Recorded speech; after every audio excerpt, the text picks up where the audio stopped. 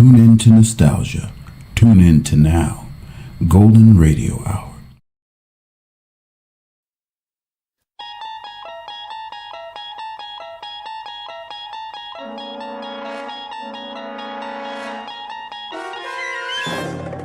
You unlock this door with the key of imagination. Beyond it is another dimension, a dimension of sound, a dimension of sight, a dimension of mind. You're moving into a land of both shadow and substance, of things and ideas. You've just crossed over into the Twilight Zone.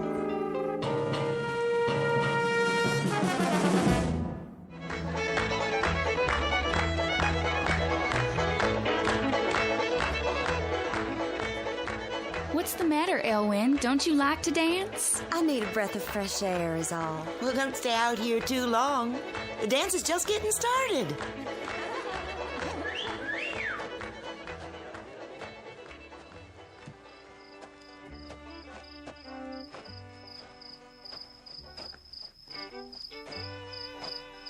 Billy Ben, that you? Who were you expecting? You're late. Sure, I'm late, pretty thing. I've been to town today. Why didn't you take me with you? I did the next best thing. Thought of you every step of the way. You got a sweet and lying tongue. And you are a fair young thing. What did you do in town? Stop trying to kiss me. What will folks say? There's nobody here.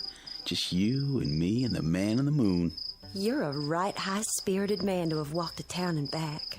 I was there for a right high-spirited reason. Looking at all the pretty girls, I'll bet, in their fancy clothes and high-heeled shoes. None as pretty as you. Close your eyes. What are you putting on my finger? You can open them now. Why, that's the prettiest ring I ever did see. It sparkles even in the light of the moon. It's a genuine zircon. Oh, Billy, I'm proud enough to cry. I love you with all my enduring life. And I the same for you. Can I show it to everybody? If that would pleasure you. Oh, how the girls will envy me. Come on, let's go in the barn.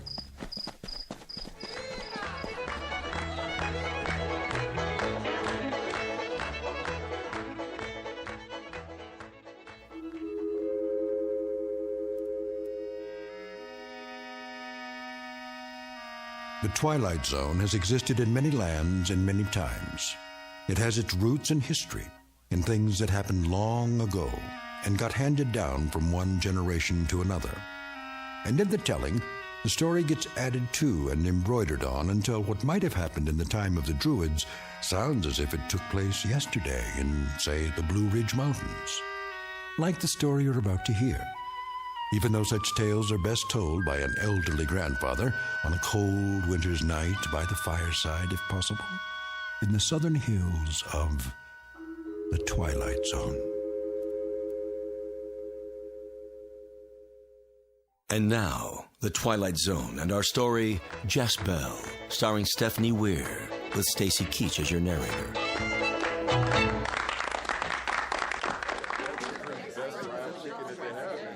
Friends, now that everybody's here, I am proud to bid you welcome. I want everybody to dance till you wear out the fiddler and eat till you let your belt out to the last notch. My land was good to me this year. The good Lord blessed it with rain when rain was needed and a kindly sun to follow. And this barn is heavy with the yield of it. But that's just one reason to celebrate here tonight. A decent, good, and true man came to me and asked for the hand of my daughter, Elwyn. She has my enduring love. And now I've given her my blessing to marry Billy Ben Turner.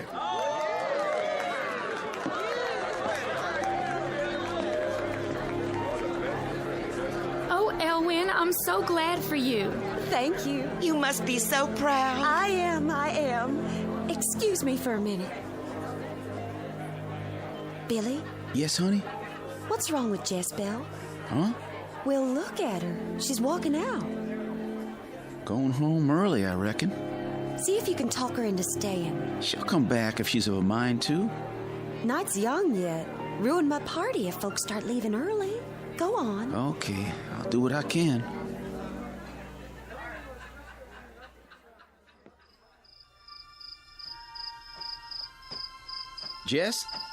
Jess-Belle? Don't you come near me. I was hoping you'd wish us well. You'll have nothing from me but my curses. No need for you to take on so, Jess-Belle. Do you want me to go in there and throw my arms around her, tell her I'm glad? Jess, I'm sorry. You weren't sorry the first night you came whistling up Eagle Rock Trail. I was washing supper dishes and heard you call my name, remember? And I ran like the wind to meet you. Jess, don't. All those things you told me, I believed. Remember when we clung together in the sweet night grass on Eagle Rock Mountain and the moonlight made the sea of silver mist on the fog below? I remember. And the day we ran together through the Scotch broom field and the sun was blazing down and we fell together and you touched me and the fire in me burned as hot as the white sun. The fire is gone to ashes now, Jess-Belle. It still burns inside. It's different with Elwyn and me. Her pretty clothes and her daddy's land. Is that the difference, Billy Ben? No, that's not the difference. I love her in a quiet way. I don't want to know. You tell your love a thing for me, will you, Billy Ben? What's that? Tell her not to start making her wedding dress right away. Why tell her a thing like that? Because she ain't married you yet, Billy. Maybe she never will. Fair was Ellie Glover, fair was Jess-Belle. Both they loved the same man, and both they loved him well.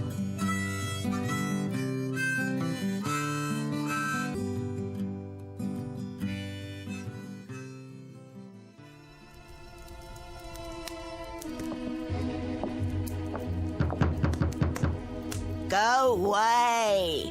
I've got to see you. If you come to my house, just walk right in. I don't ask nobody here.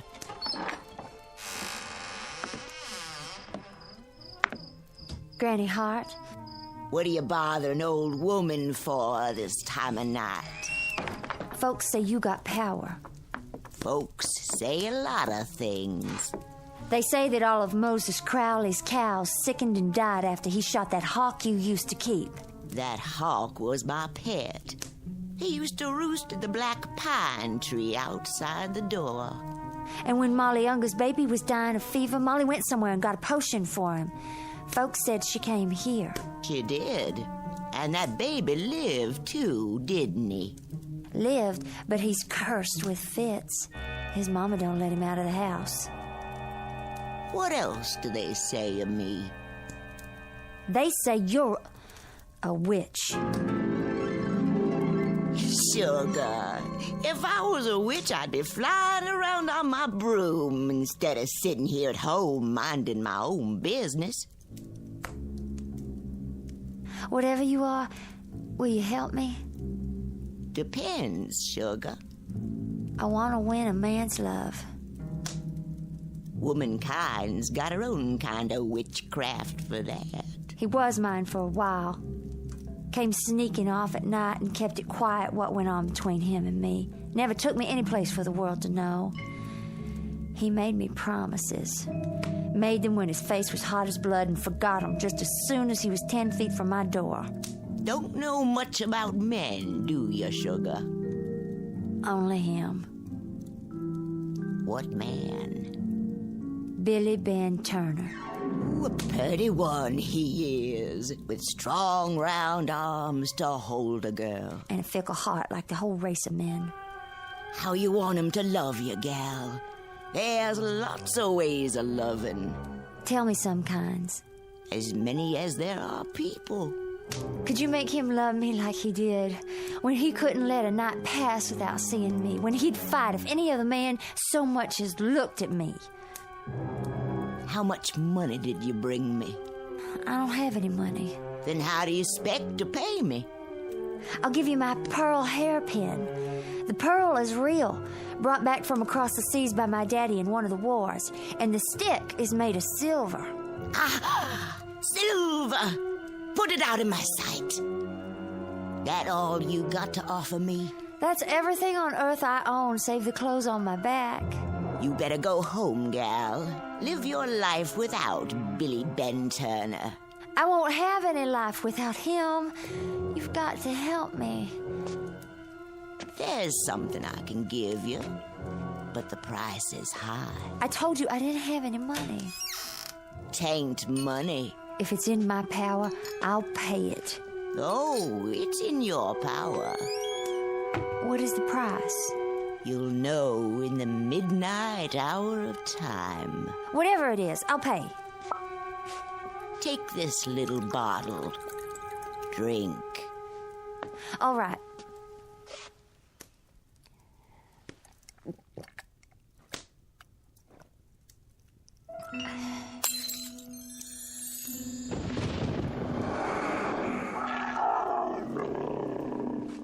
What was that?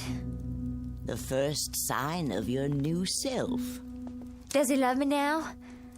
After his eyes fall next on your face, they'll never look at another woman as long as they can look on you.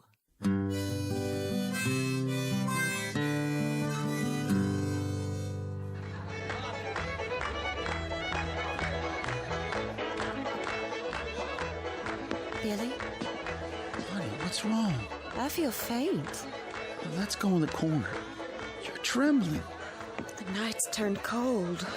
Seem cold to me. I felt a cold wind, and something on the wind, like my own voice crying far, far away. I wish our wedding were already done. And me. Give me a kiss. Is kissing all you think about? Everybody, choose your partners. I'm a fool for dancing, too. Then let's not keep the fiddler waiting.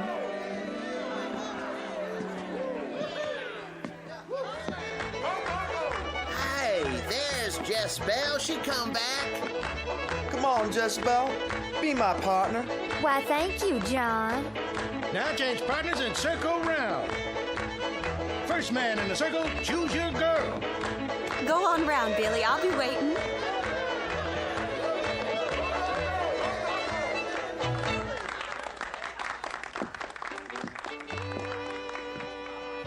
Hello, Billy Ben.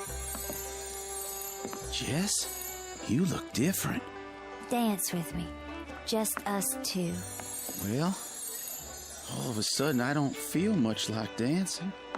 Let's go someplace. Billy, are you gonna dance with me or not? In a little while, Elwyn. I gotta go outside. Come on, Jezebel. Where's he going? Come along, Elwyn. You sit with Mother for a while. Maddie? Oh, Daddy.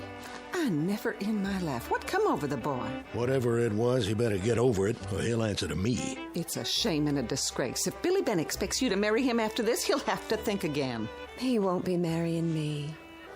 I'm glad you got spirit, child. I'd still have him if I could.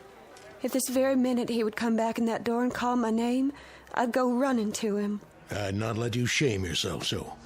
But he'll not be back. I won't even get the chance. Jezebel bewitched him. Just before she took him away, he turned and looked at me. It was like he'd never seen my face before.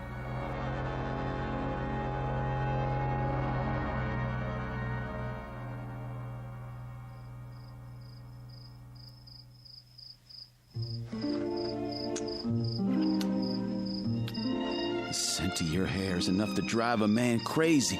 You're a master hand with sweet words, Billy Ben Turner. When we're married, it'll be hateful to leave you of a morning. I won't let you leave.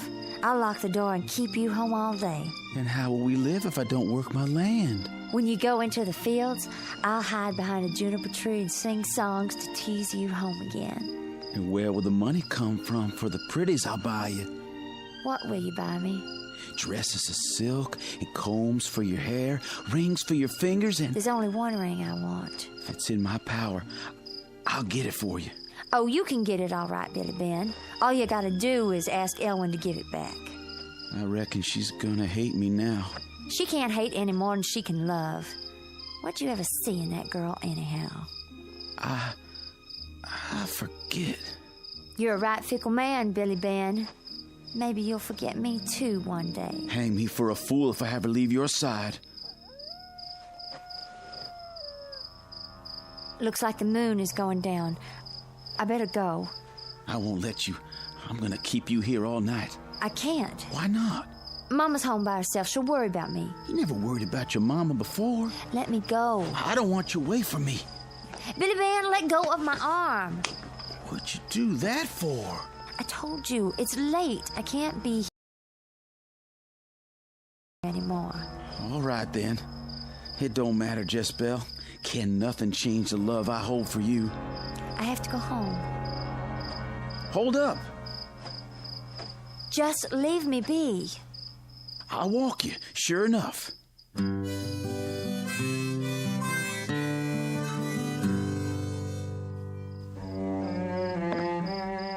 I said good night. Just one more kiss. No!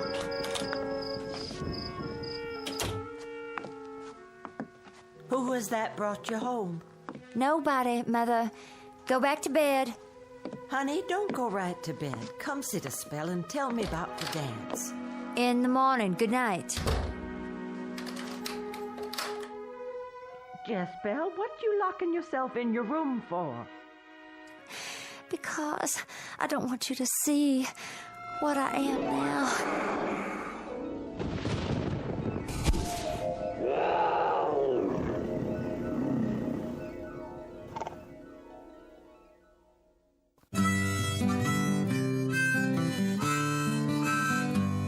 By day she knew a woman's form, by night a witch's spell. For love of Billy Turner, accursed was Jezebel.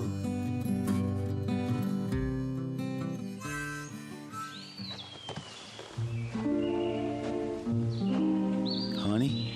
Oh, Billy Ben. I didn't mean to scare you, Jess. What are you sitting out here in the woods for? I was just thinking. I got something for you. Hold out your hand. Ellie's ring. Jess's ring now. It belongs to the one I love, and the one I love is you. Every minute I'm away from you is a suffering and a torment.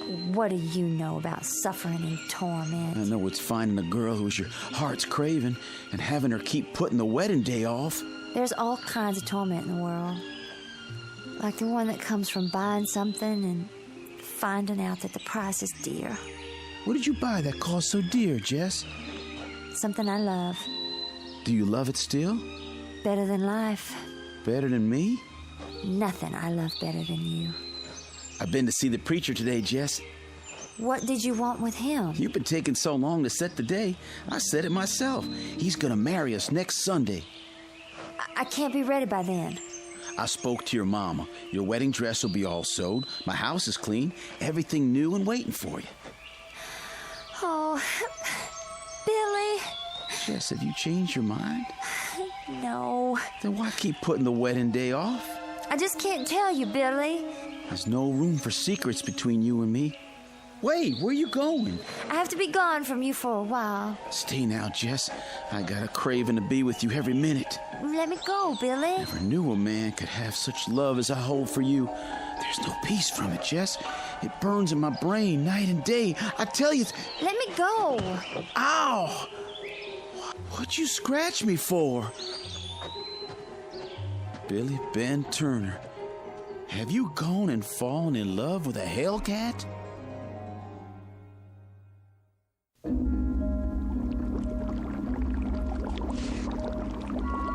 Womb of frog and heart of bat, tongue of sparrow, blood of cat, grasshopper's eyes and lizard skin, yolk of egg from a strangled hen, cud of cow and poppy seed, snout of swine and adder's weed, graveyard dust and breast of dove, bubble, bubble, wine of love.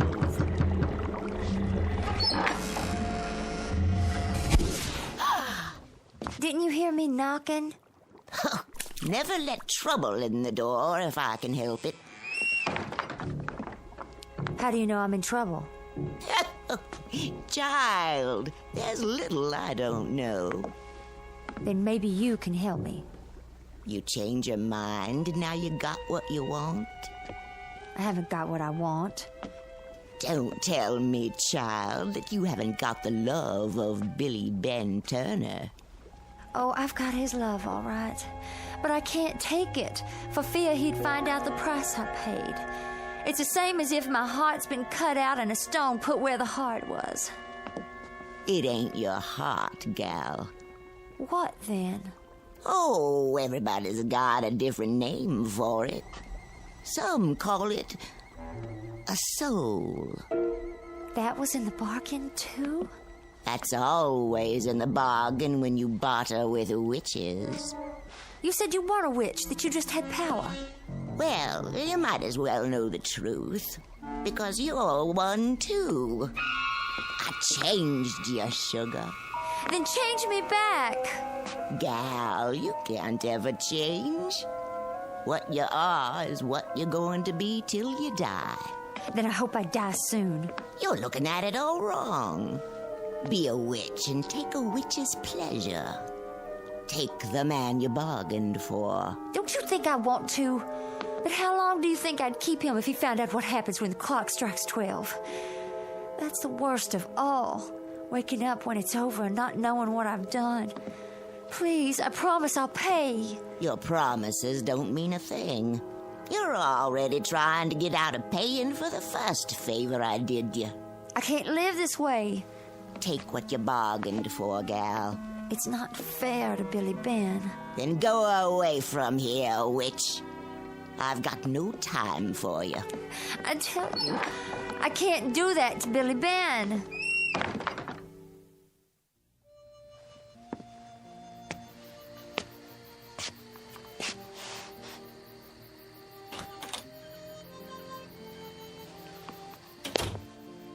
Billy Ben? Jess, I've been out of my mind. I've searched the county over for you, cursing myself every step of the way. Jess, where you been?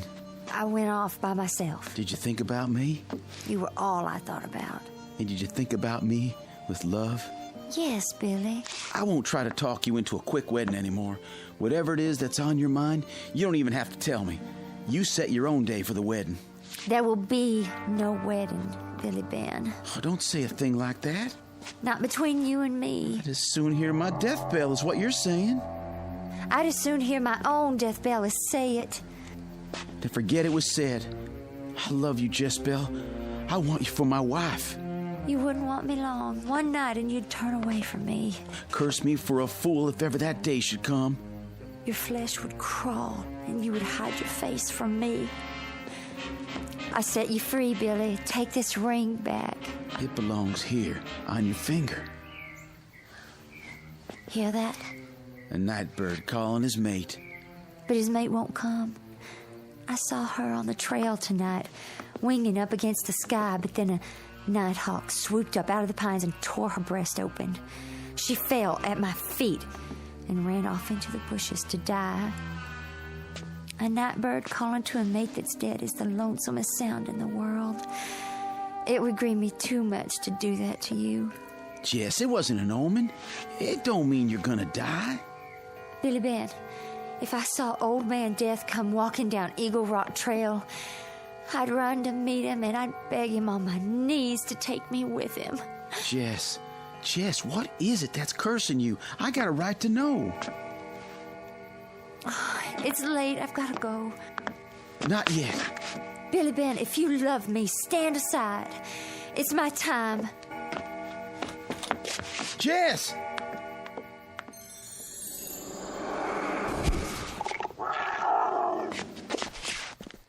Jess Bell! An awful night was spent by all. On Eagle Rock did dwell. Strange things were seen by moonlight's fall, but none saw Jess Bell.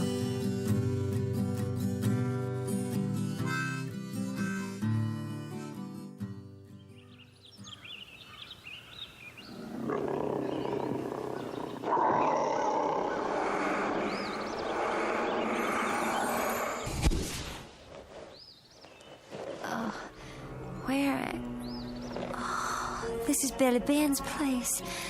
But how? Take the man you bargained for. Give him a witch's love. No. Nothing can change your sugar. Witch you are and witch you'll always be. No. You've paid the price. Take what you've paid for. Take what you've paid for. Take what you've paid for. Billy Ben! What? Jezebel. Morning. You all right? Of course I am. Sorry about last night. Me too. I never saw such a night. Fell asleep at the kitchen table. The animals in the barn kept crying out. The cow got fractious and nearly kicked the stall down. Sheep bleating like they were seeing wolves. I had to go out 2 or 3 times to quiet them. Let me fix you some breakfast. Now there's my girl. I'll start the fire. I'll fix it for you every morning, and your dinner and your supper too. Then go up on the hill and pick wildflowers to make the place nice. Honey, ain't I been begging you to do just that? I made up my mind. Next Sunday, come what may, I'll be your wife. Oh, Jess.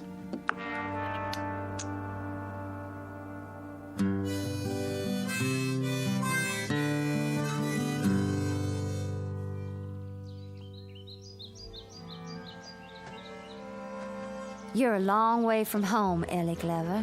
Oh, hello, Jess. What are you doing up here on Eagle Rock? I came to pick some flowers. Same as me. Lots of wild ones around. There's a patch of old maid's fern farther up the mountain. I notice a lot of vixenwort around myself. I just come from seeing Billy Ben. Fixed his breakfast for him. I reckon that's no concern of mine. He's going to marry me when the circuit preacher comes next Sunday. I wish you happiness for his sake. You still love him, Ellie? Still dream about his strong arms and his sweet talk? I'll love no other man. How come you never tried to get him back? The last time I saw his face, he was under a magic spell. Even the love I hold for him couldn't break it. Oh, there's ways, but such ways end bad.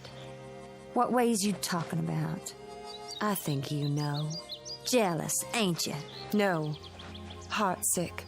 To see wrong done to a good man. I hear there's a wildcat loose in the county. Ain't you scared to be out here? I'll be home by dark. It won't venture out till nightfall. No telling what a wildcat'll do. I reckon we don't have much to fear. My daddy says that killer cat will be dead by morning. Since when can your daddy look in the future and tell what's gonna be? He's going hunting for that cat tonight. Him and Obed Miller and Billy Ben. All the men in the county. Billy Ben didn't say nothing to me. My daddy's gone over to ask him right now. If that cat's smart, it'll stay home tonight. Maybe.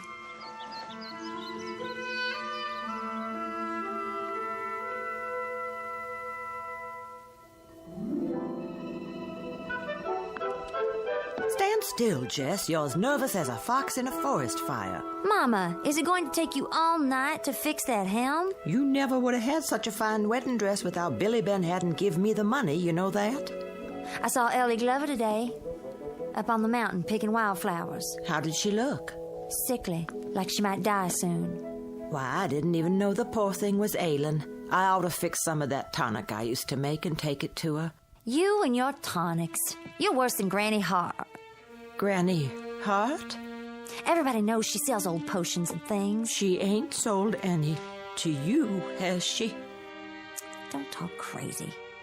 It always struck me peculiar how Billy Ben turned from Elwyn on the very night their betrothal was announced. Turned from Elwyn and gave his love to you. Loved me long before he ever loved her. Loved her enough to want to marry, then turned away from her. Why, Jess? Don't ask me. Men are strange people. Sometimes they do strange things because of potions and powders. Is that what made him blind to every other woman? Oh, where would I get the money for potions and powders? That old woman don't always ask for money, Jess. How did you pay her? Oh, God, Jess, how did you pay her? With my flesh, and my blood, and my soul, and my heart, and my head, I paid dear for Billy Ben. Kneel down with me. Let us pray. It's too late, Mama. My prayers aren't heard in heaven anymore. Then I'll find a way to help you. If you want to see me alive again, bolt my door tonight. And no matter what happens, don't open it till morning comes.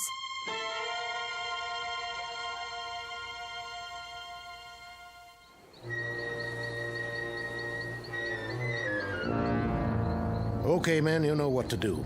Kind of late in the year for a big cat to be roaming these parts. By this time, they're usually ranging farther south. Luther? Billy Ben? I brought my shotgun. Howdy, fellas. Howdy. Got a full moon. That cat'll be out tonight for sure, hungry or not. This ain't a hungry cat. Kills for the pleasure of it. Hunger or pleasure, a full moon will fetch him out. Howdy, Obed. Howdy, Luther. Howdy, man. Brought my gun and my hound dog. Nothing gets past old Daisy. Good, good. Well, I reckon everybody's here that's coming. Let's pull out.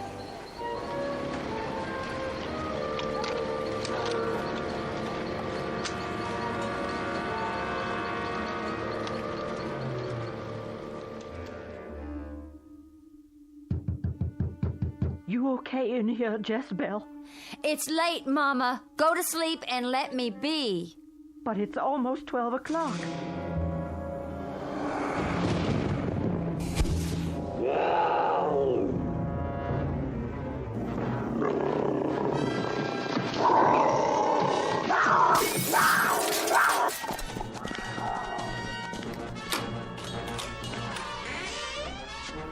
Jess! How'd you break the window? Where have you run off to?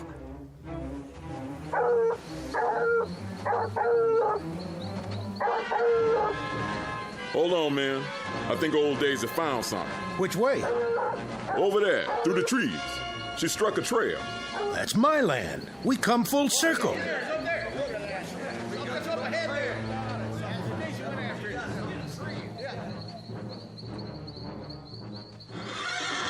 Quiet, Blue. What's the matter with you?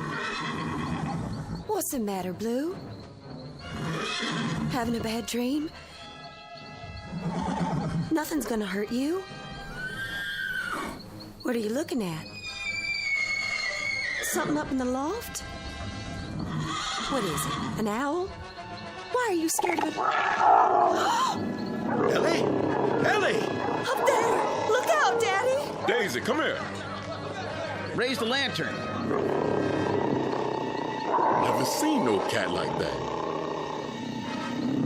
Black as night, it is. Shoot, men!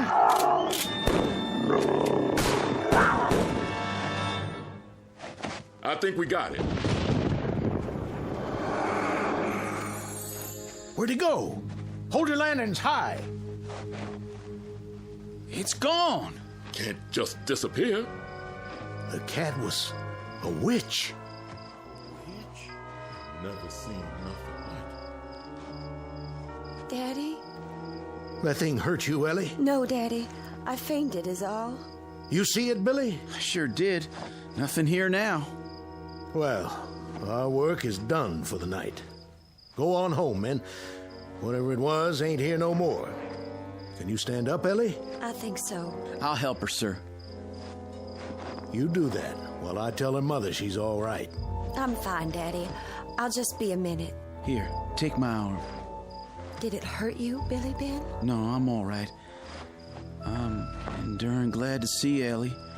Pretty as always. It's good to see you, Billy. It's been a long spell. Yes, it has. What's that shiny thing in your hand? It was right next to you where you fell, like it dropped down from the loft. Looks like the ring. It sure is. The same one I gave to you once. Only how did it get here? Maybe it's an omen. Elwyn, I'd appreciate it if I could come and sit up with you again some night. That would pleasure me right fine, Billy. Come whenever you feel like it, and make it soon.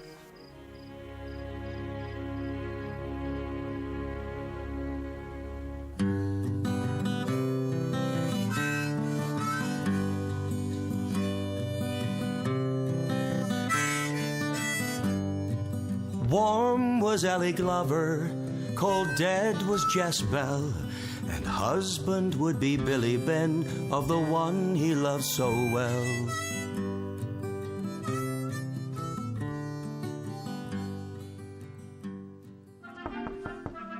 Come on in. Hello, Billy. Miss Ossie, what are you doing here? I won't stay but a minute, Billy Ben. Just wanted to wish you all the happiness in the world on your wedding day. I appreciate it, Miss Ossie, but won't you be at the wedding? I wouldn't spoil the day for Elwyn. She'd see me and think of Jezebel. There's no shadow of Jezebel between Ellie and me. God grant there never will be. A full year now Jezebel's been dead. How do you know she's dead, Billy? I saw her die. Billy, I brought you something. This pearl and silver stick pin. It used to belong to Jezebel. Poor Jess. I appreciate it, Miss Ossie. It's made of silver, and silver is one thing a witch is scared of. What witch could want to harm Ellie? There's a terrible thing I've got to tell you. A secret about Jezebel. What secret? That same night she disappeared, she mentioned Granny Hart. Jezebel was witched. It's a bitter thing for a mother to know that her only child's a witch. Billy, she ain't dead. I was there. Fired some shots myself. Billy, some months back, I went into Jezebel's room. Sitting on her pillow was a wart toad. I grabbed a broom and brought it down with all my might. That toad disappeared in a puff of smoke. It could have been a cloud of dust. It was the spirit of Jezebel. Another night, a bat flew in the house. I tried to kill it, but it turned to smoke too. Miss Ossie, I saw her die. Don't you know you can't kill a witch? They just change into something else. If a person is good and strong, then a witch can't harm them. Ellie will have nothing to fear from Jezebel. And now, Miss Ossie, I'm going to be late for my wedding if I don't hurry. I hope and pray, Billy, there'll be no one there who wasn't invited.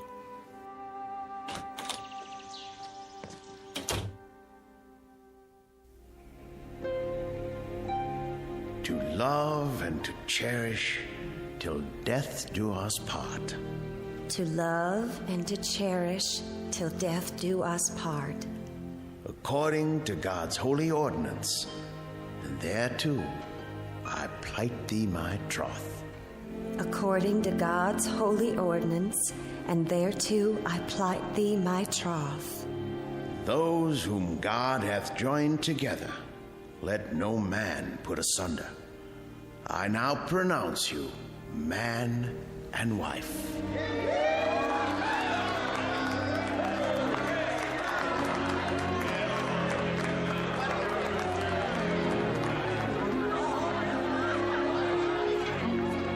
Come on, honey, let's get on home.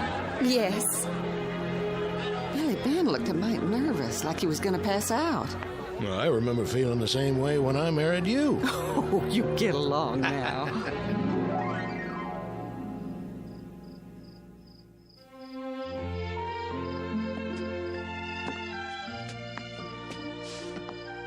Here we are, sweet thing. Billy Ben, are you going to let your bride walk across your threshold? Never. Now put me down if I'm going to get changed out of this pretty dress. Billy! What's the matter? Something has hold of my arm. It ain't me. But I can feel it. What are you doing? I don't know. What'd you do that for? It wasn't me. It sure was your hand. Oh, Billy, I drew blood. I never did that of my own will. Something's took hold of me and moved my hand. I didn't see nothing, Ellie. There's something in this room. Something we can't see nor hear. Something evil. Can't you feel it? Not sure. Look, a mouse on your grandfather clock. Ellie, careful! Oh, Billy, it could have killed me. I've got you, honey. It was a mouse, as black as night. Take me home. This is your home now. But something doesn't want me here. I know what it is that's trying to chase you out. Sit down. Hold on to this Bible. I gotta be gone from you a short time. Do you trust in the Lord? Yes. Then His word will keep you safe. If the devil himself comes in this room, don't leave that chair.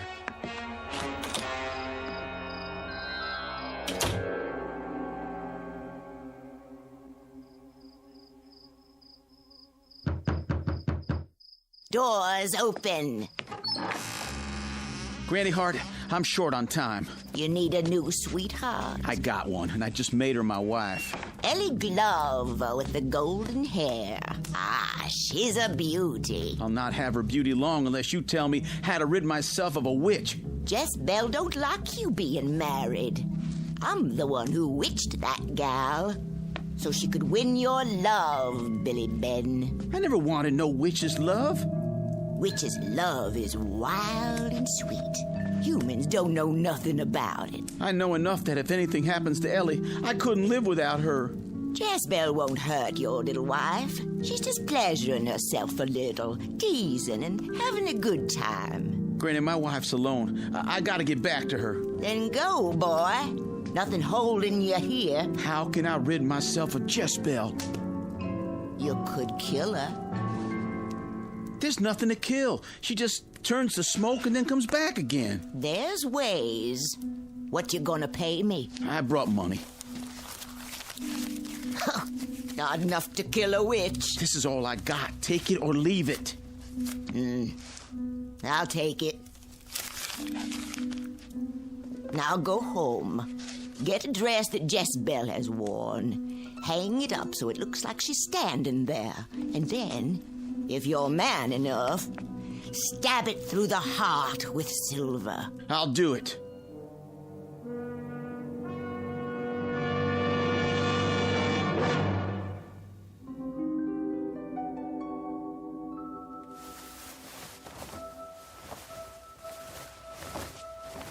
It's got to be one she wore. This was to be her wedding dress. She put it on once when I was making it. Thank you, Ossie. For me and my bride. And Billy, if your hand fails you, remember there was a good part to Jezebel, too, and that part of her would bless you for ending her torment.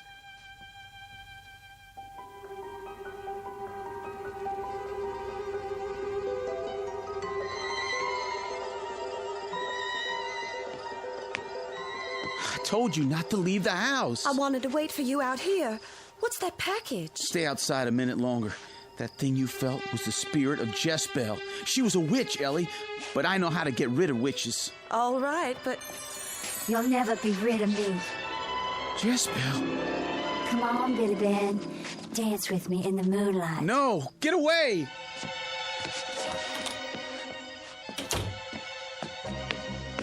Let me in. Take the dress. Hang it up like she's standing here, okay? Now, the stick pin.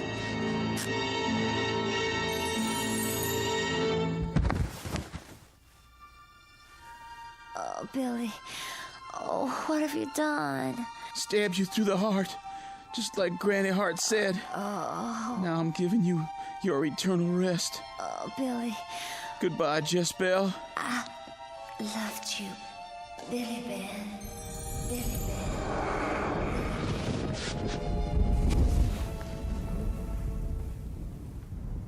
Nothing left but the dress. Ellie! Ellie, let hell swallow me if I've killed you too. Billy, I remember a wedding. Did I dream that? No, you are my pretty little wife. Then I should be cooking you some supper. Help me up. Not too fast. Look up there, Billy Ben. That star just danced in the sky, then went shooting down behind Eagle Rock Mountain. My mama says when you see a fallen star, it means a witch has died. So I've heard tell. Come on inside. It's our wedding night.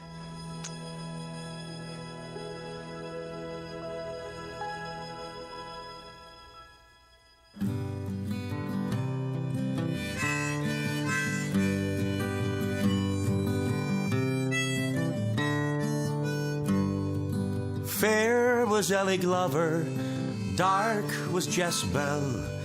Both they loved the same man, and both they loved him well.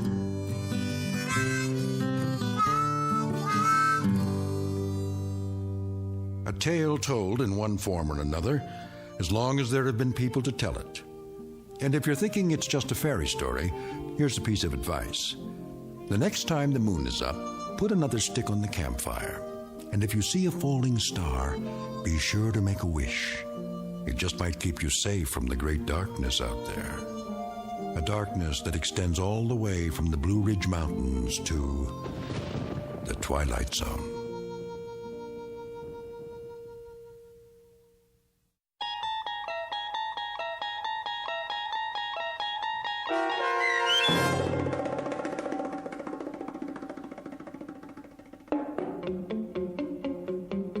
Jezebel, starring Stephanie Weir, with Stacy Keach as your narrator, was adapted for radio by Dennis Etchison and written for The Twilight Zone by Earl Hamner, Jr. Heard in the cast were Jeff Lupetin, Michelle Graff, Linda Ryder, Roderick Peoples, Meg Falcon, Peggy Roter, Doug James, Craig Harris, Jennifer Laterio, Chobi Cerny, Carl Amari, and Roy Melanzi. Musical bridges for this Twilight Zone radio drama sung by Doug James with guitarist Roy Melanzi and harmonica by Jeff Lupetin. The producers of The Twilight Zone wish to thank CBS Enterprises and the Rod Serling Estate for making this series possible.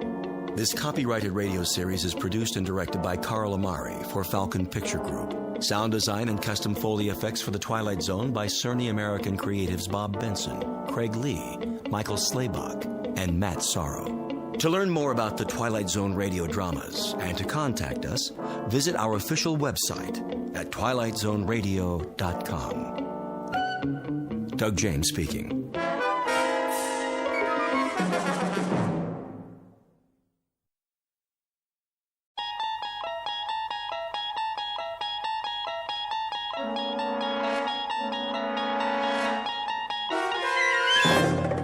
You unlock this door with the key of imagination. Beyond it is another dimension, a dimension of sound, a dimension of sight, a dimension of mind.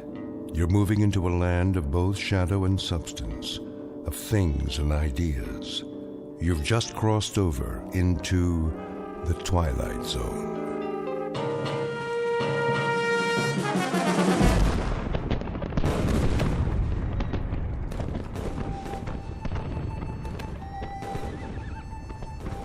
The date is Tuesday, September 11th, 1864.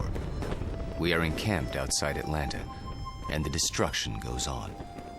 I know not what history will make of this conflagration, but I have witnessed it at close range. I feel it my duty to set down these observations before the prism of time colors them in a different light. As to the present battle, then my words may seem harsh, but I assure you, this is how it was. We charged the enemy's works and carried them with the bayonet. The earth ran red. The air was filled with the screams of the wounded and dying, but we were many, and they were few. And so we triumphed. Nonetheless, and despite urgings to the contrary, the battle raged on. The city was ours. There was no need to destroy save that which could be of use in the fight against us, but Sherman was drunk with victory. He himself started the fires, the flames which annihilated that great citadel of grace and beauty. One of us should have sent a ball into Sherman's brain. It would have been so easy. But somehow we couldn't, and that devil knew it. He knew it, and he mocked us for our cowardice. The good die young, I've heard him remark. If you're evil enough, you'll live forever. And with that, the entry from Major Skelton's diary ends. So it was that the Union soldiers burned Atlanta. Questions? Professor Jameson? Yes. The books I've read don't describe the Battle of Atlanta that way. Oh, I know. Confusing, isn't it? But as someone once said, history is bunk. Who was it now? I should know that. Henry Ford.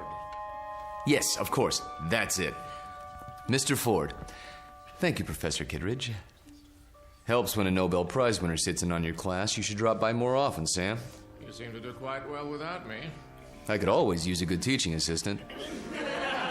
So, to sum up today's lecture, the Union soldiers did indeed burn Atlanta for no good reason after the battle was won.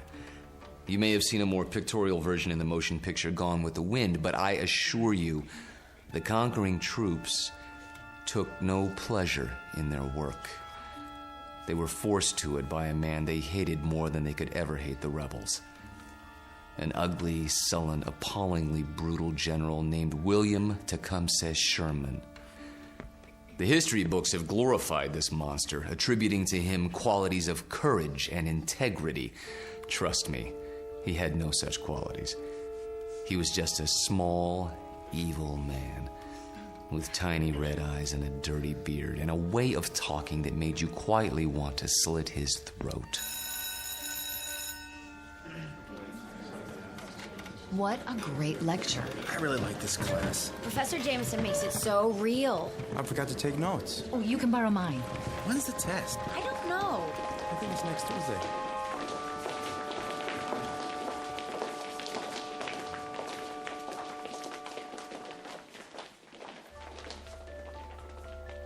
It has been said that universities are worlds unto themselves, inhabited by the young. These are the inhabitants of Collins University, a very small world indeed, young people hungering for knowledge, which can be imparted only by age. You have just met Walter Jameson, for 12 years the college's most popular and respected history professor.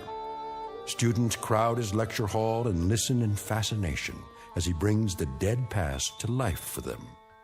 It doesn't seem to matter what period of history he's discussing. He makes that period as real as this morning's headlines. Some explain this ability simply as the mark of a consummate actor. However, there are those who don't agree, like Professor Samuel Kittredge, Nobel Prize winner in chemistry, who has another, more disturbing theory about Walter Jameson, and that theory is about to be put to the test. Very soon we will find out whether our star professor received his degree from a major university or from the Twilight Zone. And now, The Twilight Zone and our story, Long Live Walter Jameson, starring Lou Diamond Phillips, with Stacy Keach as your narrator.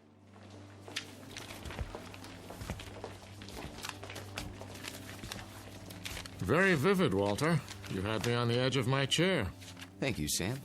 Coming from you, that means a great deal. Now I see why these lectures of yours are so popular. Is that why you sat in today? Partially. Tell me something, if you have a moment. Certainly. Who was this Major Skelton? Oh, no one important.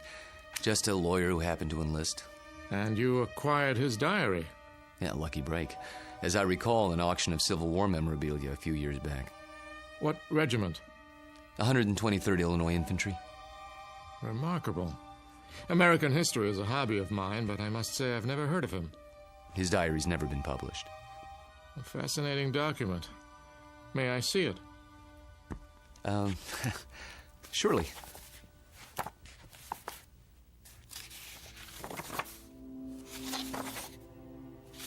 Well preserved. It was stored in someone's attic for 100 years. I don't think it had ever been read. You come across objects like this once in a while, put away in boxes. They didn't know what they had. You could resell it for a nice price, I imagine. Original source materials are hard to come by.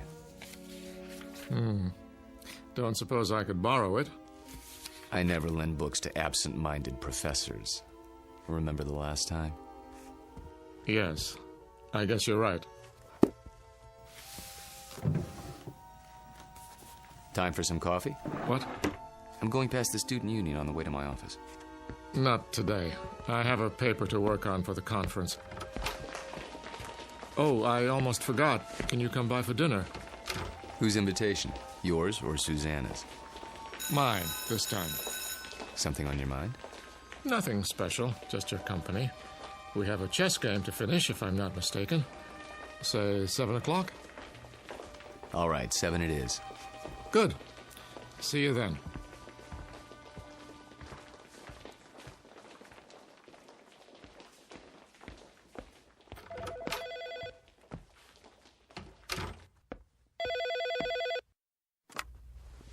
Hello? There you are. Where else? I keep regular office hours. I know. A chance to counsel all those co-eds. Oh, please, Mr. Jameson. I just have to talk to you. It's about my term paper. It's Professor Jameson to you, young lady.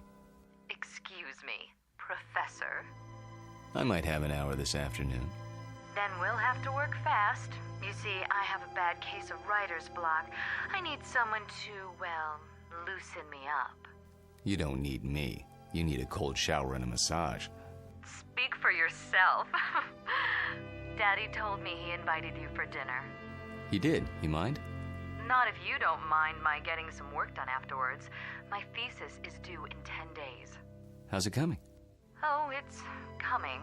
I'm just not sure I've said enough. Want me to look at it? Absolutely not. I have to know that I can do it on my own without help from you or Daddy. You will. Don't worry about it. I miss you. Me too. Only a few more days. Then we can spend more time together. We'll paint the town red. Oh, there's my 2 o'clock. I gotta go. Let me guess. Female, age 19, about 5'2", with eyes for her handsome professor. Be right there. Actually, this one's a little old lady. Wants to finish her degree before she kicks the bucket. I'll bet. See you in a few hours, darling. It's a date.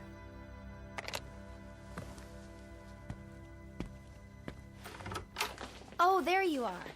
Come in, Janice. I was afraid I was late. Someone else is waiting for you. You're my only appointment this afternoon. She asked if this was your office. A student? No, I don't think so. She's sort of elderly. She acted like she knew you. Hello? Hello? She'll probably come back. Oh, I'm sure you're right. Now then, Janice, how can I help you? I'm sorry to bother you, Professor, but I'm having trouble with the assignment. Can't find all the books? The research library isn't supposed to check out certain materials, but sometimes... It's not that. I've got everything I need, but the authors on the list, they don't agree with your version. So my question is, which version should I use, yours or theirs? Remember what Ford said. What? Never mind. Start with the basic events. Everyone's in agreement there. As to interpretation, that's up to you. Just tell me what you think happened and why, based on all the accounts. Original thought is what counts. But how can I be sure if I wasn't there? That's always the problem, isn't it? There's an old adage. Those who were there know more than those who weren't. The problem is getting people to believe you. Nonetheless, you know what you know, so you learn to keep some things to yourself. But that doesn't affect you, Janice.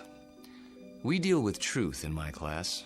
Nothing but the truth, for better or worse. They say it can set you free.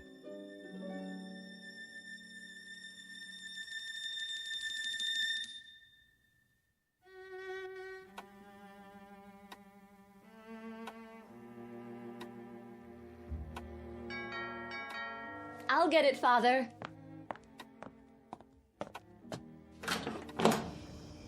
Hello there, miss. I've got a great deal on a set of encyclopedias. Sorry, we don't want any. Just let me get my foot in the door. Oh, really? You know what's wrong with you, Professor? What? You're always on time. Sort of takes the mystery out of things. Oh, so I'm not mysterious enough for you. That's just it. You're too mysterious, except when it comes to keeping dates. Get in here. Mwah. What's that for? Because, like my new dress? Awful. Get rid of it right away. You mean here and now?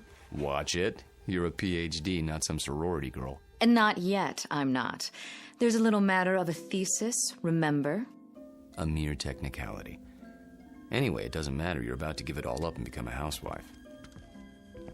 The devil she is. Hello, Sam. I didn't see you there. I'm giving you my daughter's hand, not her brain. Which I inherited from you. She'll get that PhD if I have to... Spank her. I know. Well, I like that. Spare the rod and spoil the child. Pour yourself a drink, Walter. Dinner's almost ready. Don't tell me you're the cook again tonight. Indeed. And why not? Don't you think it's about time Susanna learned for herself? He won't let me. Force of habit, after her mother died. Let's go into the dining room, shall we? I'll serve. You sure there's not something on your mind, Sam? Nothing that a good meal won't cure.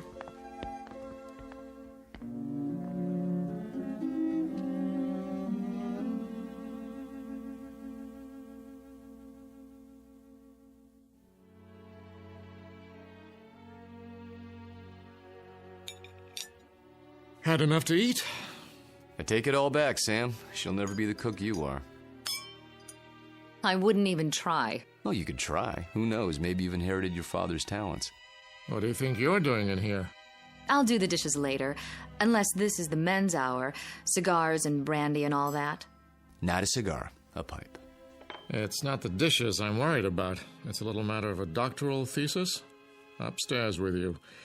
Walter and I have some talking to do. I don't believe this. It is the gentleman's club, right here in my own house. Just for a while, Susie. Then you can have Walter to yourself. You're not going to treat me this way, are you? Worse, you might have to support me. Then the wedding's off. Good night, Daddy. See you before you go? It's a requirement.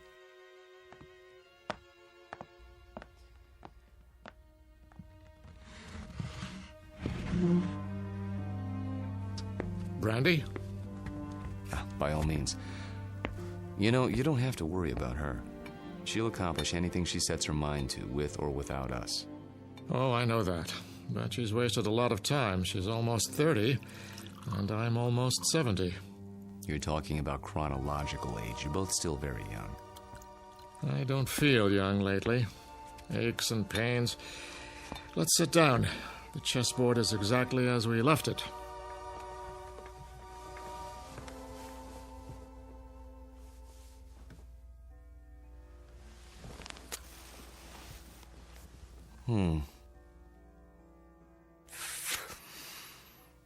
My move, isn't it?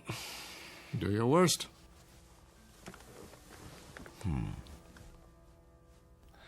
How about pawn to king's bishop 4? Look at that. You don't like it? Not the move. Your hands. What about them? Extraordinary, isn't it? They looked very much the same when we met, those two hands. Firm, smooth, not the slightest discoloration. Time marches on. For some of us. Walter, tell me something. Of course. How old are you? You know the answer. 44. My move. I seem to recall that when you applied for a position at the university, you listed your age as 39. That was, 12 years ago, which would make you 51 now. Come on, Sam. So I'm 51. Too old for Susanna, is that it? In a sense. What are you getting at? This is between the two of us. It won't go beyond this room. Really, Sam? Walter, when I met you, I was 58. I had most of my hair, all of my teeth, and hardly a wrinkle. Look at me now. In 12 short years, I've turned into an old man. But you haven't. It happens that way sometimes. I know. But why? Clean living? Don't ask me, Sam. You're the chemist. I'm just a history teacher. Yes, and you teach it very well. Do you know what your students say? They say it's almost as if you witnessed history firsthand. I try to make it interesting. Fake it, you mean? You could call it that. Yes, that's what I thought. But somehow it didn't seem like you. You're such an honest, precise man. Ah, here it is.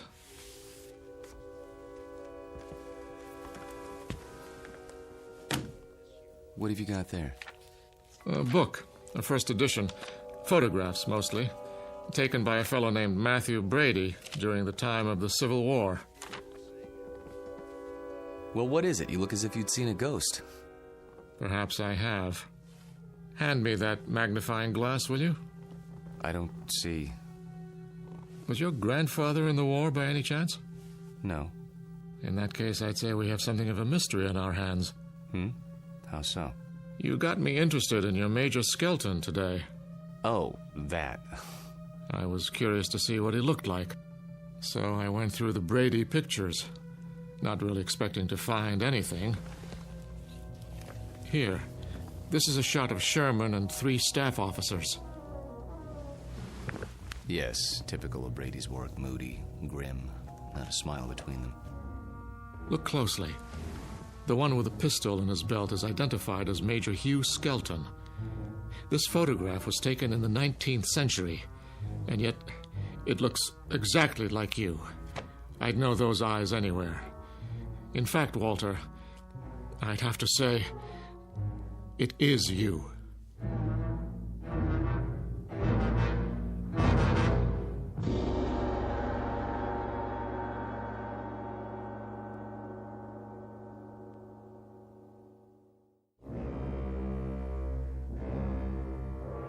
It is you, Walter, isn't it? Photographs can be deceptive. Poor lighting, grainy images. You shouldn't have kept the ring, you know. It's a dead giveaway. Ring? It is a bit like mine. Not like it. The same. Sam, really, you can't be saying what I think you're saying. That wouldn't make sense. It wouldn't be rational. It wouldn't... Come now, Walter. We're not children. You know exactly what I'm saying. I've been accused of many things in my time, but never of being inarticulate. Oh, you're joking. Just because a man in a picture happens to look like me... And happens to wear the same ring, and happens to have the same small mole on the left side of his face. Did you keep the pistol? Or is it in a Civil War museum somewhere? Oh, Sam. Tell me the truth. You know what the truth is, don't you? You are the man in the photograph, aren't you? Yes. I knew it. I've suspected for a long time. But, of course, it seemed so fantastic. It is. Yes. So, now we're on equal footing at last. The time for lies is over, Walter. Wouldn't you agree? Yes. So tell me, how old are you? You won't believe me. I can believe anything now.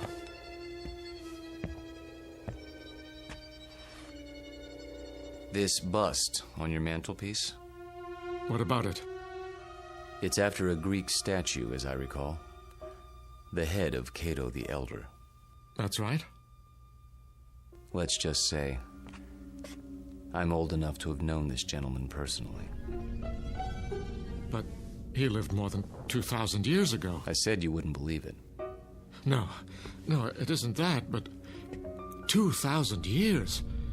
How, Walter, how? You don't know what you're asking. In heaven's name, this is what mankind has been dreaming of. Sam. To live forever. To go on learning and understanding eternally, without end, without death. Sam. Tell me the secret. I can't. You must. You owe it to the world. I owe the world nothing but contempt and pity. Then tell me, any part of it. I'm almost 70 years old. I have a heart condition. I'm going to die, but I don't want to until I finish my life's work. Walter, listen to me. Do you understand? I'm not ready to die. I can't tell you the secret because I don't know what it is myself. What? I was like you, Sam. Afraid of death. Too afraid to face the concept head on.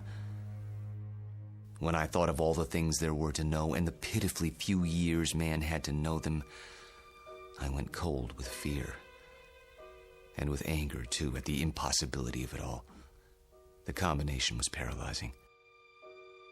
Every night I dreamed, as you dream, of more time, of immortality. Only if man lived forever, I thought, could there be any point to living at all.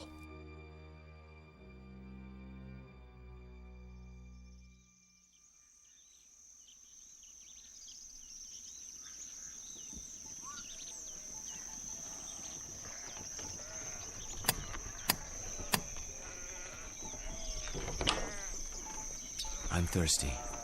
You have water? Come in, traveler. Thank you. You're very kind.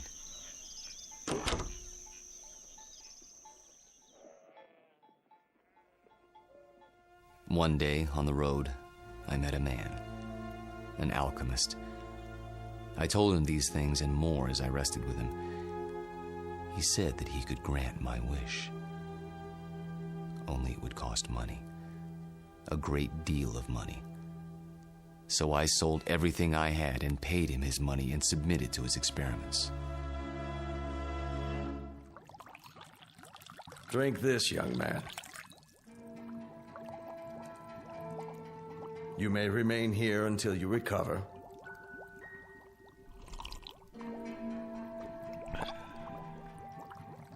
I feel strange. That will pass.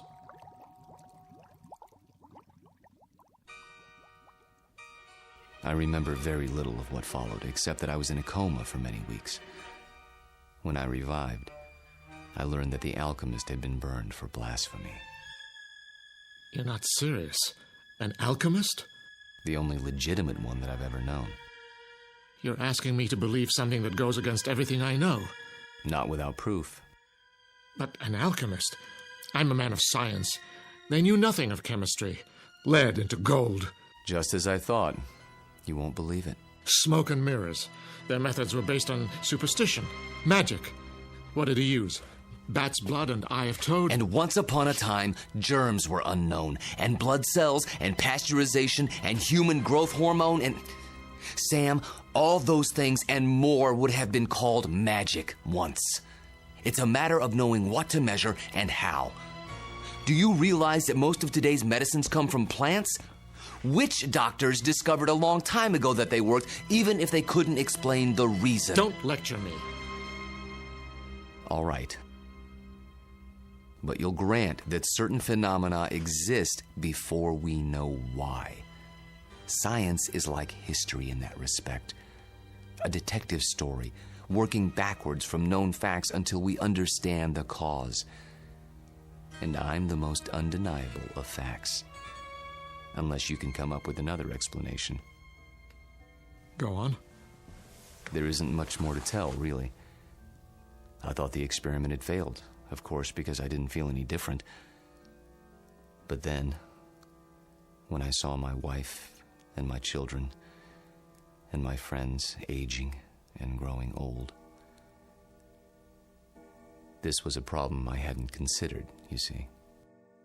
But surely there's a way to get around that paradox. Such as? There must be. Is there? Think about it. If I tell you that somehow I can stop you from aging, where do you want to be stopped? At 30? Then you watch everyone around you turning old. At 70? Would you want to live forever the way you are now? Sick and weak? It's better than dying. No, Sam. You're wrong. I was wrong. It's death that gives this world its point. We love a rose because we know it will soon be gone. Who ever loved a stone? I'm not a rose, and I'm not a stone. I'm a man. Very old, very frightened. Of what? Death? Yes, of death. You're a fool. I want to die. Then why don't you? Because I'm a coward. Like all men. Because I'm tired of living and scared of dying. That's why. There's a revolver in my desk at home, Sam. The same one you saw in the Civil War photograph. Every night, I hold it in my hand and pray for the courage to pull the trigger. But I can't. You mean to say you've survived all these years without an accident, without being injured or wounded? Some people are lucky that way. They go through life without ever breaking a bone or seeing the inside of a hospital. Oh, I've come close to death plenty of times. But never close enough. Thank you. For what? For reassuring me. I thought that if a man lived forever, he would grow wiser. But that isn't true, is it? You grow tired. That's all. It must be lonely. That's a word that comes to mind. You say it as if you think it's a word I don't know anything about. I suppose you married more than once? Yes. How long with each woman, Walter? 10 years? 15? I take your point. Now you know why I attended your lecture. Why I asked you here tonight. It wasn't idle curiosity. I suspected as much. Sam, this isn't a situation of my choosing, not any longer. I tried to resign 6 months ago, but you talked me out of it. Do you remember? Yes. Do you know why? I knew that Susanna was falling in love with me. And I knew what would happen, because it had happened before. A few years of happiness, and then... I warned her. I did everything I could to discourage her. Except tell her the truth. How could I do that? She'd have thought I was mad. Then why didn't you leave? Because it was too late. I was in love with her. Everything was against it, all my reason and experience. But that didn't matter. And God help me, it doesn't matter now. It does to me. Walter, I can't let you marry my daughter. And why not? Susie. Well, go ahead. I asked a question, Father. We were just having a conversation. So I gather. How long were you standing at the top of the stairs? Long enough to hear that there's some sort of disagreement over me. Don't you think it would have been considerate to include me in the negotiation? It's not a negotiation. Please, don't misunderstand. Your father seems to think I'm too old for you, darling. Susanna, let me explain. That's the silliest thing I've ever heard. Good. In that case, you will marry me? I thought that's already been decided. You asked, and I accepted. Unless you're having second thoughts. Nonsense. If I had my way, we'd do it tonight. Are you serious? I've never been more serious in my life. I think you mean it. There's a justice of the peace in the next county. Go upstairs and get your prettiest dress. I'll go back to my place and pick you up in an hour. But... Go. Go. Daddy? I can't very well ground you, can I? You're of legal age. Oh, Walter, I do love you. Though your timing is a bit of a surprise. Life is a surprise. If we're not ready now, when will we be? Next week? Next year? We have to seize happiness when it comes, and it's here now. 1 hour, darling.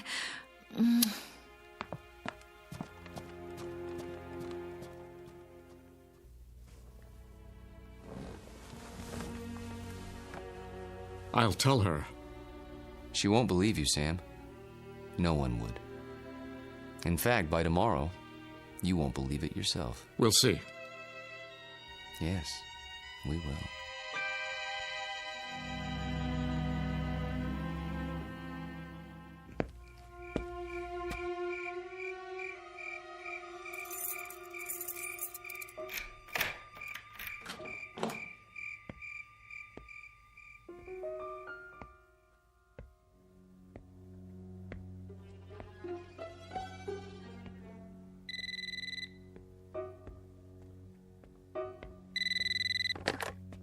Yes? I'll give you one last chance, Walter. If that's your name. Sam, please. The irony is, I truly like you. We've been fine friends. But when it comes to my daughter... You deny her happiness? Is that what you call it? People who love each other don't have secrets. They share their lives. They grow old together. Susanna's entitled to the same thing. Not a mockery of it. You don't think this is easy for me. There's nothing ahead for her but a broken heart, as she sees herself age while you don't. How long do you think you can keep it from her? And if I go away, will that make her happy? She'll suffer, but she'll get over it. You don't belong here, any more than that antique pistol in the photograph. It's still here, in my desk drawer. And so am I. That's reality, Sam, for better or worse. She's upstairs now, packing. If you come back, I'll expose you. Not just to her, but to the university and the world, starting tonight. You mean it, don't you? You don't leave me much choice. Give me a few minutes. I need to think it through. Good. If you love her, you know what to do. Yes, I know what to do. Only, I don't know if I have the courage.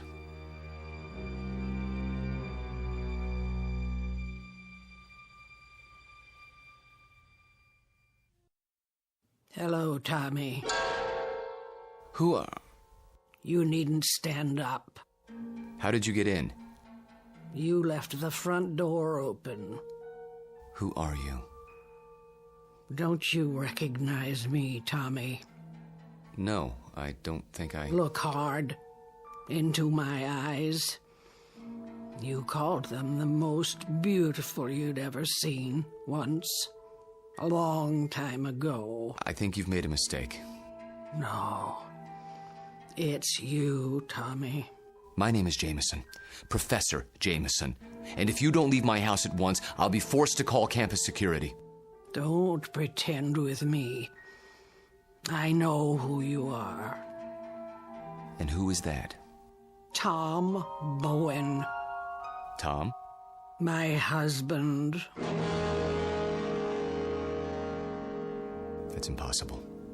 I've never been married. You mean you don't remember? How convenient for you. We married right after the Great Depression. We lost our farm to the drought. Crops died and blew away like dust. And you, still a strong, vital man. So we packed up the car and moved west. The living would be better now, you said. And it was. For a while. We had a little girl. Did you know she passed away last year, Tommy? A grown woman herself, getting on in years. It's not right to outlive your children. But me, I had to keep going.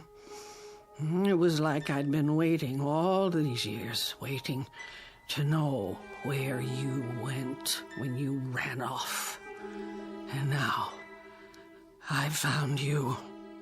My dear lady, perhaps if you told me who you're looking for, I could... Oh, stop. Please, stop. I saw your picture in the paper. I knew it was you by those eyes. And the ring. You always wore it. So I had to see if it was true. It is. No, Lord, look at that. I can't explain it. I only know what I see. I've grown old, and you haven't. Don't. Please. And now you're going to marry someone else and leave her The way you left me. Lorette, for God's sake. I can't let you marry her, Tommy. You're mine. Don't touch me. What's this? Put the pistol down. Oh, I remember that gun. You used to keep it locked away. Said it belonged to your great-grandfather. Take it out and oil it like you knew you were going to use it someday. Is it still loaded? I said put it down. Tommy, what you're doing, it's wrong. You can't go on hurting people the way you hurt me. I won't let you. Lorette, for the love of... What was that? I didn't hear anything. Are you sure? I thought... Thought what? I don't know. Susanna, dear, please wait. Don't try to stop me. I've made up my mind. I know. It's not like I'm going away. Walter and I will be married, and then we'll come back and I'll move my things into his house. It's only down the block. I'll still see you every day and... Shh. I did have some things to say to you. Very important things. But now, I don't know where to start. Please don't. I'm nervous enough as it is. Can't you be happy for me? I know it's a change, a big change, but surely you're not surprised. You must have seen it coming. I know we haven't talked much about it, but... Do one thing for me, sweetheart. What? Bring me my reading glasses. I shan't be able to sleep while you're off eloping. At least I can get some reading done. Oh, Daddy, thank you. Where did you leave them? Upstairs in my bedroom, as I recall. Would you mind getting them for me? Of course I will. If Walter comes to the door, tell him... I know what to tell him. Don't expect him just yet. There's still time. Wait right here. I'll find them.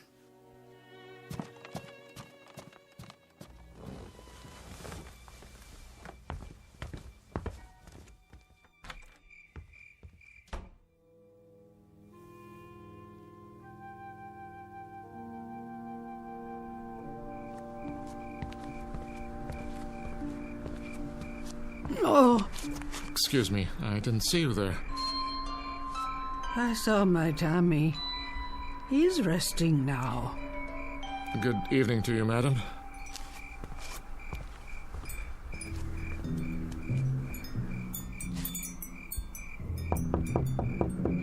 Walter.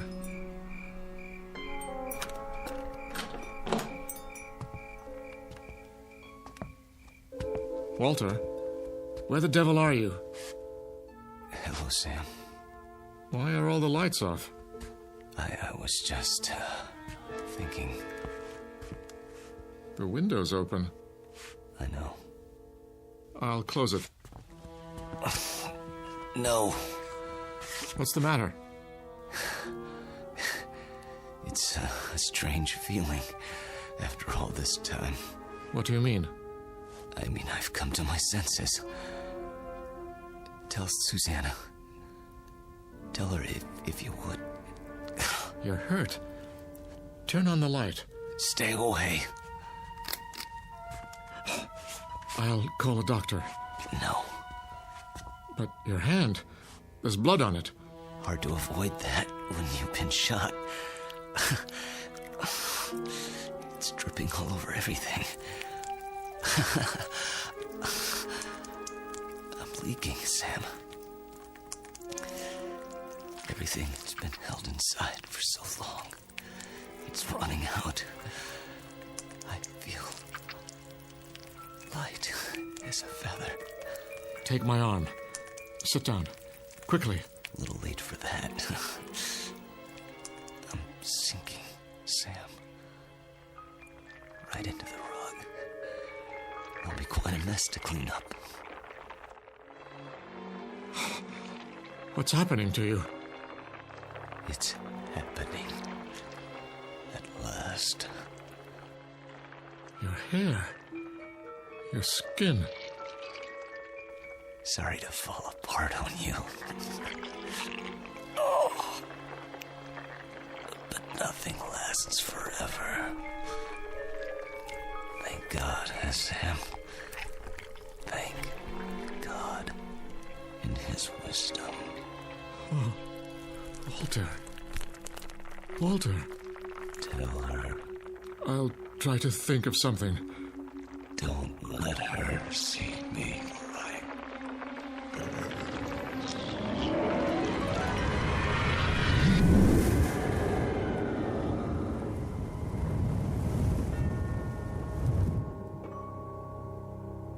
Dad?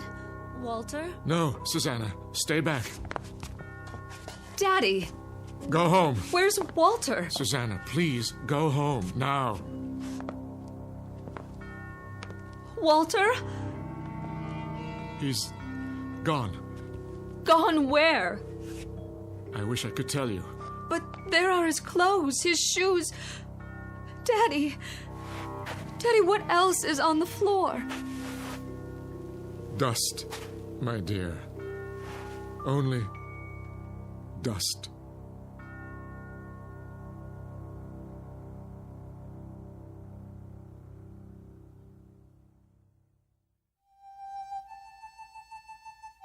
Professor Walter Jameson, an expert in the subject of times long past, and above all, a consummate actor, since before this university was founded. He's finally completed his life's work, a history of the world that begins in the cradle of civilization and ends in our time, because the future was not his specialty. In fact, the simple truth is he had no future left.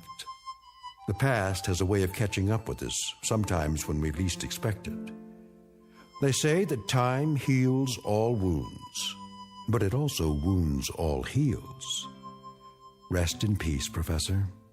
You've just passed the ultimate final examination in the Twilight Zone.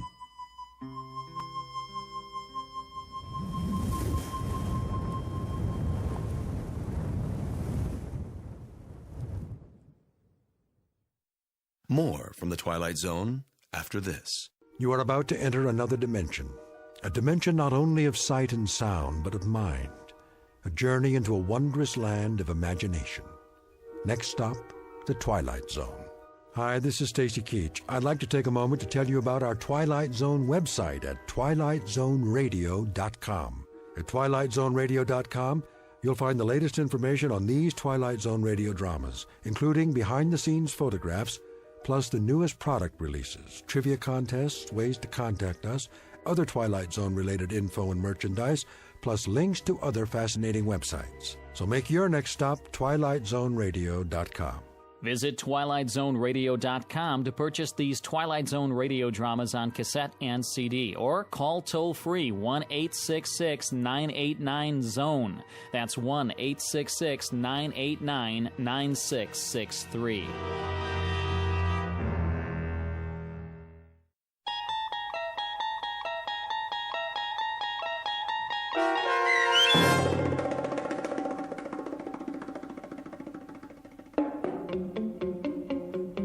Long Live Walter Jameson, starring Lou Diamond Phillips with Stacy Keach as your narrator, was adapted for radio by Dennis Etchison and written for The Twilight Zone by Charles Beaumont.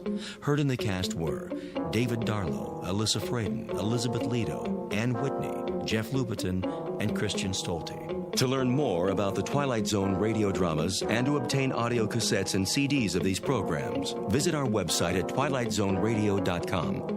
The producers of The Twilight Zone wish to thank CBS Enterprises, Carol Serling, Dennis Etchison, Dick Brescia Associates, Claire Simon Casting, Terry Jennings, XM Satellite Radio, Sirius Satellite Radio, our sponsors and our radio affiliates for helping make this series possible. This copyrighted radio series is produced and directed by Carl Amari for Falcon Picture Group. Audio editing, sound design, Foley effects, and mix for the Twilight Zone radio dramas are by Cerny American creatives Craig Lee, Michael Slaybach, Bob Benson, and Jason Rizzo. To learn more about the Twilight Zone radio dramas and to contact us, visit our official website at twilightzoneradio.com. Doug James speaking.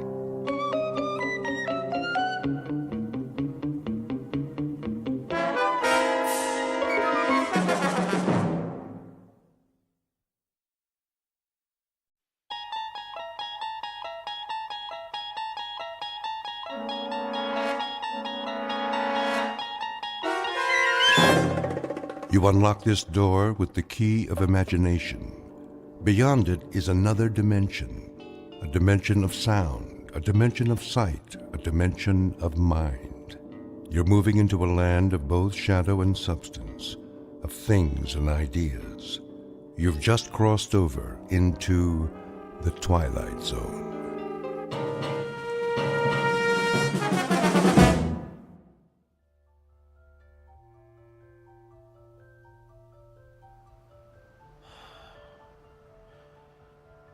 You are totally relaxed, floating. You are in a deep, deep sleep and can only hear the sound of my voice. You are safe, relaxed, and at ease. Can you hear my voice, Alex? Yes. I would like to continue where we left off last week. Is that okay, Alex? Yes. Last week, you were telling me about a strange laboratory. Do you remember it? Yes. You described it as filled with instruments.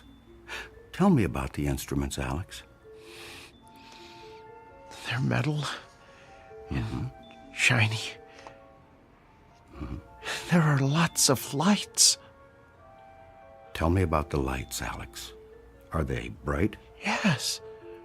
The lights are bright. Are there people in the room, Alex? Aliens? Yes. There are aliens. Come on. Sir, please. I'm allowing you to sit in, but please do not interrupt. Fine. Sorry. Can you describe the aliens for me, Alex? Do they have big eyes? Yes. They have big eyes. And what did they do to you in the laboratory? Experiments. Uh-huh. What kind of experiments? I don't know. Were they medical experiments? Yes. Medical experiments. Oh, enough already. Sir, please. Okay, Alex. I think we're going to have to end our session now. I want you to wake up now. You are slowly awakening, feeling better than before. I will count to 3, and you will wake up. 1, 2, 3.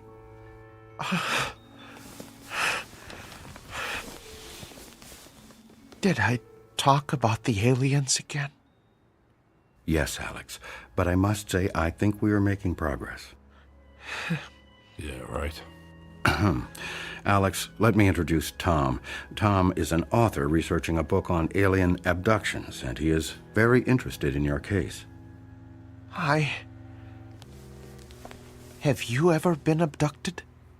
Can't say that I have. You should have Dr. Heisenberg hypnotize you. You never know. I think I'll take a pass on that one. Okay, then. Alex, I think we still have much work to do. Can I count on seeing you next week for our next session? Yeah, sure. I really appreciate all your help. That's fine, Alex. That's really fine. Now, remember to give a check to the receptionist on your way out and schedule your next week's appointment. Sure. Okay, I'll see you next week, Dr. Heisenberg. Yes, next week, same time. Make an appointment with the receptionist and give her your check. Bye. Oh, it was nice to meet you, Tom. Yeah, good luck out there and in here. Sir, I must ask you to never disturb a session like that again. Session? You call that a session? You essentially told him what to think and say. This is not the first time I've met with Alex.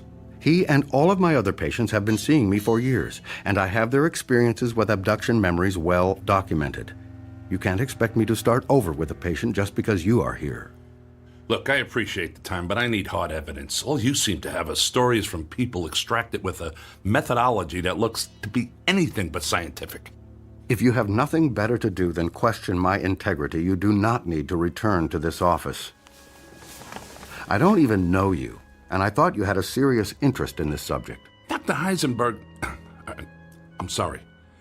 Thank you for letting me sit in the comfortable chair and study your methods. And yes, I can guarantee you that I will never return to this office. I just hope that someday you tell that poor sap he's cured. Goodbye, Dr. Heisenberg. Hello, friend. Here is your invoice for today's session. And should I schedule you for the same time next week? Whoa, slow down. I'm not a patient. I'm researching a book. There's no reason for a bill here. You can pay with a credit card or debit card if you wish. $500? Is that what he charges for that scam he's got going in there?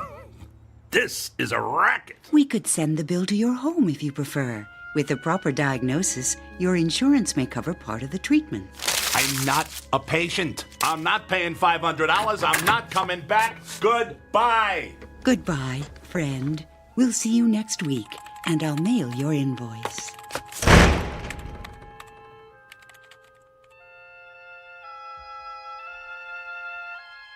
Meet Mr. Tom Calkin, a bad writer with a bad attitude and good intentions who pins conspiracy books that no one seems to read. He speaks to an audience driven by paranoia and does his research in a land of charlatans, frauds, and fakes. A man without money, without fame, searching for the story that will make his name and his fortune. His biography is as boring as his work, and his next contract may be his last. Desperation drives him, and lies define his truth. At least until he finds his story in that place where all lies fail, a place where even the bright light of truth isn't always what it seems, a place called the Twilight Zone.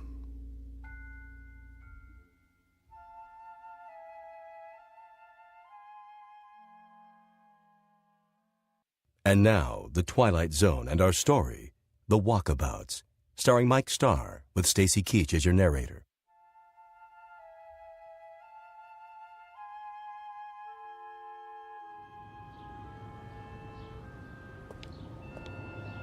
Unbelievable.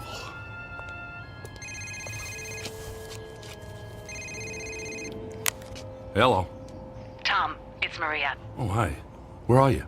I'm sitting in your restaurant. We were supposed to meet today for lunch. Oh, sorry. It's been a stupid day. I'll tell you about it when I get there. Please, don't leave. I'll be here. Bye. Bye. How do I get into these things?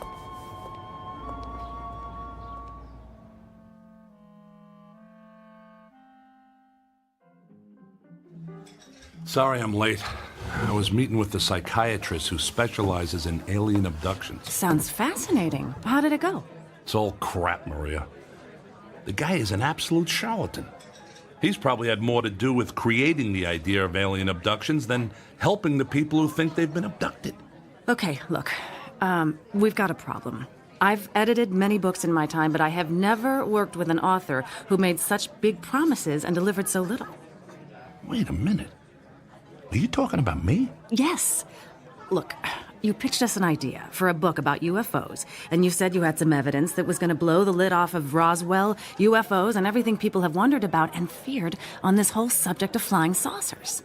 And all I ever hear from you are stories about charlatans, frauds, and fakes. I mean, what is this hard evidence you supposedly have? I mean, you have researched a book before, I assume. Maria, I really do have something. But it has to stay secret. If anyone but you and I even know I have something in my possession, I'll have the government, the military, the CIA, and God knows who else after me. That's a great story, Tom, but my publisher is starting to give me a hard time. We've given you a significant advance. We've covered lots of expenses and heard nothing but promises. I don't care if you're an established author. It is time to deliver a manuscript. Speaking of expenses, I think I owe that psychiatrist $500. What? His receptionist said they were going to mail me a bill for $500. Okay, this is what I mean. All I ever get from you are excuses, apologies, and bills. Where's the manuscript and where's the evidence? Look, you're the one pushing me for this whole alien abduction angle. What do we need it for? That's the hot topic right now. I have to have that component. You're the one making this difficult, not me. I knew you'd say that. It's always about someone else with you, so I'm going to help you out. I found a guy you need to meet. I mean, if you can't find good sources, I'll find them for you. Who? He's a UFO researcher. Great. Just what the world needs, another UFO researcher. I'm only going to say this once. You are going to meet with this guy, and you will present your manuscript and evidence to me in 1 month. Fine. I'll meet with him. What's he do? He's a hypnotist. Oh, you gotta be kidding me. Have you listened to anything I've said? This guy is different.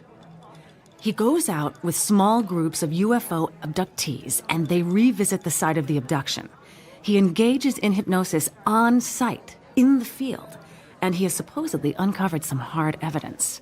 He calls them walkabouts. Huh. Is he Australian? No. Oh, and let me guess. You're gonna publish his book instead of mine. He's not writing a book, but if you don't come up with something soon, I might ask him. That's good. That's a good one, because the last thing anyone wants to see is another boilerplate book about UFOs and alien abductions from your publisher. You're getting a little cocky, and quite frankly, I don't appreciate it. Besides, my publisher sells what people want to read, and people read what we sell. Why do you think we're having this conversation? Look, you told me you had it all the evidence the world would ever need to know the truth about UFOs. Of course, you can't show it to anybody because it's so secret. But Tom, I'm telling you, if you didn't have so many books under your belt, I never would have bought into this. Is this how you've done all your books? Fine. I get it. I'll shut up. Who is this guy and where do I find him? His name is Tammuz. To what? Tammuz. It's pronounced Tammuz. Maybe if you show me your evidence, he'll show you his, and we'll all be happy. Okay. I'll get a hold of him. Do it soon, Tom, and show him what you've got. I'll call him today. Good. And I'll see you in a month with the manuscript. Deal. Is it possible for you to pick up the tab?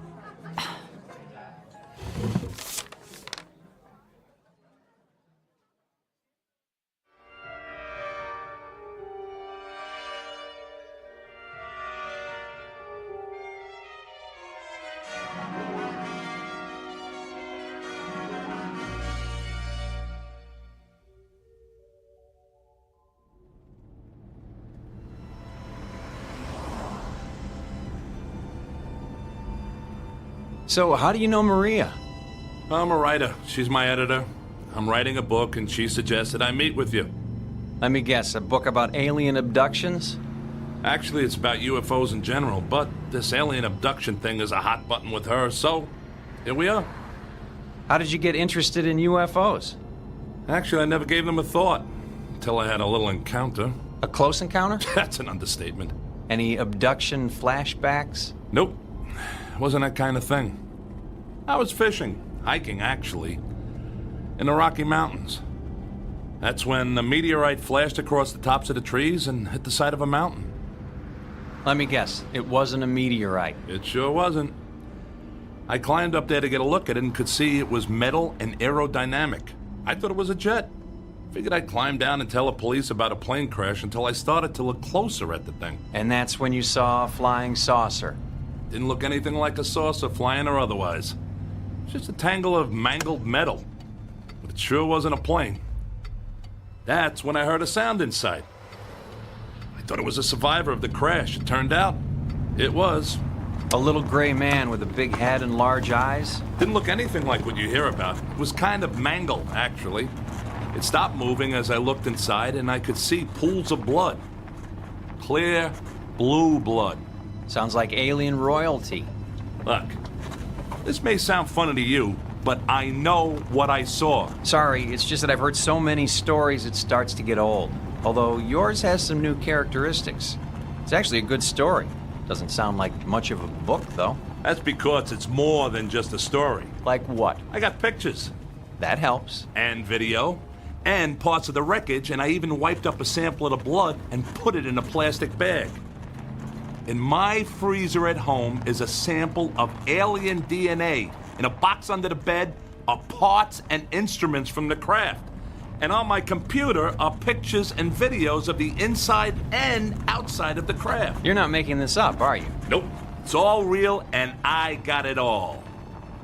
Now, what do you got? What do you mean? That was a deal I made with Maria.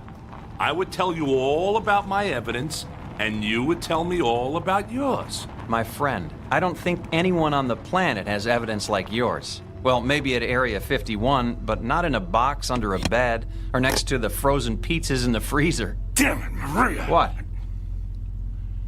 She told me you would help. That you would share your evidence. Let me guess. You got nothing. Hey, slow down, my friend.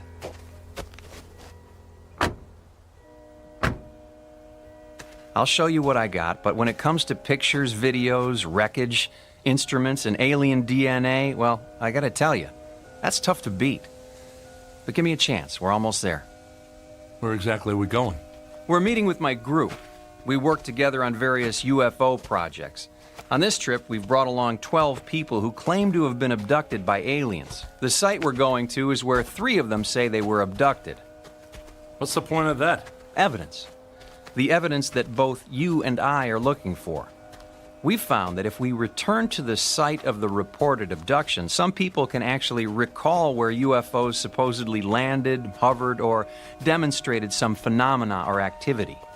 We then go to that particular spot and look for evidence. Now we're talking. What kind of evidence? Pretty boring stuff compared to what you got. Usually we do soil samples, take readings for radioactivity, magnetic fields, pass metal detectors over the ground. We've managed to find some interesting stuff, assuming you're a soil chemist. That's it? You got dirt? I didn't say that. It's just a question of how you look at it. A UFO site can tell you a lot if you know what to look for. Speaking of that, is your crashed vehicle still sitting up there on that mountain? Nah, it's gone. I went back a week later and there was no sign of it. I hate when that happens. Are you sure you saw something up there? I saw it, I have pictures, and there is still some evidence up there. The kind of evidence you look for. The rocks on the side of the mountain. You can still see where they're scratched and gouged by the crash. But that's all you can see. I looked everywhere and there's no sign of anything else. I'd like to go there with you someday. The craft, or whatever it was, may have left some metallic particles on the rocks as a result of the collision. Do you remember where it is? I have it marked on a map. Back at home. In the box under the bed, no doubt. Where else would I keep it? You're a funny guy, and obviously a man with a lot on his mind. I think you'll like this group of people we're about to meet. They've got a lot on their minds, too.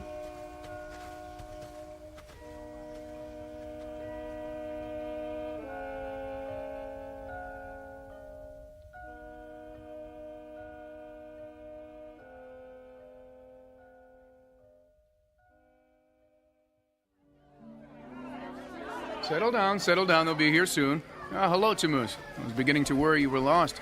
It's gonna be dark soon. I wouldn't have gotten lost, not with all the racket this bunch is making. Enki, this is Tom. He's a friend of a mutual friend. Tom is writing a book about UFOs, and he's interested in our work. It's nice to meet you, Tom. We have extra tents for unexpected guests, and I trust you'll be comfortable. We're about to eat. Please, both of you, join us. Quite a setup you got here. You planning to stay a while? Some of us, although I'm sorry to say the abductees only last a day or two on site. It can be a bit overwhelming for them, especially for the 3 who feel they were abducted at this place. You know, I don't know how to tell you this, but I had no idea this trip would involve camping. Sorry about that. We'll take care of you. I think we might even have some extra clothes for you, although it's more of a jumpsuit. That's okay. I'm not planning to stay that long.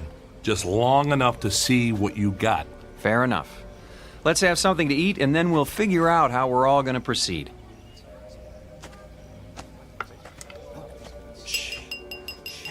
If I could have your attention, please. Thank you all for joining us. I know this is difficult for some of you, but I can assure you you're in good hands, and my hope is that our walkabout will be brief and uneventful. I'd like to introduce a special guest. Our friend Tom here is an author preparing a book on the subject of UFOs. If you'd like, I'm sure he would be fascinated by some of the stories you have to tell. Welcome, Tom. Tom, hello again. Hello there. Did you remember to make your appointment for next week? Yes. and I'm really looking forward to it. I'll bet you are. Friend of yours? Starting to look that way. His name is Alex. I seem to keep running into him. Welcome, Alex. Hello. And to all of you, a warm welcome. Once we finish our dinner, we'll change into some gear for our adventure. We're going to engage in an exercise with group hypnosis tonight. Our goal is to understand what you have all experienced and to see if we can trace the behavior of the various crafts you have seen and find any signs of their presence on this spot. My good friend Anki and some of my other associates will be using instruments to determine if our visitors have left anything behind for us to collect. Let me reassure you once again, these walkabouts tend to be quiet and gentle affairs, and I trust this evening will be no different. Now, let's enjoy our meal and then begin. That's it? Group hypnosis and you guys run around with instruments in the dark? Is this gonna be another waste of time? My friend, it is not a waste of time. I'm sorry you're in such a hurry and I can't help you with your deadline or your editor. Let's just hope we find some good evidence for you tonight and then you can get to work. Tom, I've laid out some clothing on a cot in your tent. You can change when it's convenient for you. Right now sounds like a good time.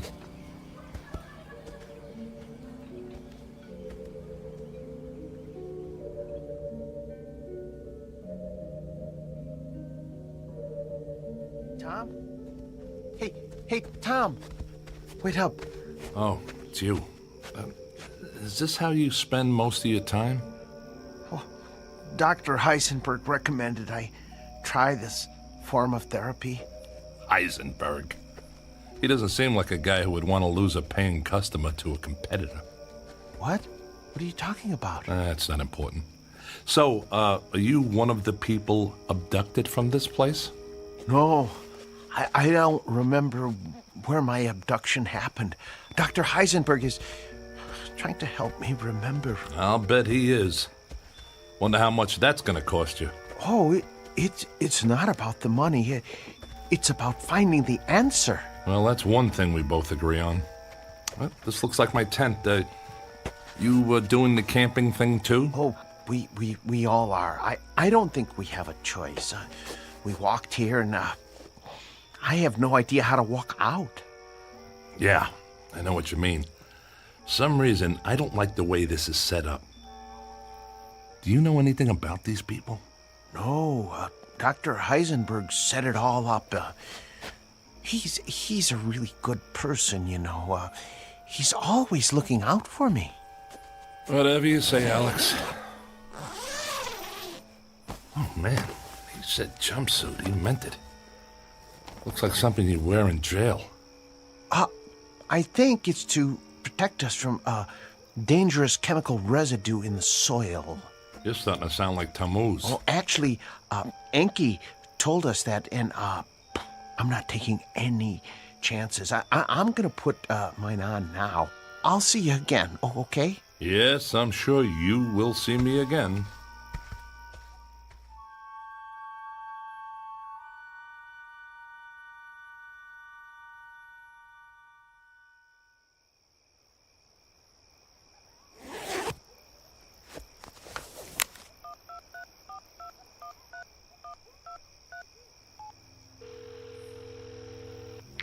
Hi, Tom. Were you expecting me to call? No, I saw your name on the caller ID. Did you show Tammuz your evidence? No, but I told him about it. That's why I'm calling. Maria, this guy's got nothing. He's as big a fraud as that quack psychiatrist I saw yesterday. And hey, you know what? These two are connected somehow. Heisenberg has lots of connections. He's actually somewhat famous, but obviously he didn't impress you. Yeah, obviously not. Look, Maria, I'm going to give this my best, and then I'll get right to work on that manuscript, okay? Are you all right, Tom? I mean, is everything okay? Yeah, everything's fine. I'll see you in a month, okay? Tom? Okay, that's our deal. Tom? Oh, sorry, Tom. I didn't know you were on the phone. Yeah, I'll talk to you later, Maria. Goodbye, Tom. I'm very sorry. Was that your wife? No, I'm not married. Someone I'm working with, maybe you've seen her. Her name is Maria. Maria? Oh, sorry, I don't know anyone named Maria. Yeah, but somehow she knows Heisenberg. Lots of people see psychiatrists. Yeah, the only thing is, I never told her the name of the psychiatrist I was meeting with, yet she knows his name. You sure you never saw a woman named Maria around the office? I don't know. You sure you don't know some way out of here? Oh, gosh, no, especially now. I mean, it's pitch dark out here. Yeah, it sure is. I feel like an idiot in this jumpsuit. Alex, I'll tell you what. What? I like you. You're a nice guy. It's a relief to hear someone say, I don't know, every now and then. Well, thank you. I don't have many friends. Yeah, sorry about that. It must be tough. Look, tomorrow morning you and I are walking out of here. What? Going to be able to do that? Shouldn't we tell someone? I don't think so. Now let's go get this over with. Who knows, maybe you'll figure out where your abduction took place. Oh, that would be great.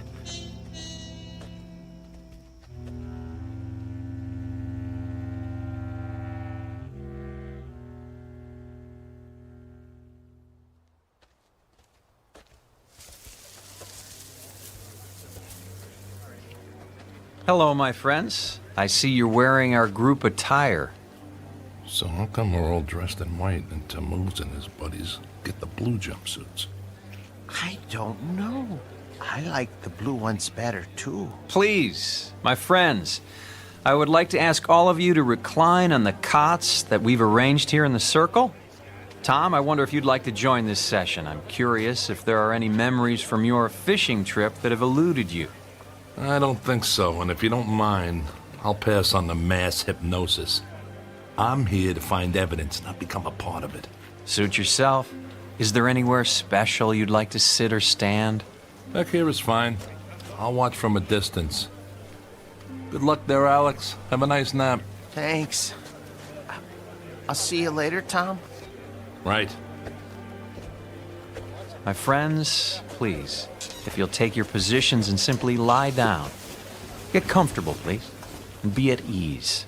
I want to begin by asking you to close your eyes and relax. Relax the muscles in your face and feel the tension go out of you. Relax. Feel your shoulders and arms slowly relax and allow your body to relax down your back, to your legs, to your feet. Relax.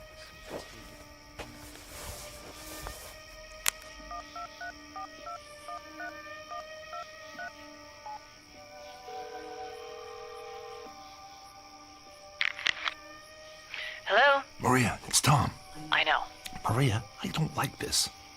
What did you get me into? And by the way, how do you know Heisenberg? What exactly am I doing here, Maria? What are you talking about? This outfit is like a cult. There's no science here, and there sure isn't any evidence. And how do you know Heisenberg? Maria, I never told you his name, but you knew that's who I was talking about. And he's connected to this Tammuz guy somehow. Tom, you're starting to sound like a conspiracy nut. Maria, I am a conspiracy nut. I'm writing a book about UFOs, remember? You publish books about UFOs. Your business is built on paranoia. So spare me the lecture and tell me how you know Heisenberg. So maybe I need counseling from time to time. Tom, get over it. You're looking for monsters in the closet, and I'm not one of those. I'm starting to wonder if any money is worth all this. Hey, if you want to bail on the contract, be my guest. We'll total all the money from your advance and all of your expenses and subtract it from the royalties of your other books. But get this in your head right now. This is the last book you will never write. Hey, I'm sorry. I don't know why I called. I guess I just don't know what to believe anymore or who to believe. Look, when I get out of here, I'll finish the book. If I learn anything tonight, I'll add that as well. Tom, do me a favor. Don't call me again until you have the evidence and the manuscript in hand. I don't need the aggravation. I need the story you threatened to tell and the evidence you found to support it. Got it? Got it. Bye. Threatened? Come on, babe. It was just a book proposal.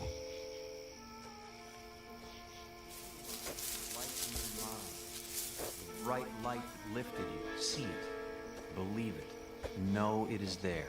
The light approaches and will take you up to where all is well.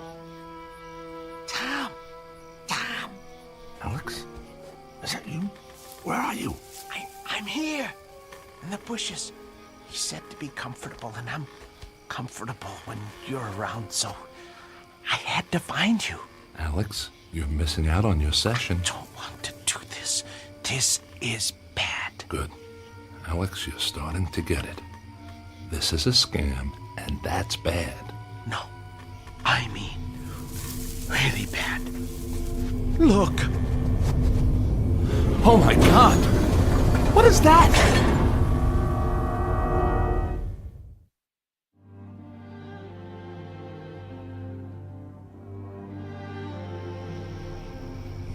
As the chariot descends to receive you, you will allow yourself to be lifted up. Feel yourself rising into the light. This is the place. This is where I was abducted. This is where it happened to me. I was lifted up into that circle of light. Alex, they're faking this. No. It's a spotlight in a hot air balloon and a lot of reverb through a speaker. What? It's all cheap theater and just another way to get money out of people. How much did they charge you for this camping trip? They didn't charge us anything. Oh, I was afraid you'd say that. So why are they doing this? Maybe it helps to sell books. Good God, that's it. That explains it. Alex, these people are just perpetuating the myth of UFOs to make money on fear. We have got to get out of here. Did anyone see you come over here? I don't know. It's dark. That's why I couldn't find you. That's good. That gives us a chance. They're not gonna want to write us saying all this. Come on. Go slow, go quiet, and follow me. I'm afraid. Don't worry about the light. It's just a spotlight. What we have to worry about is what your friends will do to us. They're not gonna want people to know about their little ruse. It would put them out of business, including you, Dr. Heisenberg. I don't think they're ready to go out of business yet. Not because of us, at least. Oh. You okay? I fell. It's okay. Go slow. Stay with me. Tom, look. All right, they're ballooning their lights coming our way. I don't remember this part. This isn't about aliens, Alex. I don't want to go up there again. I don't want to go up there again. You won't. Follow me. Go slow. Don't talk. Alex, we have to run. They're coming our way. We won't get away. We will if they don't find us. Look. What's that? Looks like a cliff. If we find an overhang, that'll block the light. Get down on the ground. I think I found an opening. Good man. Scoot in there. The light is right over us. Yeah, just enough to help us see. Keep moving back. I see a light. Don't worry about it, Alex. They can't see us. No. I see a light in the cave. What? We should go back out. Come on. That's not an option right now. Let's go see what's in here. Might be a mine or something. This part of the area is loaded with them. We'll hide in here overnight and then hightail it out of here in the morning. I see a light bulb. Yeah, we're in a mine. I just can't figure out why they're still running power to it. There might be someone working in here, so just be cool. I remember a cave. When I was abducted, I think I was in a cave. Dr. Heisenberg helped me to uncover it. Alex, you're done with Heisenberg. Heisenberg is a fraud. This is all a big scam to squeeze money out of a gullible public and to rip off poor souls like you. You are correct, my friend. Heisenberg, you soulless bastard. What are you doing here? You are part of this. You're destroying people with this charade. Can't you find another way to make money? On that count, you are right and wrong. Yes, this is a charade, but not the kind you think. Ah, hello, Tammuz. Hello, Enki. I seem to have found your missing friends. I am sorry. With such a large number of subjects, it was difficult to herd them all effectively. Herd them? What are we, cattle? No, if that were the case, you would probably have been mutilated. Maria, this is impossible. What are you doing here? This is like a law school prank. Am I on some kind of TV show? It's not a prank, and you're most definitely not on television. For that matter, you will never be on television, especially your videotape. It looks like a treasure chest. That's the box I had under my bed. You've been to my home. Yes, and thank you for making it so easy for us to find what we needed. Unfortunately, we found nothing of the evidence you described to Tammuz. Is it possible you have it hidden somewhere else? Sorry, pal, but there's nothing to hide. I made it all up. Sorry, Maria, but it's a tough game out there for writers, and you editors aren't exactly easy to please. By the way, Maria, how did you get hooked up with these crooks anyway? Let's just say we have common interests. So, this is how you know Heisenberg? You're all part of a money-making machine that preys on paranoia. Your publisher, his practice. How long have you people been in business? Actually, we've been in business, as you say, for about 50,000 years. I must say it used to be much easier, but as your species and technology has improved, we've had to improvise some interesting new solutions to cover our tracks. You people are crazier than Alex. I'm not crazy. This is all real. Alex, you're going to be fine. I'm sorry that we had to use you in this way, but you have done a very good job. I don't know what I did. That's because you were under the influence of a very powerful hypnotic suggestion. Sleep now, Alex. Sleep. Alex! It's okay, Tom. Just relax.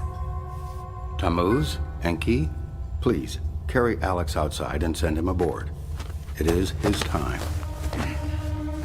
Who are you people? Well, for one, we are not people. We are, in fact, those aliens that you're so skeptical about. We are the Anunnaki. Many of us have been genetically modified to fulfill our mission on your planet. Now this is the book I should write. What do you say, Maria? This would be a hell of a story. I'm afraid this is a story that can never be told, my friend. Friend. I've been hearing that a lot. What's the story with this friend thing, and what are you going to do? Kill me? You kill your friends? That's a little serious for scam artists, don't you think? Now, who are you, really? It would have all been so much easier if you'd just told me you'd fabricated the evidence. Tom, we believed you. Are you kidding? You actually thought I had evidence of UFOs and aliens? Come on. We're all in the same business here. So I had my little scam with the book, and you got this deal going on. We can work together here. But hey, no more of this messing around with people's heads like you did with Alex. Let's just be cutthroat editors and writers. Maria, I'll be a top writer. In fact, I can write this stuff better than you folks are doing it right now, if you want to know the truth. Ah, yes, the truth. You know, my friend, maybe it's time you did learn the truth. It's obviously something you have had little experience with. Take Maria, for example. Oh, yes, she does publish books. Books that we approve of course. Books that make the authors seem like madmen and lunatics. Quite frankly, if you had come to Maria with a book claiming to have visited Venus, you would be in print by now. But instead, you really got our attention. Every now and again, someone like you shows up with some real evidence that we missed. That's when we have to take action. You see, that's one of our secondary missions, making sure that our experiments are not discovered. That's why we assume the role of UFO researchers and experts on abduction. You see, Tom, we've found that the best way to obscure the truth is to pretend to seek it.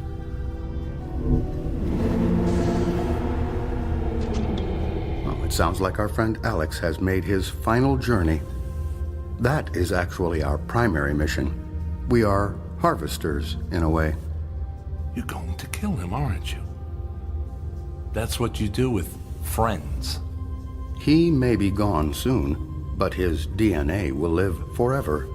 It's necessary for our survival. You too will live forever, Tom. You are one of the chosen now. You are now our friend. What are you, serial killers? You have nothing to fear, really. The whole process takes about 10 to 15 of your years.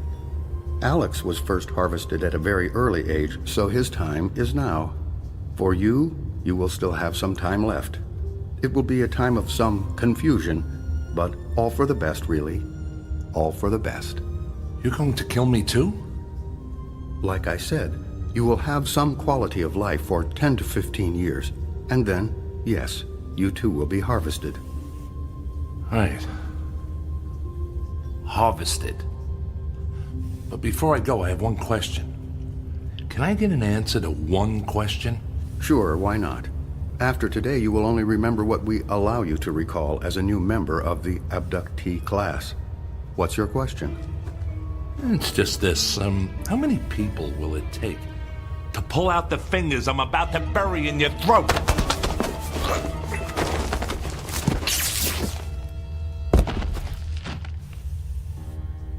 It's all clear.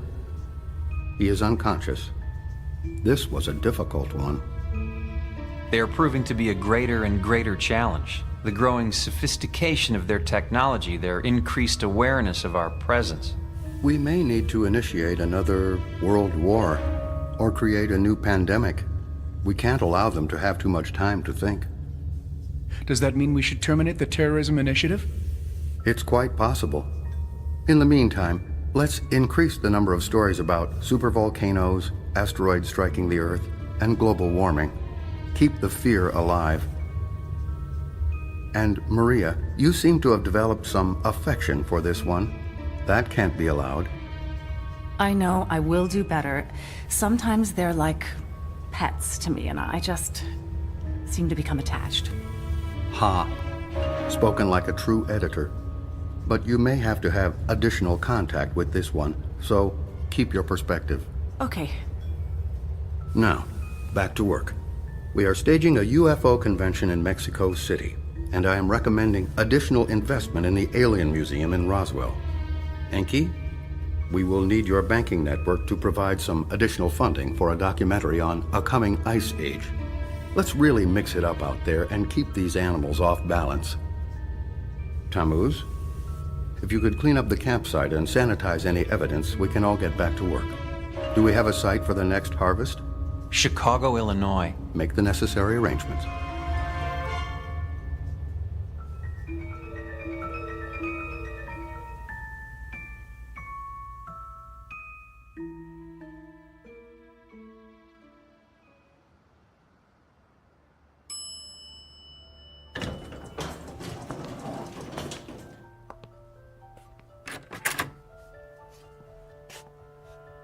Hello, friend. So nice to see you again. It's nice to see you, too. Please, go in. The doctor is expecting you. Hello, Dr. Heisenberg. Hello, Tom. How are you feeling today? I think I'm getting worse. I think I need more sessions with you. Let me ask you something, Tom. Do you still believe you have been to Jupiter? I don't know. It doesn't make any sense to me.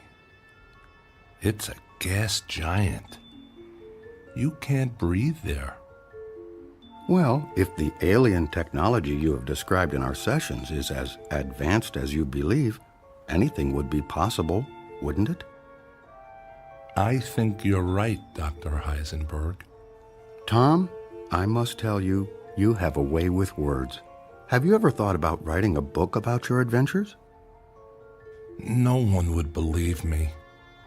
People want to believe, Tom. That's all that matters. I know an editor who I think would be very interested in your story. Your story about Jupiter. Why don't you meet with her? I could set it up for you. Okay.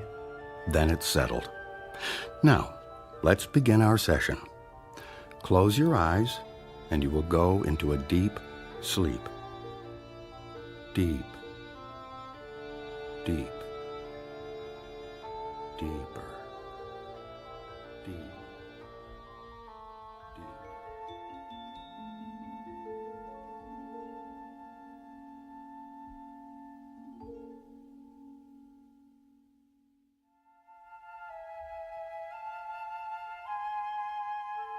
The evidence is in. The facts are fiction, and the truth has become a footnote to a lie. Is it possible that we are in fact alone in the universe? There may be a time when we wish we were, especially after a brief walkabout to that place known as the Twilight Zone.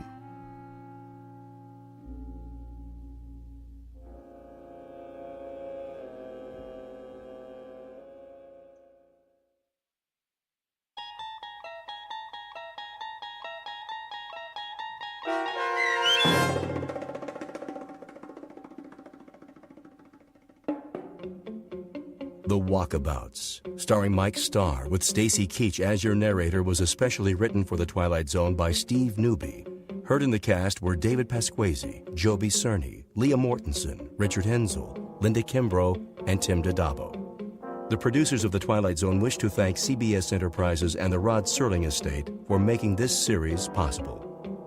This copyrighted radio series is produced and directed by Carl Amari and Joby Cerny for Falcon Picture Group. Sound design, custom Foley effects, recording, and editing are done in the Cerny American Sound to Picture Theater by sound designers Todd Beyer, Craig Lee, and Tim Cerny.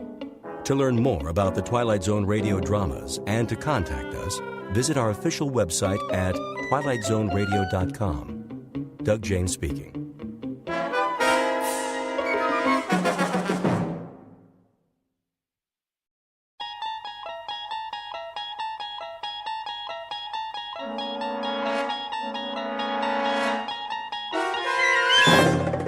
You unlock this door with the key of imagination.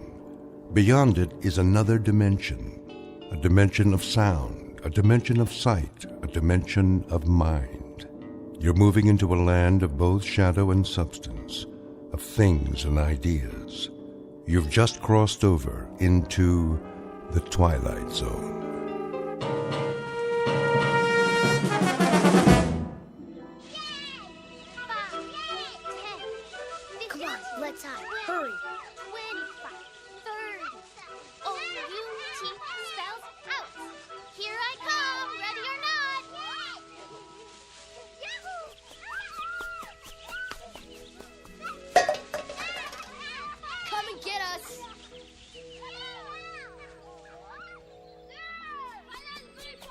Over here!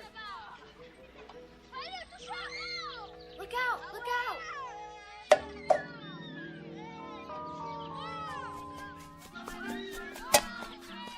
Ollie, ollie, up, soon, free, free, free! Get away, you kids! I've told you not to play here. Go on now.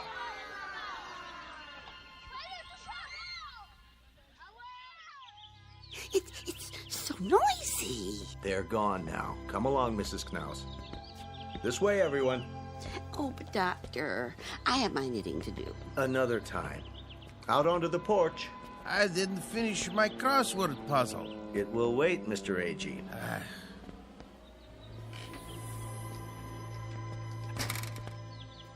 Now then, isn't this a beautiful day? I don't know why we have to go.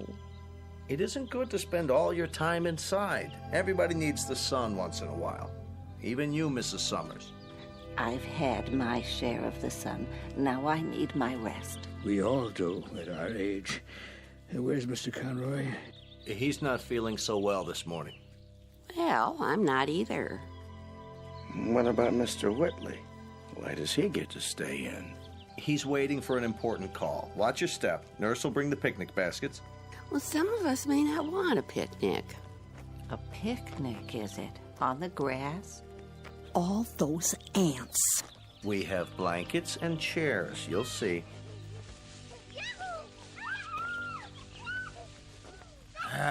Darn those kids anyway. Hey, quit running! Stop it! Like wild Indians. They won't bother us. This way, there's a nice place under the trees.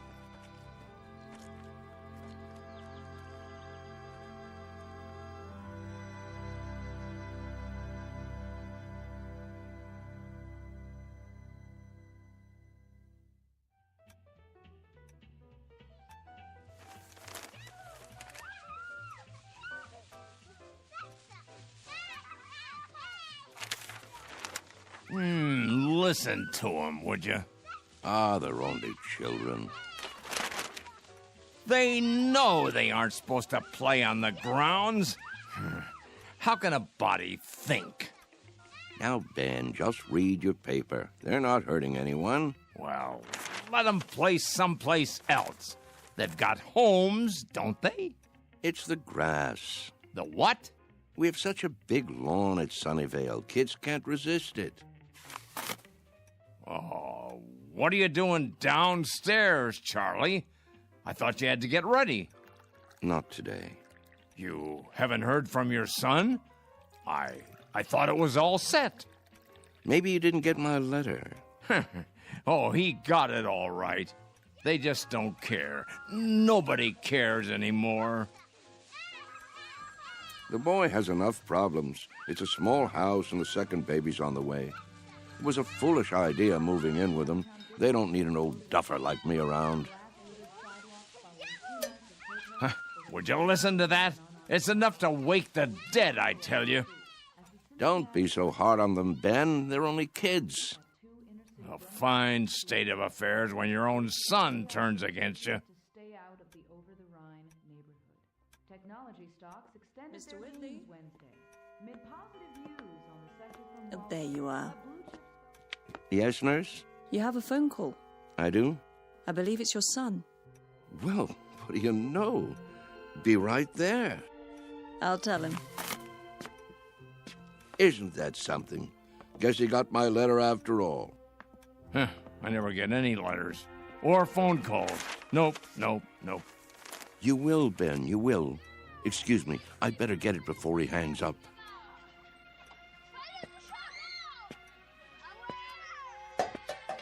What are they doing out there? Don't be a grouch. It's Saturday. Perfect for kick the can. Perfect for what? We used to play it all the time, remember? No, I don't remember anything of that kind.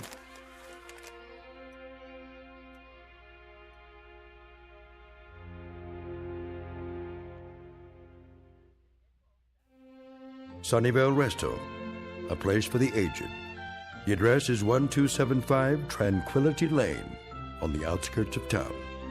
It offers room and board, nursing care, and a kind of refuge from the world.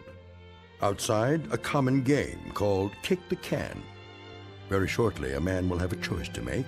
He can either die in this world or escape to another kind of refuge in the Twilight Zone. And now, The Twilight Zone, and our story, Kick the Can, starring Shelley Berman and Stan Freberg, with Stacy Keach as your narrator. Some picnic. Plastic spoons and forks. Well, the potato salad was good. What do you mean? It was spoiled. No, it wasn't, Emma. They made it in the kitchen just for us. You must admit, it's better when it's fresh. I think I hurt my back sitting down. Oh. The ground was damp. It was. Bad for my arthritis. Will you people please hold it down? I'm trying to read. Oh, you shush, Ben Conroy. No one's bothering you. Easy for you to say. Where is Mr. Whitley? Still in his room, probably, taking a nap. Oh, that's what I'd like to do. And why, may I ask, on such a lovely day? There he is. Going somewhere, Charles? Yes. Why are you all dressed up? It's my son. He's coming to get me. You don't say. He called a little while ago. He did. He's on his way. At least someone gets calls. What's he carrying? Is that your suitcase, Mr. Whitley? Indeed it is. You're going to stay overnight, then? A bit longer than that, I should say. That is, if they have the room fixed up. Room? At my son's house. You mean you're moving in with them? That's the plan. If they'll have me, Well, what about the rest of your things, Charlie? You can't just leave your things behind. No hurry. It all can be packed up and sent over later. Well, we'll certainly miss you. Will you come back to visit us? Of course I will. Meanwhile, I'll call and see how everyone's doing. May we write you? Please, I'd appreciate it. Mr. Cox has the address. Nobody writes. They say they will, but they never do. There he is now. Hey, aren't you going to say goodbye? I hate goodbyes, Mr. A.G., don't you? Take care, all. Here, let me carry that for you. I've got it.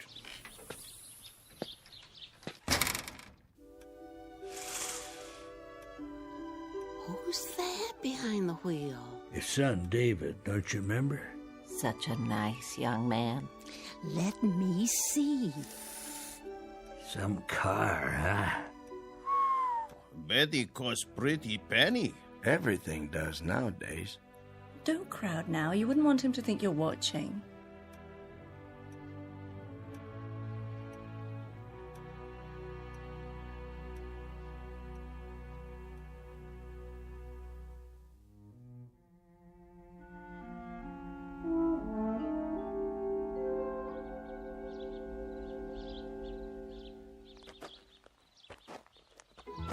Hi, Dad.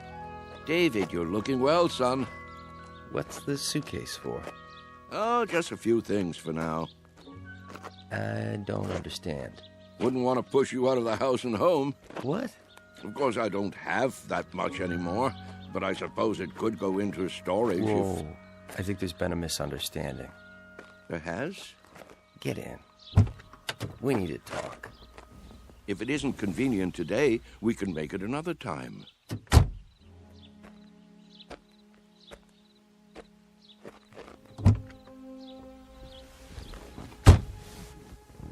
Listen, Dad. Yes? I didn't say I'd come to get you. I said I'd come to see you. But I thought, didn't you get my letter? That's what I wanted to talk to you about. If it were up to me... You don't have to explain. Well, Debbie's turning the extra room into a nursery. Right now it's being painted and... I understand. I don't think you do. Let's drive a bit. Your friends are watching us. It's all right, really. Let's go into town. I'll buy you lunch. That's not necessary. Please, Dad. I want to. This wasn't a good idea. If you'll let me explain. Pull over here, please. I can walk back. But, Dad... The exercise will be good for me. If you'll just listen... We'll have lunch another Saturday, son. Call first, though. I'm really quite busy these days. You're taking this all wrong. Give my love to Debbie, will you?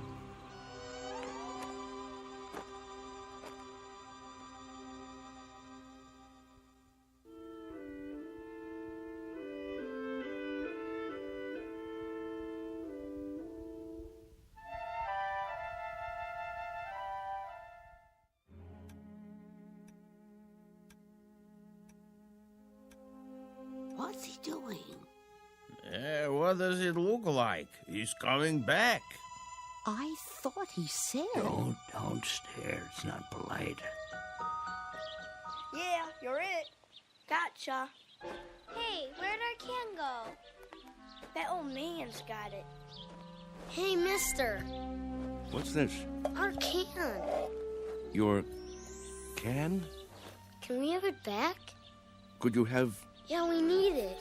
Oh, you do, huh? Yeah, we're playing a game. Yes. Yes, I remember. This is a good can. Nice and sturdy. It will take a lot of kicks. It will? You'll have to play by the rules, though. What rules? You know the rules, don't you? Hey, give it back. Please, mister? I'd say this can is just about the perfect size. Is he gonna keep it? Hey, mister, can we have our can back? You can get another. Anyone will do. Tomatoes, beans, doesn't matter. You'll see.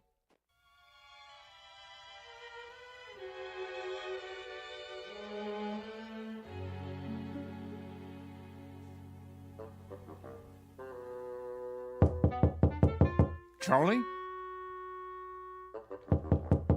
You in there? It's going to be a beautiful sunny day today. And we Yes? expect much more of the same over the next couple of Just days. wondered might what wanna do happened some to of those you. outdoor Not a activities. thing, Ben, not a thing. Las Vegas, 68. Los Angeles. Thought I'd lie down for a minute. Come on in if you'd like. Sorry about that son of yours. Are you? I'm not. This is a good enough place for me. I don't know what I was thinking. Here, I'll close the window for you. Why? It's a beautiful day, don't you think? Oh, so much noise. Yes. What a great running and shouting. Huh. That's what you call it? Such a grouch. You can't stop kids from playing kick the can. It's in their blood, like statues or hide and seek, a ritual this time of year. You surprise me sometimes, Charles. And why do you say that? You actually brought that tin can up to your room? Must be filthy. No, it's not.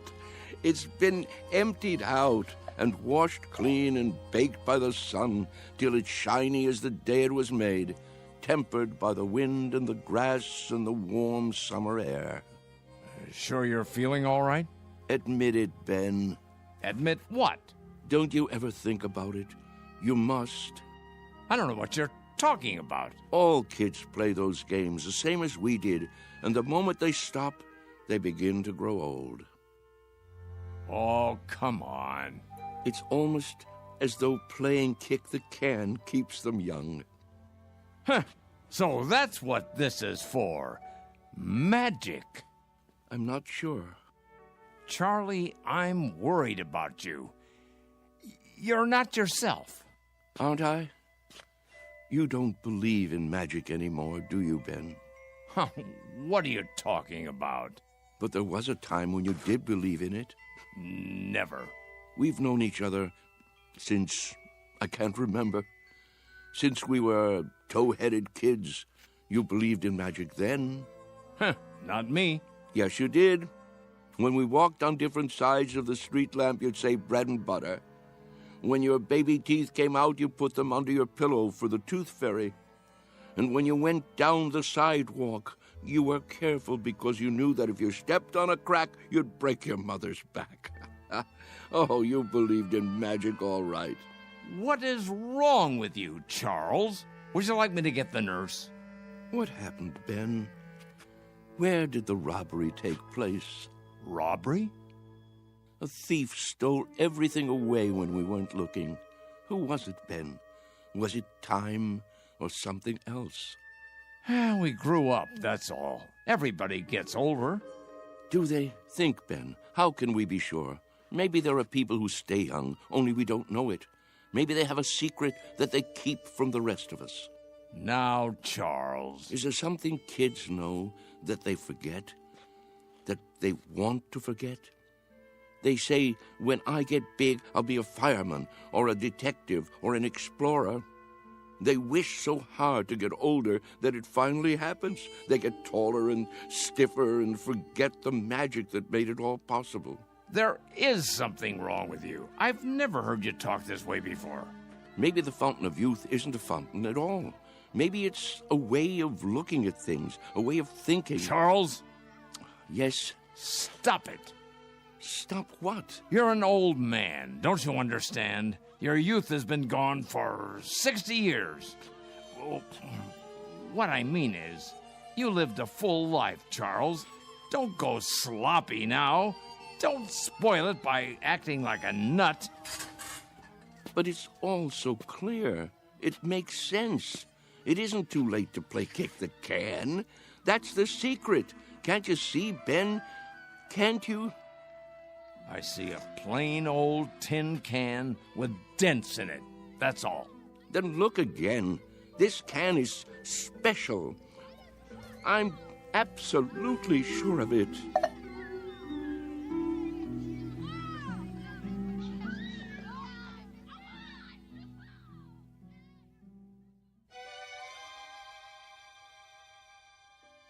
And so, That's why I thought I should tell you.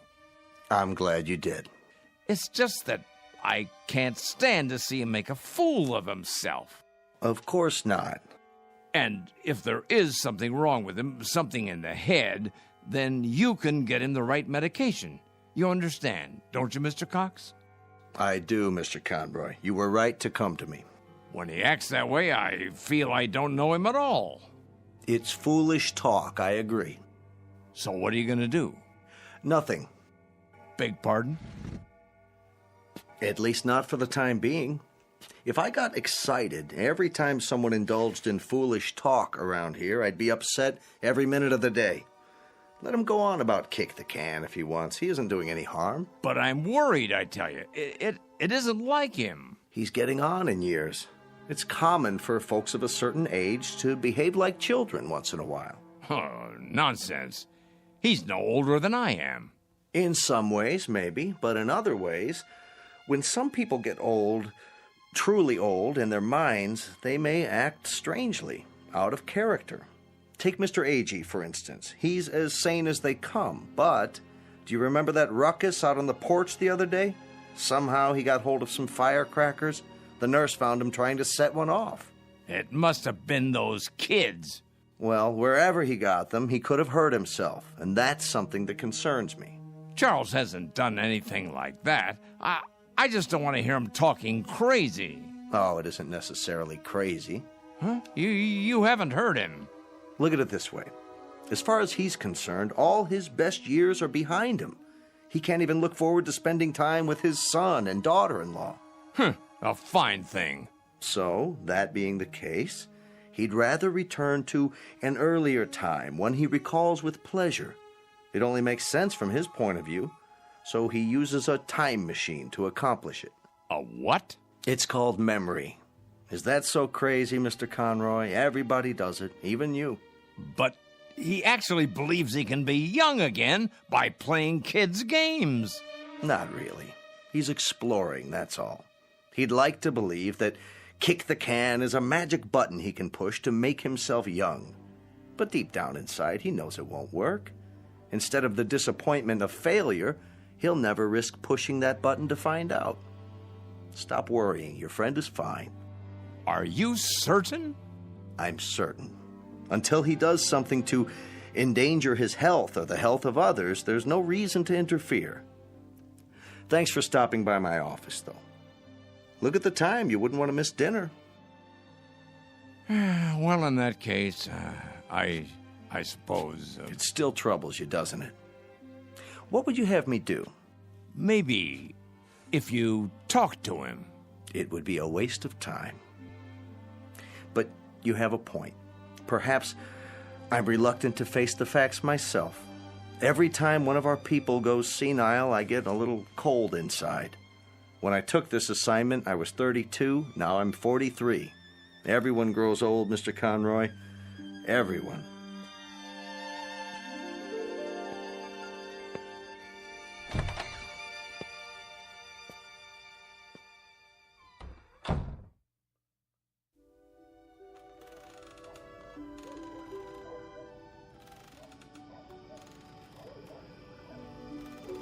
I think we should go in now. Yes. It turns chilly this time of day. Stay a while. We can watch the sun go down. I've seen enough sunsets, thank you. Hey, it's the same. It's pretty sight. Puts me in the mind of back home. If we're going to stay on the porch, I'll need my sweater. Why don't you come inside with me, Mrs. Summers? Give me a moment to get my strength. There you all are. I wondered where you'd gone. Hello there, Whitley. Hello. We were just going in. Why? Before it gets dark. I have my programs to watch. What's wrong with you people? Wrong. Nothing in particular. Then show a little life. Aren't you the same ones who used to skip rope and hunt pollywogs and night crawlers when the sun went down? Why, I don't think so. Don't ring a bell. Well, I was. If you can't remember it, I'll remember it for you. The weather was just like this back in Wheattown of a summer evening. Right after dinner, you'd hear a banging of screen doors all down the block, and there we'd be, Stanley Maple and his kid brother, Wes, and Ben Conroy, and the Arvis girls, and some others whose names I can't think of. The air would be soft like this, children weather, and we'd come out with no coats, and we'd start shouting and play kick the can. Yeah, you're right. Everybody played that game. Absolutely everybody. Or catch, or hide and seek. Seems like a million years ago. I was fastest runner on the block. Were you? Sure was. When we played kick the can, I was never it. But now, ooh, look at these legs. I remember. Sure you do. But we all grow old. I miss the running most. I think if I could only run again, growing old wouldn't be so bad. I agree with that. That's one way to look at it. Maybe we can't run as far and as fast, but we can move about, and there are lots of trees and bushes. If the hunted are handicapped, so is the hunter. You can't be serious. He isn't serious. But I am. I was the fastest runner on the block. Us? Children's games? It's the secret. Can't you see? The secret of youth. Well, now, I don't know about that. Look at this. What do you see? Ooh.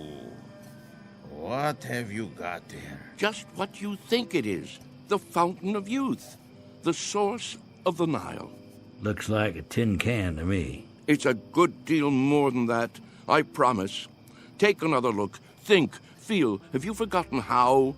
Have you all gone too far to turn back? Back to what? You mean to what we were? Yes. Do you feel it inside you yet? Here, take the can, touch it, pass it around. Does it wake the part of you that's been asleep? Let me see that. Well? Why?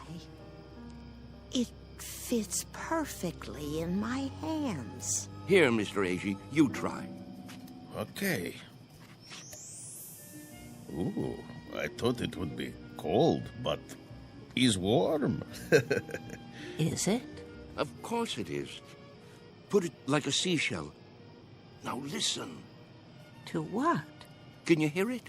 Summer, grass, running and jumping, youth. I hear something. It's telling you to wake up. This is the last chance. Somebody, tell me I'm not crazy. Or if I am crazy, prove it to me. I can't play kick the can alone. Well, I don't know, Charlie. I'm not quite sure, but I think these legs, they might just work. Oh, there's the sprinkler. Yep. Every afternoon at this time. Now we must go in before the spray blows this way. Yes. Sprinklers? I remember sprinklers. We all do, don't we? Hold on. Do you see it? See what? A rainbow. Look at it in the air, above the lawn. Why, I believe I see it. Remember running through the sprinklers on a summer's day? What could be more fun than that? Wait, Charles. What are you going to do? What does it look like? I'm going to do what feels better than anything. Run through the sprinklers and cool off. Somebody hold my shoes.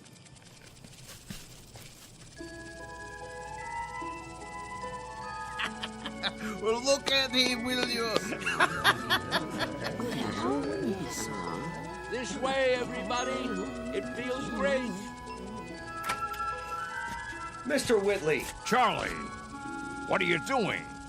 Come on in, the water's fine. Nurse! Nurse! Yes? Help me get him inside. Yes, Doctor. Don't worry about me, I'm having a great time. That's enough. He's soaked. Get him some dry clothing and put him to bed before he comes down with pneumonia. Right away. Ah, you're spoiled sports, that's what you are. I don't need any help. Don't be difficult, Mr. Whitley. Just come along. I'll get you a towel. What are you doing, Ben? Did you call them? It's for your own good, Charlie. You'll only hurt yourself. I thought we were friends. We are. That's why. This way. I'll bring your shoes later. All right, everybody, the party's over. But he wasn't hurting anyone, was he? You see, he's been talking to them. Pretty soon he'll have them believing it. I was afraid of something like this. Yeah, it's like he's gone crazy after all. I'll have him moved to the observation room in the morning. But, Doctor, to be all alone, that'll kill him. If I don't, he'll end up killing himself.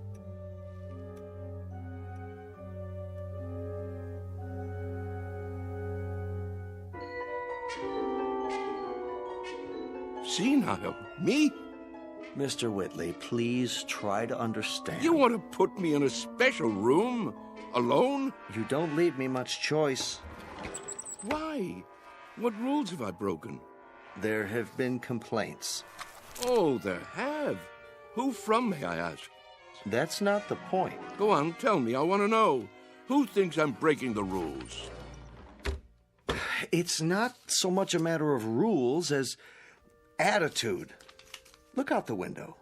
Grass, trees, a park across the street, all very peaceful. The kind of place people come to for rest and relaxation. It's what Sunnyvale is known for. But if things happen that rile them up, disturb their peace, well then, we can't stay in business. You see that, don't you? So the charge is disturbing the peace. And for that, you want to isolate me from my friends. I hope that won't be necessary now. You've got to go out there and show them you're all right. Cut the crazy talk. Learn to fit in. That's not hard, is it? What a choice. To keep that nurse from pawing at my pulse all day, I have to sit like a vegetable, stare into space. Listen, I'm trying to help you. Keep on like that and they'll put you away. I won't have a choice. Use your head. Maybe you're right. There. You see? You're an intelligent man. It's a question of playing the game. Isn't that something we all have to do? Yes, I suppose it is. Good, Mr. Whitley. I knew you'd see it my way. Now, why don't you go up and rest before dinner? Tonight's the bingo game, remember? I remember. Goodbye, Doctor. Goodbye, Mr. Whitley. Anytime you want to talk, feel free. I consider it part of my job.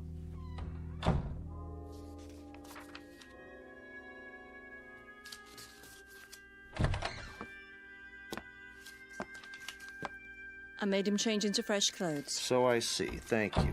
Is he going to be all right? I think so. It must be quite a transition. Remind me of that when it's time, will you, nurse? Time for what? To pack it all in. Personally, I think I'd rather go back to the town where I grew up, instead of rooming with a house full of strangers.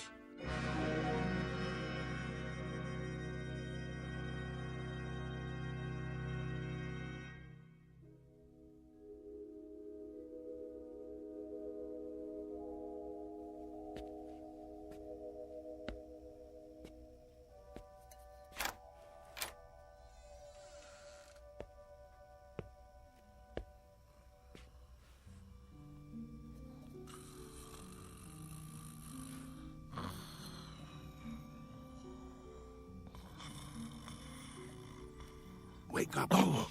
Who? What? Come. Charles, what is it? Shh. Quietly. Come where? We're going to play a game. What do you have there? What does it look like? An empty tin can. We're going to play kick the can now? It's dark outside. It usually is in the middle of the night. Now get your robe and come with me.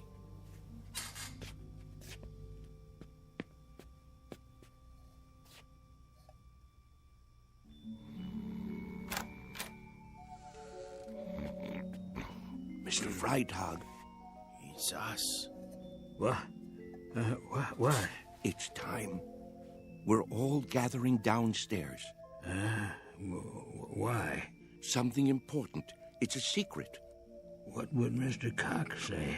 He'd say it was dangerous and foolish. He'd say it was crazy, and maybe it is. Maybe it's necessary to be a little crazy for magic to work. He'd say we'd be acting like children. But isn't that the idea? Only children can play kick the can. Now get the others. Freitag, wake Mrs. Summers. A.G., you get Mrs. Wister and Mrs. Knaus. Let me see, who else? There's Mr. Carlson. Everyone? Everyone. Well, what if they won't come? They've got to. Don't take no for an answer. Hurry. I heard people walking around. Whoa, what's going on here? Mr. Whitley has an idea. Would you like to come too? Hello, Ben. Charles? What are you doing? Go on. Do as I said. Yeah. Right away. I'll see you downstairs.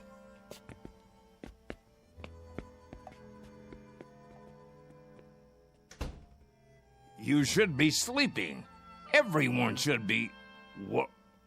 What's that in your hand? No, Charles, you can't. Who says so?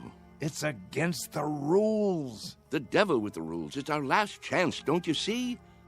Ben, come with us out to the lawn. Me? Yes, you. Ben, we always did everything together. Let's not stop now. Even if you think it's crazy, come out and play. Come to your senses, Charles. You think I'm obsessed? You think I've got hold of one crazy idea and won't let it go? Well, haven't you? Maybe so, but where I have one idea that's strangling me, you have dozens. You're the one obsessed. Oh, nonsense. Is it? You're afraid of death, but you're also afraid of life. You think age gives you the right to stop growing. You've sealed yourself inside your shell, and you're afraid to poke your head out and look around. That's enough. You're afraid of a new idea. You're afraid to look silly, afraid to make mistakes. You've decided you're an old man, and that's what's made you old. I am old, Charles, and so are you.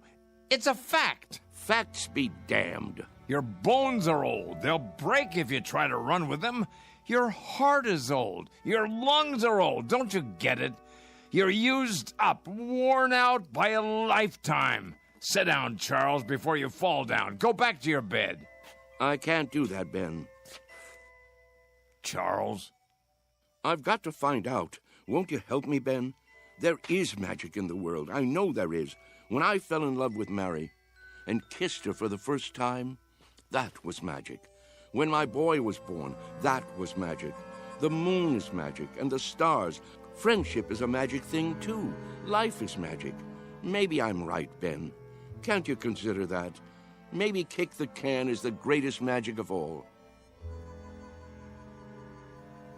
Well, what do you say? There's nothing to say. I just don't know how to get through to you anymore. Then I'll do it alone.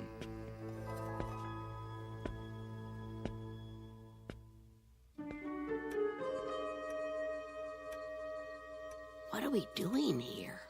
I'll catch my death. Now, you just wait. Mr. Whitley has something in mind. Yeah, something important. But what could it be? Don't you know? Don't you remember? Remember what? How it used to be. How we used to sneak out of the house after dark when the grown-ups weren't looking and the weather was like this. Don't you remember how we used to play kick the can? Everybody played in my neighborhood. A long time ago. A long, long time. Funny. It doesn't seem that long ago to me. I remember. Yes, I think I do too. But we've all grown so old. Are you sure? If these legs would carry me. How do you know they won't until you try? You can't be serious. He isn't serious. But I am. You mean us? Children's games? What about the nurse? She's asleep. If we keep our voices down and open the door carefully, she won't hear us. Go outside? Why not? Are you chicken? Show them the can.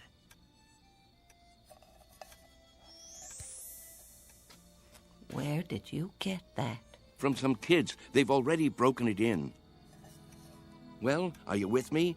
Or do I have to placate the can all by myself? Who remembers the rules?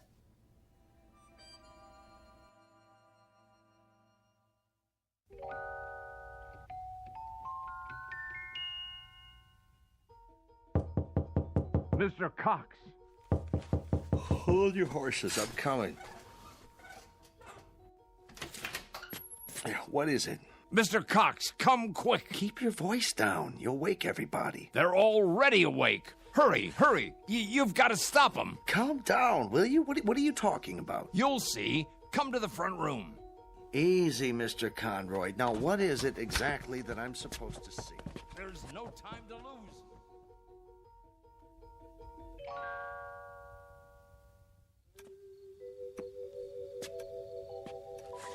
But there's no one here. Why is the door open? Because they've gone outside. Why would they do that? It's like I said, to play kick the can. That was just a crazy idea. Mr. Whitley's forgotten all about it. No, you're wrong. They really mean to play. Calmly, please. You mean now, at this hour? That's right, and it's all because of Charlie. Now I'm really worried about him. What'll happen when it doesn't work? He really believed it, see? That it would make him young. That's not the problem. What worries me is what will happen if he tries to run. He can't take the exertion. None of them can. 5, 10. Where? 15. Look, 20. the front lawn. 25, 30, 35, 40, 45, 50. Come on, I know. Ready or not, here I come. Come on, everybody, let's hide. This is gonna be good. Over here, hurry up. 85, 90, 95, 100. Ready or not? Where are they? Here I come. And what are these kids doing here? I told them to stay away. Look out! Run, Amanda, run! Maybe they're around the other side. I'll go check. Hey, kick the can over to me. Hey, Ben! Look at me! I told you it would work. Charles? Come on, you want to play? No, it can't be. Ben, you better hurry up, or it'll be too late for you. Charles! Yeah, hurry up, or it'll be too late. What is it? Do you see them yet? Gotcha. Is that... Here, you kids, how many times do I have to tell you, go home? Get out No, of my way. wait. What are you doing here this time of night? 1, 2, Charles? 3, you're out. Charlie? Sorry, Ben. I wish you could have believed. I gotta go. Charlie! Hey, kick it over here, over here. Charlie! Take me with you. My turn to kick the Get away and stay away. Mr. Cox, please. That's one over fences, rotten egg. Come on, let's go. I can't climb that. Charlie, wait. Wait! Charlie! Hey, you guys, wait up. We gotta find the others. They can't have gone far. I bet Whitley's taken them down to the orchard. No. Why? Look all you want, Mr. Cox. You won't find them. Wait here.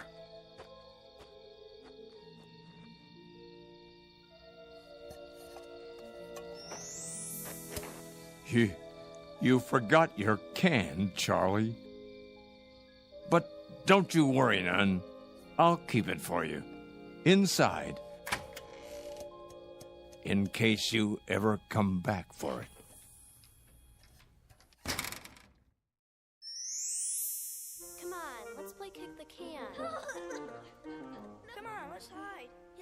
never find me. You can't catch me. I'm too fast. Haha, you missed me. Come on. No, kick it to me. Kick it to me. Gotcha. Yeah, you're in. Ollie, ollie, oxen. Free, free, free.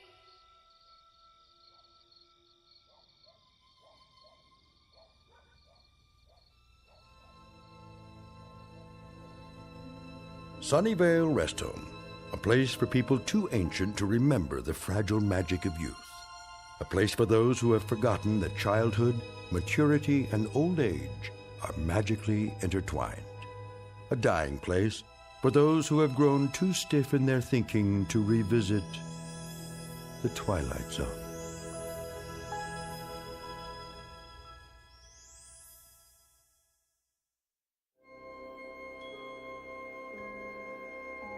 Hi, this is Carl Amari, producer of the Twilight Zone radio dramas. I'd like to take a moment to tell you about our official website at twilightzoneradio.com, where you'll get the latest news and information on these Twilight Zone radio dramas. Plus, at twilightzoneradio.com, you can digitally download 3 free episodes or any of our episodes for only $1.95 each. In this age of ever-changing technology, we've decided to make these episodes instantly available to you by making the Twilight Zone radio dramas a digital download-only series. This means that this series will no longer be offered on CD. The CD collections at our website are now being offered while supplies last at buy one, get one free. So be sure to get your favorites before they're sold out. Be sure to visit us often, and I'll see you in the zone.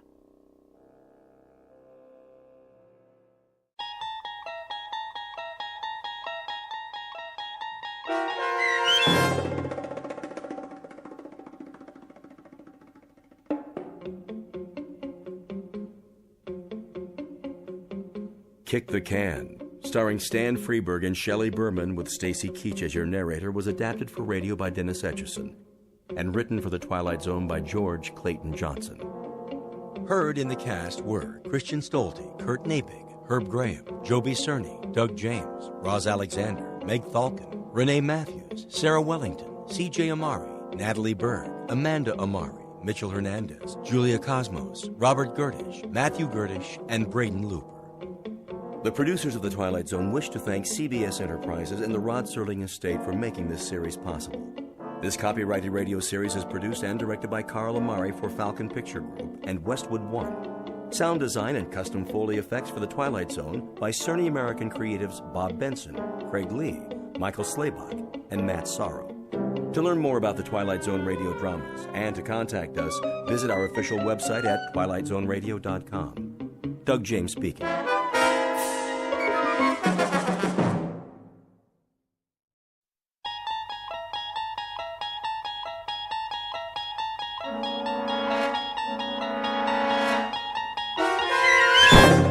You're traveling through another dimension.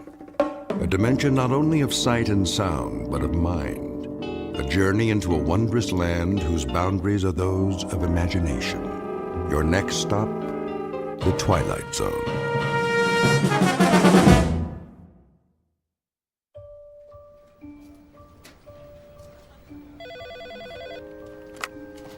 Lady Lynbrook Cosmetics. How may I make your world more beautiful?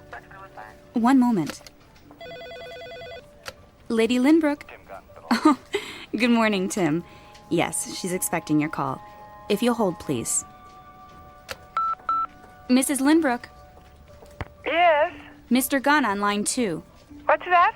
Shall I put him through? Speak up. I can't hear you. The Bravo account. Shall I put... I don't know any Mr. Bravo. It's Mr. Gunn. If you like, I'll... Sally, please. I'm due at the photo shoot. Mr. Munn will have to call back, if that's really his name. Gunn. What? Nothing, Mrs. Lynbrook. Stop muttering, dear. Should I tell Burton to have the car ready? And have Burton bring the car around. Yes, ma'am. He's already parked downstairs. Wayne. Good morning, Miss Richards. I mean, Mr. Benson. She's getting to you? Well, sometimes we do have a little... Failure to communicate. Tell me about it. Last week I locked myself out of the house, had to climb in the window and she couldn't hear the doorbell. Vanity, all is vanity. Whoever said that got it right. Anyway, the limo's at the curb. Burton's waiting for her call, like a good dog. She won't use the cell phone. Why not? She's convinced there's something wrong with it. Don't worry, Sally. I won't let her take the company down with her. I'll tell her you're here. Oh, that's all right. Let me surprise her.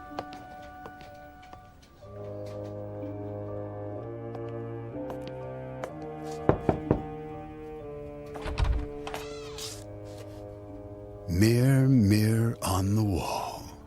Who? Gotcha. Wayne, darling, I didn't hear you come in. If I were a snake, I would have bitten you. Well, you shouldn't sneak up on me like that. I haven't finished my makeup. Be a dear and hand me the hairspray. You know they have makeup people at the shoot. What? I said you're beautiful as always. I have to be, in case my handsome husband drops by. Oh, afraid I'll divorce you if your lipstick's on crooked? Something wrong with my lipstick? We need to talk. Did you say something? My point exactly. Rose, I've been thinking. I have an idea. What would you say to a romantic weekend? Just the two of us. It's about the business. Of course, our first anniversary isn't till Valentine's Day, but we could get a head start. Actually, that's not a bad idea. The cabin in the mountains. I could join you later. Later? I don't understand. Not very long. A few days and... And what would I do in the meantime? A chance to rest. Clear your head. You work so hard. Who would run things here? Well, I could take the reins, temporarily, of course. But I enjoy my work. Now, don't be stubborn. It's for your own good. You think I can't handle it anymore? Just because this building has such dreadful acoustics. It's not the building. Admit it. If you weren't so... vain. That's not what I said. I've told you, I will not wear hearing aids. It has nothing to do with vanity. They hurt my ears. They distort everything. I wouldn't understand a word anyone says. All the more reason to take some time off. You'll see. You'll be able to run the business more efficiently, more profitably. I've done quite well until now, thank you. I think you hear what you want to hear. Whenever the word business comes up. My business, Wayne. The one I built from the ground up long before you came along. You are the most stubborn woman I've ever met. I only want what's best for you. You know that, don't you, darling? A company based on beauty, not on what a person can or can't hear.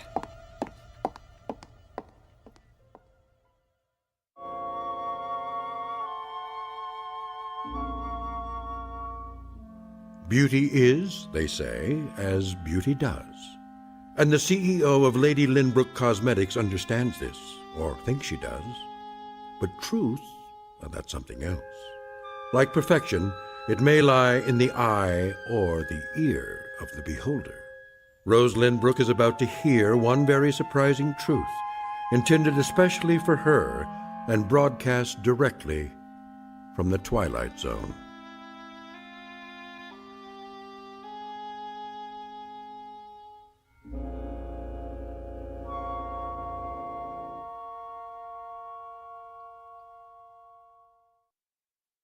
And now, The Twilight Zone, and our story, Now You Hear It, Now You Don't, starring Dee Wallace, with Stacy Keach as your narrator.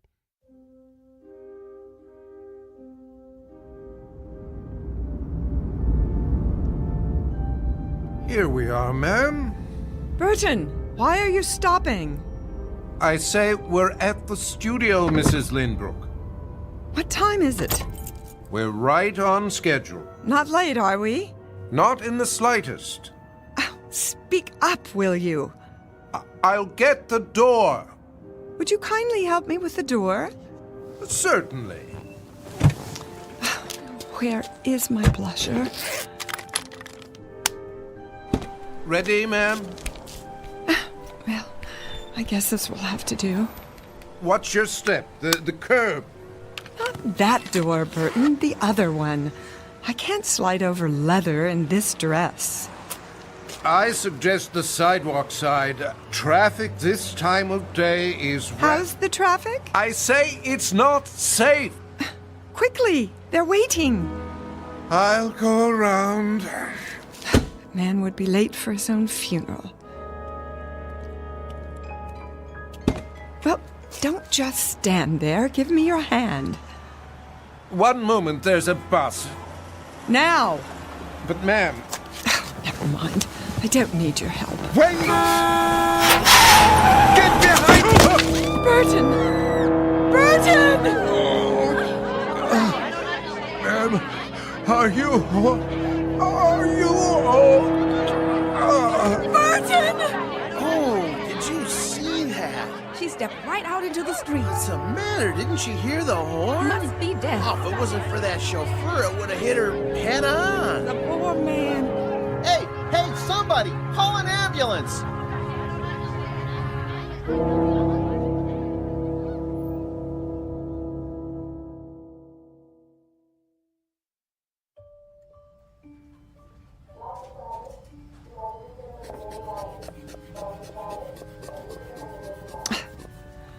Will you stop fussing? I'm rechecking your blood pressure. This dress is ruined. I consider it a small price to pay. I want to go home. Not so fast.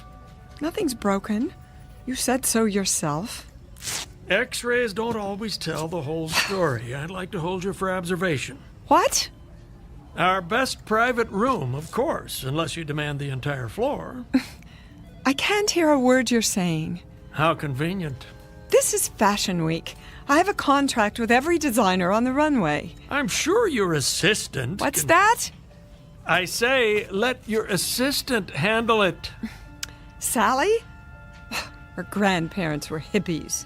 Rose, how long have we known each other? What are you going on about? More years than either of us cares to remember. And at that time, I've seen you through, let's say, the vicissitudes of a life well lived. From the occasional nip and tuck to brow lifts, chemical peels, injections from the endangered species list. I've done everything you asked. You should. I pay you enough. But I've never lied to you. The issue is no longer appearance.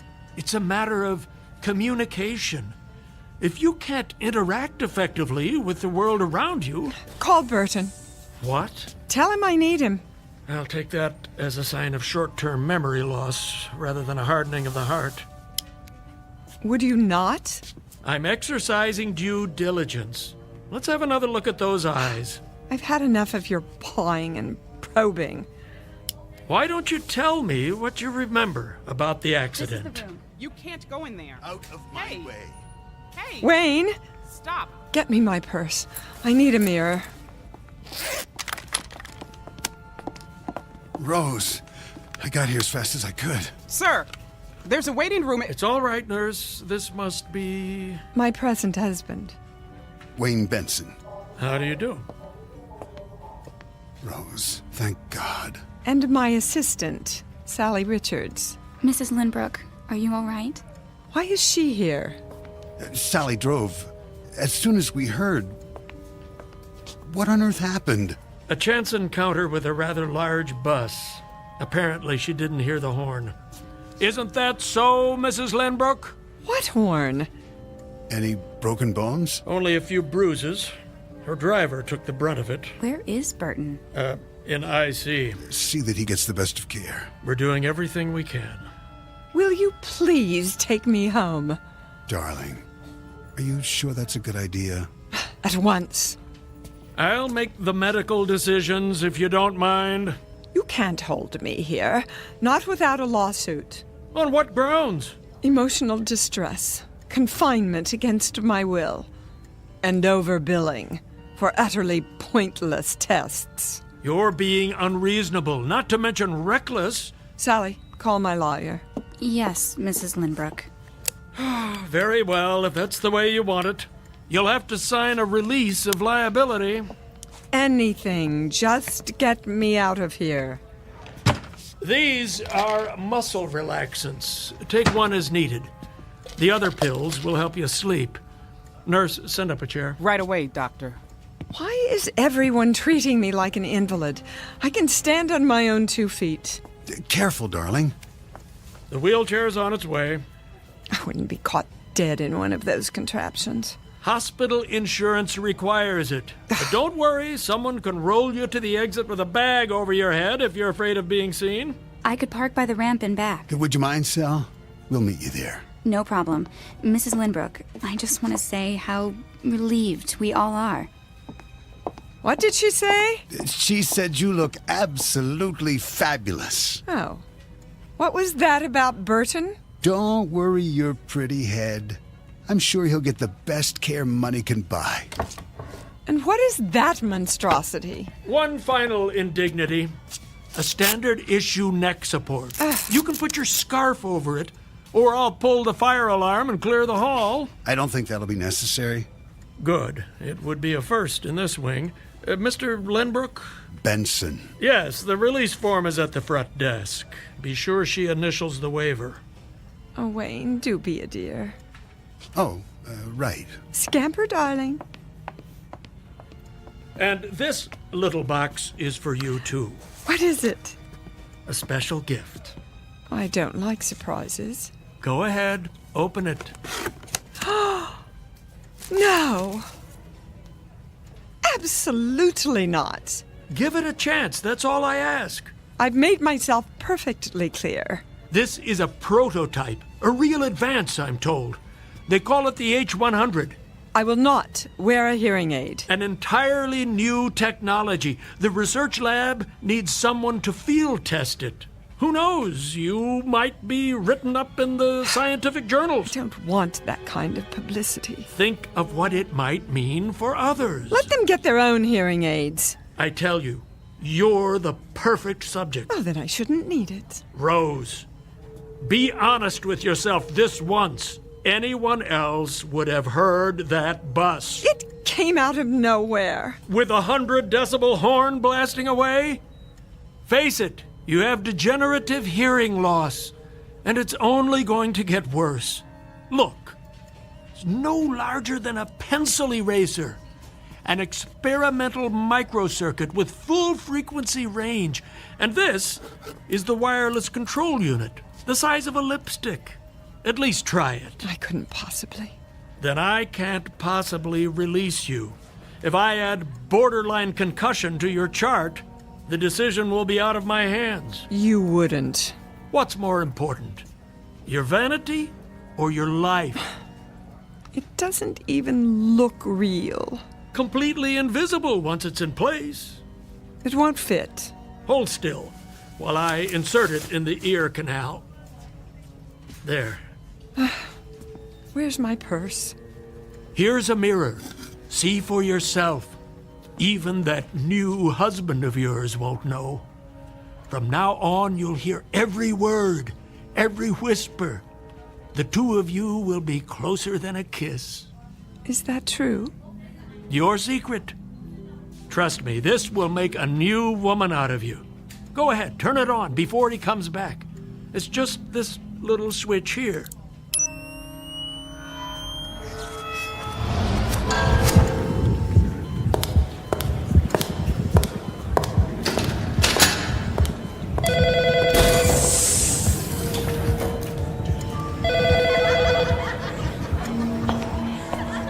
Where does she sign?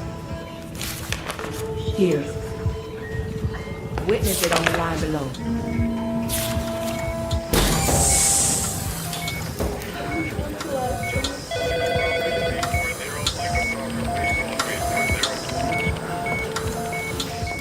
Well? It's too much. All that you've been missing. Welcome back. May take some getting used to. Here's the wheelchair, Doctor. Very good. I have the papers. Use my pen.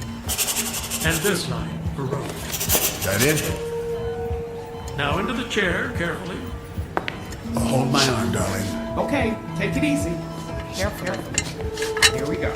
Thanks. I'll take it from here. That's all right. It's part of my job. Get some sleep, Rose. I'll stop by and see how you're doing.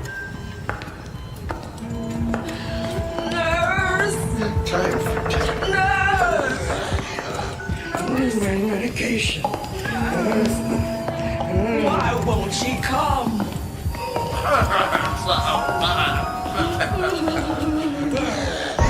No one came to visit. Stop! It's just down the hall, Mrs. Lindbrook. The rear entrance, darling. Don't you hear that? Hear what? It's too much, I tell you. Hang on, we're almost there. Help! Help! Mrs. Lindbrook. Who's that? I don't hear anything.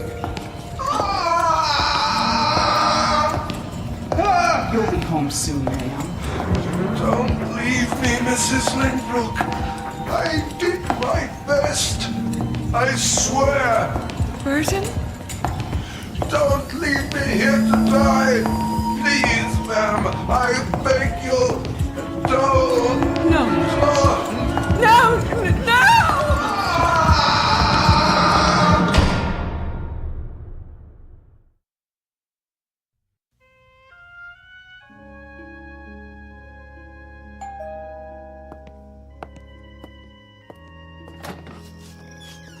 Oh, Doc. I told Rose I'd stop by. You didn't need to do that. How is she? About the same. Up and around yet? She doesn't do well out of bed. No? Still pretty shook up. The pills don't help? Not much. Do you have anything stronger? I don't know if that's wise. Drink? Oh, you go ahead. I've tried to keep the pressure off, but without the business to worry about, well, she's lost. Really? I guess it's all she knows. She just can't cut it anymore. She doesn't even want to try. That doesn't sound like the Rose I know. The accident really did a number on her. She needs more downtime. It's possible, I suppose. Or maybe she's had too much. I'm thinking of moving her to a place in the country until she gets her strength back. Oh, I don't know about that. There's nothing wrong with her body. Of course, if it's emotional, I could refer her to a specialist. A shrink? She wouldn't hear of it. Well, then let's try this. A couple of days a week back in her old office, for starters. She's not ready. She can sign letters, make some calls the way she used to. See how it goes. Not a good idea, Doc. Well, it might do her a world of good. I couldn't allow it. Allow? Well, she hasn't been declared incompetent yet. No, but that's... Let me have a look at her. This isn't a good time. Well, she's awake, isn't she? I'll check. Don't trouble yourself. I think I remember the way. First door at the top of the stairs, isn't it?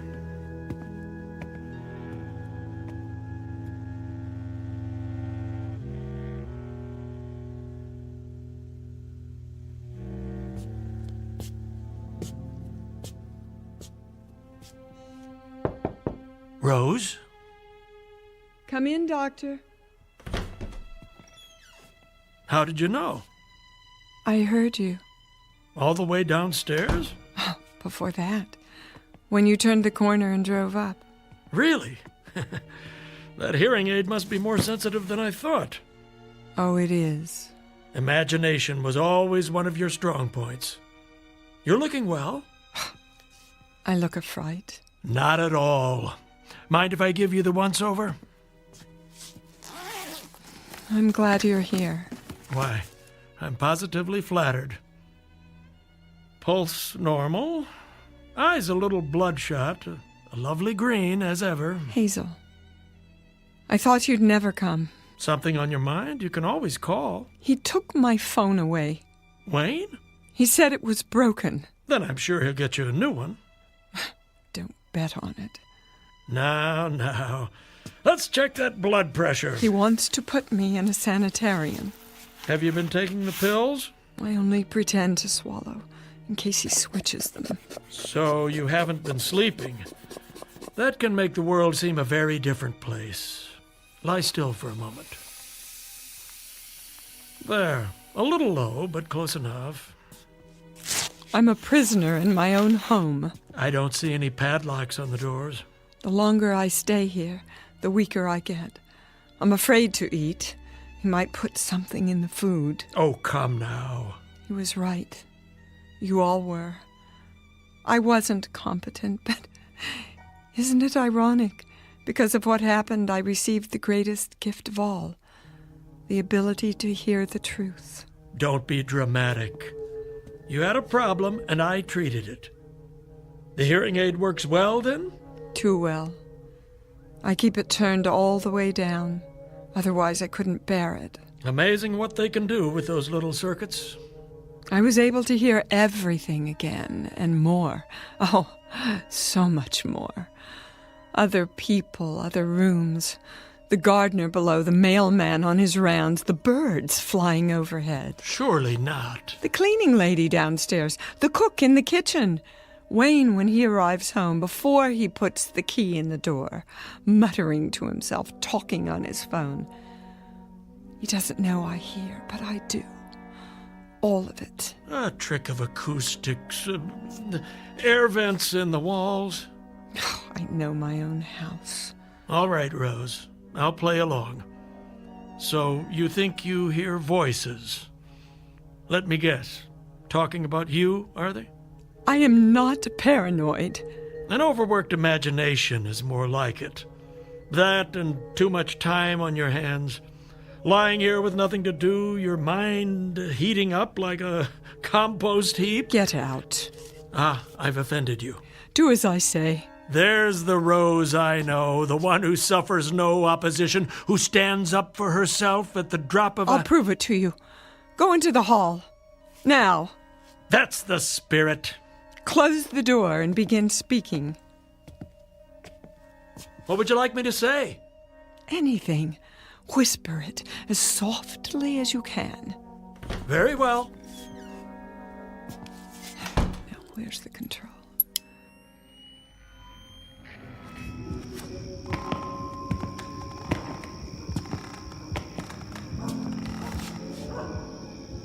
Testing 1, 2, 3.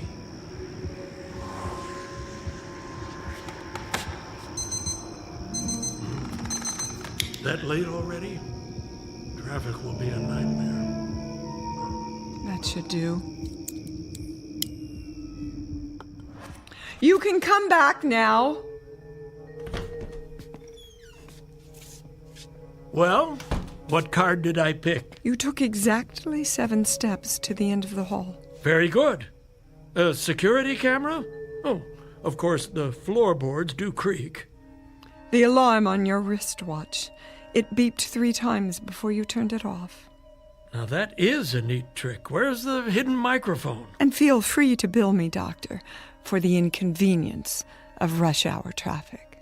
How did you know that? You spoke it under your breath. Did I? Yes, I must have. Either that or... I'd have to conclude your little hearing aid picks up people's thoughts. And I'm afraid I don't believe in magic. Believe what you like. Occam's razor is good enough for me. A scientific principle I learned in medical school. It says, begin with the simplest explanation. Anything else is merely spinning our wheels. I know what I hear. Do you? I'm nobody's fool. No, you're not. You're a stubborn, hard-headed businesswoman. One who learned how to think for herself. I had a good teacher. That you did. Your first husband, Jake, rest his soul. I remember when he founded the company. And you, listen to me, you had the courage to take it to the next level. By thinking pragmatically, not by worrying over imaginary enemies. Yes, I did that, didn't I? On my own, using the tools he gave me. So if I have to deal with this on my own... But you're not alone. Do you know how lucky you are? There's a man downstairs who only wants what's best for you. He'd do anything to make you happy. But I heard him talking to that girl, hatching some sort of plan. Snap out of it. No one's trying to hurt you. Can't you see what's happened? You suffered a shock and a delayed reaction, what they call post-traumatic stress. And now your thoughts are trapped in a tape loop, playing the fear over and over again. That's not something you're used to, is it? Learning to rely on others. Learning to trust yourself again. No. Wake up, Rose. You are not a victim. Never have been and never will be. It's time to start thinking again about what's best for you, for the business. You make it sound so easy. What do people do when they fall off a horse, You know the answer as well as I do. Get right back in the game. But first things first, start with some real rest. Sleep that knits up the raveled sleeve of care. But I do hear things. So you told me. You know what that is? Your own insecurities talking. Not hard to understand, considering that you've been running on empty. I'm going to give you an injection, and tomorrow everything will seem 100 times clearer. I promise. I wish I could believe you. Give me your arm. There. I'll schedule you for a physical in a couple of days. Afterwards, you might want to stop by the Lynbrook building. I bet they've missed you. They should. I am Lady Lynbrook. Hold that thought, Rose. Never, ever forget who you are. Doctor? Yes? I meant to ask you about Burton. Your driver? Nobody's told me anything. But I know he has family. I want to continue his salary with full benefits. That would be very decent of you. His injuries must have been quite serious. I heard him, you know. When? On my way out of the hospital. He was in the last room at the end of the hall in severe pain. I told the nurse, but she acted as if she didn't know what I was talking about. You really should do something about your health.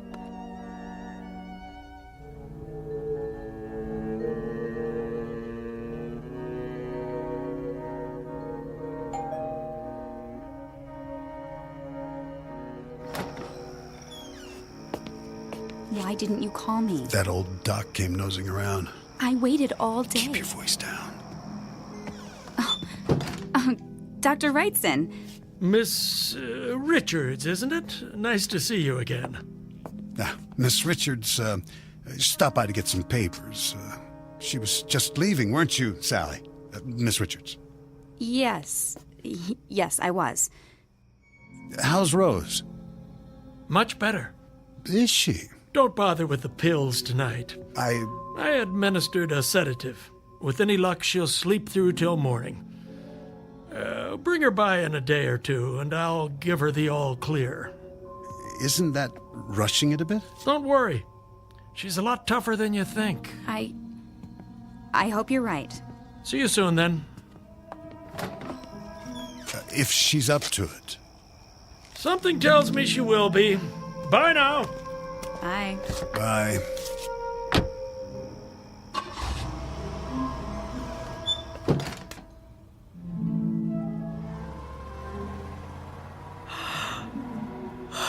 Goodbye, Doctor. Is that Sally? Why is she here? What are they saying? He's on to us. Relax. I can't take much more of this weight. It won't be long. When? At the cabin in the mountains. Tonight. Doctor, come back. I was right. I need you now.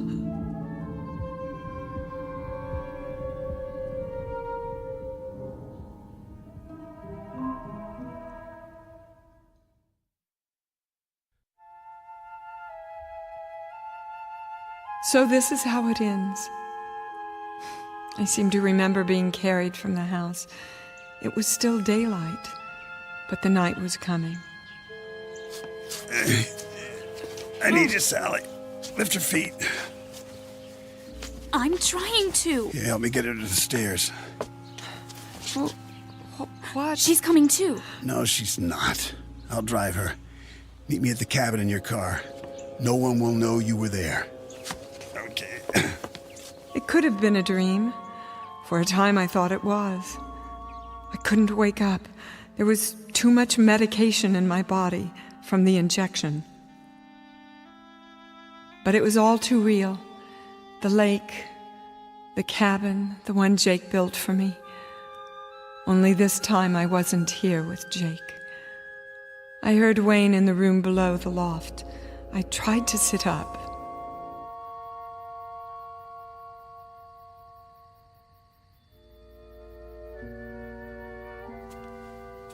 Easy, Mrs. Lindbrook. Sally? Go back to sleep. Where am I? In bed. Where else? What? I said, go back to sleep. Now. I found some firewood. She keeps drifting in and out. Wayne, I want to go home. Sure, my love. As soon as you get your rest. It doesn't matter what we say. She can't hear. Can she? Not a word. Why are you doing this? I don't understand. No, don't worry, you will. How long is this going to take? I have to make it look right. She was feeling better. She wanted to go to the mountains. Why not? Then at some point the excitement got to her and she stopped breathing. How are you going to accomplish that? A simple pillow over the face. No marks. And the only drug in her system will be what the doctor gave her. Who knows? Maybe it was too much for someone her age. And we're so far out in the country. It'll take the ambulance forever to get here. What a shame. No. Isn't that so, darling?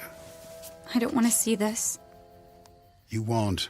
It'll happen in the middle of the night. By then you'll be back at your apartment in the city. Why don't I just leave now? And miss the festivities? I brought champagne to toast your new job. I'm going to start a fire. It's freezing in here. Wayne? Shh. Now, Rosie, you need your strength if you want to make it through the night. Please. Save your breath. Save your breath. That's right. Close your mouth, or I'll do it for you. Eventually, the medication started to wear off. I heard them downstairs by the fire. They thought I was still asleep. I could barely walk. My legs were too weak. Even if I could, there was no place to go. The lake on one side, the mountains on the other. I didn't need to turn on the hearing aid. I knew what they were doing. They were celebrating. When I was a little girl, I used to play hide and seek. We covered our eyes and put our fingers in our ears while one of us hid in a secret place. I was very, very good at that. No one ever found me. So tonight I would have to be it again. Except that this time there was no place to hide. Even climbing out of bed took all the strength I had. There was no way out, only the window, and it was too high for me to jump. But I knew the cabin well. I had designed it myself with Jake. A rustic dresser, a cedar chest, a small closet with a concealed wall safe.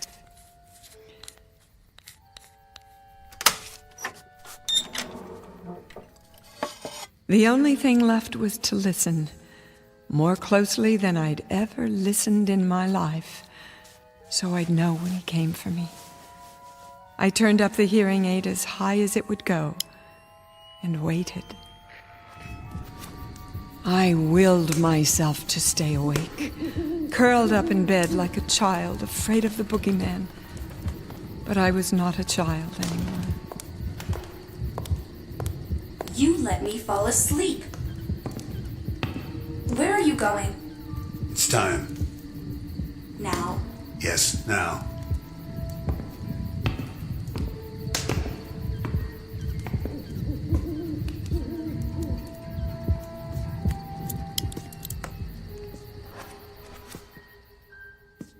coming to get you, Rosie. Where are you? Gotcha. Stop right there. You're supposed to be asleep. I said, don't come any closer. I only came to kiss you goodnight. Not another step. What have you got there? A .38 caliber Smith & Wesson. What does it look like? Careful now. You might hurt yourself. Stand back. Where did you get it? My first husband kept it in the safe. Ah, you didn't know about that, did you? Rose. I remembered the combination. Put the gun down. One of the things he left me. Come on. The tools I needed to survive. Come on. Give it to me. I'm warning you! What did you do that for? Stay down! You don't get it. Don't make me shoot again. It was nothing personal. Just business. Business? You pathetic man. I am the business. My name is Rose Lynbrook.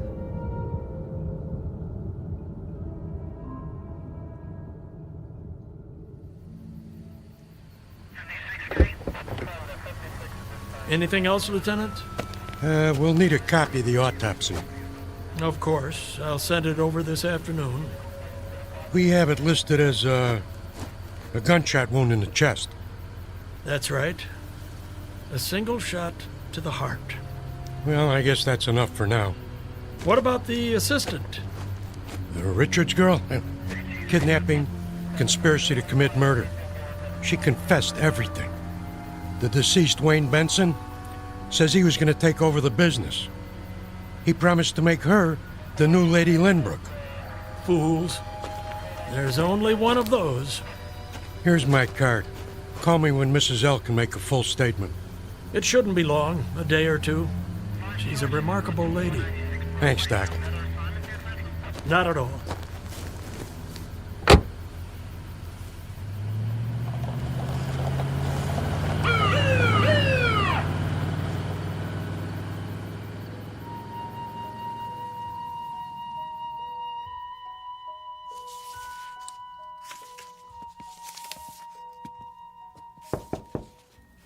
Yes, nurse.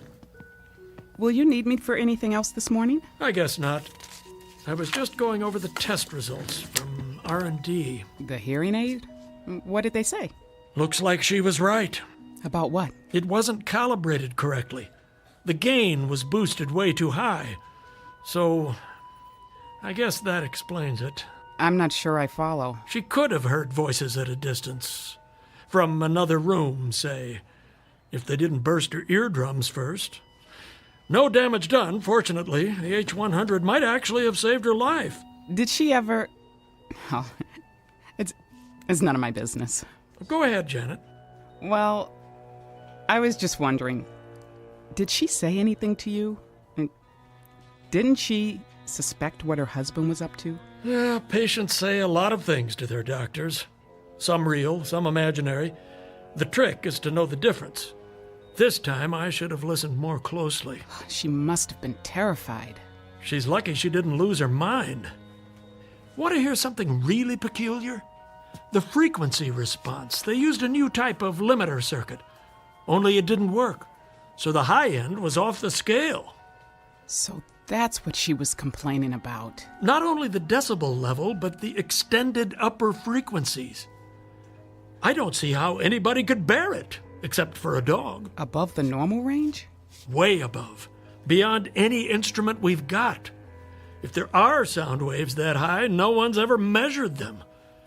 I'm surprised it didn't drive her insane. But sounds like that, where would they come from? Don't ask me. Some other place. One we don't know anything about. I'm just spinning my wheels. It is strange, though. Yes, it is, because she swears she heard some very odd things. She believes she had a conversation with her husband, Wayne, for example, after she shot him. Of course, that's impossible.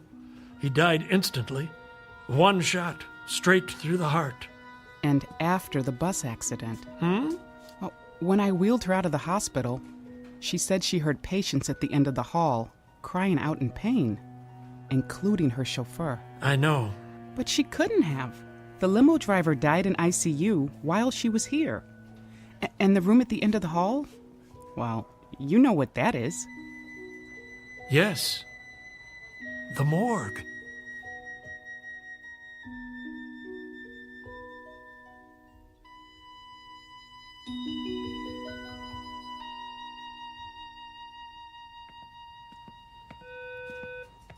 Paging Dr. Statement. Dr. Statement, please. Hey there, Janet. Hi, Mimi. Going to lunch? I'll meet you in the cafeteria, right after I drop this off. Okay, great.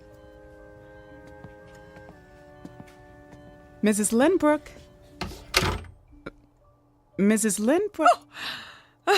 Sorry. How are you feeling? What? I brought your hearing aid back, just as you asked. It should work perfectly now. They've recalibrated it. Here, let me fit it in your ear. I can do it myself. If you like.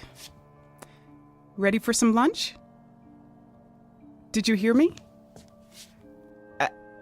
I said, are you ready for some lunch? Oh, stop fussing. I have what I need now. Well, if you need anything else, just buzz the nurse's station. Doctor will be by in a while. Till then, I'll leave you alone so you can rest.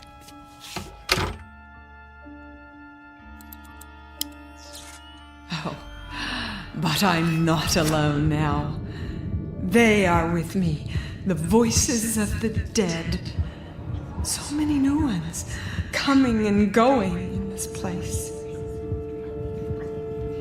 I have to listen very, very closely. And one day, perhaps, just perhaps, I'll hear all of their secrets, all the things they have to share with me. Jake, are you here? Speak to me, my love. If you're with me, speak now. I'll be able to hear. Where are you? Jake? Jake!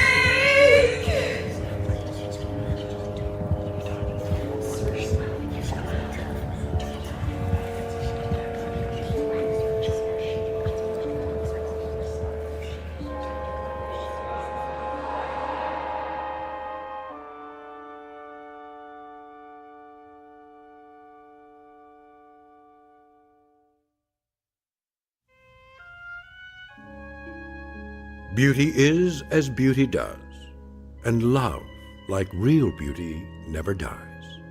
Here or in the Twilight Zone.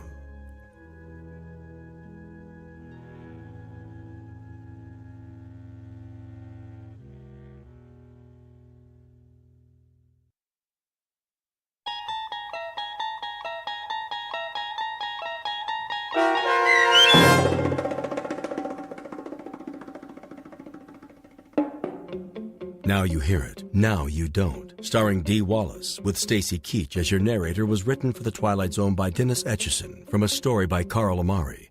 Heard in the cast were Norm Woodell, Rob Riley, Jim McCants, Jennifer Joy, Sia Moody, Mimi Ayers, Joby Cerny, and Alex Sopner. The producers of The Twilight Zone wish to thank CBS Enterprises and the Rod Serling Estate for making this series possible. This copyrighted radio series is produced by Carl Amari and directed by Joby Cerny for Falcon Picture Group. Sound design, custom Foley effects, recording, and editing are done in the Cerny American Sound to Picture Theater by sound designers Craig Lee, Bob Benson, Todd Beyer, and Tim Cerny.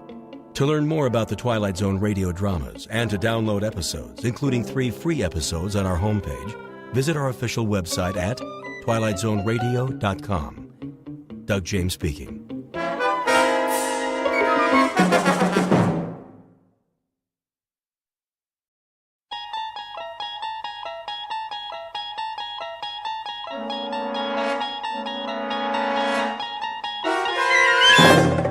You're traveling through another dimension, a dimension not only of sight and sound, but of mind. A journey into a wondrous land whose boundaries are that of imagination. That's the signpost up ahead. Your next stop, the Twilight Zone.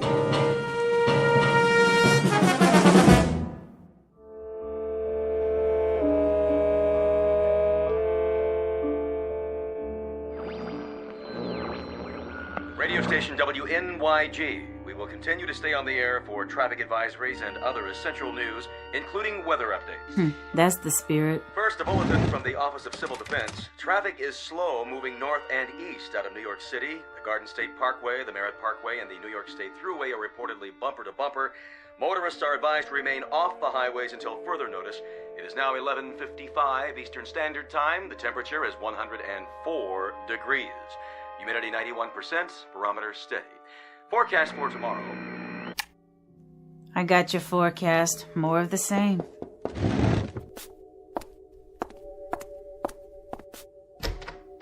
Oh, hey, Miss Bronson. I hope you don't mind, Norma. Not in the least. Come on in. I can't stay. Of course you can. I always like it in your apartment. It's so much cooler. All I have is an old air conditioner and one little fan. That's more than I can say. Well, they don't do much, believe me. Go ahead and leave the door open. We need the circulation. You're painting another picture. Just something to pass the time. Oh, no, you're a real artist. I love the colors. Have you sold any lately? Nobody needs art these days, Miss Bronson. Not with all that's happening. Would you like a drink of water? I couldn't. There's a bottle in the fridge. But you need that for yourself. Nonsense. The repairman's trying to fix my refrigerator. You found a repairman? How'd you do that? It wasn't easy. Betty Ayers has a friend in the appliance business. She gave me his home number. It took him hours to get here. Well, at least he made it. It shouldn't take long to fix. If he can do anything with my old machine. I've heard there's a run on spare parts. I can understand why. In any event, I don't want to get in his way. Then you wait here with me. You sure you don't mind? I'll get the glasses and we'll both have some water. Ice water? Well, almost. At least it's cool. You must be parched. You're very kind. Don't be silly.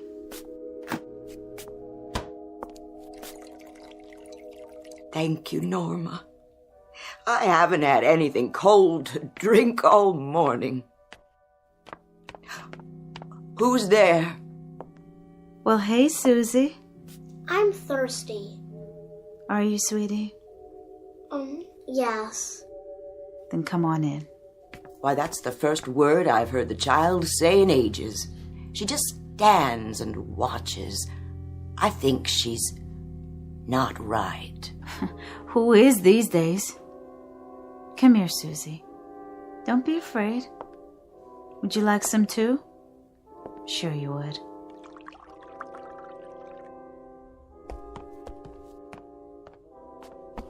Susie? Don't take the lady's water. Oh, it's all right, Miss Schuster. I've got plenty. Nobody has plenty. Mrs. Bronson, is that you in there? We're leaving now. Did you get gas? Yeah, I got 12 gallons. I figured it'd at least take us to Buffalo. You're carrying everything with you? Yeah, just what we can fit in these suitcases. Where are you going? We're trying to get to Toronto. My husband has a cousin there. I'm not sure that's wise. The highways are still packed, bumper to bumper, the radio says. Even with the gas shortage and everything. I know that, but we gotta try anyway. Look, we wanted to say goodbye. We've enjoyed living here, Mrs. Bronson. You've been real kind. Let's go, honey. Susie? Finish your water. There. Bye now, Susie. Bye. You be good. And have a safe trip. Good luck.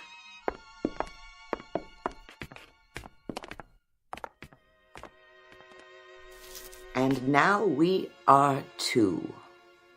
They were the last? The last. The building's empty, except for you and me. What happens now? I don't know.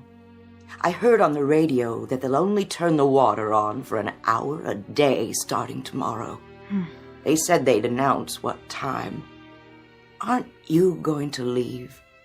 No, of course not. You'll stay here and paint your pictures no matter what, won't you? For a while, I suppose. I'm not sure what I'll do later. Like this new one, with all the colors. What is it? Can't you tell? Well, it does look like... It's the sun, Miss Bronson, the sun. Oh, my dear. Why do you keep painting that? I can't help it. But I keep getting this crazy thought, Miss Bronson. This crazy thought that I'll wake up and none of this will have happened. I'll wake up in a cool bed and it'll be night outside. Wouldn't that be lovely? And there'll be a wind. Yes. And branches rustling. Shadows on the sidewalk. A moon. Oh, Norma. Traffic noises outside instead of all this nothing. Automobiles, garbage cans, milk bottles, voices, anything. Isn't it odd? Isn't it odd the things we take for granted while we had them? There was a scientist on the radio this morning. He said that it would get a lot hotter. More each day now that we're moving so close to the sun. And that's why we're...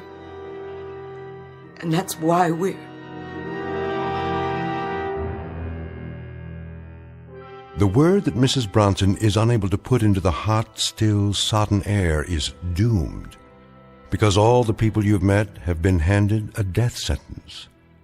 1 month ago, the Earth suddenly, inexplicably, almost capriciously, changed its elliptical orbit, and in doing so began to follow a path which gradually, moment by moment, day by day, took it closer to the sun. It is 12 o'clock, but the 12 is midnight. There is no more darkness, no more night. And all the little luxuries like air conditioning, refrigerators, the insignificant devices we use to stir the air are now no longer luxuries. They happen to be pitiful and panicky keys to survival. The time is any time. The place is New York City. And this is the eve of the end. Outside, a city has emptied itself of its inhabitants. They have trekked north toward Canada in a hopeless race against a sun which has already begun to overtake them. This is a world of heat, a brilliant white orb that draws closer with every tick of the clock.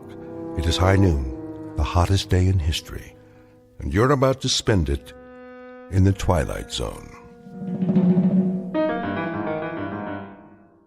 And now, The Twilight Zone and our story, Midnight Sun, starring Kim Fields, with Stacy Keach as your narrator.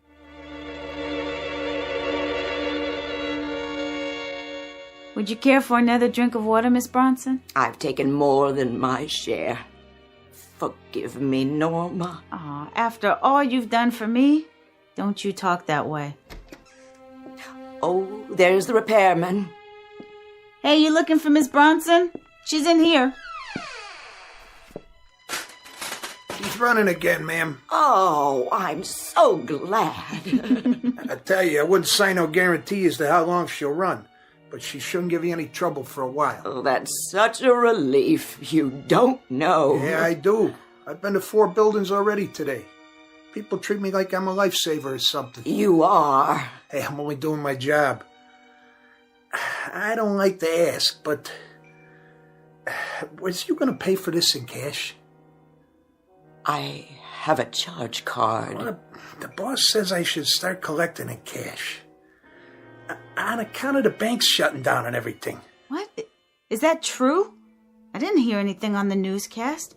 I know they cut back their hours. Yes, ma'am. Most branches don't open at all anymore. And cash machines? Forget it. The gangs are hauling those away right and left. It's a cash business nowadays. So, we've been working around the clock. Have you? Refrigerators breaking down every minute and a half. Everybody and his brother trying to make ice.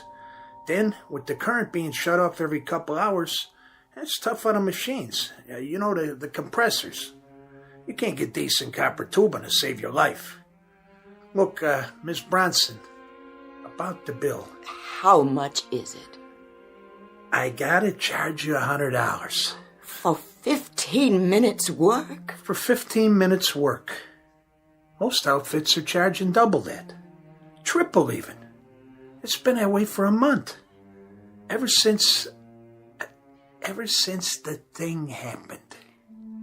I don't have any money left, but... What are you doing? This ring is gold. Don't, Miss Bronson. It's worth a lot more than $100. It's priceless. Put it away. Go ahead, charge it. I ain't taking a lady's wedding ring. Goodbye, Miss Bronson. Good luck to the both of yous. Thank you. I'm in no hurry to get back out there, let me tell you. Look at that sky. I don't think I ever saw a white sky before. Is that what it is now? White? I'm gonna try to get my family out tonight. Drive north, Canada if we can make it. They say it's cooler there. Not that it makes that much difference, but just kind of prolonging it. Everybody rushing to fix their refrigerators and air conditioners. It's like somebody drowning in the ocean and trying to get hold of, I don't know, a piece of seaweed. I'm sorry. I didn't know what else to do, so I called you. It's nuts. Just prolonging it, that's all. Lordy, it's hot. How do you paint a white sky, Norma? You can't. Not really. Just layer on a lot of paint with a palette knife, swirl it around, mix with some yellow and magnesium, maybe cobalt blue highlights. I'm running out of all of them. I think I got one tube left of each. Then what will you do? Paint the things I used to paint, I suppose. I'd much rather do that anyway. If I can remember. That kind of white you're talking about. It's a color that's not supposed to be. That's what I think. It's not the same as you see in flowers, in things that are alive. I know. It's actually no color. The complete absence, at least on the canvas. With light, it's different. Then it's all the colors of the rainbow, but as if they're on fire. So bright you can't tell them apart. Like outside. Don't open the curtain. I'd just as soon not know. I just want to see what it's like now. Before I go out. Oh, no. Please don't. Just to the store. Yeah, I have to. Before things get any worse. What are they saying on the radio? I'll check. Ladies and gentlemen, this is WNYG. Please remain off the highways until further. You hear that, Norma? And now the weather forecast from the Director of Meteorology. The forecast for tomorrow is... The forecast for tomorrow... Sounds like he's losing it too. Well, just... What did you think? Hot. What is he talking about? I don't care. Who are they kidding with this stuff? Ladies and gentlemen, tomorrow you're going to be able to fry eggs on the sidewalk. Heat up soup in the ocean and get yourself the sunburn of your life just by standing still in the shade. Turn it off. Wait, I want to hear this. What? Stop it! You're going to cause people to panic. What do you mean, don't panic? Who's left to panic? Ladies and gentlemen, I'm told that my departing from the script might panic you. But my name's not Orson Welles, and this isn't an invasion from Mars or some such. That's it. I'm pulling the plug. Don't you try it. Excuse me, ladies and gentlemen, boys and girls, but it's my contention that there aren't 12 of you left in the city who are listening to me anyway. So I'm starting a special contest right now. Anyone within the sound of my voice can tear off a box top. Oh, no. Make that the top of their thermometer. Mail it to me. I'll send them my own specially devised booklet on how to stay warm when the sun is out at midnight. Now, maybe I can find a couple of commercials with real pizzazz for you. How about an ice cold beer? Wouldn't that taste just great right now? Let me alone. Fool, stop it! Just, do you hear me? Let me alone. Come on! I said let go. You see, honey, you're not the only person who's frightened. What about you? How much longer can you go on? As long as I can. There isn't much choice, is there? So you can keep painting your pictures. I don't know that I care about that now. But you should. They're a record of how it was. I suppose. But there's no assurance that anyone will be around to see them, is there? Then why do you still paint? Because I always have. It's the one thing I can do. Even if it doesn't matter to anyone else. I don't know how you keep going. I really don't. Neither do I, Miss Bronson. Neither do I.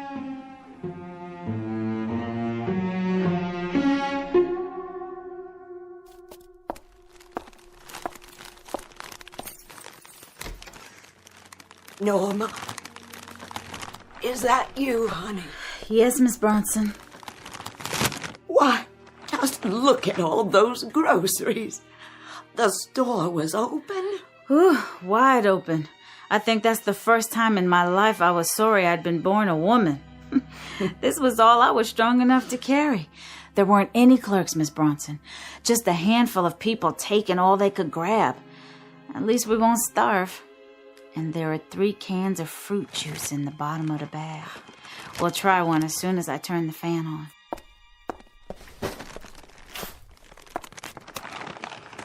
Fruit juice? Oh, Norma, do you think we could open one now? Of course we can open one now. Where's your can opener? In the other drawer. Go ahead while I put the food away. May I? I can do it for you. No, let me. Oh, I'm terribly sorry. I'm acting like an animal, aren't I? Like a frightened woman, that's all. You should have seen me in the store, Miss Bronson, running down the aisles. I mean running. This way and that way, knocking things over, grabbing and throwing away, and then grabbing again. It was that bad. And at that, I think I was the calmest person in the store. One woman just stood in the center of the room and cried. Cried like a baby. Kept pleading for someone to help her. Go ahead. It's grapefruit juice. I can't just live off you, Norma. You'll need this yourself. We're going to have to start living off each other, Miss Bronson. Here's looking at you. Well then, here's looking at you too.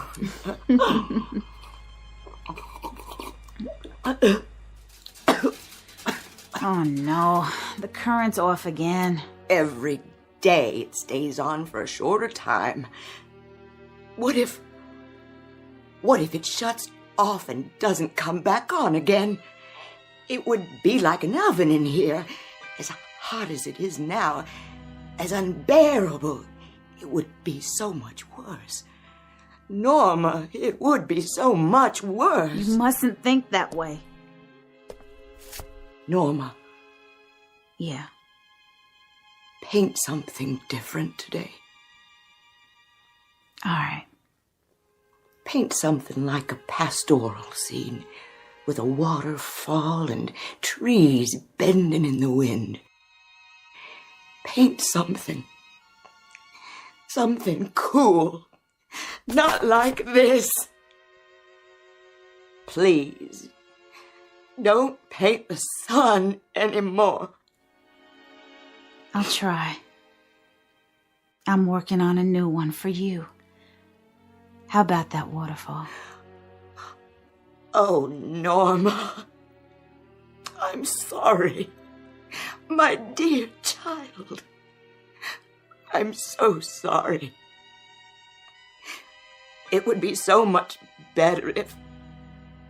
If what? If I were to die.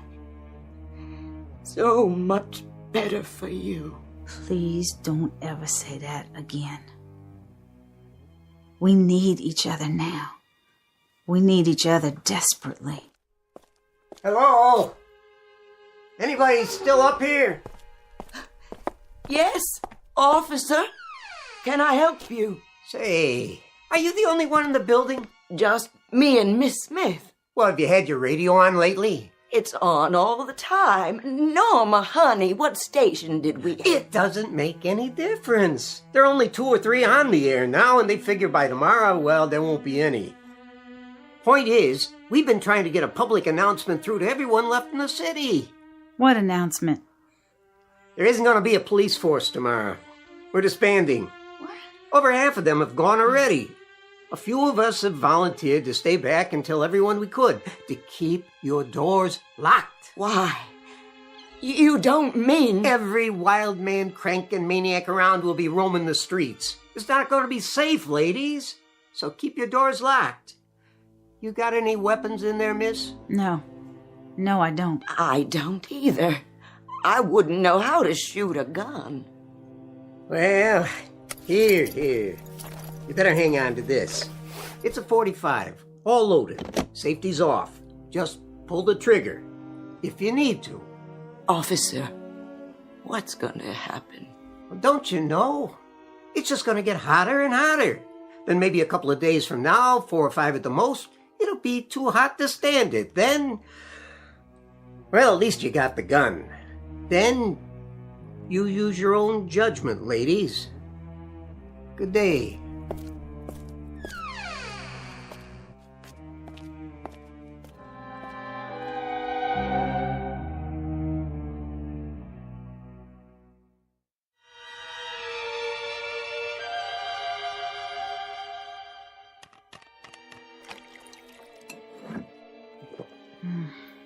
Warm.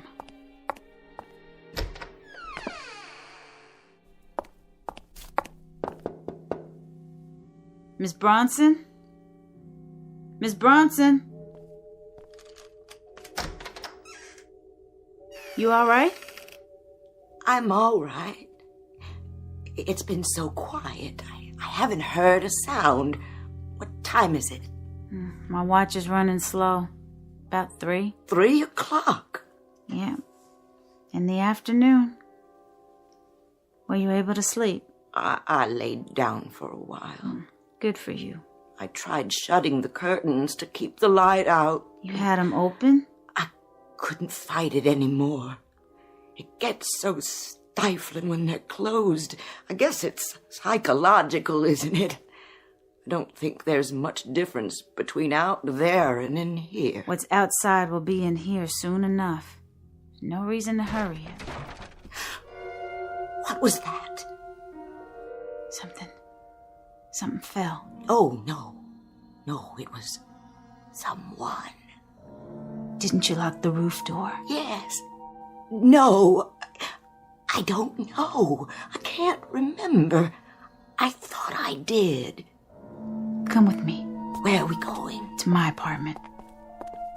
They might not bother with this floor. They might see all the empty apartments and think everyone has moved out already. Now, Miss Bronson. Norma. Shh. What are we going to do? Hey. Who's in there? Somebody in there? What should we do? Don't make a sound. Come on out, Tootsie. I know you're in there. Come out and be friendly. Hurry it up, I ain't got all day. You come out, or I'm coming in. Did you hear that? I heard something. That was a gun.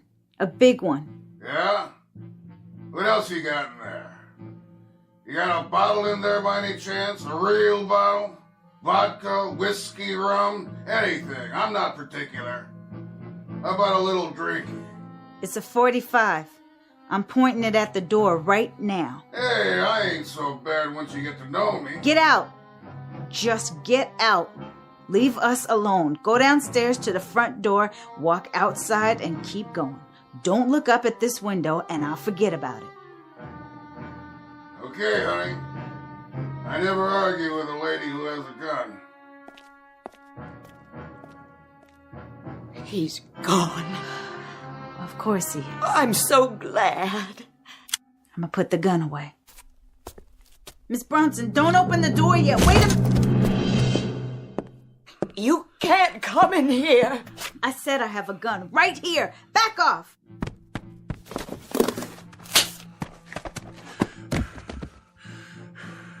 Crazy dames. It's too hot to play games. Much too hot. You got that drink now? No. Sure you do. I got the gun, see? So I'm asking you one more time, real polite like. You can make it easy on yourself or not. Don't make no difference to me. There's water in the fridge. You might have just said the magic word. It ain't cold. It's all I got. It's all she has. It'll do.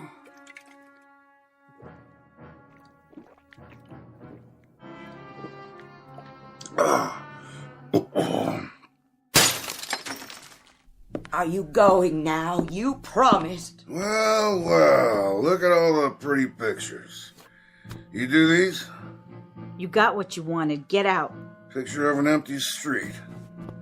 I know where that is. Right outside. And a big sun in the sky, and every one. But you're good. You paint real good. My wife used to paint. Please leave us alone. We didn't do you any harm. Please. Do you want to talk about her? Who? Your wife. If you want to talk, I'll listen. My wife. She was having our baby. We waited a long time. She was in the hospital, and then this business with the weather happened. Everything went bad. Would you mind putting the gun down? She was so fragile. The baby. Just a little thing. She had the tiniest little fingernails you ever saw. And her ears reminded me of seashells. I bet she was beautiful. She was. She couldn't take the heat, though. They tried to keep her cool, but then the air went out in the hospital and she couldn't take the heat. Baby didn't live more than an hour, and then she followed her. I'm terribly sorry. I don't know what I'm telling you this for.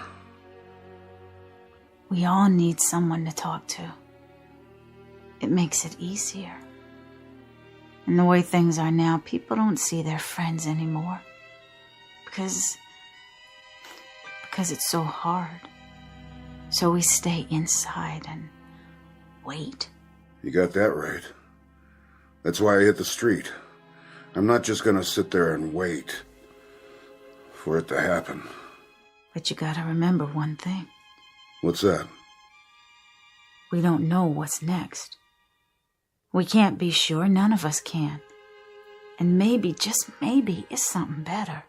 Some things we're not supposed to know. Otherwise, there'd be no point in being alive, now would there? What made you so smart anyway? You seem like a decent man. I am. I'm not a housebreaker, I swear to you. I'm a decent guy. It's just the heat. That terrible heat out there, no matter where you go. And all morning long, I've been walking around the streets trying to find some water. I didn't mean to do you any harm, honest. I wouldn't hurt you. I know. I can see that.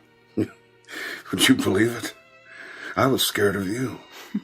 That's right. I was just as scared of you as you were of me. And sorry about your water bottle. I'm off my rocker, I guess. I was just so thirsty. Forgive me. Would you? Would you please forgive me? Yeah.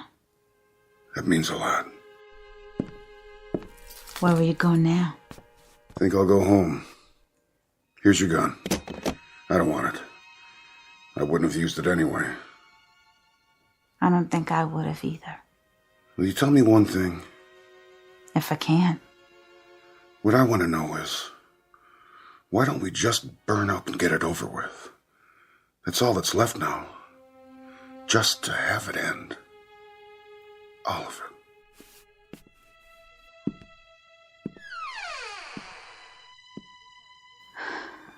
it. You okay, Miss Bronson? He's right, you know. About what? About everything. All of it. I want it to be over. You don't know what you're saying. I do, Norma. I do. I want what he wants. Stop it. There's more to life than... Than what? Than waiting for it to end. What? Tell me what? I'm old, Norma. I've lived my life. There's nothing ahead of me. Only what's behind. That's not a decision any of us can make. It's not for us to... I know myself, Norma. And I know how much I hurt. My bones ache all the time now. My legs, my hands. I can't even sleep. I don't want to. Because of the dreams. The nightmares. From now on, it can only get worse. And worse and worse. Until I pray I will not wake up. But it may change. The orbit, the ellipse, it can shift again, and then who knows? You could have years ahead of you, wonderful years. But we don't. No one does. It's a matter of days now, hours, that's all. That's all any of us have left. Why must we prolong it? We have to be brave. I'm not strong enough. Then I'll help you. We'll help each other. Will you help me? Of course I will. You know that. We're friends, aren't we? I can do it with your help. We can do it together. Do help each other to end it. Miss Bronson. It would be so much easier. Here's the gun. Give it to me. Yes, but you have to promise. Let me be the first to go. Would you do it for me? I'm afraid I'm too weak. Then it can be your turn. Give me the gun. Only if you promise. I won't promise to anything of the sort. Put it down. You don't know what you're doing. Yes, I do. If you won't help me, I'll do it myself. I can work it. I watched you and the policeman. It's easy. Just cock the hammer. Miss Bronson, no!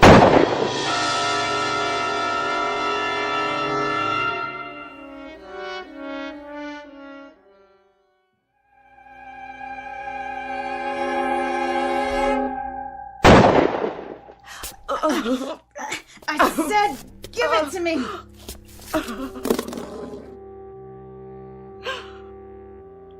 I'm sorry, Norma. So sorry. I don't know what I was thinking. I only know I can't go on like this. There. It's all right. All you did was make a little old hole in the wall. See? It went through your new canvas. Oh, Norma, what must you think of me? No harm done. I can fix it. I'll help you. It's your picture now anyway. What? I painted it for you. Norma, no. It was gonna be a gift. You shouldn't have gone to so much trouble. I'll set it right here so you can see it. Do you like it? Oh, I do. You'll have to be careful for a while, though. The paint's still wet. It's beautiful, Norma. You think so? I've seen waterfalls like that. You have? And you have too, I can tell. I was working from memory. I'm not sure when or where. There's one just like it near Ithaca, New York. It's the highest waterfall in this part of the country. And I love the sound of it. That clear blue water tumbling over the rocks. The wonderful, clear water. You hear it? I'm not sure. Oh, no. It's lovely. Just lovely. Why, do you know something? Why don't you tell me? We could take a swim. Now. I think you better leave the window closed, Miss Bronson. Let's do that. Oh, can we? Let's take a swim at the bottom of the waterfall. I used to do that when I was a girl. Just sit there and let the water come down on you. Miss Bronson! Miss Bronson! Miss Bronson! Take them! All the pictures, I want you to have them. Please! Please, take them! They're all wet. That can't be. They should have dried in this heat, but the paint is sticky. No, I don't believe it. It's melting. Gotta close the window and keep the heat out. The glass is so hot. Even the curtains. Help! Help! Fire! Help! Someone, anybody, please! Fire!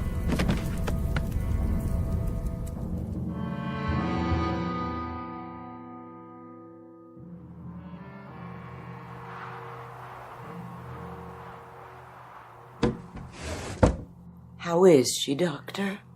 She's coming out of it now. Should I leave the blankets on her bed? For a while longer.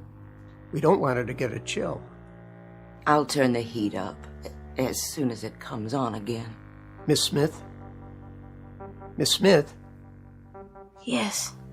You've been running a very high fever, but I think it's finally broken. Fever? You gave us a start, child. You've been so ill. But you're going to be all right now. Of course. Look in on her every few minutes. Give her something hot to drink if you can. I'll do that. I hope she'll be all right. Just let her sleep as much as she can. I will. I wish I had something left to give her, but the medicine's pretty much all gone now. You've done so much already, just stopping by. I know how hard it was for you to get here. Don't thank me, Miss Bronson. I've hardly done anything. Do you have to leave right away? It's snowing so badly. I'm afraid so. When will you be back to check on her? I'm sorry, but I don't think I'll be back this way again. Oh? I'm going to try to move my family south tomorrow. Oh, dear, is that wise? Well, a friend of mine has a private plane. Otherwise, I wouldn't risk it. Of course, it's still risky with ice on the wings and all. But we've got enough fuel. If we keep it in the hangar till morning, it should start. They say on the radio when they're broadcasting that Miami is a little warmer. So they say. You know, sometimes I think we're just prolonging it. That's all we're doing. Everybody's running like scared rabbits as far south as they can get. And they say that within a week, everything will be covered with snow down there, too. I only hope the heat comes back on. I can tell it's going to get worse, even here. Especially here. How many are left in the building? Well, the Schusters say they're going to move out if they can get their car running and find some gas. And then we'll be two. Just me and Norma. Radio station WNYG. We will continue to stay on the air for traffic advisories and other essential news, including weather updates. They're back on the air. Turn it up. This is a traffic advisory from the Office of Civil Defense. Motorists are advised to stay off the highways on all routes leading south and west out of New York City. We repeat this advisory: remain off the highways. Also, please conserve heating oil as government reserves are almost depleted. There was a scientist on this morning. He was trying to explain what happened. How the Earth changed its orbit and started to move away from the sun. He said that within a week or two, 3 at the most, there wouldn't be any sun in the sky.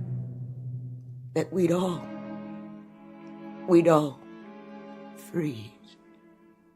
Just like that. I know. That's what they say. I'll be going now. Don't forget your coat and your muffler. God be with you. You too, ma'am. Both of you.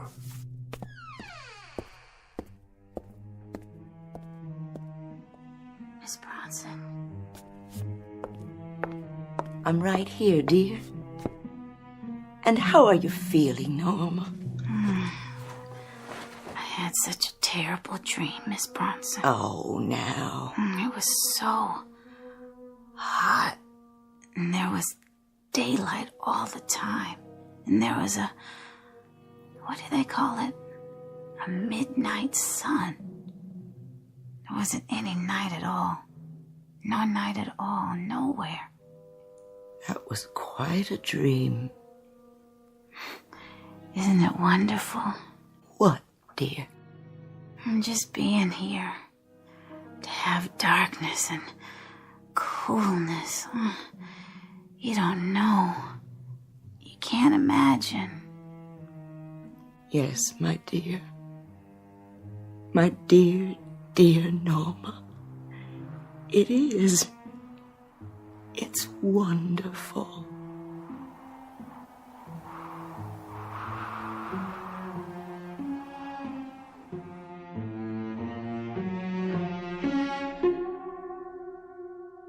The poles of fear, the extremes of how the earth might conceivably be doomed. Some say by fire, some say ice. No one knows which, if either, it will be.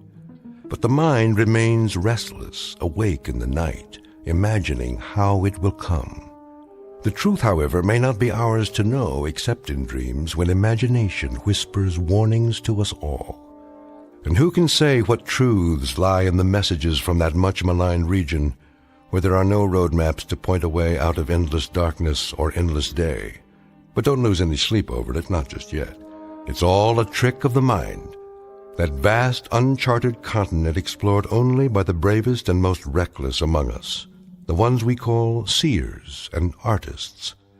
For now, this simple exercise in the care and feeding of a nightmare, respectfully submitted by all the dreamers and thermometer watchers in the Twilight Zone.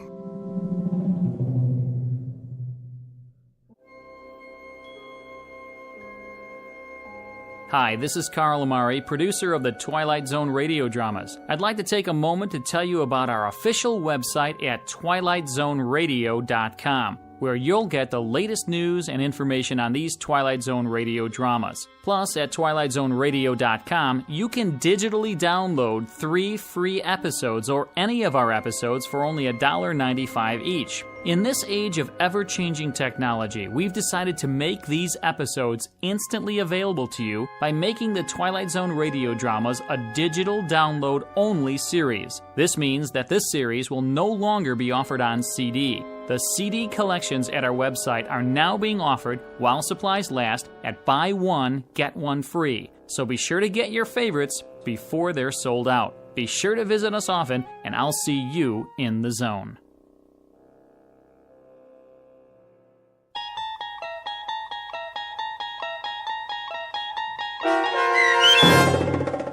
Midnight Sun, starring Kim Fields, with Stacy Keach as your narrator, was written for The Twilight Zone by Rod Serling and adapted for radio by Dennis Etchison. Heard in the cast were Taylor Miller, Doug James, Linda Ryder, Lauren Patton, Rich Kominick, Turk Muller, Lynn Foley, and Guy Burrell. To learn more about the Twilight Zone radio dramas and to obtain audio cassettes and CDs of these programs, visit our website at twilightzoneradio.com. The producers of The Twilight Zone wish to thank CBS Enterprises, Carol Serling, Dennis Etchison, Dick Brescia Associates, Claire Simon Casting, Don Longo, Terry Jennings, the American Forces Radio and Television Service, our sponsors, and our radio affiliates for helping make this series possible. This copyrighted radio series is produced and directed by Carl Amari and Roger Wolski for Falcon Picture Group. Doug James speaking.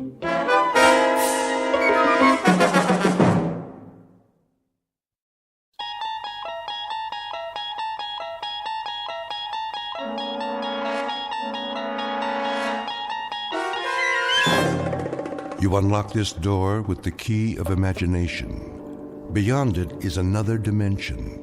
A dimension of sound, a dimension of sight, a dimension of mind. You're moving into a land of both shadow and substance, of things and ideas. You've just crossed over into the Twilight Zone.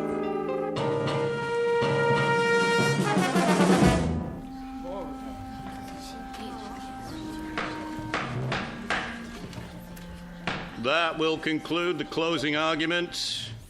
Unless either side has a rebuttal, defense counsel. Wish I had something more, some new evidence. Don't worry about it, Mr. Christopher. You did all you could. Counsel for the defense. No, Your Honor. The defense rests. How about the prosecution? Nothing more, Your Honor. Very well, then. The jury will now retire for deliberations. Bailiff? This way, please. Court will reconvene for the verdict. Until then, we'll stand in recess.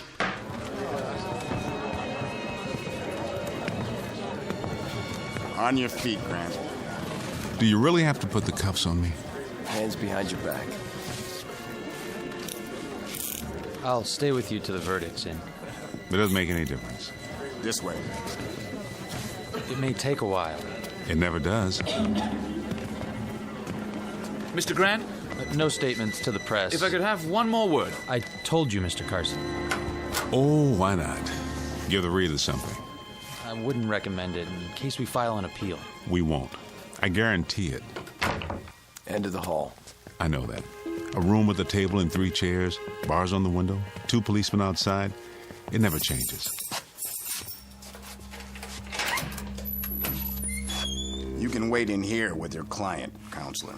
All right. I told you there's no need, really.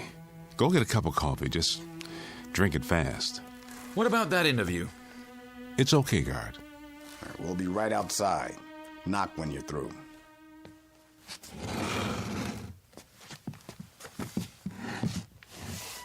How do you do it, Mr. Grant? Do what? You don't seem worried about the jury. Still believe this isn't happening? Oh, it's happening, all right. That's the problem. I can't stop it from happening. Then you do fear capital punishment. As much as anyone else. But you, all of you, are the ones who should worry. Because if I go, you go too. That's the part I don't understand. I'll go on with my life. We all will. But if the judgment is against you... Where do I know you from? Pardon? Help me out here. Was it grade school? My first job? We met when the trial started. No, before that. Your face. Oh, well. There's much time left. You never can tell. The longer the jury stays out, the better your chances. That's usually the way it works. Not today. If I could ask you something else. Sorry. Time's up. Let's go. Yeah, jury's ready. I know. So long, Mr. Carson. See you in my dreams.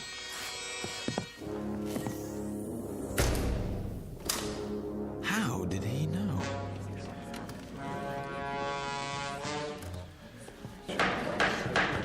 Sit up straight. Here they come.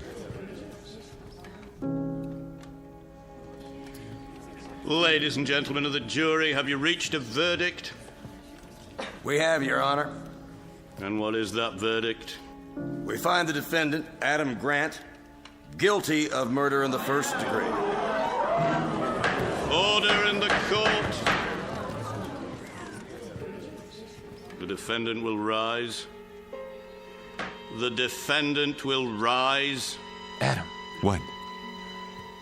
Oh, all right. Let's get it over with.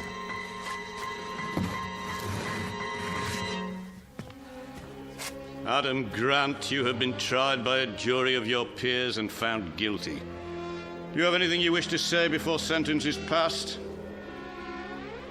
Very well.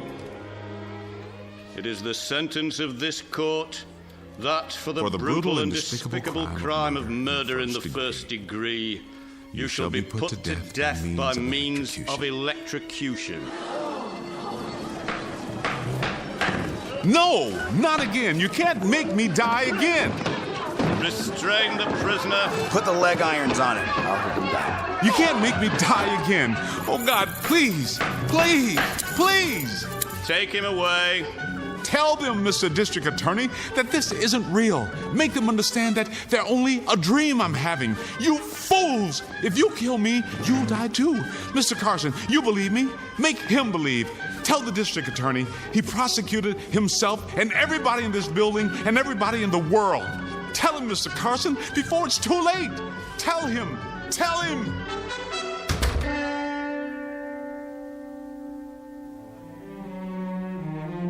Adam Grant, a nondescript kind of man, found guilty of murder and sentenced to the electric chair.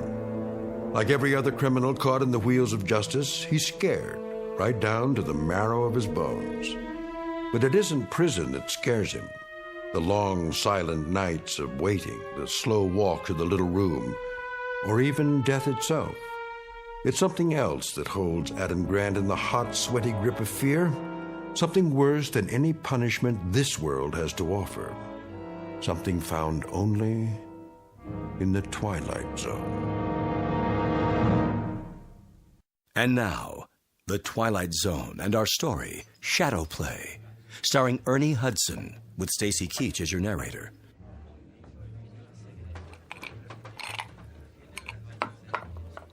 Ready for another one, Mr. Carson? Maybe just a pinch, my good man. Rocks, was it? Yeah. No, wait. Something different. Let's try gin this time. What's a gin drink? Tom Collins? Right. I like the sound of that.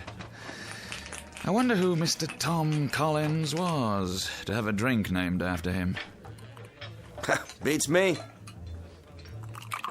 What's in a name? Like Adam Grant. Who is he, really?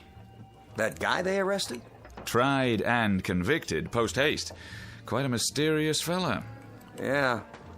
Well, not from around here. His identity is not the problem. He had virtually no defense, but he has some very peculiar ideas. You talked to him? A few times, for the paper. He's seriously disturbed, mentally speaking. No kidding. Has some crazy notion that this is all a dream, that it's happened before. Huh? And that it'll happen again. I'd say he's certifiably insane. Well, that won't save him from the chair. No, but maybe it should. Yeah, sure. I'll just go knock over the bank and tell him I'm some kind of a nut. Well, that ought to do it. But what if he is? If he was incompetent to stand trial? His lawyer should have thought of that. Some kid from the public defender's office. His first case. Well, you pull something like that, you pay the price. You know what I mean? Hey, how's the Tom Collins? Out of this world, if I do say so. You should meet his friend, Johnny Walker. An excellent idea. Top draw. He really got to you, didn't he? To whom do you refer? The creep. Ah, well. I am but a lowly newspaper man. It's all quite beyond my control, I suppose. Hey, take my advice. Forget it. Hey, ever meet my other friend? What's his name? Well, they call him Jack Daniels.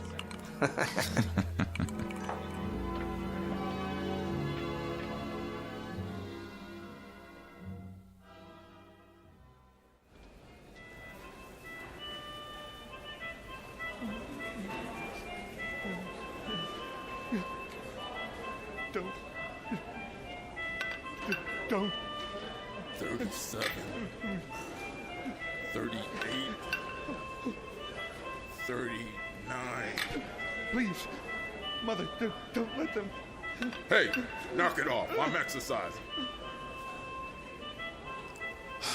Coley, lay off that thing, will you? Yeah, people are trying to sleep. Sorry, fellas. I didn't know I was bothering anybody. That's better. It's all right, Coley. It's my fault. I got you out of a bad movie I saw once about death row, just like everything else in this corny dream. Grant, let me give you some advice. What's that, Jiggs? Stop thinking about it. Don't. Why do they want to hurt me? You think about it, you crack up, like Phillips there. Listen to him. Mother, they're gonna fry me. I never did anything. Phillips! Shut your face! See there? A month ago he was a human being. Now what is he? An animal. Why? Because he couldn't stop thinking about it. I know. It's just different with me. Different how? I can't stop. That's all I can do. Think. You mean you're looking forward to it? You want to die? No. Well, then it ain't different with you. Don't kid yourself. Sometimes I wonder, too, what it's going to be like. But that's a bad way of thinking. Don't lead nowhere. I'll tell you what it's like. Yeah? Yeah. They come for you a few minutes early. That's so they can cut your trouser legs. They even shave your head, at least part way. Then they open your cell. You walk out and down the cell block to a hall. Past two great doors at the end.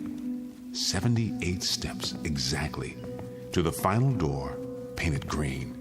It's got a little glass pane with chicken wire, but you can't see anything on the other side. There's a guard who opens the door for you. And you go into a room. It's tan. It's all tan. There's nothing in it except the chair. It's made out of wood, and it's big, so it feels like a chair you used to sit in when you were a kid. Hard and solid and not very comfortable. Cut it out. They strap your arm and legs with thick buckles, and then they attach the electrodes. It's funny. They always feel cold to the touch at first. Man, you talk like you've been through it already. Then they drop the mask over your head. It's musty. It smells like an old sofa. And then you wait. Every muscle tense, straining. Any second, then you can almost hear it through the wall. They pull the switch. There. 2 beautiful, beautiful steaks. Almost done.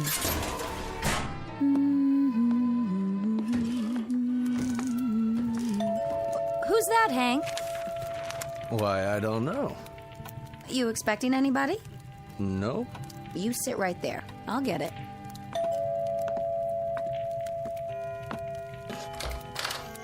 Paul! Madam, I am a poor lost traveler seeking food and lodging for the night. I don't believe it. You're loaded. Mr. District Attorney. Hello, Paul. I've just been insulted by your wife. She says I'm intoxicated. Well, aren't you? That has nothing to do with it. Your attitude toward the press needs some adjusting. So does mine, as a matter of fact. Hey, take it easy there. That's my best gin. Dear friends, when I die, I don't want to see any full bottles around. That's not funny. It wasn't meant to be. It was meant to be a comment on the short, unhappy life of Paul Carson. Won't you join me? Come, drink and be merry, for tomorrow... Oh, shut up, Paul.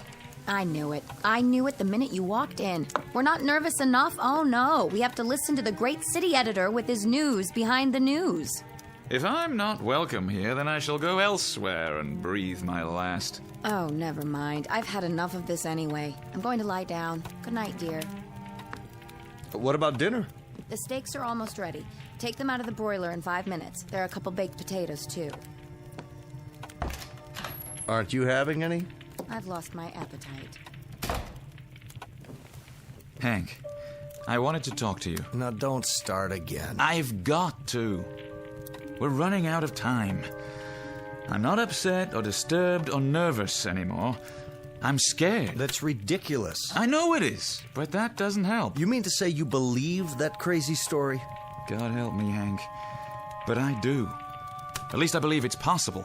Oh, come on. Well, why not? Can we prove he's wrong? Maybe not, but that's a poor reason for believing in anything. I can't prove the world isn't going to end, but it isn't. Or do you believe that, too? I'm not sure what I believe. This guy killed a man in cold blood just like that, and he's going to pay. Those are the facts. Anything else is speculation, fantasy. Are you sure? Yes, I'm sure. I put my entire staff on it. An open and shut case. Then why are you so steamed up about it? I'm not. I'll tell you why. Because a little part of you believes, too. Just a little tiny part of Henry Ritchie says, maybe Grant is right. Maybe this is all a dream. The thought has occurred to you, hasn't it? Hank, we've known each other a long time. Haven't you ever stopped and said to yourself, this couldn't be real. It's too easy, too pat. I couldn't have a lovely wife like Carol, and a lovely home and money in the bank. Not in any real world. Haven't you, Hank? Well, of course. Everyone has. If you're a success, you're bound to think it's a dream at some point or other. If not, you think it's a nightmare. This only proves that Grant is human. He can't believe what's happening to him. So he tries to convince himself that it isn't, not really. Yeah, that's what I thought, too. Hank, I've been talking to this guy a lot lately, and he makes sense. Go down there and see for yourself. Don't take my word for it. It wouldn't do any good. You've only listened to him once, when he had that outburst in the courtroom. That was enough. Hank, for my sake, please. Go and see him. Let him tell you. He's only got 3 hours and 15 minutes left. He'll say anything. You're an intelligent man. You'll be able to see through it if he's lying. If not for my sake, do it for yourself. For your own peace of mind. My mind was at peace. Until you walked in. Was it? Please, Hank. It's pointless, but... Thanks. It may turn out to be important. More important than we know.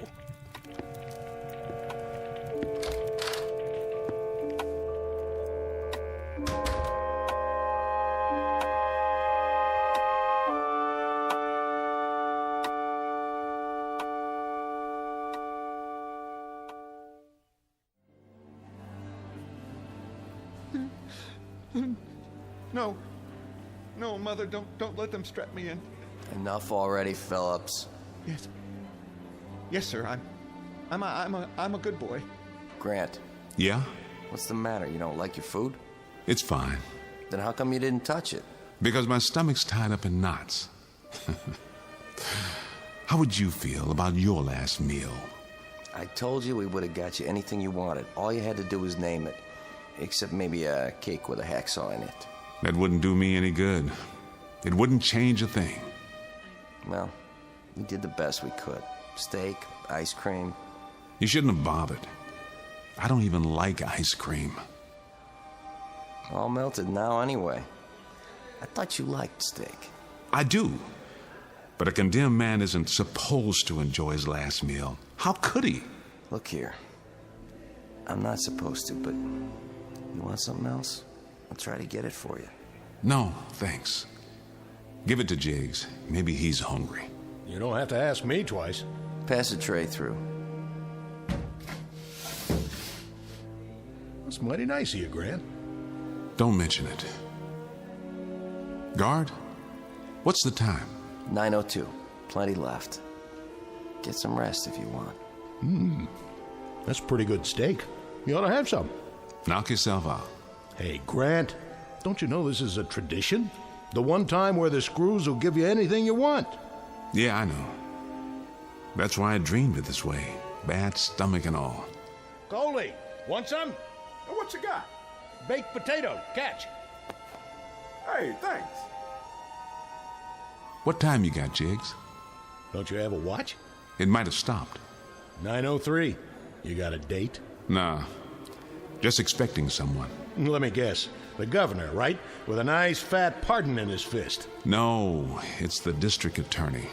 He usually comes around 9. The DA himself, huh? You must be a real important person. Yeah. The most important man in the world. Ow! You gotta have some sense of humor, pal. You could have broke your hand that way. Now it has stopped. Wait a minute. There's something else that isn't right. I'll have to remember next time. How's that? Prisoners about to be executed aren't allowed to wear watches because of the glass and metal. You don't say. You ought to tell that to the warden. She'll be real interested in your opinion. I don't know who the warden is this time. It might have changed.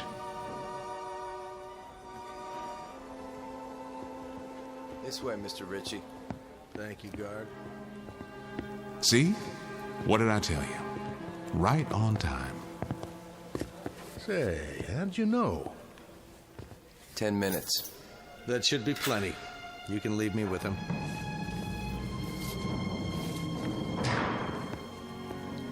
Be back when you're ready. Hello, Grant. Hello, Mr. Ritchie. You don't seem surprised to see me. I'm not.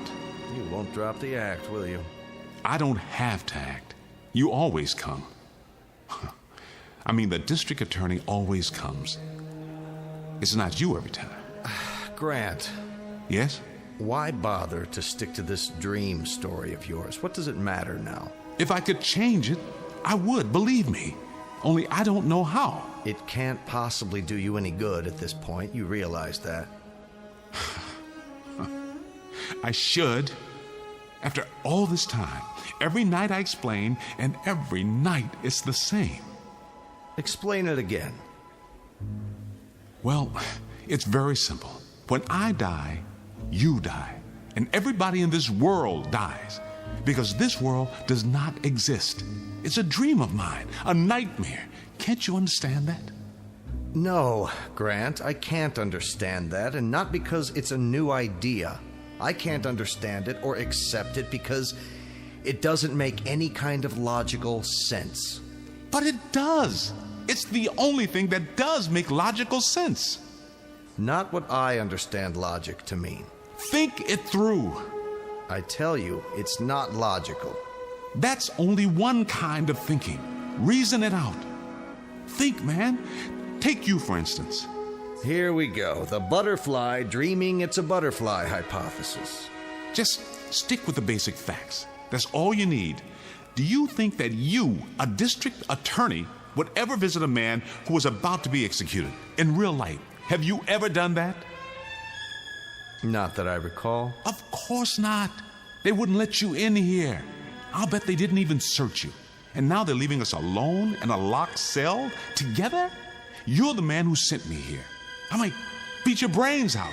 I'm a murderer, aren't I? I'm sure we're being monitored.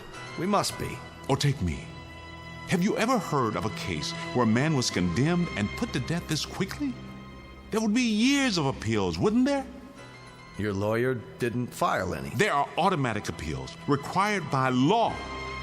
And don't you think it's a little too pat that I was represented by a public defender who had never even tried a capital case before?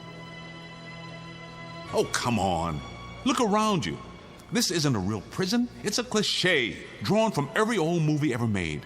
The guy with the harmonica, the nutcase, the guards, everyone's a type. They could be from Central Casting. Well, you're certainly not typical. How do you know? You don't know what I am. You don't know any more about me than you did when it started. It's like I didn't have a past before this. I'm some sort of mysterious stranger, like a character in a story. There are hundreds of vagrants in every town without names, without histories. Stop that. How did I just know what you were going to say? Isn't that a little weird? Or do you believe in mind reading? That's not too weird for you? We know you're mentally sound. You were found competent to stand trial. I don't think you're deliberately lying to me. So what are you left with? Some other explanation? I'm going to destroy this story of yours, Grant, once and for all. Now, you say that all this is a dream and that when you're electrocuted, you wake up, and when you wake up, we all disappear, right? That's right. And then it starts all over again. What about our parents? And our parents' parents, and everybody who never even heard of you? What about the billions of people? Well, what about them, Mr. Ritchie? Every dream builds its own world. Have you ever had a dream with blank spaces in it? It's filled out in every detail, complete with a past, and as long as you stay asleep, a future. What about us, then? The people in this world, when we sleep and dream? Or don't we? Is that when you're supposed to be up and around and wherever you really are? You only sleep and dream because I dream you that way. All right, now answer me this. You're scared. Why? Why are you scared? You've got to wake up sometime, even if you're electrocuted, so why don't you just sit back and enjoy it till then? Enjoy it? Let me tell you something, Mr. Ritchie. Huh? How soundly do you sleep? What's that got to do with it? Well, I mean, you dream, don't you? Certainly, sometimes. Haven't you ever been hurt in one of those dreams? Haven't you ever fallen out of a window or been drowned or tortured physically and mentally? We all have nightmares. You have. Well, don't you remember how real it seemed? How you woke up screaming? Let me ask you something, Mr. Ritchie. How'd you like to wake up screaming every night? That's what I do. Because I dream the same dream night after night after night. It's this one. It changes a little bit. The people get shuffled around, but it's the same dream. You got to believe me. I can't go on dying. I can't. Not every night. I can't. I can't. Get your hands off me. Let him go. Out this way. I'm telling you the truth, Mr. Ritchie. Please, let me live, and I'll keep you alive. I'll dream you every night, just as you are now. Your life, your house. Wait a minute. I'll prove it. Your wife. She has a steak waiting for you. Isn't that right? Go home, look in the oven. It'll be something else when you get there. I swear. I can change the small details. You'll see. Please, please.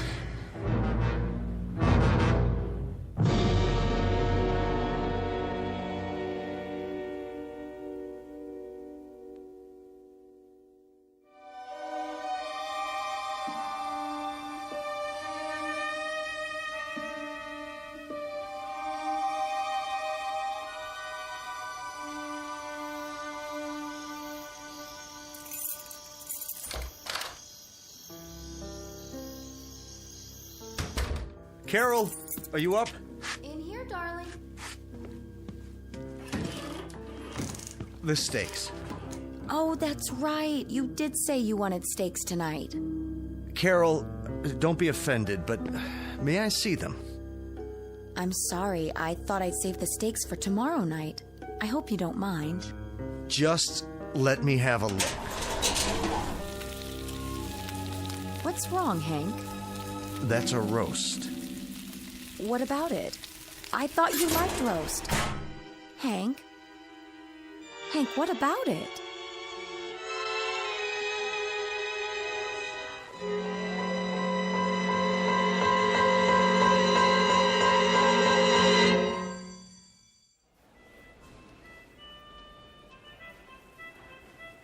Grant. Grant! Yes? Did I wake you up? No. You didn't wake me. What's so funny? Nothing. Nothing's funny at all. Well, thanks for giving your meal away. It was nothing, really. I thought I heard you laughing in your sleep. No chance of that. Hey, Grant, listen. I've been thinking about what you said, about all this being a dream, you know? So? Well, no. Maybe it won't work, but maybe it'd be worth a try. What would? If you told that story to the governor, he might let you out on a psycho. He wouldn't believe me. Well, you never can be sure. You don't believe me, do you, Jiggs? Oh, that don't matter. If you think it's true, see, why, then you got a loose cog somewhere. And they don't burn guys with loose cogs. I wonder. I could try proving it to you. Prove what? Jiggs, don't you think that all this is just a little too much the way it should be? I don't get you. Well, I mean, it's so perfect. For one thing, I got tried and sentenced the same day. It doesn't work like that. Huh? But you see, that's the way I saw it in my mind, and that's the way it is. All the movies and TV shows when I was a kid, the comic books, take this place. You, for instance. Hey, now. And Coley, and Phillips and his mother. It is a movie. For all intents and purposes, real death houses aren't like this. But you see, I've never been to a real death house, so what do I know? That's my impression of it. And in my mind, people do get last-minute reprieves. Stays of execution, new trials. It's not out of the question. But I played my last card. There's nobody left for me to tell my story to. Except you. No, Jiggs. It won't work. I can't change the basic scenario. I wish to heaven I could. Man, you're really flipped. Now I don't know what you're talking about.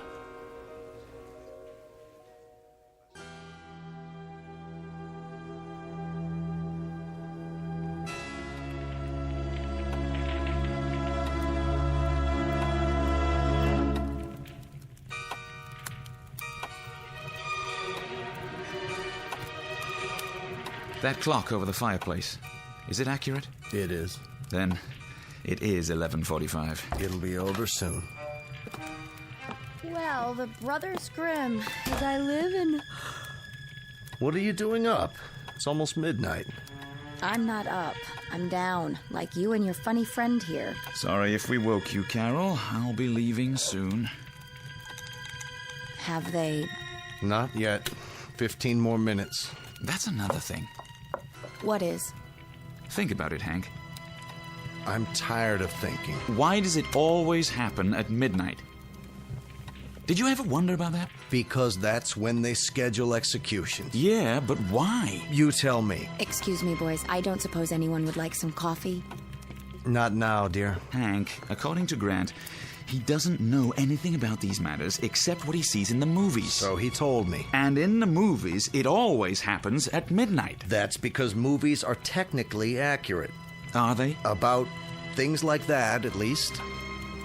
Yeah, I always thought so. But that's a strange belief, too, when you come to think of it.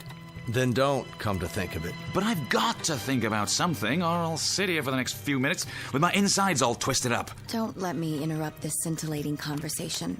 Let me know how it all comes out. See you in the morning. I hope so, Hank. I sincerely hope so.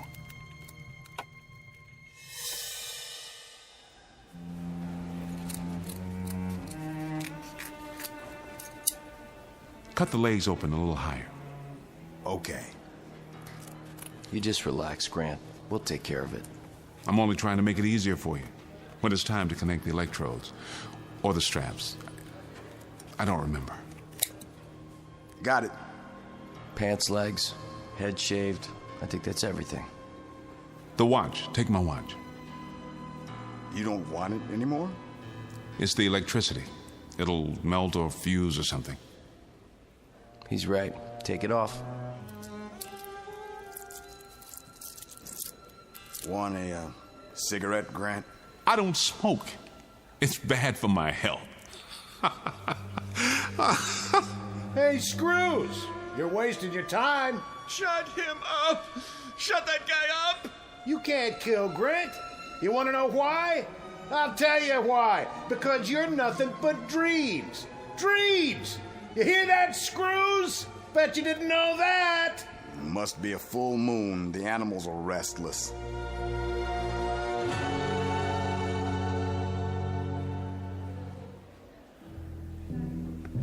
Oh, hello, Father.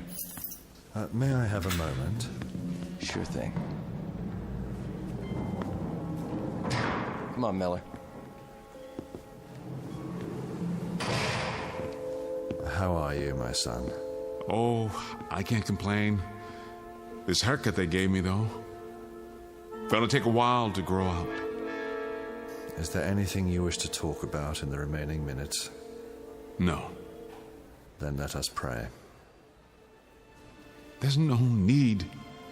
There is always a need for prayer, my son. What will it do for me? Open your heart. God won't forsake you. Only in the real world, Father. Not in a nightmare. You no longer feel a part of this world? I not only feel it, I know it. You're ready for salvation any time up to your last breath. Well, you can save your breath. I've heard it all before. You know, I am wondering something, though. Of course you are. I wonder where I've seen you before. Where did I get your face? It's familiar every time. It's about to come to me. We've never met. Oh, yes. Yes, we have. Father Beeman, of course, Father Beeman from over at Spring Hill. No wonder I didn't recognize you. That's because you died when I was 10 years old. You were very popular. Everybody came to your funeral.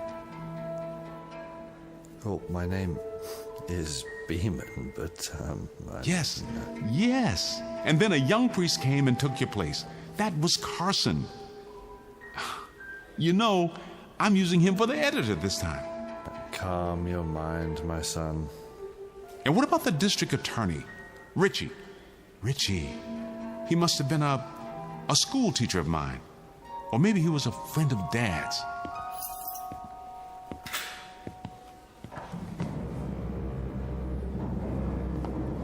Time, Father. Thank you, Warden.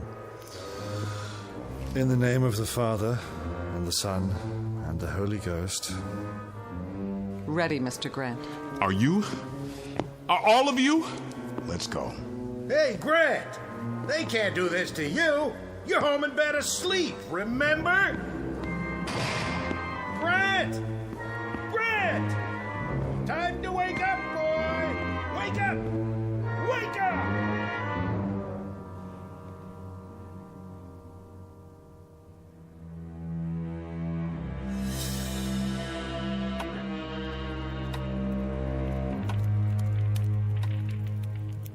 Four more minutes. Well, you can at least get a stay of execution. I know you can do that much. What good would it do? We'd simply have to go through the same thing all over again. Cruel and unusual punishment. Maybe not. Now look, Hank. Forget all the dream stuff. Whether that's true or not, it doesn't matter. What matters is the guy believes it. That means he's got a case. The psychiatrist said... The psychiatrist made a mistake. It won't be the first time. Get a week's stay. Have him checked out again. I can't. Why not? Because we might be wrong? Well, maybe we are. But maybe we're not. And in my book, that's reasonable doubt. Hank, he's sick in the head. Are you going to send a mental incompetent to the chair? I'll regret this, Paul. I'll regret it as long as I live.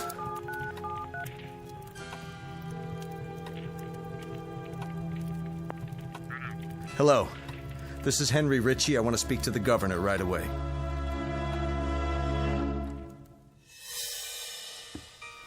'76, 77, 78.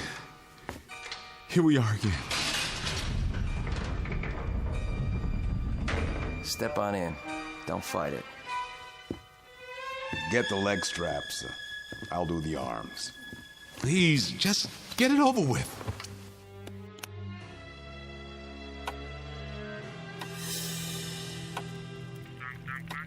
I don't care. This is an emergency. Wake them up. Hurry. It's 11:58. They're having trouble putting the call through. Yes, this is District Attorney Ritchie. Governor, I don't have time to explain, but I want you to issue a stay of execution in the case of Adam Grant. Here comes the hood. Close your eyes. Not again. Please, not again.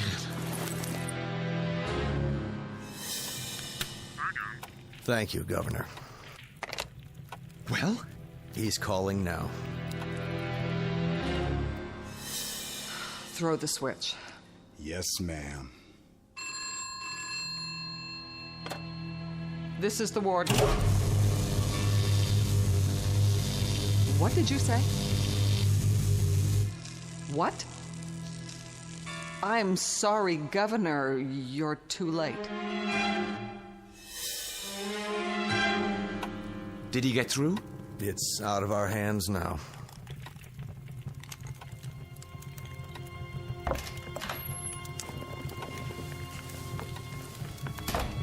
I couldn't sleep. Don't tell me you're still up. See you tomorrow. Yes. You did your best.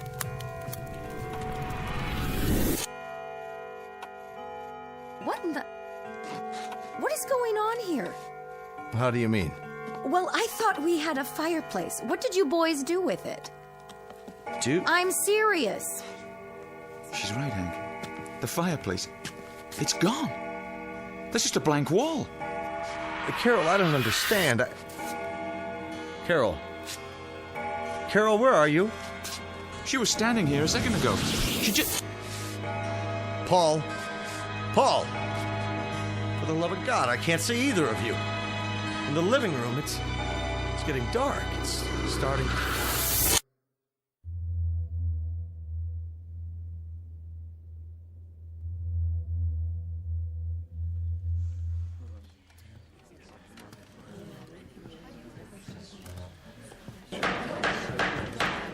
Ladies and gentlemen of the jury, have you reached a verdict?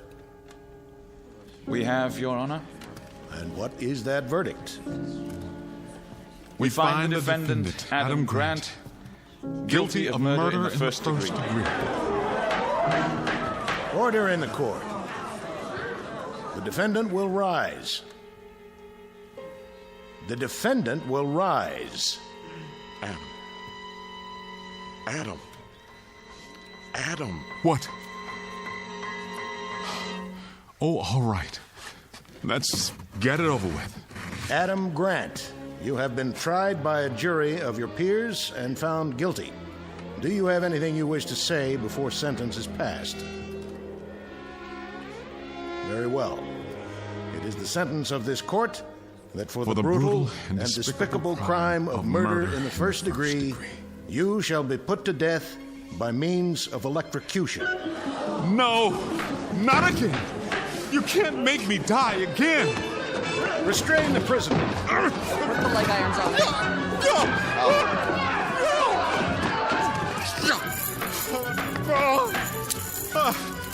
Can't make me die again. Oh, God, please. Please. Please. Take him away. God, you can't make me die again. Oh, God, please. Please. Please.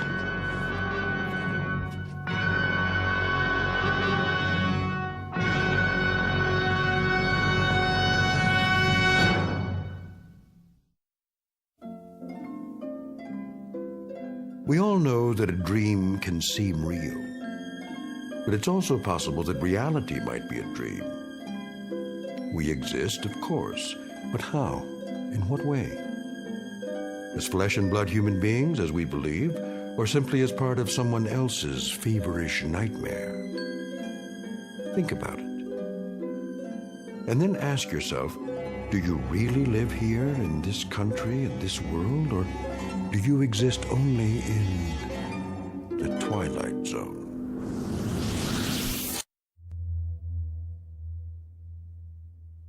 We'll return to the Twilight Zone in just a moment. You are about to enter another dimension, a dimension not only of sight and sound, but of mind, a journey into a wondrous land of imagination. Next stop, The Twilight Zone. Hi, this is Stacy Keach. I'd like to take a moment to tell you about our Twilight Zone website at twilightzoneradio.com. At twilightzoneradio.com, you'll find the latest information on these Twilight Zone radio dramas, including behind-the-scenes photographs, plus the newest product releases, trivia contests, ways to contact us, other Twilight Zone-related info and merchandise, plus links to other fascinating websites. So make your next stop twilightzoneradio.com. Visit twilightzoneradio.com to purchase these Twilight Zone radio dramas on cassette and CD, or call toll-free 1-866-989-ZONE. That's 1-866-989-9663.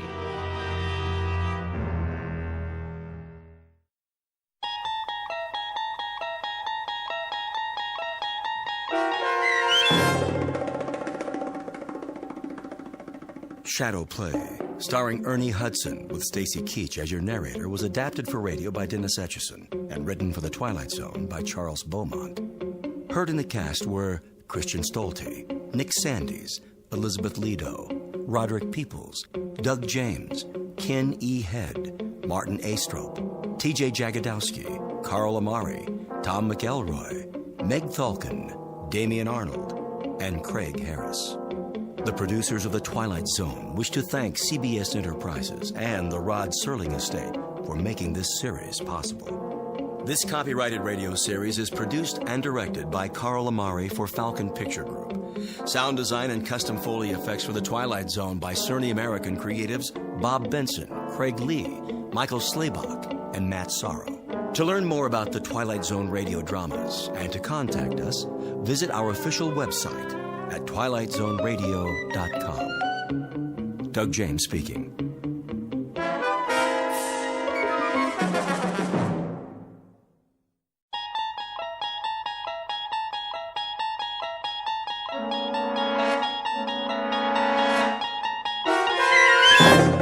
You unlock this door with the key of imagination. Beyond it is another dimension, a dimension of sound, a dimension of sight, a dimension of mind. You're moving into a land of both shadow and substance, of things and ideas. You've just crossed over into the Twilight Zone.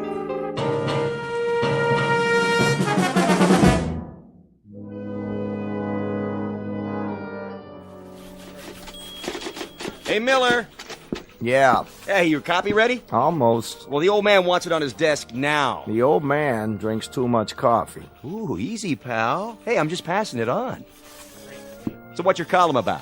Read it in the morning edition, like everybody else. Hey, that ain't very friendly. I'm not the friendly type. You get too friendly and guys like you start stealing my angles. Would I do that? Hey, let me guess. The new baseball commissioner. No. The shakeup in the NFL. Sounds like every sports page in the country. Oh, then you must have a juicy one. Say, what's that file you got there? Nothing that'd interest you. Jockey disqualified, banned from all U.S. tracks, Racing Commission denies appeal. Wait a minute. I remember that guy. Got bounced for doping horses in the Triple Crown. What was his name? Brady? Something like that? Write your own story, Maze. Now get lost. I got work to do. All right. I'm going. Me? I'm taking a dinner break. Some people know how to meet their deadlines around here.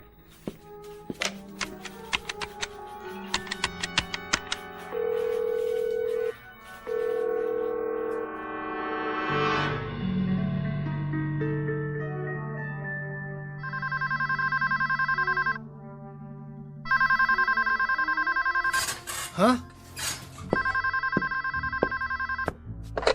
Yeah. Grady. What do you want? If this is the front desk, I already told you. I'll pay up tomorrow. For the whole week. Got that? Tomorrow. Grady, this is Rich Miller calling. Who? I read a column for the Post. Which paper? Oh, yeah. I seen that, Rad. I wonder if I could ask you a few questions. Miller, huh? Wait a minute. I know who you are. You're a creep. Mr. Grady, I just want to set the record straight. I said creep. Don't Mr. Grady me. I can read. Yeah, I can read, all right. Every now and then I get a look at your column, and afterwards I need a stomach pump, you know? Because it makes me sick. If you give me a minute, I'm willing to print your side of the story. Look, Fink, don't nuzzle up to me. 3 years ago, you stuck in the first shift, only you got it wrong. I didn't have nothing to do with horse doping. I didn't say you did. You didn't, huh? Get off your elbows, you Judas. You had me hung out to dry from the start. A couple of fast pages on the old typewriter, that's all it took. And I got a 60-day suspension. I think you have me mixed up with somebody else. Oh, is that a fact? Well, listen, baby. You can play it real safe now. You're 50 blocks away. But if you was in my room here, I'd fix it so they could scrape you off the wall and spoon you into a cup all by myself. Some people say you got a bum deal. If you'd care to make a statement. Yeah, here's your statement. This is Grady to the press. You're all a bunch of grave-digging finks with delusions. Print that, hyena, and don't forget to spell my name right. Chump. Yeah, you in the mirror. Some jockey you are. A couple of lousy fixes and you fall off your mount. The big boys walk away with all the money, the bills, the bundles. What do you get? Chump change and black and blue silks, like a real patsy. Look at yourself. Nothing plus nothing equals nothing. So what do you do now? Maybe rent a carriage? Drive lovers through Central Park? Yeah, right. Grady, you kill me. You really knocked me out. You dumb little shrimp. There isn't a mother's son in the whole world as dumb as you are. Now what am I supposed to do? Will you tell me that? What in this stinking world can I do, huh?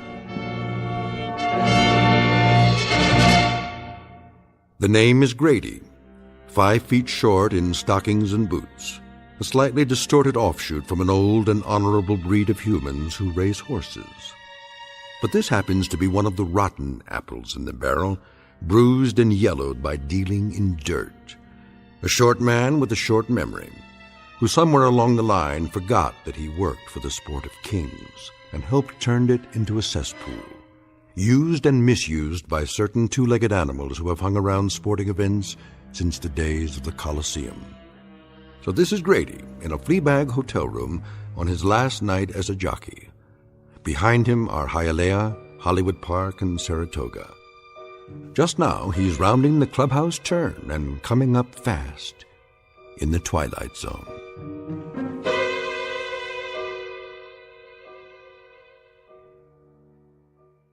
And now, The Twilight Zone and our story, The Last Night of a Jockey, starring Bruno Kirby with Stacy Keach as your narrator.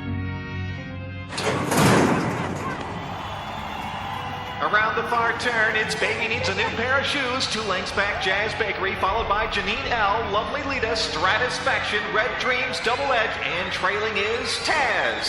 Now, Lovely Lita makes a move on the inside, passing up Janine L, Jazz Bakery, and challenging the favorite, Baby Needs a New Pair of Shoes. Grady's really using the whip.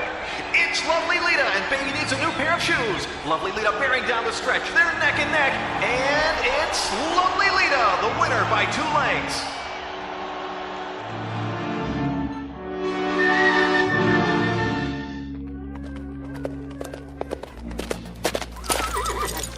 Hey, get a shot of the winner. Look this way, Grady. Smile. Who would have thought? Beating the #1 horse. You did good out there, Grady. Yeah, didn't I, though? Yeah, never saw a leader run like that before. Well, she had a good jockey this time. Well, at 12-1, you sure made some folks happy today. You don't know how right you are. Good boy, Grady. You did the job. Sure I did the job. What did I tell you? So, Mr. Hanachek, you got an envelope for me? Cool it down first. Then come over to the trailer. The grooms can walk her. I got to take care of some stuff. So I was thinking, Mr. Hanachek, if it's all the same to you. What's the big hurry, Grady? I just like to get paid, is all. Don't worry about it. You'll get what's coming to you. Like the man said, what's the big hurry? No hurry. I got to put my gear away. Like maybe a needle? What are you talking about? Sure came to life in the stretch, didn't she? I wonder where she got all that speed. Some people might say it was amphetamines. So you better watch your mouth, fella. I don't like what you're inferring. No? No, I don't. Who do you think you are anyway? We're from the Racing Commission. Nice meeting you. Now, if you'll excuse me. Hold up. Just till we do a urine test on the horse. You can wait in the car. We don't want any trouble. Get your mitts off of me. Hey, hey!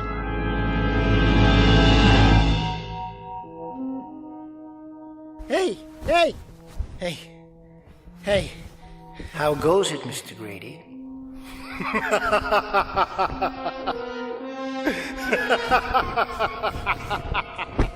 What? Bunched up at the turn? Slowed down by a muddy track? Who in the... Just an interested observer, that's all. With a question for you.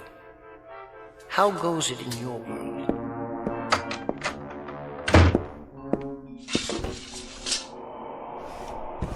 All right, what's the gag? What's the gag? I just thought you might appreciate some company. A little conversation, perhaps. Okay, wise guy. You made your point. Now, where are you? Hiding under the bed? Where? Why, here I am, Mr. Grady. Between your frontal lobes. Take a look in the mirror. What? Nestled securely among those gray convolutions you've gotten there. Between the temples. That's it. See? And that's supposed to mean what? Don't I speak clearly enough? My apologies, but I thought you'd know this voice well. It should be very familiar to you. Talk straight. You got something against the English language? To put it simply, I'm in your head, Mr. Grady. Oh, is that a fact? You're inside my head. So how is it in there? Comfortable enough for you? Comfortable?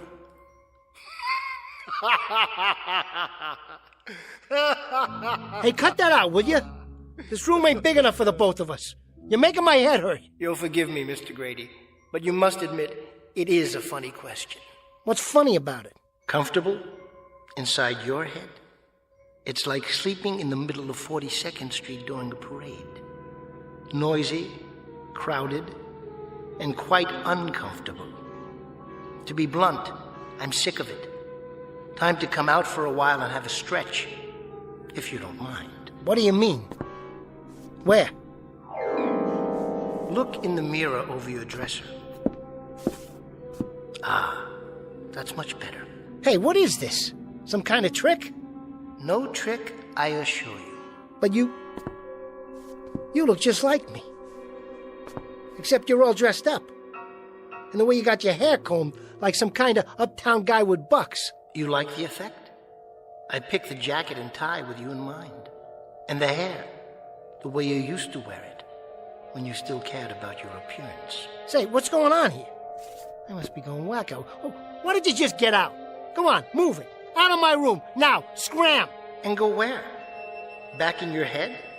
Why, this is much better. And so much roomier than that pea brain of yours. Enough with the insults. Who the heck are you? I'm you, Mr. Grady. Your memories, all your recollections, and all your aspirations. Big deal. I'm every one of your failures and defeats. And yet I also wear the wreath of all your victories. In short, Mr. Grady, I'm what you'd call your alter ego. Me? I wouldn't call you nothing like that. No, I suppose you wouldn't. Yeah, sure. So what do you want? I think the more apt question would be, what do you want? Are you kidding? What do I want? That's right. After all, you are a dumb little toad, aren't you? Watch it, buddy. But that's what you call yourself. An ugly little toad. Or was it shrimp? Why else would you wear elevator shoes and stand on your suitcase in front of the mirror? The bathroom mirror? I have to. When I shave, they hung it wrong. Sure they did, Mr. Grady. Why don't you knock it off? Take a hike. Go for a walk on the short pier. How do I get you out of here? In a word, you don't. You live with me, knowingly from this point on. You might even come to find me interesting. That'll be the day. After all, I know you pretty well. There isn't one secret thought that's crossed your mind, not one, that I don't know. There isn't a painful memory, an unpleasant recollection, or a bitter little shame that I'm not aware of. Bitter little shame. You don't know me from Seabiscuit, buddy boy. Just so we understand each other, I got no little shames. I got no painful recollections either. Oh, come now, Mr. Grady. I mean, really. Shall we look it up in the little old record book? 2 years ago, suspended from Hialeah. riding infractions. They never even heard my side of the story. Last year, 6-month suspension. Failure to report a bribe offer. They set me up. And most recently, Mr. Grady, the triple crown of an illustrious career. Lifetime suspension. Race fixing and horse doping. I never had a trial. So here you sit, on an unseasonably hot September evening, in a dirty little room, rent overdue, essentially friendless, career kaput, roughly $6 to $8 in your jeans. This, in a nutshell, is the odyssey of Grady the jockey. 100 million miles from the winner's circle, without so much as a withered wreath to your name. Is it any wonder, Mr. Grady, that an occasional phantom will spring out from the woodwork? Or should I say, from that solid mahogany head of yours? And offer you at least a modicum of solace? You don't have to offer me nothing, and I mean nothing. No? I don't need you. A year from now, you hear me? A year from now, I'll be back up. I'll be right back where I belong, riding 6 winners a day. You'll be driving a carriage in Central Park, Mr. Grady. Or perhaps a fast milk wagon out in the Bronx, unloading homogenized dairy goods. Get out of here. Oh, no, Mr. Grady. I wouldn't think of it. You need me. I'm one of the few uniquely welcome things to happen to you since you first saw the harsh light of day. In short, Mr. Grady, you have desperate need of me. Very desperate indeed. I said split.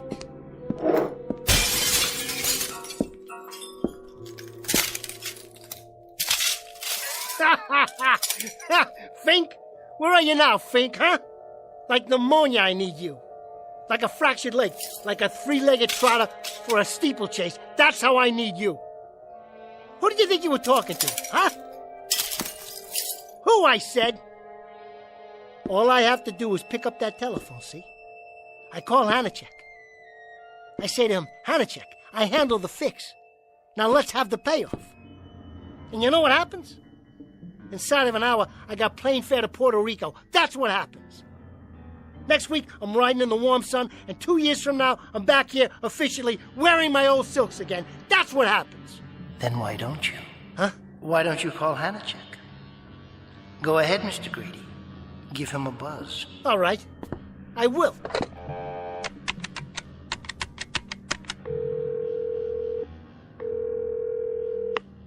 Yeah, this is Grady.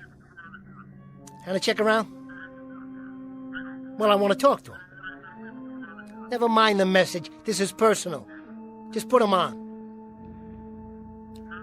Hanachek. Grady. You what? Surprised? What's to be surprised about? I'm sitting down here in a pit, all by my lonesome. I got $8 to my name, and somebody just knocked me off my mount. I'm the one who took the fall. What do you expect me to do? Write a will and take gas? Knock it off. You know what I want. That's right. I think the word is sustenance. Sustenance. Look it up in a book, Hanachek. I'm talking about 3 squares a day and a little fur to spread around the nest. Hanachek, I put it on the line for you. I stole a race, and now they got me nailed up. You walked away with a pile. Well, now it's time for Grady to get his. Hanachek, you double crook. Hanachek! Hanachek! Miserable man, isn't he, Mr. Grady? Ungracious, unappreciative, very predatory. But that's the breed. Like all crooks, they take, they never give. You got that right. What's to do now, Mr. Grady? Write a will and take gas? What do I care? That lousy nickel and dimer? A year ago, I could buy and sell him. Buy and sell him. Well, guess what? I don't need you. I don't need him. I don't need anybody. Now make yourself scarce, will you, buddy? You're getting on my nerves. I was a big man once, and I'll be a big man again. You'll see. Ah, now we get to pay dirt. The moment of truth, the acid test, the ultimate coming together of forces. What are you jawing about? Merely that you can have your heart's desire, Mr. Grady. The time has come at last. Now you'll finally get what you want. What I want? Yes. Whatever it is that you want, more than anything else in the world. So think it over carefully, Mr. Grady. Think it over. Won't you?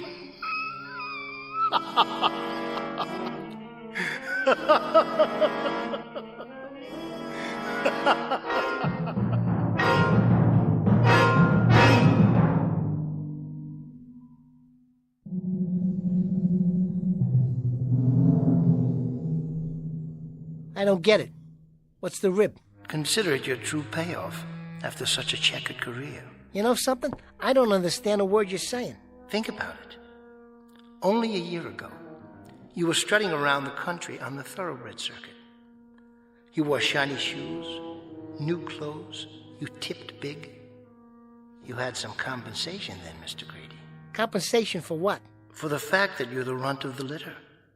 For the unpleasant realization that all your life you've had to stand tiptoe just to see what's around you. Let me tell you something. If I had you around here for very long, I'd compensate you, but good. You do have me, Mr. Grady. Now you do. I'm no longer content to remain in the shadows, basking in the glow of your reflected glory. The time has come to turn over a new leaf, wipe the slate clean, make a fresh start. Face it, you want to be respected, admired, looked up to, don't you?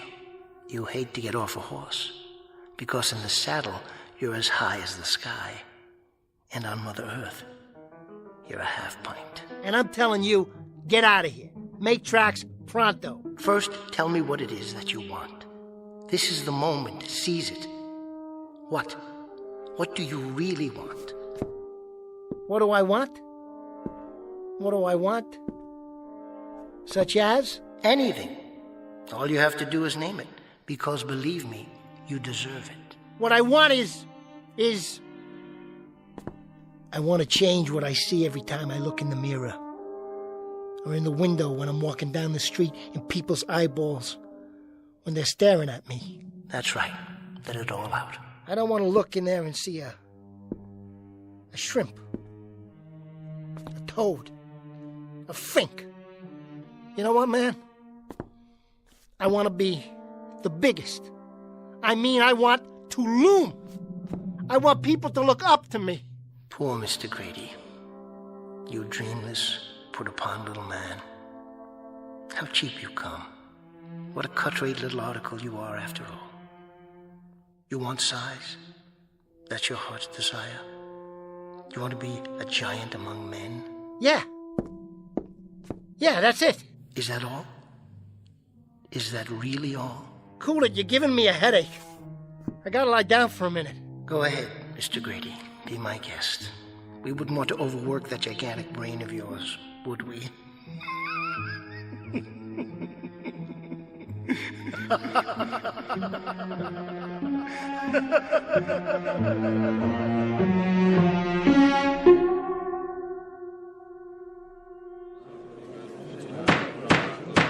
Have anything else to say on your behalf, Mr. Grady?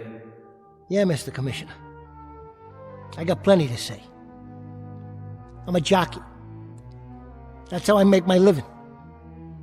You got no right to take a man's livelihood away from him. What makes you so high and mighty? Racing's a dirty game, all right? But you're making it so dirty, you should go home and take a bath. It ain't me. I'm just a little guy trying to get by. I didn't shoot up no horse with dope. All I did was ride, which is the one thing I know how to do. The only thing. I ride good, get me? Real good. You take away my license, and I can't put food on the table. What am I supposed to do? Fix horseshoes? You know how much that pays? I might as well disappear. Hole up someplace, sleeping in the stalls till I get put out the pasture. But how am I supposed to eat till then? Can you tell me that? You gotta give me another chance. Instead of making me take the fall for the big shots, you gotta give me a chance. It is the judgment of this commission that you be banned from the sport of horse racing in the continental United States for the remainder of your life. Wait a minute! Wait a minute! That's all, Mr. Grady. Your license is hereby revoked. Hold on, you can't do that! Listen to me! This hearing is over. You're dismissed. No! No! No! No! No, you gotta listen to me. Go ahead, Mr. Grady. I'm listening. Huh? Have a good rest. A good what? Your nap. I trust it was a good one. Healthful and refreshing. Yeah, it was swell. What's it to you? I just wondered what it feels like to have your heart's desire after so long. Ow! Something hit me in the head. The ceiling, perhaps? Hey, this ain't my bed. It can't be. It's too little. It is now. I must still be dreaming. Oh, come now, Mr. Grady. I gotta get a drink of water. If that is your wish, feel free. You can do anything you want. Absolutely anything. Give it a rest, why don't you? Like everything else that's happened in your life, it's entirely up to you. Ow! Who put the bed flat on the floor? Why, no one. It's not the bed that's changed. What's going on here? Oh, I do wish you were more imaginative. Okay, I am dreaming. That's it. Is it? Touch the floor. Go ahead. That's real, isn't it? Touch the dresser. Now touch the wall. Put up your hand and touch the ceiling. Go ahead. Now stand. I can't, okay? It's not high enough. Correct. It's not. For you. These are all very solid objects. They have width, height, thickness, the properties of physical reality. In other words, like you. Pinch yourself, why don't you? That's the final test, isn't it? That hurts! Of course it does. But how in the... You were offered your heart's desire, Mr. Grady. And what you wished for wasn't a dream. You didn't ask for a simple 2-hour escape with Morpheus. You wanted stature. You wanted size. You wanted the view from a long way up and a long way out. Eye level would have been a bad compromise. And as always, anything short of that was defeat. Get away from me. I gotta wash my face. Don't forget to duck. You might even have to bend down a bit. And remember, you won't need to stand on the suitcase to see the bathroom mirror. Not anymore. Hey! Look at me! Yes, look at yourself. You're Mr. Big. You're Hercules. Why, you're the most sizable thing since Paul Bunyan. Any complaints, Mr. Grady? Are you kidding? Are you kidding? Look at me! Just look at me! Who's gonna talk down to me now? Who can reach that high? Nobody. That's who. So, the question is, what do you do now? You might want to give that a moment's thought. I don't have to think. I know what to do. Celebrate! Wait, I got something. I forgot all about it. There's a bottle of wine stashed around here someplace. Here, want to have a drink with me? Go ahead, Mr. Grady. Oh, I get it. You can't drink, huh? You do it for me. I'm with you in spirit. Ah, man, that goes down smooth. Too bad you can't join me. I'm joining you now, Mr. Grady. I'm feeling the little heat ripples, just as you are. Well, here's mud in your eye. Oh, man. It's like champagne. You're right. It is quite good. This is too sweet. Am I going to enjoy myself? And what will you do first? Anything I want. That's what. Anything. Tell me, Mr. Grady. I'm all ears, in a manner of speaking. I'm going to get me a dame. That's what I'm going to do. I'm going to go over and get that dame. That dame? Sure, look at me. I'm a mensch now. A real man. She'll flip. She'll fall all over me. Really? Are you that attractive now? Does size mean that much? Bet your last $2, buddy. Watch me. Don't you think you'd better call first? Why? So you won't go all the way over there, only to find that she's not home. Oh, yeah. Okay. Give me the phone. Careful with the dial. Your fingers barely fit. Get away from me. I can handle it. You'll never believe this. I swear you'll never believe this, but she used to bend down and pat me on the head. Well, we'll see about that now. What do you say, doll? Who is it? Are you serious? You're putting me on, ain't you? That's right. It's Grady. Don't try the cold shoulder with me, honey. I know you're too good. That's right, this is me, your ex-meal ticket. And those were 8-course meals, baby. Don't you forget it. What I want is the following. First, remember who you're talking to. That's number 1. All right. That's more like it. I'll try this on for size. When I was in the money, I spread it around. Remember? Sure you do. All right, now I'd like you to... Reciprocate. That's it. Reciprocate me a little bit. You heard me. Look it up. Take one of those baubles off your wrist, Toots. Hang on to the pawn ticket and send the cash over here. What do you care for how long? Who bought it for you in the first place? Hold it, you haven't heard the news yet, honey. Just shut up and listen. That's better.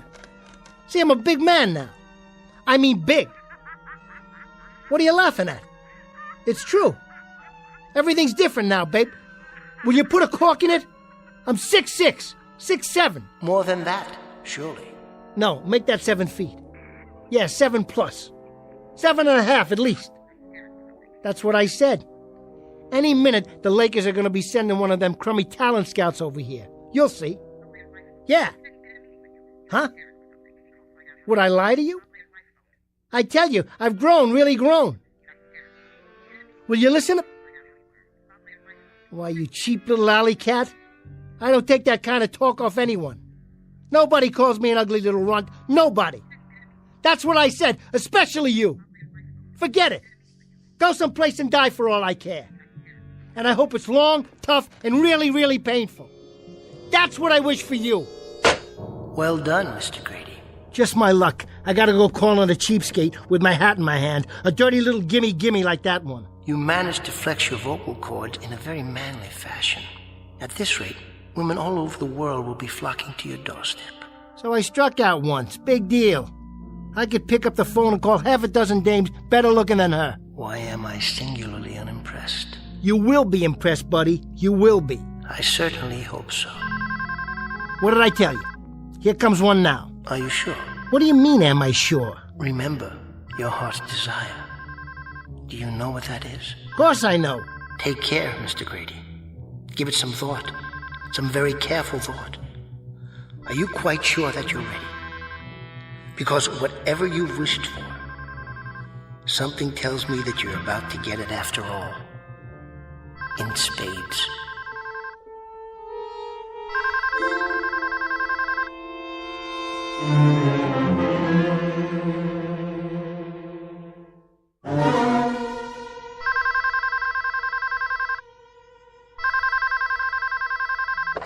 Yeah. This is him. What about my voice? Too loud for you? All right, sport. Give it to me again. How's that? Yeah? Yeah? Which lawyer are you talking about? What's his name? Never heard of him. You have him call me. I might have to go out for a while, so tell him to make it quick. I ain't got all night. Yeah, go ahead and give him my number.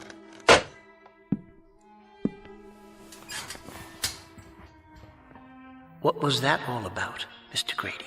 Who knows? Some guy from a law office or something? Says I'm getting a call from some other lawyer. At night, can you believe that? Must be important. That's 'cause I'm important now. Sure, that's it. Hey, you still here? I'm still here. How come you're hanging around anyway? I'd say we have some unfinished business, you and I. Level with me. Are you my imagination? Is that it? I'm afraid you don't have very much imagination, Mr. Grady. Then who are you? What are you? What's all this alter ego jazz? I thought you understood by now. I'm your conscience. Yeah, right. You don't look much like Jiminy Cricket to me. Well, I'll put it another way, Mr. Grady. This is something of an oversimplification. But for purposes of identity, I'll try to make it clear and succinct. I'm the fate every man makes for himself. Would you just talk for once and take off the training wheels? I'm doing my best. You generally find me down at the bottom of the barrel. I'm the strength dredged up out of desperation. I'm the last bit of seaweed that a drowning man scrapes for with his cold, dying fingers.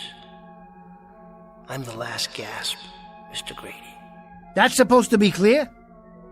Man, I just don't dig you. For my money, you're a big fat nothing with a mouthful of $2 words. Oh, I'm not nothing. I'm something, Mr. Grady. I'm really and truly something. In certain cases, something very good, depending on the person I'm representing. I can work miracles. I may come with heroism, sacrifice, strength. Even more than that, I may epitomize everything noble in the human spirit. Now, in your case, Mr. Grady, the requirements were quite small. Your dreams rather insignificant, taken all together. Your aspirations hardly worth mentioning in the greater scheme. What do you mean, small? What do I mean? Only this, Mr. Grady. If you had asked to win the Kentucky Derby, and win it cleanly and with honor, that would have been quite a monument to your career. Or if you'd asked to perform an act of pure, selfless heroism, and let that be the qualification for the respect you seek, this too would have been exemplary. But as it is, what was your heart's desire? To be a big man.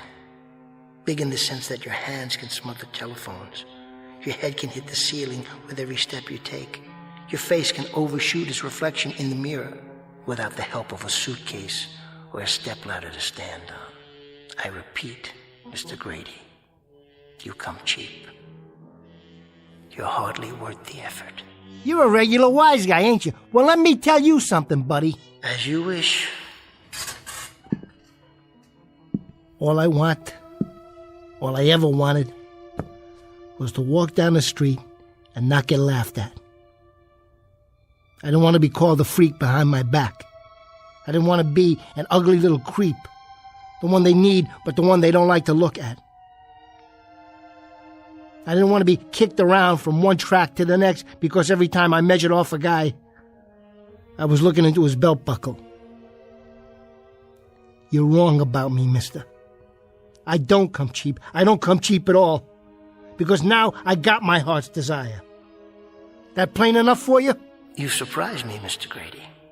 A greater depth of feeling than I would have expected. Now you heard it. You can forget about it. Because I'm tired of being low man on the totem pole. I got what I want, and I'm going to use it. I'm going to go out there and have me some fun tonight. The only thing I got to figure out is where to start. I wouldn't begrudge you that. But listen. No, you listen. Open your eyes and look around. The world. And it's just waiting for me. He doth bestride the world like a colossus. What? Someone said that about Alexander the Great. He ended badly too. A sad and tearful man. When there were no more worlds to conquer. You see any tears in my eyes? I'm not crying, I'm laughing. Look at them all down there, like ants. They got their big cars and their women and their big fat rolls of money. Now it's my turn. Just wait till I walk in any place I feel like. They'll notice, all right. They'll turn around and stare, because every one of them will wish they was me. Give me the two hottest dames in town, one on each arm, and just you watch.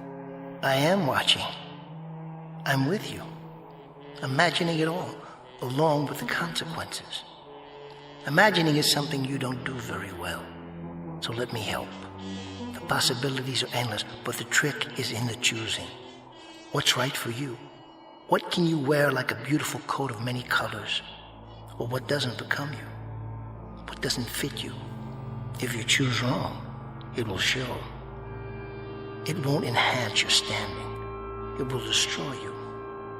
The burden may be simply too overwhelming. The greater the heights a man attains, the further the fall. Ah, why don't you shut up? Your words are all empty, just like this bottle. I'm trying to help, honestly. You may not have chosen wisely, but it may not be too late if you're conscious and careful. Careful nothing. I've been careful all my life. Stand back, everybody. Grady's walking through the universe. Fate calling, Mr. Grady? Fate nothing. It's that dame. She must have changed her mind. Yeah, this is Grady. What about it? Say that again. Would you mind? Are you kidding me? Are you serious? Do I want to race again? Mister, just show me the horse. Listen. I appreciate this. You don't know how much. You ain't gonna regret this. I wouldn't fix a race if I got $1 million per square foot of track. I wouldn't fix a race if... Yeah, I understand. You got it. I'll be there with bells on. Good news? Well, hotshot, now what do you think? You know what he just said? Everything's going my way. One phone call and you're top dog again? Just like that? Just like that. I'll tell you who that was. The Racing Commission.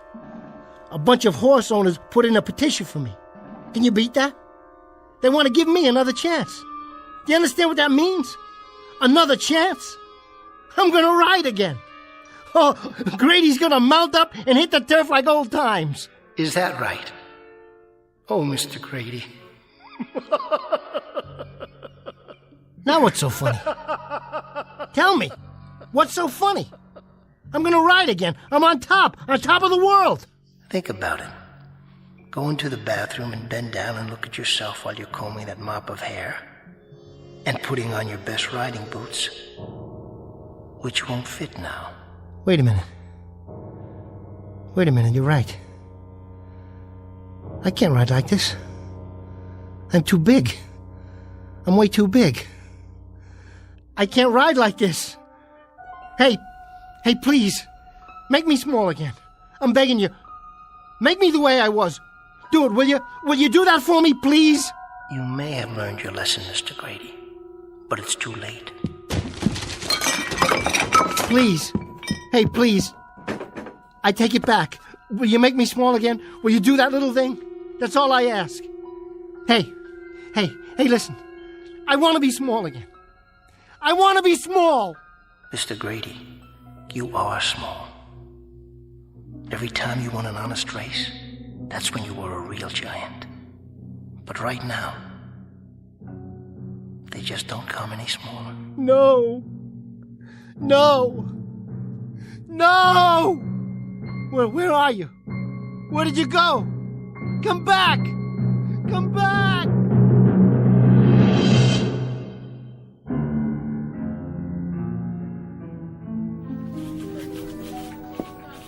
You still here, Miller?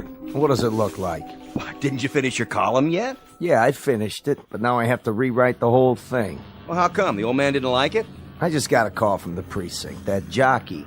He took a dive tonight out the 17th floor window of the St. James Hotel. No kidding. Poor little guy? Little? Yeah, I guess you could say that. There's something weird about the body, though. Yeah, what about it? It didn't look right. But they ID'd him. It was Grady, no doubt about it. So now I gotta do my column from scratch. Well, at least you don't have to worry about Grady anymore. They'll cover him in the obit page. Yeah, but how? Something tells me there's more to this story. A lot more. If I only knew what really happened. Hey, don't let your imagination run away with you. Remember, this is the sports page, not the literary section. Somebody's gotta tell his story. If I don't, who will? The Last Night of a Jockey.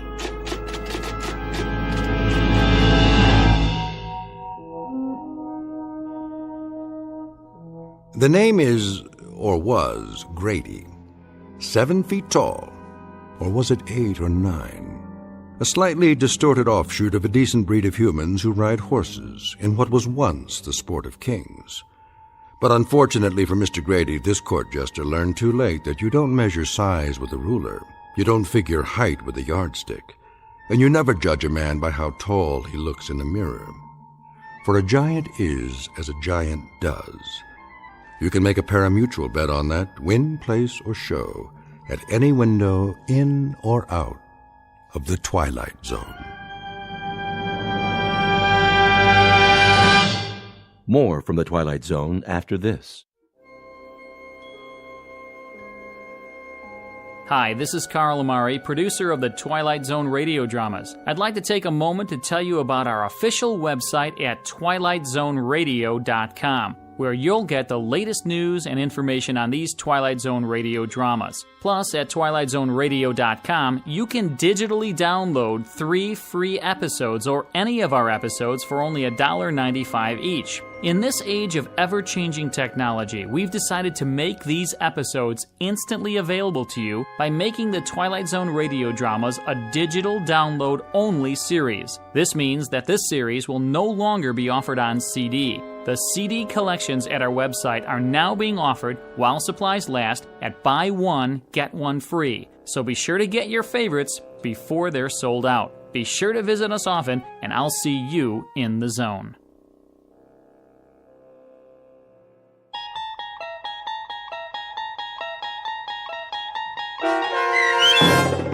The Last Night of a Jockey, starring Bruno Kirby with Stacy Keach as your narrator, was adapted for radio by Dennis Etchison and based on a script by Rod Serling. Heard in the cast were Christian Stolte, Doug James, Todd Manley, Andy Herman, Sarah Marks, Rick Vargas, Terry Babler, Paul Patch, Vince Amari, and Roger Wolski. To learn more about the Twilight Zone radio dramas and to obtain audio cassettes and CDs of these programs, visit our website at twilightzoneradio.com. The producers of The Twilight Zone wish to thank CBS Enterprises, Carol Serling, Dennis Etchison, Dick Brescia Associates, Claire Simon Casting, Terry Jennings, the American Forces Radio and Television Service, our sponsors, and our radio affiliates for helping make this series possible. This copyrighted radio series is produced and directed by Carl Amari and Roger Wolski for Falcon Picture Group. Doug James speaking.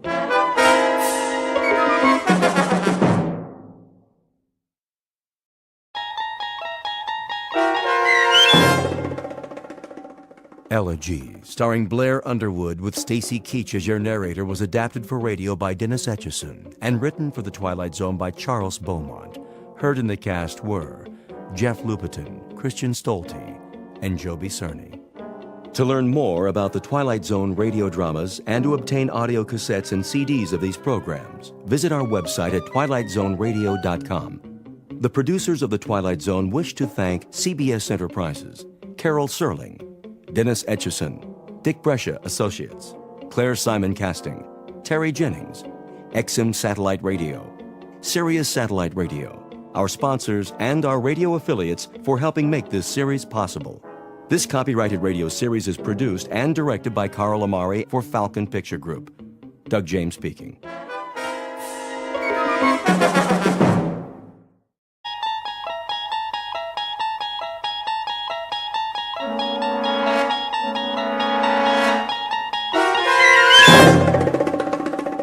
There is a fifth dimension beyond that which is known to man. It is a dimension as vast as space and as timeless as infinity. It is the middle ground between light and shadow, and it lies between the pit of man's fears and the summit of his knowledge. This is the dimension of imagination. It is an area which we call the Twilight Zone.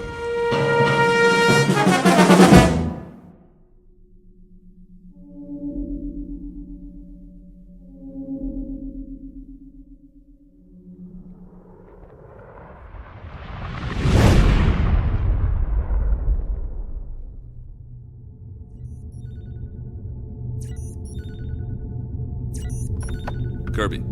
Yes, Captain. Give me the readings.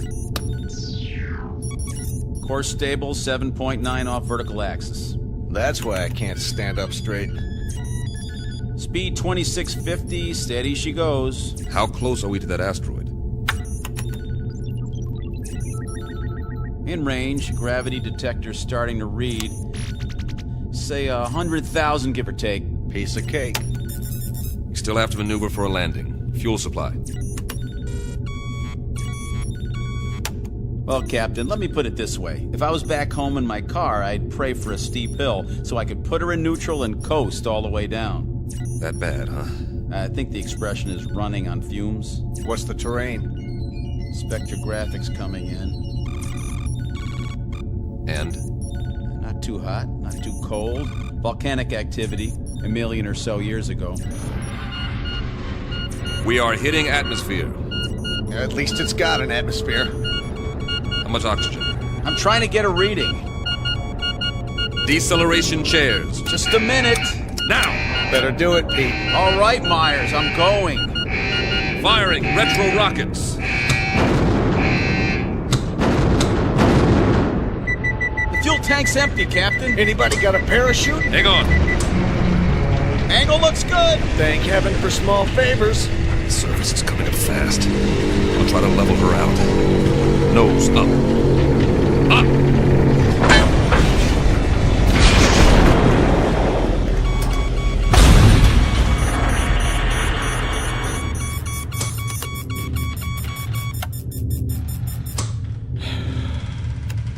Nobody say anything.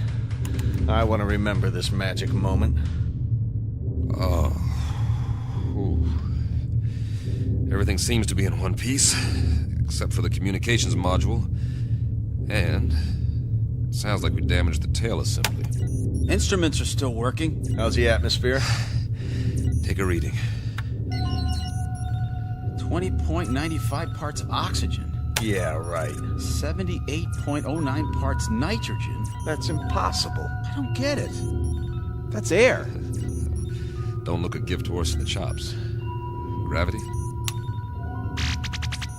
1 unit to 0.99. Are you sure? See for yourself, Captain. I don't believe it. You got something better to believe, Myers? But that's incredible. Conditions identical to Earth, and yet we're 655 million miles away from Earth. Let's get the airlock open. Hold up, Pete. What for? I'm sick of breathing recirculated air, eating freeze-dried tofu, and we're almost out of that. The instruments could be wrong. What's the difference? We aren't going anywhere for a while. We can't even radio for help till we fix the module. The man has a point. I suppose you're right. At least put on your helmets. Forget it. If this is all she wrote, then I'm ready for it, one way or another. I'm afraid I'm with Pete on this, Captain. Either we die now or we die later, starving to death like dogs. All right, open it. Now, this isn't an order, but I'd recommend everyone take a very deep breath.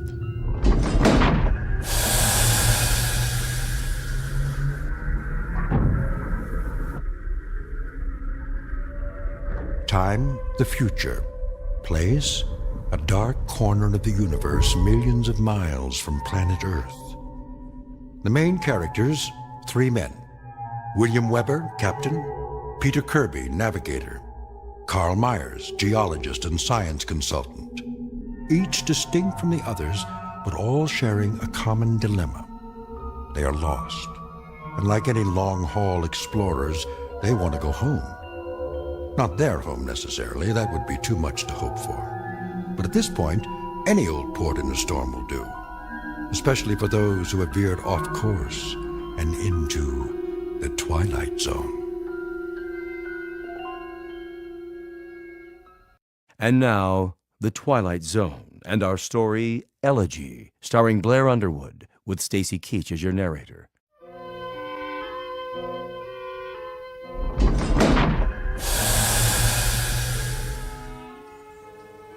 Captain's notes.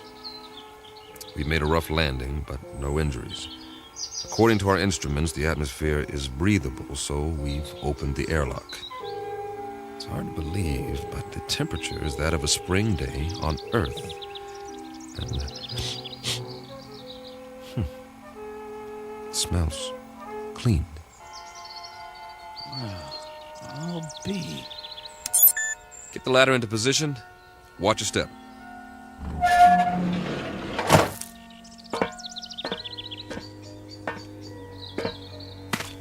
How many miles did you say we were from Earth? Too many. Time for a reality check. You see the same thing I see, Captain? What do you see? Open country, farmland. Kirby? Affirmative. Acres of grass, trees.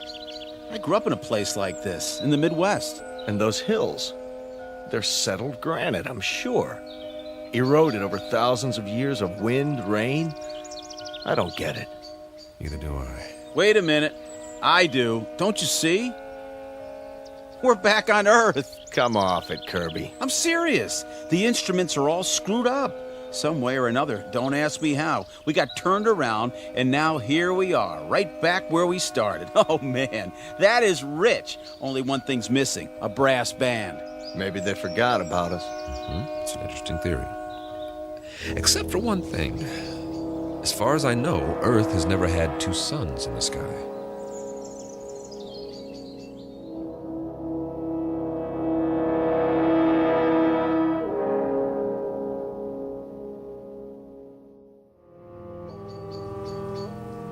You're right.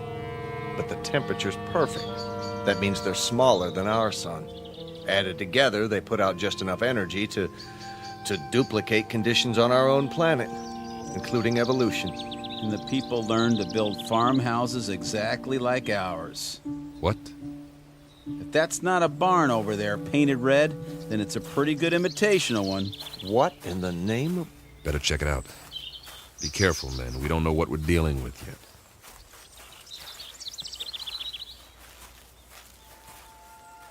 What do you call this? A Martian? I'd call it a hound dog. Hey there, boy.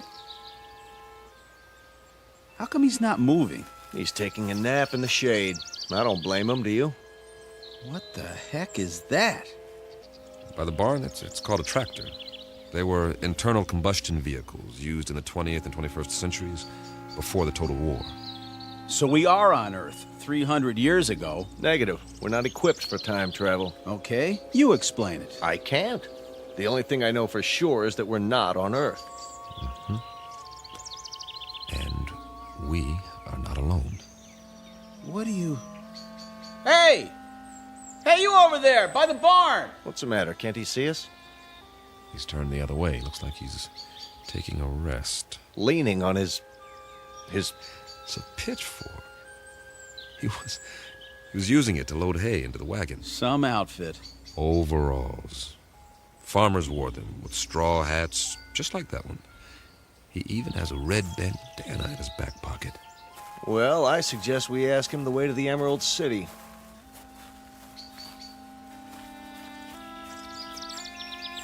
Excuse me, sir. My name is Captain Weber. My men and I... Sir? Sir, I hate to bother you, but that's our ship over there. We've crash-landed. If you can tell us... Sir... Sir, can you hear me? What's the matter with him? Seems to be in some sort of trance. Are his eyes open? Yes, but... Move your hand in front of his face. Nothing. As if he's... Don't touch him. It's all right. His skin's warm, but there's no respiration. He seems to be frozen in place. Well, let's move on. Say that again. This is giving me the creeps. We'll recon the surrounding area. There may be others.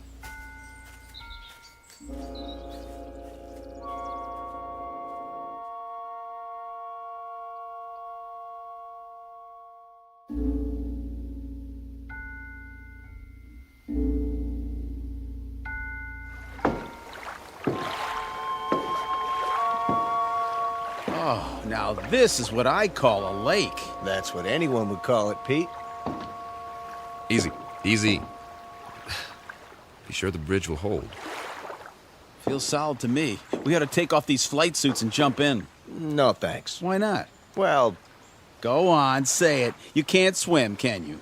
Not as such. Oh, the big scientist. Wait a minute. Maybe we can find some water wings for you. Let's get a move on. We have a lot of ground to cover. Back home, we had a swimming hole. Man, on a hot day, I thought I was in heaven. We'd go skinny dipping. Right in all that pollution. Nah, before the government closed the rivers.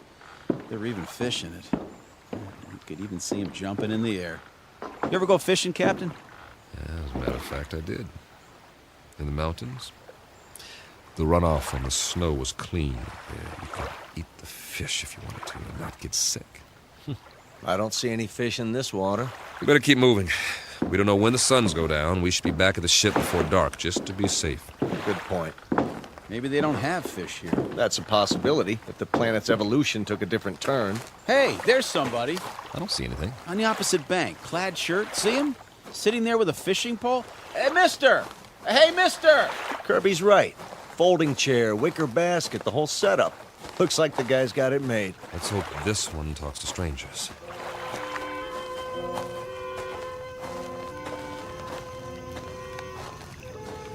Hi there, fella. How's it going? Fish biting today? Mum's the word, huh? Let me try. Sorry to bother you, sir, but you might say we're lost. If you could give us directions to the nearest town. Don't waste your breath. This one's a stiff, too. Maybe he's asleep. If he is, he's done well for himself. This basket is called a creel, and it's full of fish. Quite a haul. Fresh? Smells like it. Hold on. Is that a bottle of beer next to him? It is indeed. Only, it's empty. Well, where's he got the cold one stashed? Fella, can you hear us? Do you even know we're here? Can't see his face. Lift up the brim of his hat. Okay, here goes. Sorry, nothing personal. I just like to look a man in the eye when I talk to him, even if he doesn't talk back. What did you do? Nothing, just barely touched him and he fell over. Well, at least we know he's not a statue. No pulse, like the farmer. But his skin feels real. Set him up again, exactly the way we found him. I get it. Get what? He's off the clock. Way off. What's that supposed to mean? Pete and I used to joke about it in flight school. Now, there are 24 hours in a day, but sometimes that's not enough. You're not kidding. All my life, I've wanted extra time to read a book, write a novel. Or go fishing, spend some time in the country, meet a girl and get married, or just take a nap for crying out loud. But I was too busy. We all were. So the only answer is to fit some extra hours into the day. Hours that don't show up on the clock. That don't count. I don't see... Look at it like this. What if you could stop time? For a few minutes or a few hours? At least as far as everybody else is concerned. Think of what you could do. They stand there, frozen, while you run off and do whatever it is you need to do. Then, when you're finished, you run back and time starts again. They move and walk and talk and go on with what they were saying, and they never so much as know you were gone. Is that a plan or what? I wish we could have done something like that on the ship. If I'd had time for pure, uninterrupted thought, I might have... Oh, I don't know. Perfected Sheldrake's theory of causative formation while the ship ran itself. That's right, and get home to find you've won your own Nobel, right? Now, we make planetfall, and we run into these people, if that's what they are, and it's as if we've finally done exactly that, taken ourselves off the clock, at least temporarily. Permanently would be fine by me. Nice theory, Captain. I'm afraid there are reasons, though, why it wouldn't work. I am sure there are. It's just a thought. If I were a science fiction writer, I could have some fun with it. But we've got more important things to do, like finding out what options we have, now that we're here. Say, I'm hearing things. I hear it, too. Seems to be coming from the top of the ridge, beyond that grove of trees. That must be where the town is. We were close after all. Sounds like you got your brass band, Pete. I like it. Maybe they got a ticker tape parade, too. One way to find out.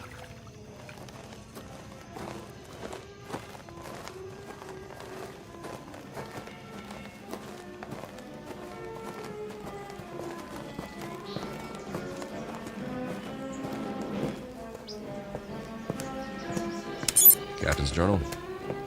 We appear to be on the main street of a Midwestern American town. Ahead of us is the square, complete with steeple, clock, and ivy-covered walls. Captain, did you notice? What's that? There are no hands on the clock. Duly noted. Music's louder. I hope this recorder can pick it up.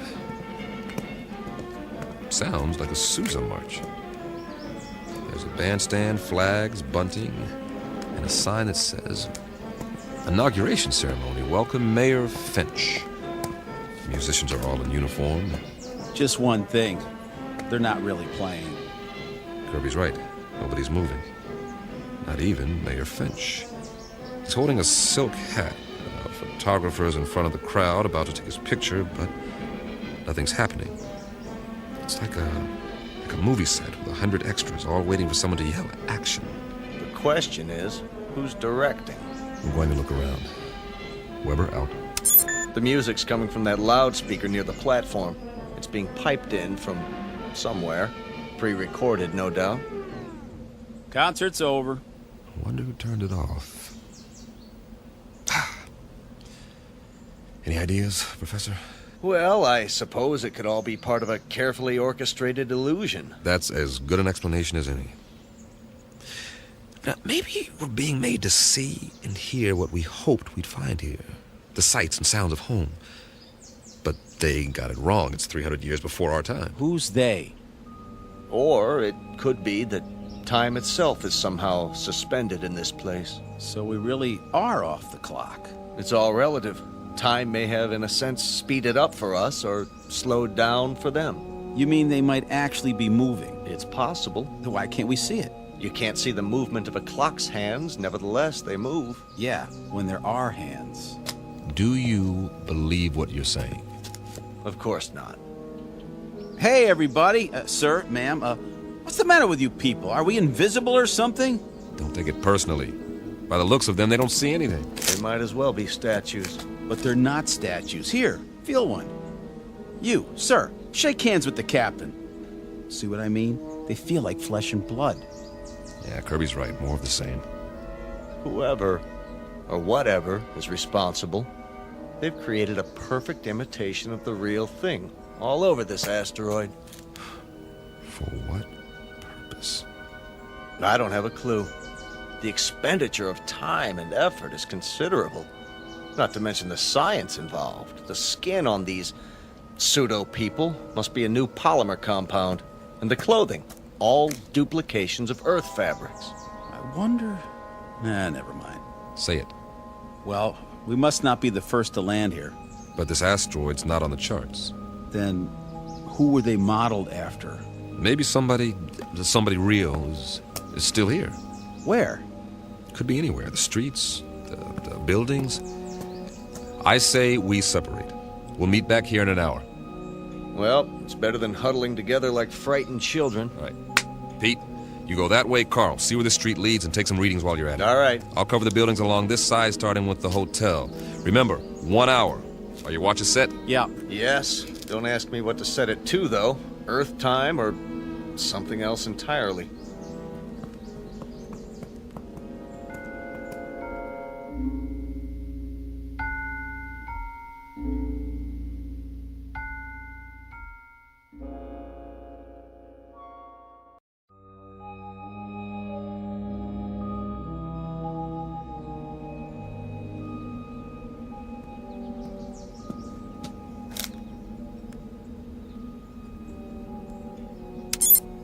Captain's notes.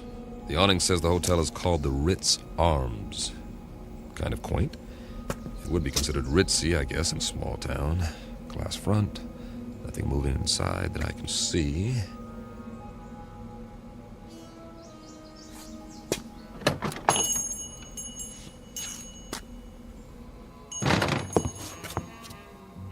I should have brought the Visicam to record this. There's a clerk behind the desk, not moving, of course. And oh, this is classic. There's an alcove off to one side. I can see 4 men seated around a table. A green lampshade, money. I think they're playing poker. Or they were before they stopped moving. And there's a waitress with a tray full of drinks. The big winner seems to be a little man with a gray mustache. Not your typical gambler, but he's all set to rake in the chips. He looks mighty happy. Hey, fella. Wonder what cards he's got here. I don't think he'll mind if I take a peek. Oh, 4 big, beautiful aces. Nice work. Oh, hold on. mistaken, that's a waltz coming from upstairs.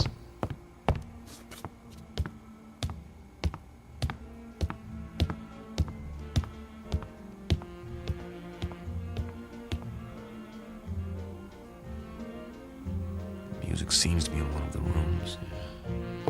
Hello? Hello? Anybody here?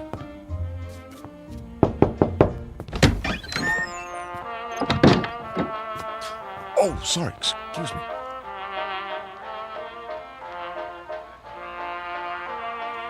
This room is definitely occupied. There's a candlelit table, I see an ice bucket, and a bottle of champagne. The music is canned.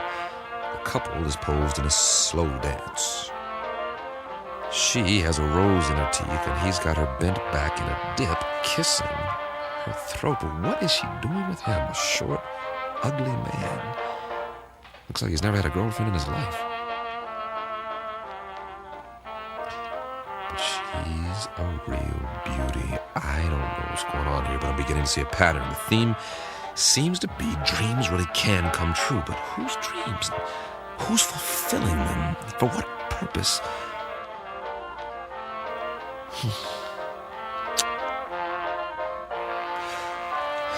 Weber out. For now.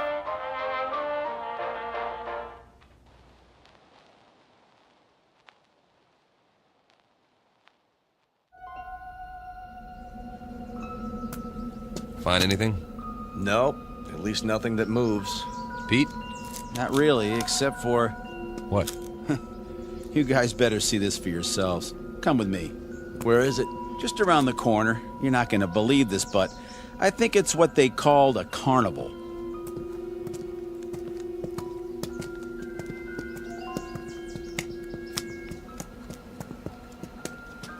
That's what it is, all right.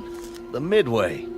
Those booths along either side, people could win various trinkets of low value by throwing baseballs at steel milk bottles or firing toy rifles at targets. I was wondering. A test of skill for amusement.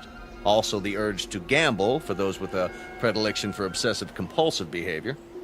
What's in the tent? Oh, just some men in swimming trunks.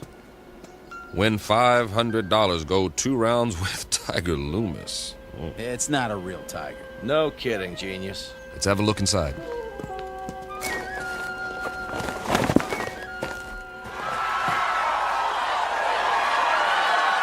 That must be Tiger with the stripes on his trunks.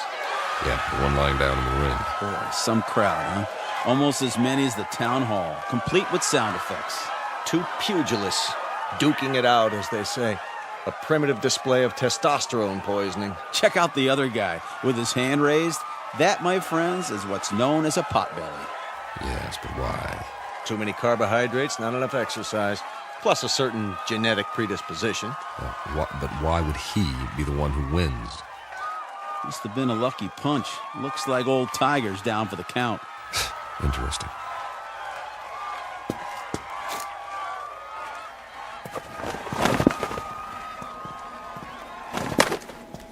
I think it's creepy. All these imitation people posed every which way. What do we have over there? I believe it's called a sideshow. Scantily clad young ladies who dance for the crowd, which is primarily male. That's nothing. Check out the stage at the end. See? I was saving the best for last. Get an eyeful of this. Some sort of contest, a sign. Beauty queen chosen today. Step right up, gents. You got your blondes, your brunettes, your redheads, your tall ones, your short, stubby ones. Take your pick. I'd say the judges have already made their selection. Cast your eyes on Miss Lakewood County. Some bathing suit, huh? Mm-hmm. It was called a bikini, after the location of the first atom bomb test. Of course, if you like them a little more curvy, there's always Miss Midvale. A little on the hefty side for me. Personally, I like Miss Vernon County in the strapless white two-piece. And they all lost. Kind of breaks your heart, don't it? The one they've chosen with the ribbon and the crown. Miss Wanda Bertolini from Stockton, California. A little long in the tooth, isn't she? 39 if she's a day. Freckles, frizzy hair, the whole bit. And yet, she's won against all those beauties. There ain't no accounting for taste. Perhaps the competition was rigged. Yes. But why? Your Majesty, my compliments to the judges. I don't blame them. They think you're the prettiest one of all.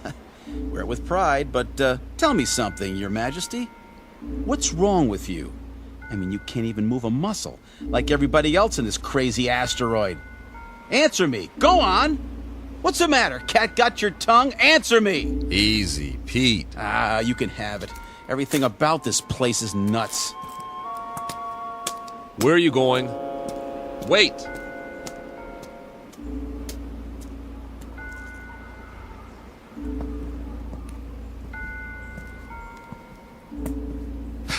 Now, Pete, don't let it get to you. None of us knows what's going on.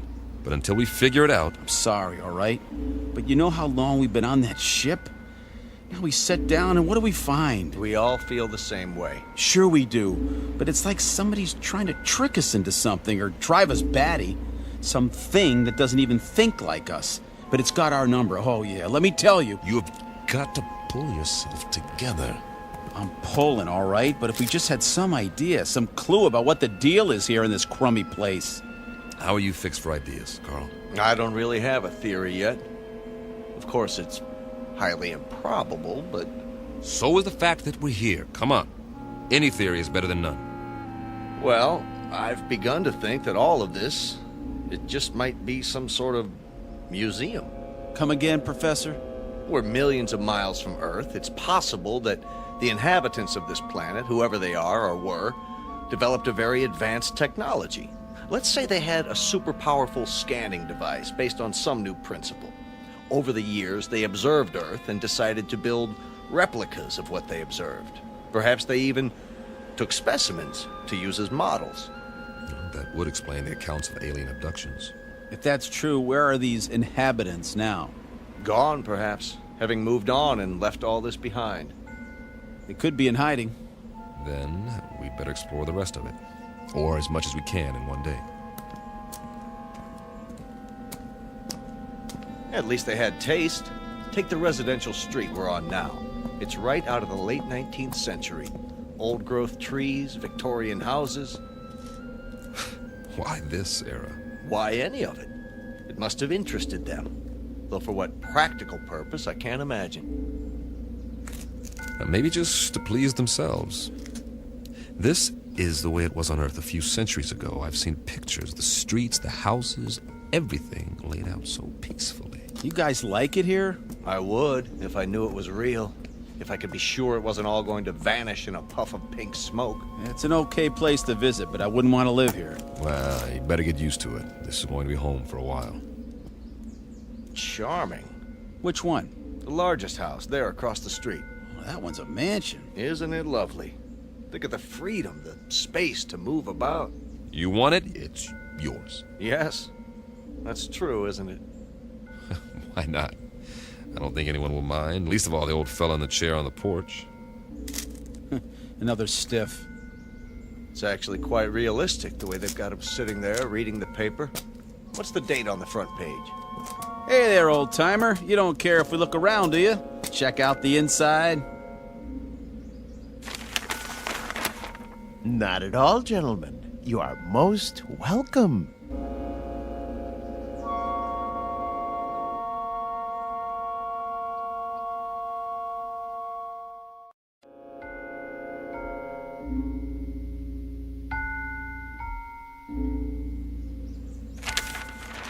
Jeez Louise! He talks! Forgive us, sir. You all look as though you've seen a ghost. We assumed that you were like the others. Oh, no. I'm Captain Weber. The name is Wickwire. Jeremy Wickwire. Ah, a pleasure. Peter Kirby, my navigator. Hi. Carl Myers. How do you do? Can't believe you're real. Isn't everybody? We used to think so. Not around here. Oh, the others are nothing to be afraid of. Really, they're not. We have so many questions. I don't know where to start. We can talk inside. Some tea, perhaps. Please, gentlemen, won't you come in?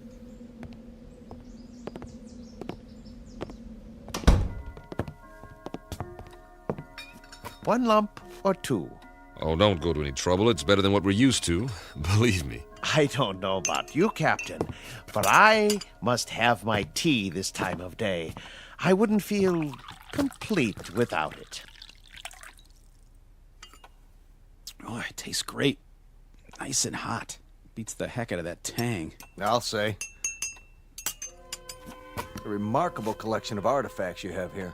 Artifacts? The oriental rugs, the tapestries, all this furniture. I've never seen anything to compare. It provides a certain level of comfort. Must have cost you a fortune. Oh, not me personally. We had it built for a Mr. Let me see, Jenkinson, I believe it was. You mean the pieces aren't antiques? Oh, heavens no. They were made to the client's specifications. At the last moment, however, he changed his mind, decided he really wanted to be a knight in shining armor. So now he's over in the medieval section, slaying a dragon. Then there's more that we haven't seen. Dear me, yes, we have many sections. Rome, Egypt, the Wild West. But the one we're in right now is very popular. It represents a period when creature comforts were most abundant, before peace in the world became impossible. By the world, you mean? Earth. Mr. Wickwire. I don't know where to begin. You see, we are from Earth. Yes, of course. We were on a routine geological flight in search of ore to be mined. We ran into a meteor storm and, it knocked out some of our equipment and put us off course. That was 6 months ago. Really? That long? Feels a lot longer, believe me. Please, go on.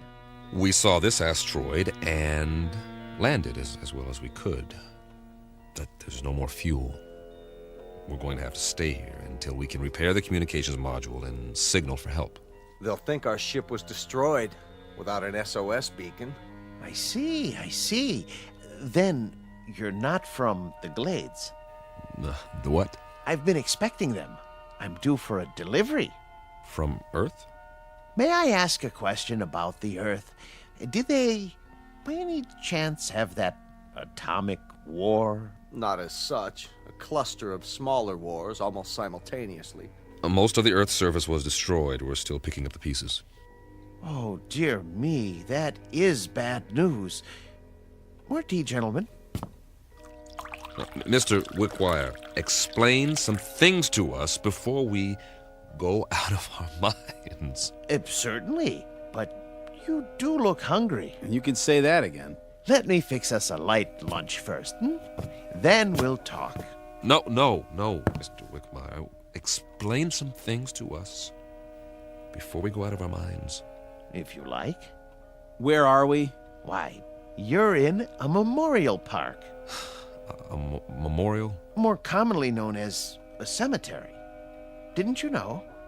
Please, make yourselves at home. I'll be back in no time. Did he say cemetery? Well, at least we know more than we did.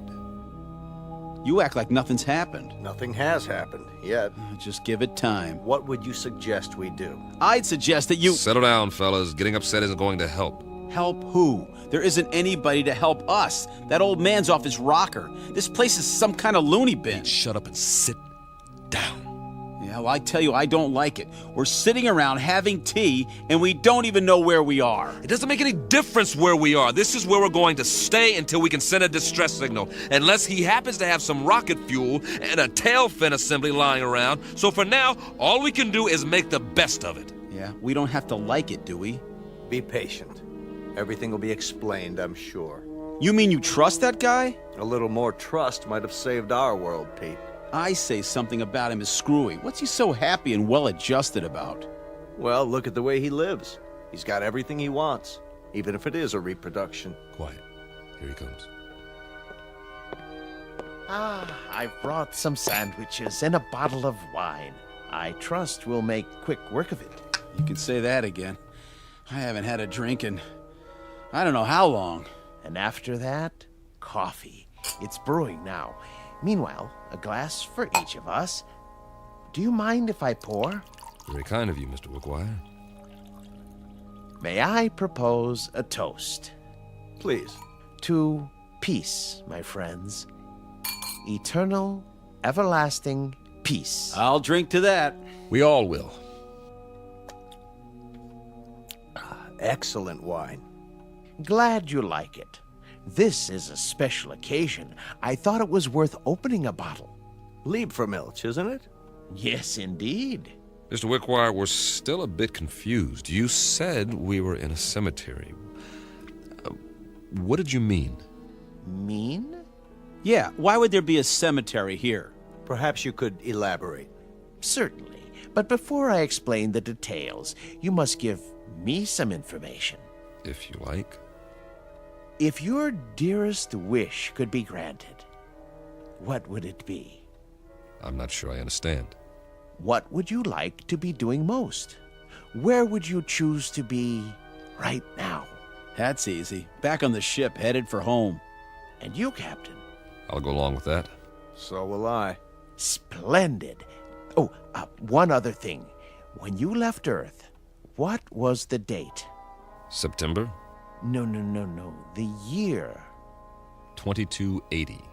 Really? 2280? When you arrived, I thought you were the men from Happy Glades, but you couldn't be. We're still not following you. What's Happy Glades? The world's greatest mortuary. At least, it used to be. The management hit upon this scheme as a service to the few who could afford it. The scheme being... Why, this little asteroid. Moriarty bought it and paid well to keep it off the maps. For what reason? Simple, really. You see, the plan was to recreate conditions in which the dearly departed would be most happy. A favorite setting, a desired event. For example, if one had always wanted to be elected mayor, he'd achieve his ambition here for all eternity. So those people outside, they're all... Oh, not all of them. Just the select few. The rest are imitations. Simulacra, we call them, for effect. In other words, this is the place where your dreams come true after you've stopped dreaming. Yes, that might be a way of putting it. Very good. But a cemetery in the middle of space? Your boss, Moriarty, he could have bought a piece of property anywhere in the desert, say, away from everything. Oh, no. You don't understand at all. Happy Glades promises eternal peace, everlasting peace. You couldn't have that on Earth, now could you? Especially with the wars you've described. He has a point. Let's finish the wine, shall we? It doesn't keep well once it's opened. Thank you. Cheers. Would you like some music? What kind? A somewhat limited repertoire, but there are all kinds of pieces for the player piano, popular, classical. Classical might be nice. Ah, yes. Something soothing to fit the mood. Mozart or Brahms.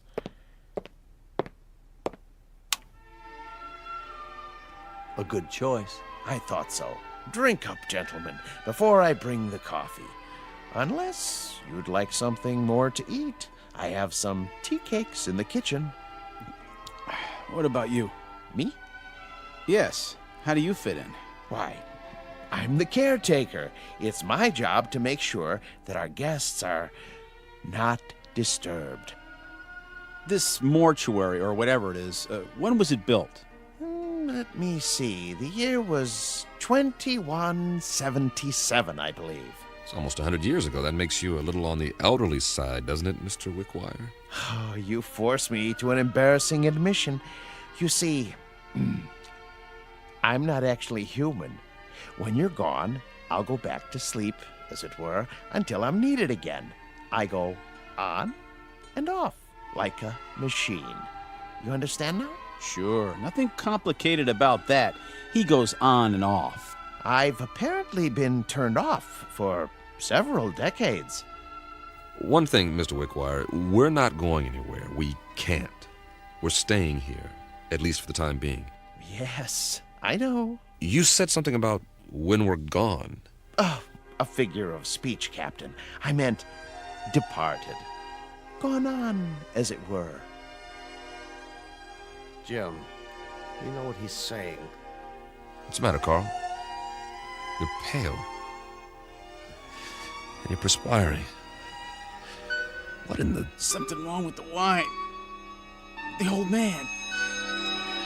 He didn't drink any of his. You're right. Why? Why didn't you, Wickwire? I told you not to trust him. I told you. Oh, he's poisoned us.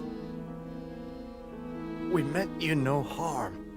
I realize that, and I'm sorry. Truly I am.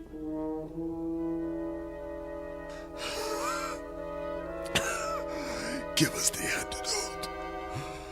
Give us the antidote. There is no antidote, Captain.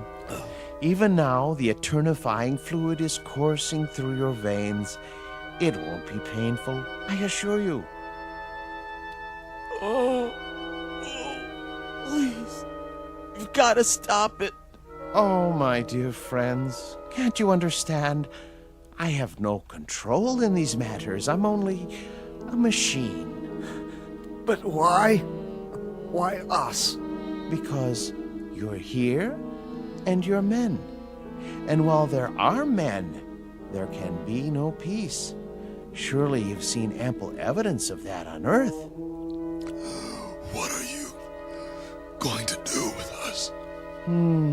There are several possibilities, but as you said, your preference is to be on your ship. So be it. I'll move you there and arrange you in your natural habitat. And every day for a while I'll come by and check on the display, your poses, the instruments and other details, and I'll touch them up if need be with a feather duster so that the scene is absolutely perfect before I retire to this house and turn myself off until the next ship arrives. I trust it will be a dream come true for you. It will. Won't it? For the love of God, Wickwire. For the love of God. You'll excuse me now, but I must make ready. Oh, and gentlemen, I do most sincerely wish that you rest in peace. Captain. Goodbye, Captain. Easy, Carl. Easy, Carl. Don't fight it. It'll only work faster. Bill. I'm scared. Try not to be, Pete. I'll be with you. Be back on the ship soon. For all eternity. See you over there.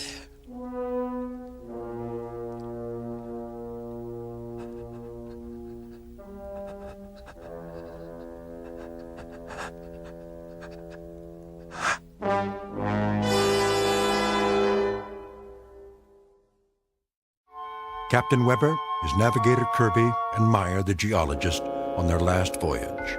And now, at their journey's end. All agreed what they wanted most was to be aboard their ship, ready to head home.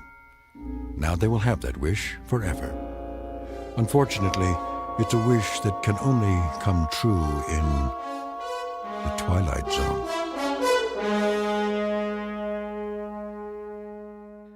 The Twilight Zone continues in just a moment. You are about to enter another dimension. A dimension not only of sight and sound, but of mind. A journey into a wondrous land of imagination.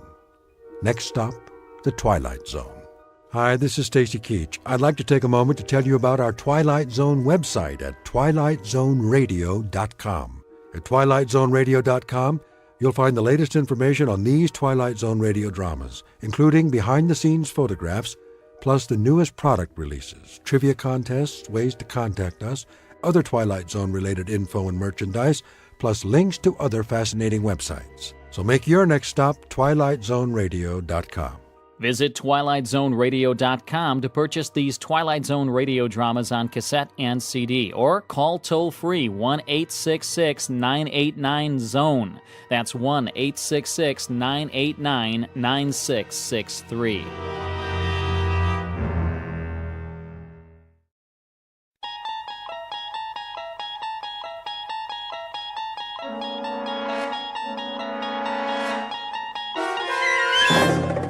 You're traveling through another dimension, a dimension not only of sight and sound, but of mind.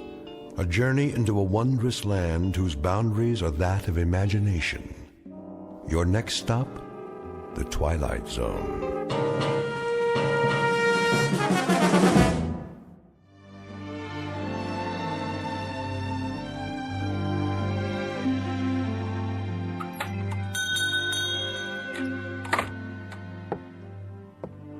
Morning, Mr. Castle. Hello, Ned. Any mail today? Got it right here. Where's my registered letter? Registered?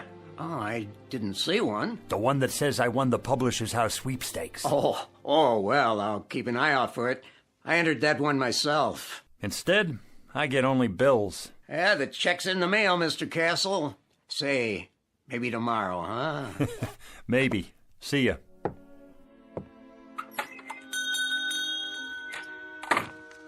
Another bill, and another, and another. Edna, what about the gas and electric?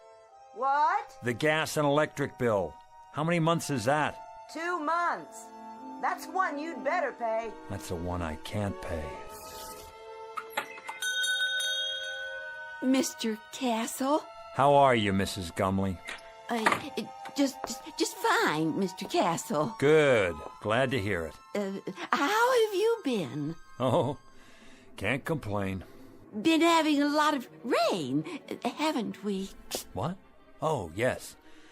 Quite a bit of rain for this time of year. Well, it's good for the flowers. How's that? Good for the flowers. The rain, that is. Yeah, very good for flowers.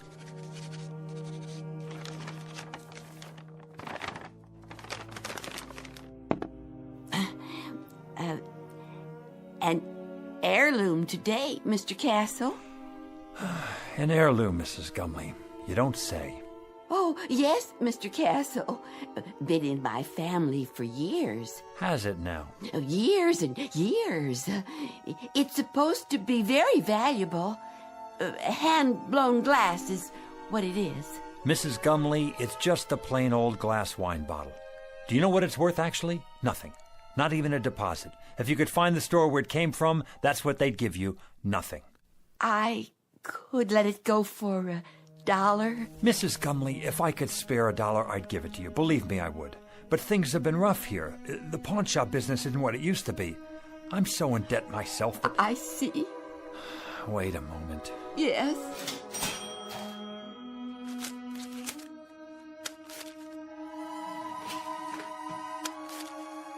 $1 it is, then. I wish it could be more, Mrs. Gumley. I really do. God bless you, Mr. Castle. I could kiss you. Stop that now. It's nothing. You're a wonderful man. Good luck to you. And to you. Better days for all of us. Mr. Castle, it's not an heirloom, you know. I found it in a garbage can. It's just a dirty old cheap glass bottle. Please forgive me for lying to you. That's all right, Mrs. Gumley. Who knows? Maybe it'll turn out to be an heirloom. We'll just have to wait and see.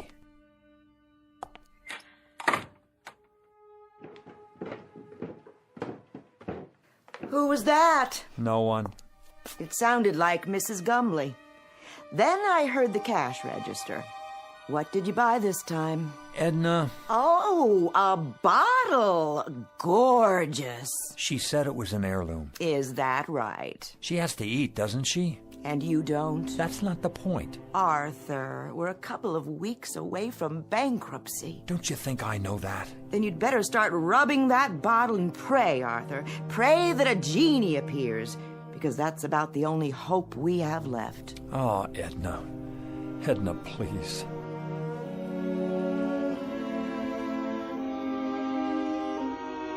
Mr. and Mrs. Arthur Castle, suspended in that brief fragment of time before fate comes out of a bottle.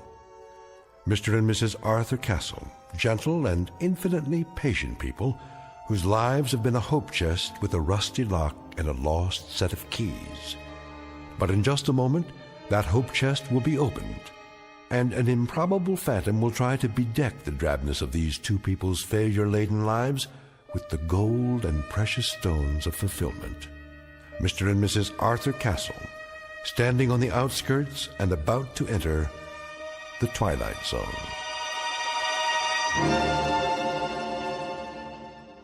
And now, back to our story from the Twilight Zone, The Man in the Bottle, starring Ed Begley Jr., with Stacy Keach as your narrator.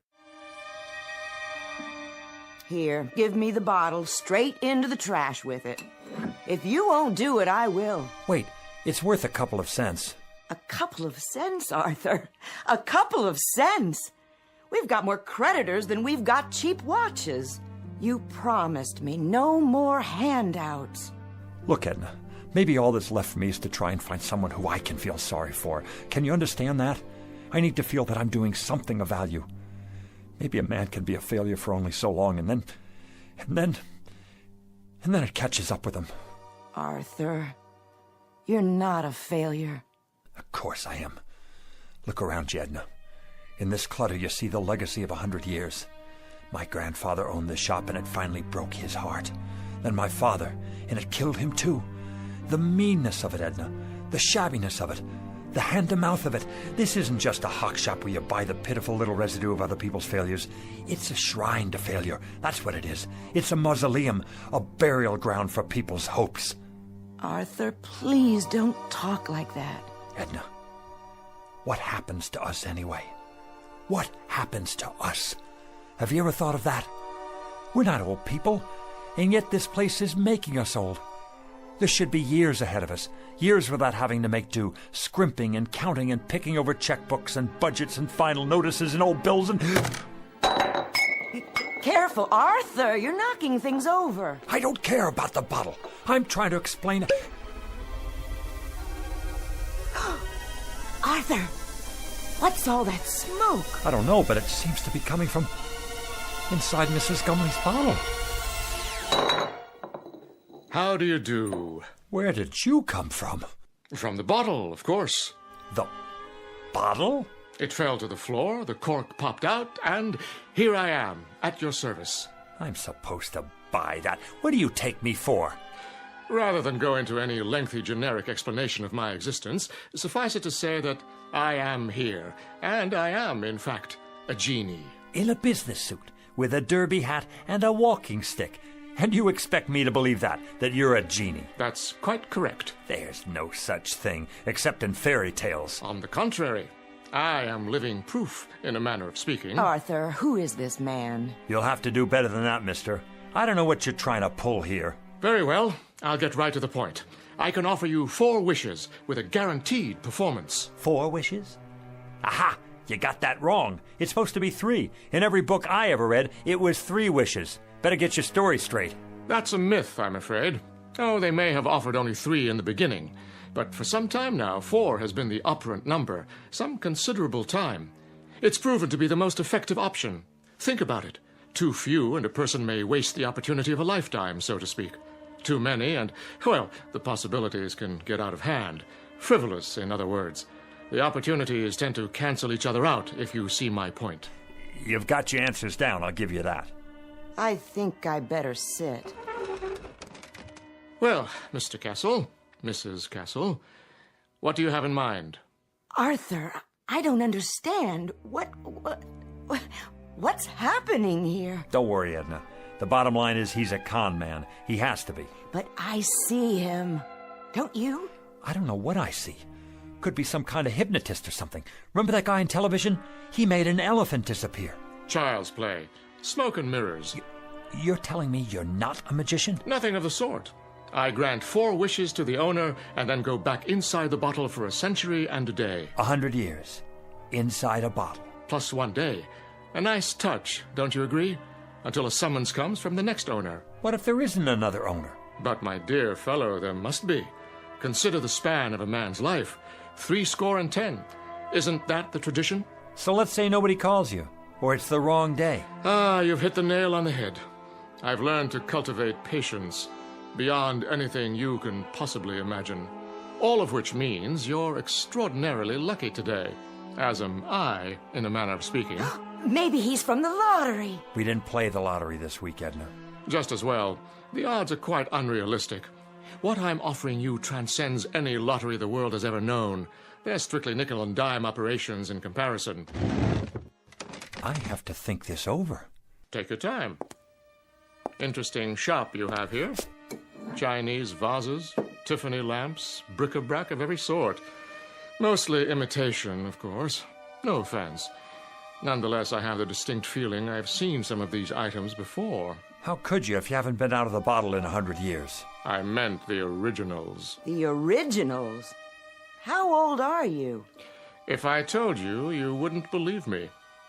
Nice silver cigarette case. Faux Victorian, isn't it? My uncle's. He passed it down from his great-uncle, who bought it in Liverpool in 1914. Is that what he said? How much? Take it. Get back to the subject. What else about the wishes? Oh, yes. Now, I think the business at hand is for you and Mrs. Castle to decide the nature of your 4 wishes, keeping in mind, of course, that each wish is irrevocable. Once made, it is fulfilled, and once fulfilled, it is a matter of record. It can only be altered by yet another wish. Clear, Mr. Castle? Clear enough. I think we better call the police. Why not wish for them? I can bring you Scotland Yard, the Federal Bureau of Investigation, or every bobby in the City of London. That won't be necessary. Is it the police you want? No. That's not what we'd wish for. Arthur, are you out of your mind? Go ahead, Mr. Castle. You were saying? Well, if I had a wish... You believe him? Just for the sake of argument, let's say that I wanted that broken glass in the case over there. Let's say I wanted it to be fixed. The glass display case? Unless that's too hard for you. I broke it cleaning up the other day. One whole side is cracked. Is that all? It's too expensive to replace and impossible to glue together. Impossible. Would you like to make it official, Mr. Castle? Arthur, be careful with this man. You don't know what he's after. Well, Mr. Castle, is that your wish? Yes, that is my wish. I want the glass in the case to be repaired. Very well, then.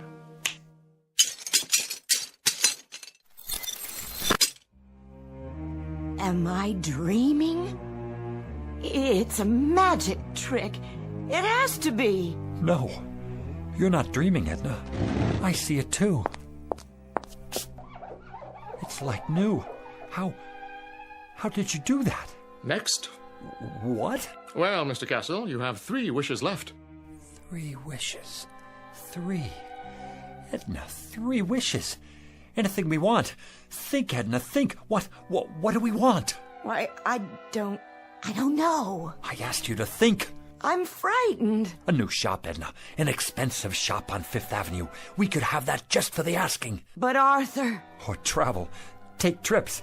We could see the places we could never afford to visit, like Paris or Rome or even the South Seas. We could take a cruise around the world, first class. Surely there's a catch. Or money. $100,000. $200,000. $1 million. We wouldn't have to grub anymore. We wouldn't have to sit here and waste our lives away. Arthur, it isn't right. There's something unholy about it. Clothes, Edna. Expensive clothes. Jewels. A beautiful house. No more worries for the rest of our lives. Are you sure? Edna, we don't have to rot away here. We can have anything we want. Anything, Edna. Money. Money? The simplest of all requests, Mr. Castle. Simple? For you, maybe. How much would you like? In what denominations? Edna, how much do we want? I don't know. I just don't know. $1 million. That's what we want. $1 million. In what form? Gold? Silver? Of course, there are market fluctuations in precious metals, so there will naturally be an element of risk. Platinum shows the least movement. Diamonds are relatively stable at the moment. Forget it. Cash only. All negotiable U.S. currency. Very good. Denominations? No 50s or 100s. Make it $5 and $10 bills. Recent dates, and no counterfeits. Where would you like it? Savings account or checking?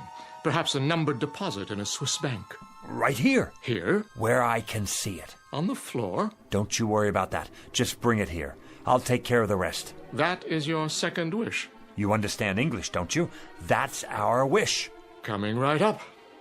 Oh, just one thing. Aha! Arthur, I told you. Do you mind terribly if I... If what? If I smoke. Is that all? Of course, if you prefer otherwise. I see the no smoking sign on the wall. No. Go right ahead.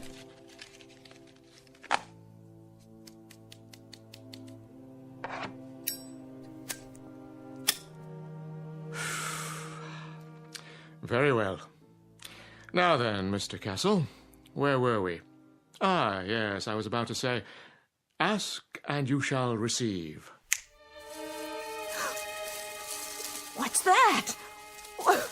Where's it coming from? What is it? It's money.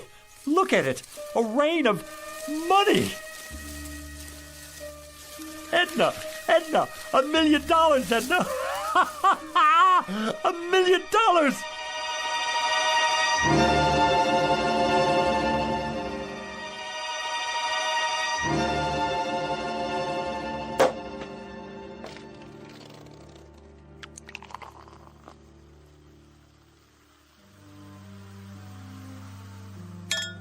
There you are, Edna. Champagne. I think I've had more than enough. I suppose you're right. How can I work if I have a hangover? Well, you could take the day off. Edna, you're a genius. Why didn't I think of that? We both could. Close up the store and... And what? I wouldn't know what to do, would you? Well, let's see now. It's a beautiful day. We could take a walk together in the park. Oh, Arthur, I'd have to get dressed up, and I don't have any comfortable shoes. Or we could go to a restaurant. Any restaurant at all. But we've already had lunch. Then we could take in a film downtown, or a play, a musical. Do you know how many years it's been since we did that? And leave all this money out like this? I don't think that would be a good idea. So, we're prisoners here. We can't go anywhere, do anything, for fear that someone might steal it from under our noses. What good is it? Oh, Arthur, we can put it in the bank. That's tomorrow. The bank's closed now. Unless... What are you thinking? Call your brother on the telephone. Tell him to come over here. He needs money for his operation, remember? Oh, I like that idea. And while you're at it, call Avritton, the butcher, and Mrs. Tiola, and the checker at the market. And that nice girl at the bank. And the dry cleaner. And here, look in the book. All our old customers, the ones who can't afford to get their valuables out of hock. Call them all, every one. What will I say? Tell them we need their help.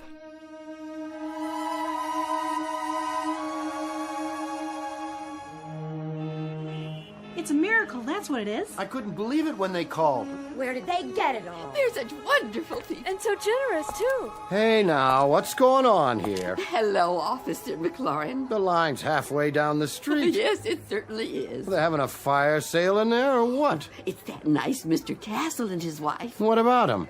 They're redeeming things. What things? All kinds of things, as long as you've got your pawn ticket. Even if you don't, they remember. They're redeeming us. That's what they're doing. It's the loveliest gesture I've ever seen. Hi there, Mrs. Gumley. Beautiful day. Indeed it is. Your turn, Mrs. Gumley. Go on in. Hold on. Where'd you get that fistful of money? Right inside, officer. From Mr. and Mrs. Castle, bless their souls. What are they doing, running numbers? Nothing like that. Strictly legit. You're telling me they gave it to you? Sure did. Enough to pay off their tab at the butcher shop and then some. Plus the next 10 years in advance. And whereabouts did they get this bankroll? Don't ask me. But their ship sure must have come in big time. The horses, was it? Or the lottery? I heard it was the sweepstakes that came in the mail. No, it was their cousin. He died and left them a fortune. Well, we'll just have to see about that. They're not breaking any laws. I haven't had my turn yet. You're not going to arrest them, are you? Maybe not. but I'll keep a close eye on the situation. In the meantime, I know someone who might be real interested in all this. Don't you people go blocking the sidewalk now.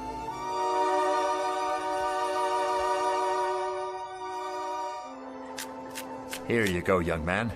Pay off that mortgage now. I will. And then go have yourself a ball, you and your lovely wife. I don't get it. Why are you doing this? Do I need a reason?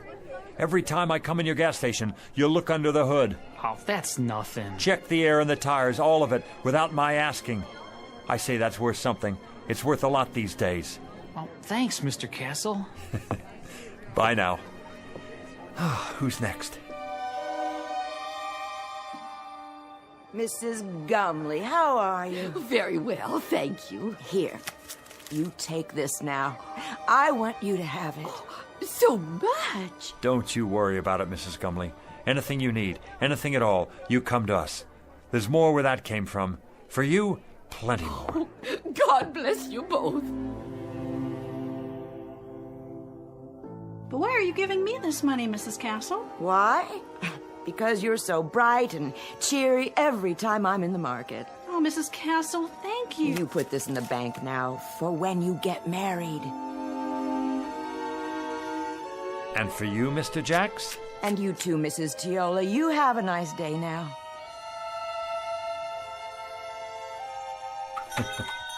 Don't mention it. Buy a round for everybody. On me. Is that all of them? Oh, for now. Put the close sign in the window, would you please? Of course, dear. Whew. Now that's what I call a day's work. You did wonderfully well, Arthur. I'm so proud of you. You know, Edna, I don't care how we spend the rest. I feel so good right now, seeing all those happy faces. I know. It would be nice to get away for a while, though. I agree.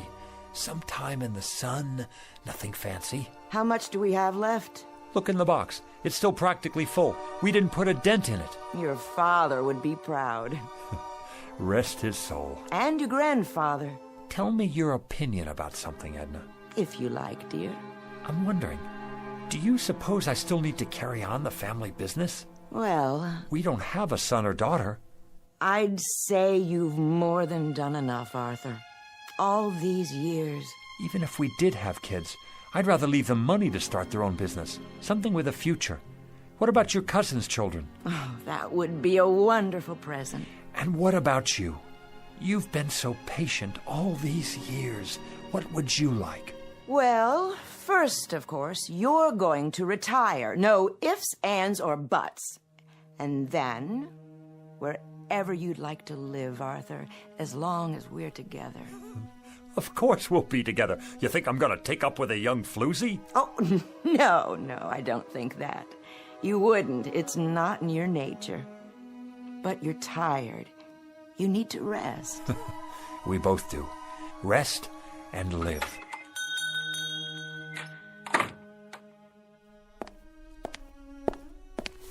Yes. Good afternoon, Mr. Castle. Do I know you? Let me see. Harry Joy's son. I don't believe we've met before. Wait. Stu Wintner's nephew. That's it.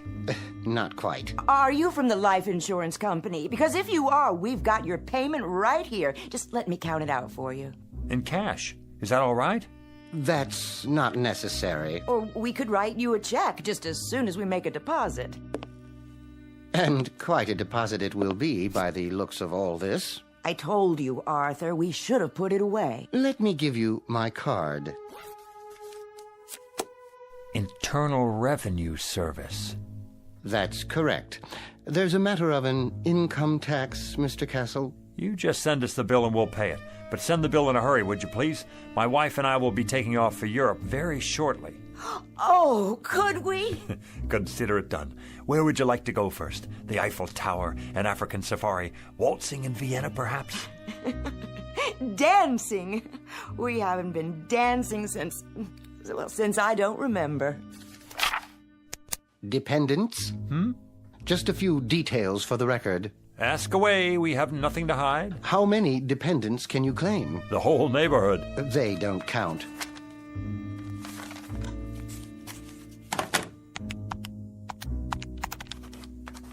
Wait. What's that figure? The one you just wrote down? Beginning with a sum of $1 million, taxed on the basis of a husband and wife, using the standard deductions and taking into account unpaid back taxes, approximately $907,000. Oh, that's how much I have left? Good. Fabulous. That's how much you owe the government. I beg your pardon? In addition, there's a state income tax involved, which, using thumb rule, would come to a rough figure of $35,000. You mean hundreds, don't you? Then there will be a matter of a 5% penalty. For what?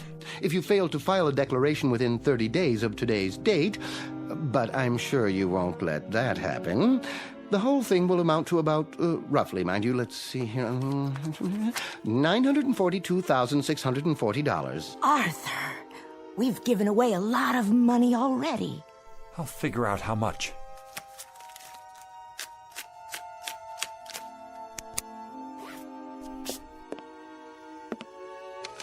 Fill out this form and send it to us with your check. It should be self-explanatory. If you want to use the installment plan, we'll send you a statement after your records have been analyzed. Mr. Castle? Yeah. Send us the bill. We'll be seeing you. Good evening to you, Mrs. Castle.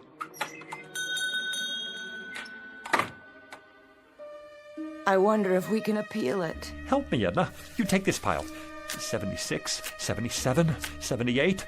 Oh, Arthur, where's the genie when we need him? Well, how much is there? $910,535, $910,540. We gave away almost $60,000. And this goes to taxes, leaving us with this. One $5 bill. That's our entire profit, Edna. $5 whole. That was quite a wish, Arthur. Quite a wish. And we haven't even paid the bills yet. If you'll recall, it was my suggestion that you reflect very carefully, Mr. Castle. Very, very carefully. Now he shows up. Had you made a wish that took into account the taxes involved... Look, you. Plenty of sweet talk and promises and the whole thing. And all the time, you're nothing but a con artist, after all. This time, I want the $1 million, but I want it after... Arthur, no more money. You've got to wish for something else. Oh, something else, then. A new store. A chain of stores. They could burn down 1 hour after we get them. Success? Be careful, Mr. Castle. Success is a pretty broad term. He's right. You can't wish for success. I've got it. How about 10 more wishes? Or 20, or... Very clever, Mrs. Castle, wishing for more wishes. But I'm afraid that isn't permitted. Frankly, I'd be afraid to have you try it for fear of the consequences. What consequences? Why do you have to keep losing your temper? Why can't you think about this thing carefully and then come up with Well, you're no help to me, that's for sure. Here we stand in the middle of this crummy little pawn shop with the whole world out in front of us and anything to wish for that we want. Anything. And you just stay on my back and... Stop it! This doesn't sound like you. Not like the man I married. Not at all. Edna, what's happening to us? What's really going on here? Oddly enough, this is the normal pattern that seems to be generally followed. Great excitement, great emotionalism, and strangely enough, hard to believe though it may be, only a modicum of happiness. Well, you've got cheap customers here. Our price is no longer so high. We're people who haven't had much happiness. People who've carried a crummy hawk shop on their backs all their lives. What, Edna? Tell me, what do we wish for? I don't know, Arthur. I just don't know. What about it? What can I wish for now? What can come to me without tricks? Without tricks? I question the semantics here, Mr. Castle. There are no tricks involved. There are simply normal and understandable outgrowths and conditions that go with any windfall. No matter what you wish for, you must be prepared for the consequences. What sort of consequences? Nothing more than cause and effect. Consider, for example, what happens when you throw a stone into a lake. The stone sends out ripples in the water. After a while, these ripples reach the shore. The bigger the stone, the bigger the ripples. And if the stone is large enough, you'll get a wave of water, even a tidal wave that could sweep you off your feet. It all depends on how much you disturb the way things were to begin with. Now do you see what I mean about consequences? That I need something without consequences. I'm not sure that's entirely possible. Something dead sure, at least. Something anchored, something airtight. I must agree, that would be the ticket. Is there such a thing? Sit down now. You'll give yourself a heart attack. Edna, I think I've got it. I think I know what it is. What, Arthur? Power, Edna. Power, prerogatives, to be in charge of something, to be a boss, to be a leader, with respect and the freedom to live as one likes. We could wish for that. Possible. Very possible. President of a corporation? That sort of thing? We could be sued, go bankrupt. Warden of a prison? That's idiotic. Mayor of a city? We could get voted out of office, and then what? Wait a minute. I know what. Head of a country. Ruler of a whole country, that's it. Who can't be voted out of office. What about it, Jeannie? I want to be the head of a country who can't be voted out of office. Is that your wish? Do you want to be more specific than that? Hold on. Let me give it to you this way.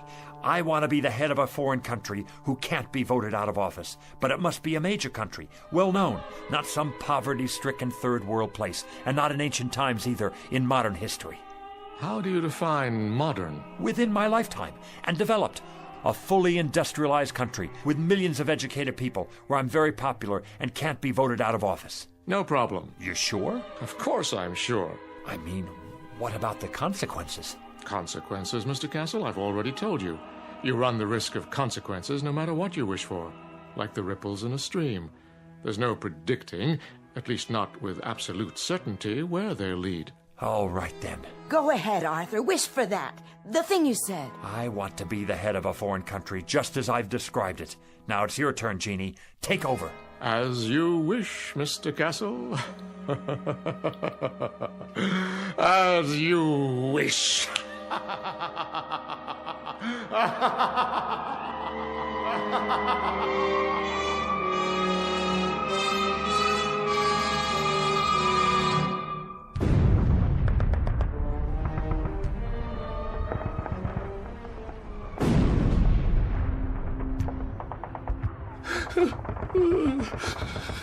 You'll forgive me, sir.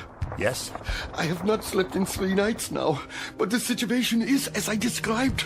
The first Ukrainian army has cut us off from the south.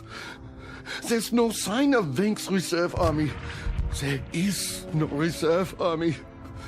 We are simply doomed. There is no hope for us. From now on, it is just a mass suicide. Did you hear what I said? They are already in Berlin. What about it, Führer? Führer? What do you want to do? Why do you call me that name? Here is what you asked for. Very quick and very painless, mein Führer. And we have the gasoline for you and Miss Braun. When you're finished. Head of a country. Can't be voted out of office. It's the end of the war and I'm in a bunker and I'm... Heil Hitler! It's almost the end. I've given them the poison. We'll take their bodies out into the courtyard and burn them when it's finished. Have the gasoline ready. I won't take the poison. I wish I were back where it all started. I wish I were Arthur Castle again. Oh, Arthur, you've broken it. What? Broken what? The bottle Mrs. Gumley brought in. Why? I have, haven't I? Not poison, an old wine bottle. Let me sweep it up for you. I can do it. It had no value anyway. No value at all. I'm here. My final wish. I'm really here now. Where is he? Where is who? You know who I mean. The... And why would he be here? You've had your 4 wishes, remember? No, yeah. Well, I guess I'm a 4-time loser. What do you expect? I just wish he doesn't come back. I wish... There you go, wishing again. Right. Why should I? Why did I? Look at what we have here, Edna. We have a business that's been in my family for 3 generations. And each other. We have each other. I'm going to stop wishing for a while. You know, Edna, I can't afford a brand new life. Neither can I. I think I'll just give the old one a new paint job. You know something, Arthur? I think that's a very good idea. What is it? Look, your first wish, the glass case, it's not broken. It's still repaired. So we came out ahead after all. Nothing's ever a complete loss, is it? Careful, Arthur, with the broom handle. Well, we were ahead. Now you have more glass to clean up. You know something? I don't mind cleaning up any of it. Not at all. In fact, not at all.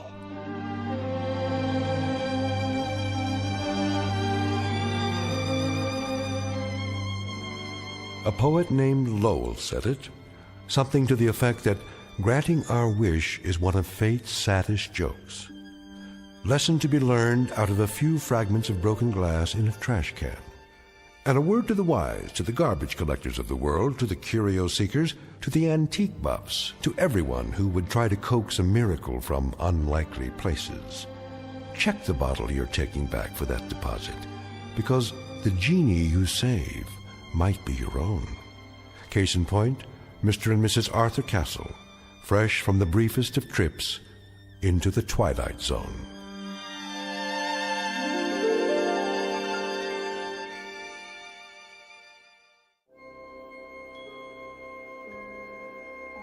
Hi, this is Carl Amari, producer of the Twilight Zone radio dramas. I'd like to take a moment to tell you about our official website at twilightzoneradio.com, where you'll get the latest news and information on these Twilight Zone radio dramas. Plus, at twilightzoneradio.com, you can digitally download 3 free episodes or any of our episodes for only $1.95 each. In this age of ever-changing technology, we've decided to make these episodes instantly available to you by making the Twilight Zone radio dramas a digital download-only series. This means that this series will no longer be offered on CD. The CD collections at our website are now being offered while supplies last at buy one, get one free. So be sure to get your favorites before they're sold out. Be sure to visit us often, and I'll see you in the zone.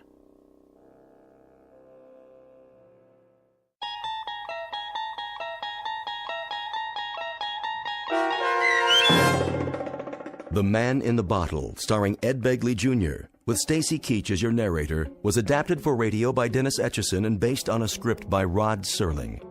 Heard in the cast were Linda Ryder, David Darlow, Guy Burrill, Rosalind Alexander, Richard Hensel, Rich Komanek, Carl Amari, Diane Trice, Irene Olson, and Richard Shavson.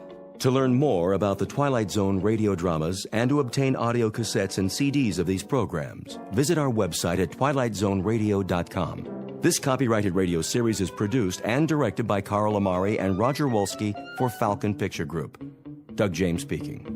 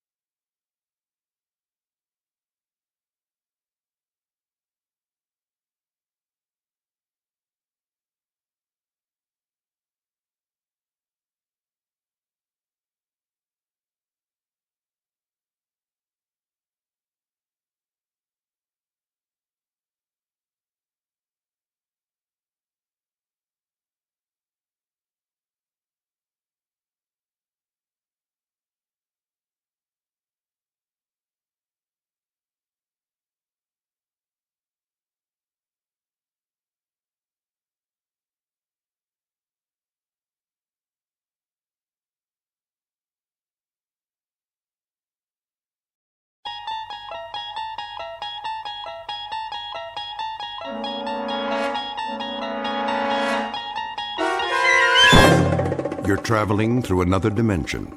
A dimension not only of sight and sound, but of mind. A journey into a wondrous land whose boundaries are those of imagination.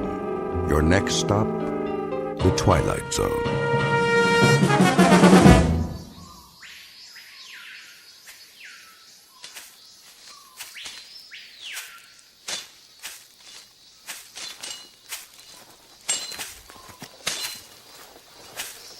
Come on! What is wrong with you? We are behind schedule. The jungle is too thick, Clemente. Use your machetes, all of you. We have used them. Now they are dull. Then sharpen them. The burros need water. He's right, Ramos. If we lose another animal, we cannot make it. Very well. Make camp here. Alto. We rest.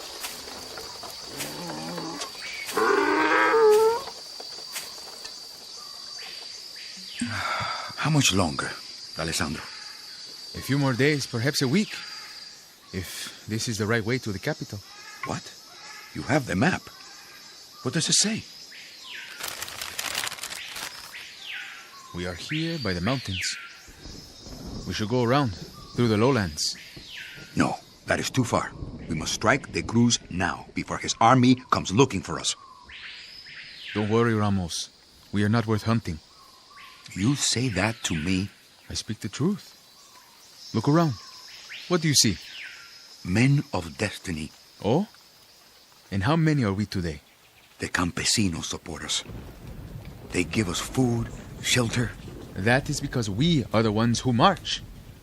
We are the point of the spear. When we strike, they will follow. But only if we succeed.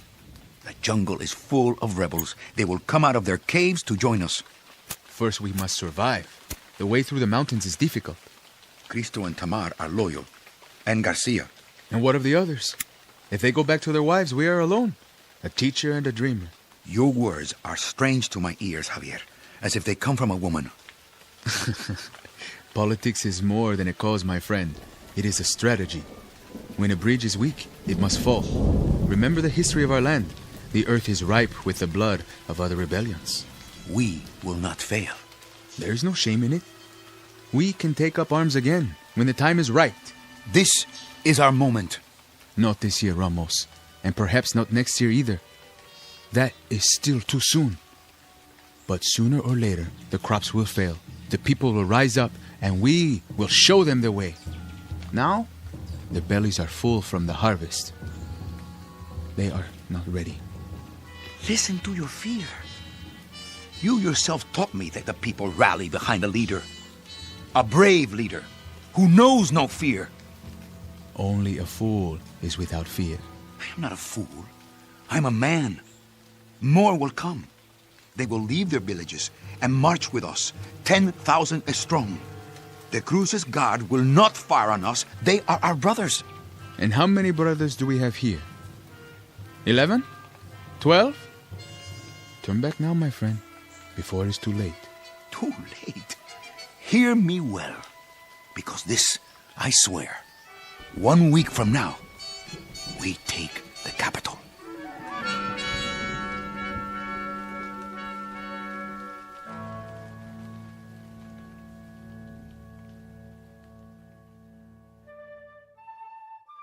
This is Ramos Clemente and his ragtag band of followers. Chief among them, Xavier D'Alessandro, his political advisor and sergeant-at-arms. Clemente is the keeper of a dream. Once he walked behind a mule as it plowed someone else's land, looked up at a hot Central American sun and pledged the impossible. He vowed that he would lead his people against the tyranny that put the ache in their backs, the lines in their faces, the anguish in their eyes.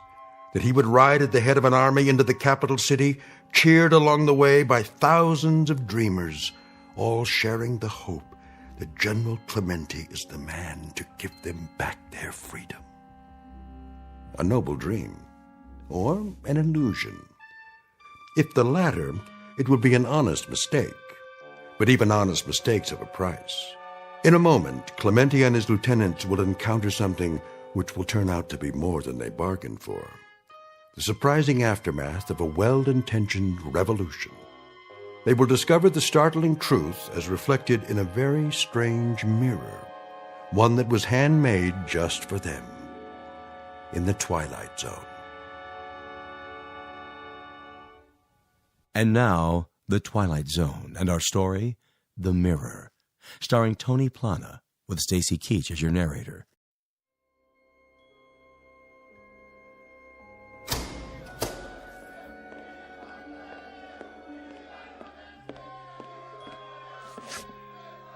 Do you hear that?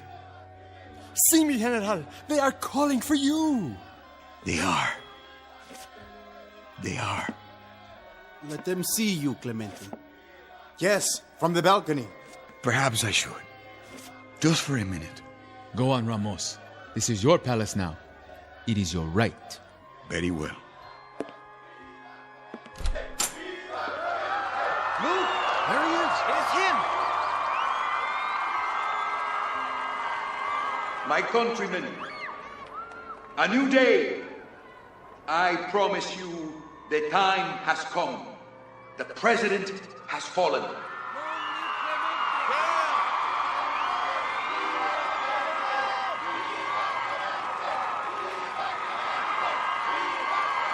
Go home to your families now and make ready for tomorrow. You shall have peace, justice, and equality.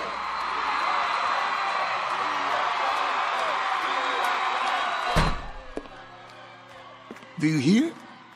Viva Clemente! That is me. Viva, viva, viva! A toast. Yes, with some of the Cruz's precious wine. The glasses.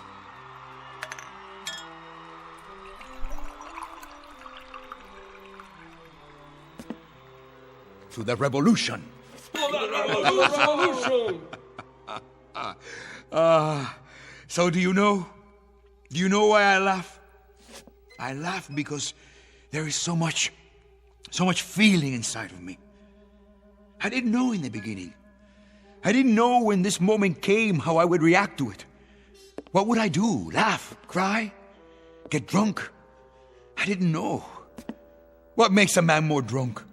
Wine? Or the people shouting his name? Another toast to you. No, my friend. To you. To all of you.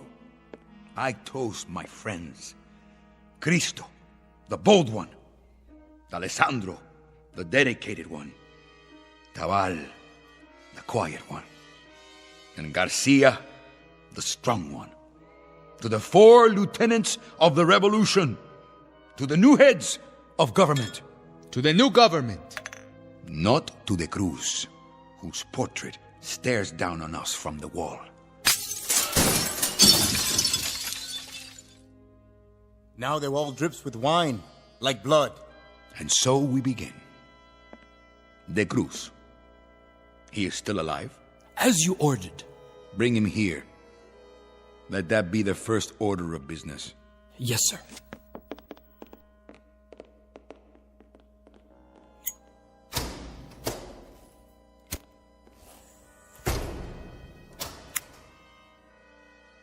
You will have to find another picture for the wall.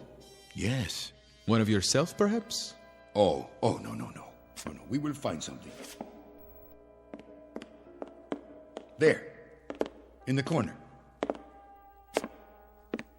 What is it? A mirror. Ah, to reflect the new leader. A beautiful frame. Hand-carved. General de Cruz had exceptional taste, huh? You should hang it up. Very well.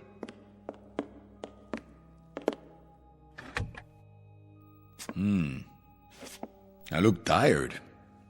Old. It has been a long day. Do you know, Alessandro, 1 year ago, this was the face of a peasant. A beardless, nameless worker of the dirt, whose fingernails were in mourning and whose clothing stank. And now? Now it is the face of a leader, a chief of state. Yes, it is. 1 year. 1 year of starving, hiding, stealing weapons, and having the same dream every hour. And from the dream came an army, and from the army came a rebellion. And now I have liberated the masses of other nameless workers of the dirt. I have broken their shackles. And what of him? The one whose portrait you have taken down? The memory of him will soon be forgotten. What is your plan? A trial, D'Alessandro. Of course. A lot of trials. A lot of brick walls and a lot of firing squads. A lot of bloodbaths, you mean? To cleanse us of the past. Are you sure that is the way? It is only fair. Their blood now, in repayment of ours. In here, pig. The General is waiting. Take your hands off me. Now, show respect. You disappoint me, De Cruz. You are not like your portrait. Who are you to judge? I don't recognize him. The man in the picture had arrogance, a full braid on his uniform. Where is he now? I see only an old man in dirty, torn clothes. What do you want of me, Clemente? What I want? Not what I want. What they want. Look, the dictator! To the wall with him! To the wall! To the wall! To the wall! To the wall! You hear? To the wall, they say. But I won't stand you against the wall with a blindfold. That is a cheap death for underlings. Firing squads are for followers, not leaders. No. Old man, you are too good for that. You are a special case. You, I will strip naked and cover with honey. I will tie you spread-eagled on the ground under the sun, and then I'll let the ants eat you. And every time you scream, I'll drink wine. And every time you beg for mercy, I'll laugh out loud, because I want you to take a long time to die. 1 part death for every acre of land you stole. 1 part death for every morsel of food you took out of a peasant's mouth. And 1 part death for every voice you stifled by decree. Now, what is your plea? Or will it be a cry for mercy? I will not oblige you, Clemente, with a cry or a plea. You can strip off my flesh, because it is here for you and easily done by any animal. But my manhood, you greasy little peon, this is as far from you as the moon. Peon? You dare to call me a peon? Stop! He is to be judged, not tormented. He is the animal. And you are not, eh? You are the purists, the idealists, the saviors, the avenging angels. Gentlemen, you will soon be disillusioned. You are me. You are De Cruz. You are Baptista. You are Trujillo. You are Noriega and Duvalier. You are the keepers of the grab bags. You can wave your flags and put up your statues and embrace all the people, from the oldest to the youngest. But we are of the same breed. We are the spoilers. We care for no one but ourselves. You insult me, peon. Enough. He presents his case and we are his best witnesses. We corroborate everything he says. You cannot help but do it. You think this room, the people out there, you think these are the fruits of victory? The spoils? No. They are simply a legacy, Clemente. What I pass on to you. Power you shall have. Certainly, power. Enough to make you giddy. But there are other things in the inheritance. You will find them soon enough. What things? Fear. The chief legacy. Fear of assassination. Fear of disloyalty. Fear of rebellion. Fear of another Clemente hiding in the hills. Fear even of the Norte Americanos who offer you money and supplies. God help you. God pity you. Take him away. On your feet. Guards.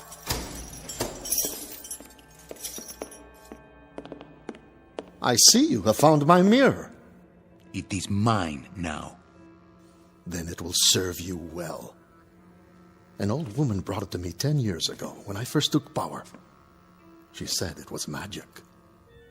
She said, by looking into it, I could see the faces of my assassins. She spoke the truth. That is why I took it down. That's right. Look deep, General Clemente. Find out who your enemies really are. You will see them there, in that mirror. You will see them in the dark corners.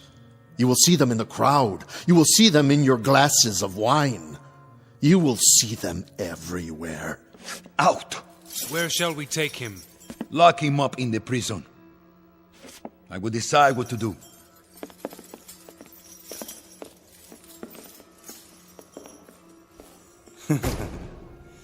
Assassins, come out wherever you are.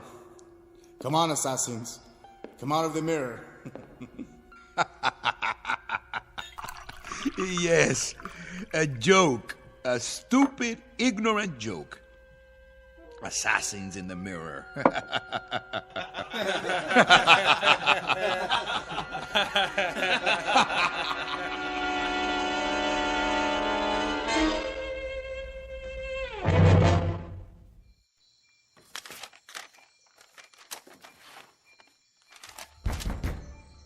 Yes?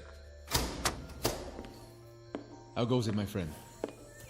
Ah, Alessandro. I'm glad you're here. It is dark. The chandelier. Let me turn it on. No, please. I need to think. The candles, then? Only one. That is enough.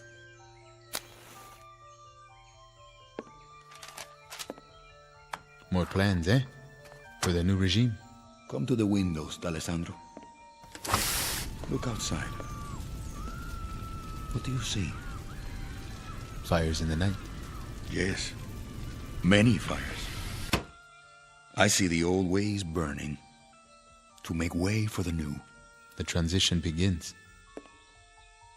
What do you think he meant? Who? De Cruz. When he spoke of dictators. For once he spoke the truth. He is not deluded. He knows his role. But not ours. We will not make the same mistakes. No. But be cautious, my friend. It is easy to slip. Too much blood and the crops will not grow. We will know a season of poverty before the people are reborn. False friends will come to you, offering help. We must make alliances.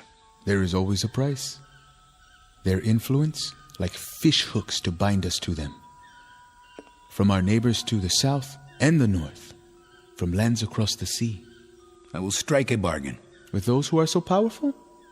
They will bring ships filled with goods, but also gunboats and helicopters and advisors with pacts to be signed. Their ways are ruthless. Deal with them, yes, but not as a puppet. I am no man's puppet. Then take care. Take care, Ramos. Choose the path of justice, not of revenge. What? You would have me forgive De Cruz and his army? They who have kept our people under the yoke? Not forgiveness, banishment. The prison is overflowing. We do not have enough bullets to liquidate them all. So they go to another land and rebuild their army. That is stupid, Javier. They are our enemies. Where will they live? In the mirror? Cristo.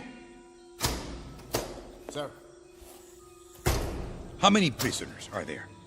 In the capital, about 1,000. Start shooting them. When? Tonight. Yes, sir. Right away. I see. There is no time for trials. But for murder, there's plenty of time? What are you?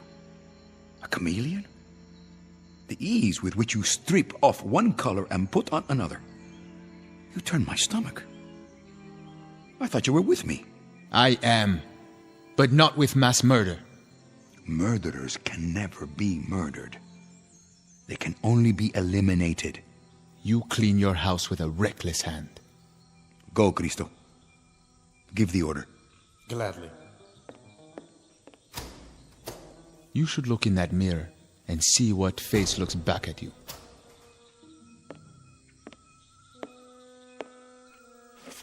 A magical mirror, he said. A mirror that reflects the faces of my assassins. How intriguing. Isn't that intriguing, D'Alessandro? I had no idea that you believed in such... What are you doing? What am I doing? I saw it. Where is it? What? The submachine gun. You need to rest. You have been awake too long. Tomorrow we will go into the fields, the villages, meet with the people. D'Alessandro, the dedicated one, the moralist. I was the arm of the revolution, but he was the heart. What are you talking about? I saw you with a weapon, cradled in your arms. Then you cocked it, ready to shoot me in the back.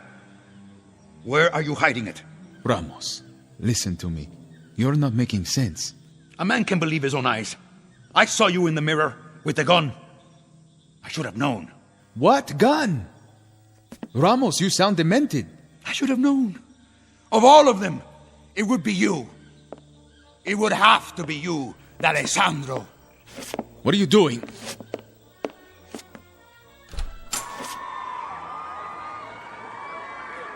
Yes, a traitor. Let go of me! See him with your own eyes. See the assassin. Do with him what you will. I am not an assassin. I am your lieutenant. Your conscience. No!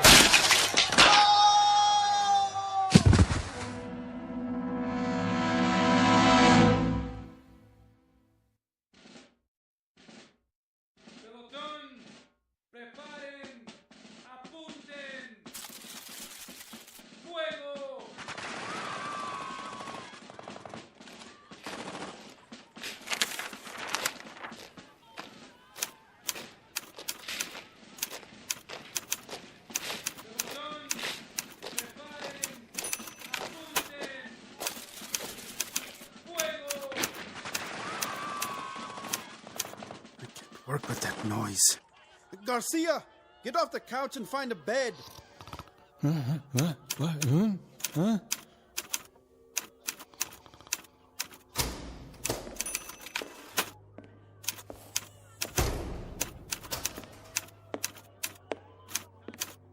Did you hear that? Here, Garcia. He had too much to drink last night. The palace is stocked with the finest brandy. Not that. Outside, in the courtyard. Ah, the firing squad. We've already killed off hundreds. That sound, better than a swig of brandy. What were you before the rebellion, Cristo? Why do you ask that? Don't tell me. Did you work in a stockyard? You seem to enjoy the butchery. It is a fiesta. Then why do I not hear laughter?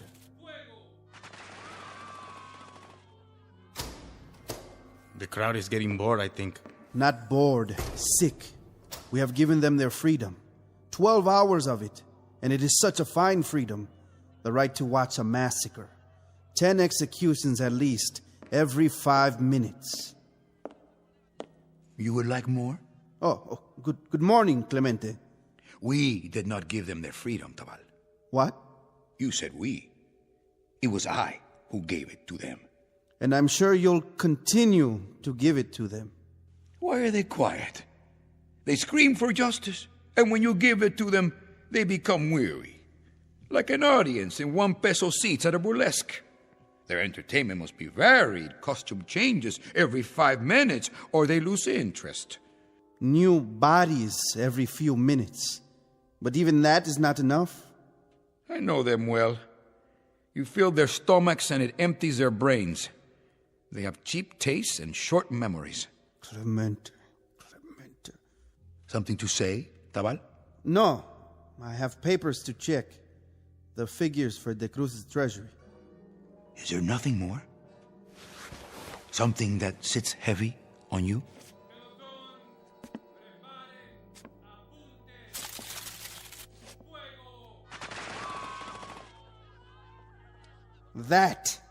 That sits heavy on me, on my ears and on my heart. Why should it?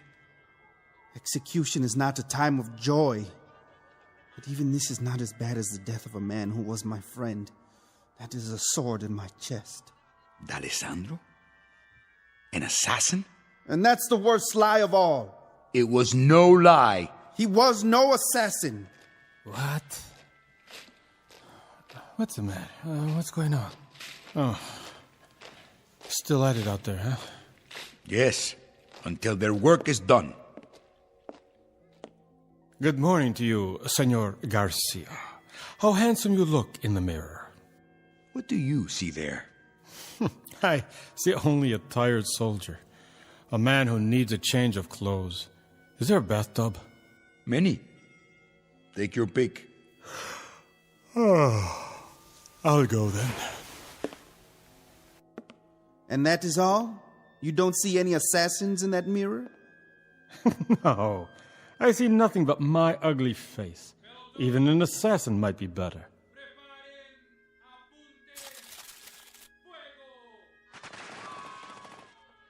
Let me see. No! Leave the mirror alone. Why? You can talk yourself into an illusion.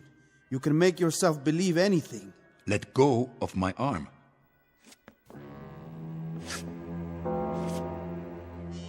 What is that? Two men. With knives.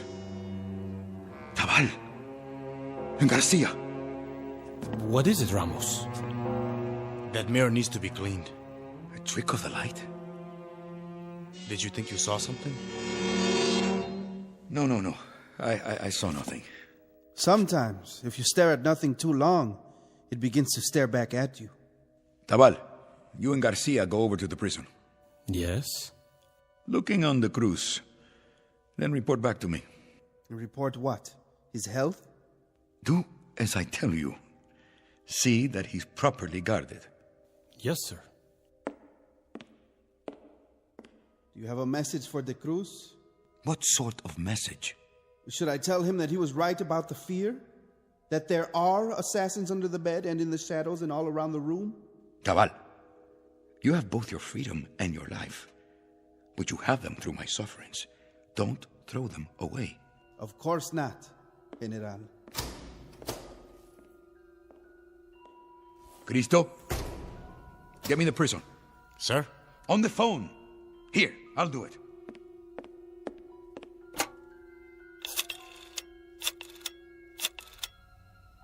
Hello? Hello? Are you asleep down there? It's General Clemente. That's correct. This is urgent. I want the prison. No, not the office, the front gate. That's right. This is General Clemente. Two men will arrive there in a few minutes. They are spies and should be shot on sight. Their names are Tabal and Garcia. I know who they are and I know what they are. Shoot them. Call me when it is done.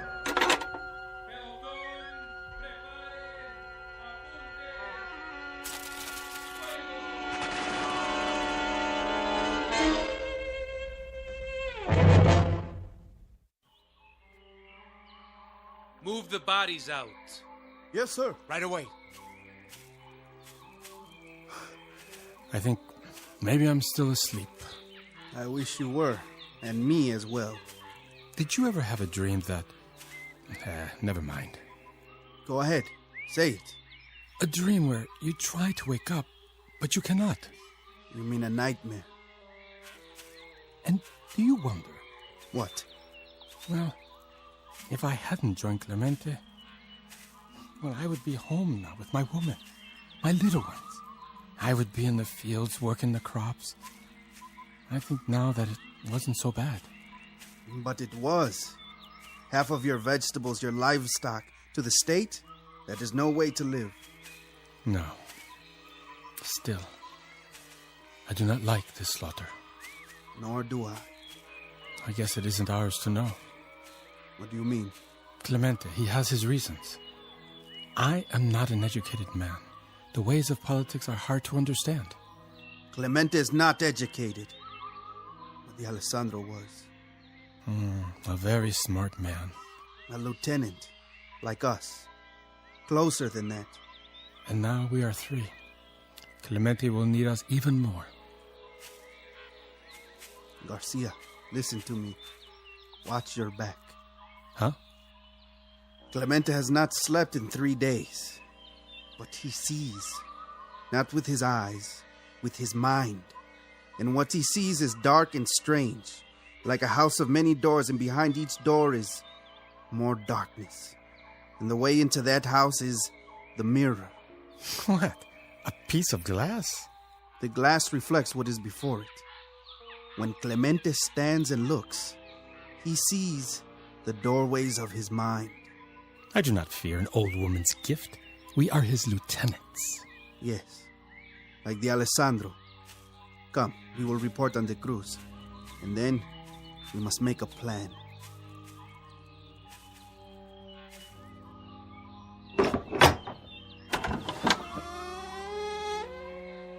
Señor Garcia, Señor Tabal. You know our names? But of course, you have come to see the prisoner. You have many prisoners, but only one of interest to the General. Ah, the General. I spoke to him not 5 minutes ago. Come in. We have been expecting you.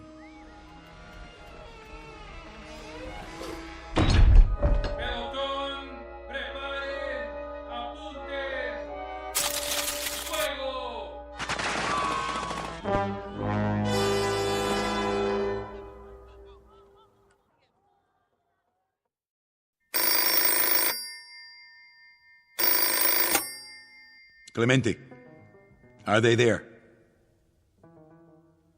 Good. Tell me when it is done.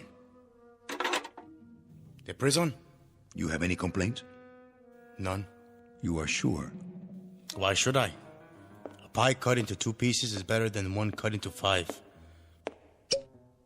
A drink of wine? Pie? But we do not speak of pie. Do we?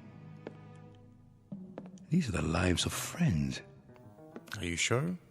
They were very close to me. Very close. You know that. Alessandro, Garcia, Tabal. They were like brothers. Or so it seemed. That is what I don't understand. How is it that they can change so? And even more curious, how can I crush them underfoot like ants and feel nothing? Men cannot be brothers and assassins. No. They must choose. It is to be expected. When a man has power, he has enemies. And now, you have enemies. Enemies, yes. I understand that. But are all my friends to be my enemies? From now on, Ramos, you have no friends. You have only followers and competitors. This is the breakdown of your world. You must live with it. And how do you classify yourself, Cristo? Myself? I am a follower, General. For how long? That is a strange question. For how long will you be a follower? Until some quiet moment when my back is turned? Oh, no. Only until that moment when you prove to me that you cannot lead. Only until the moment when I think that perhaps... Perhaps what? That perhaps I am stronger than you. You'll be eaten by worms before that moment comes. Besides, if my back is turned to you, I will see you in the mirror. As I do now. What is it? What do you see? Only you. At the desk. Holding out a glass of wine. Of course. Here is a glass for you. Now you pour it. Take a drink. It will make you feel better. But you poured it before. I saw you in the mirror. Your eyes are tired. Go ahead. It will help you sleep. It will help me sleep. But for how long, Cristo? How long will I sleep after drinking it? For all eternity? Why did you do that? What did you put in the glass? A powder? You point a gun at me? Only at traitors. But there is no reason. I have a desire to live out my life. I am allergic to poison. You have gone crazy. Mark your words carefully, Cristo.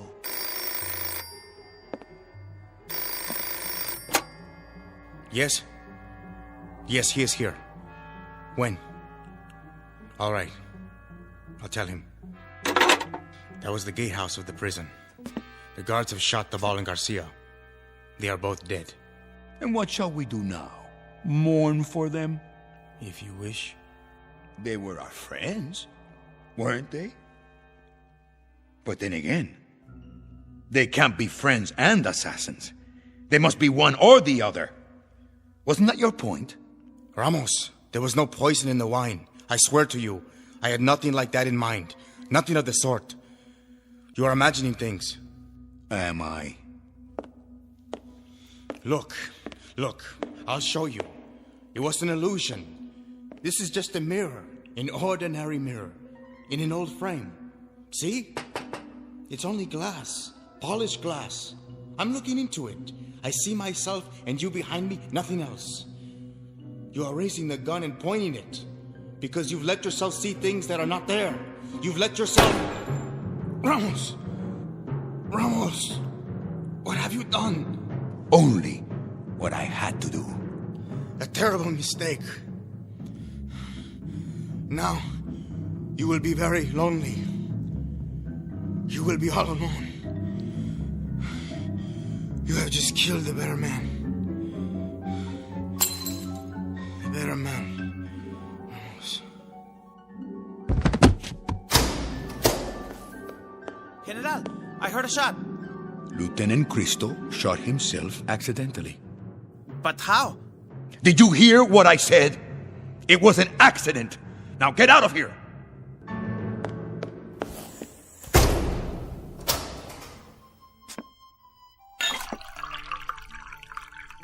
To the 4 lieutenants of the revolution, to the new heads of government, to the Alessandro, the dedicated, Tabal, the quiet, Garcia, the strong one, and to Cristo, the bold one.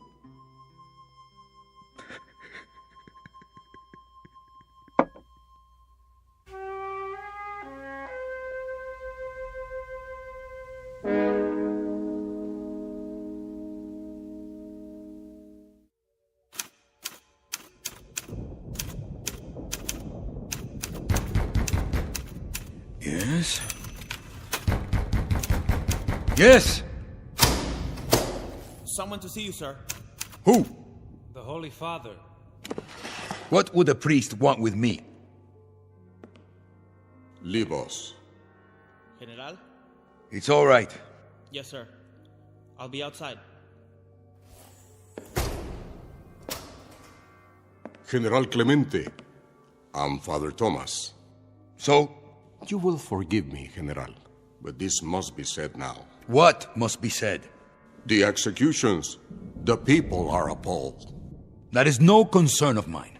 Is this what we are to expect from the new regime? I have my enemies, Father. That is your answer?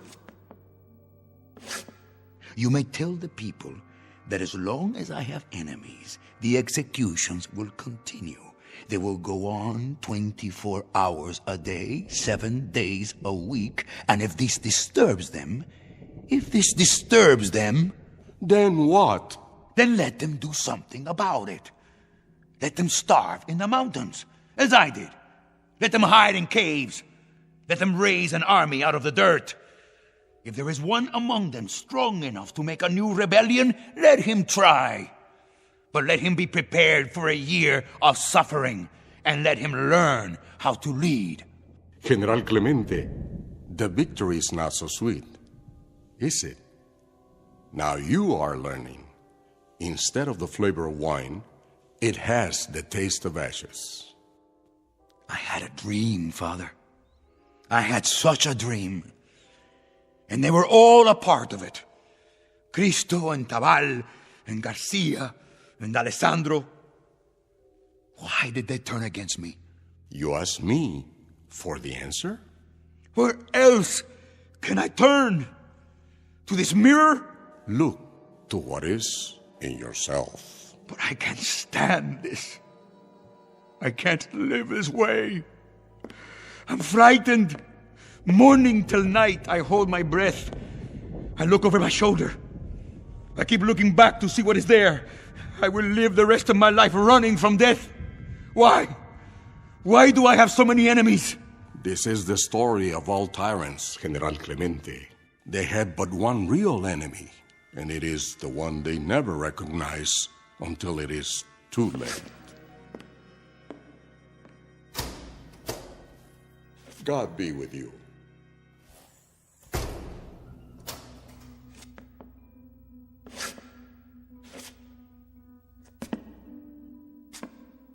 You.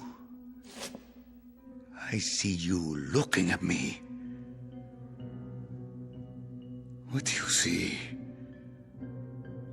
What do you see?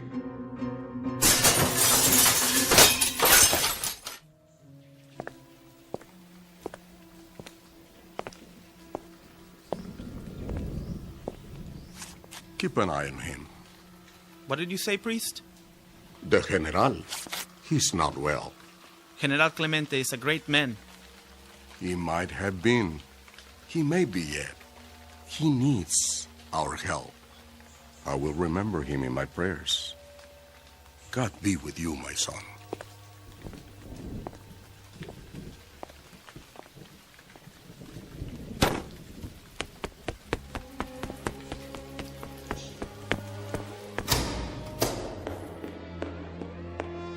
My General, the blood. Who has done this terrible thing?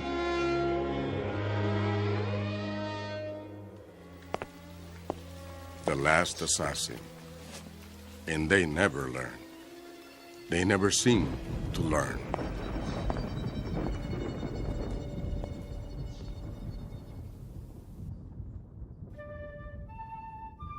Ramos Clemente, a would-be savior in khakis, his brains blown out by an illusion, a mirage dangled before the eyes of all ambitious men, no matter how they begin. The most vulnerable are the dreamers, when they allow fear and paranoia to make them murderers. Which is not to say that ideals are an illusion, only that revolution requires more than songs and slogans. Courage helps, as does character, a touch of luck, and something along the lines of superhuman strength, whether it be found here or in the Twilight Zone.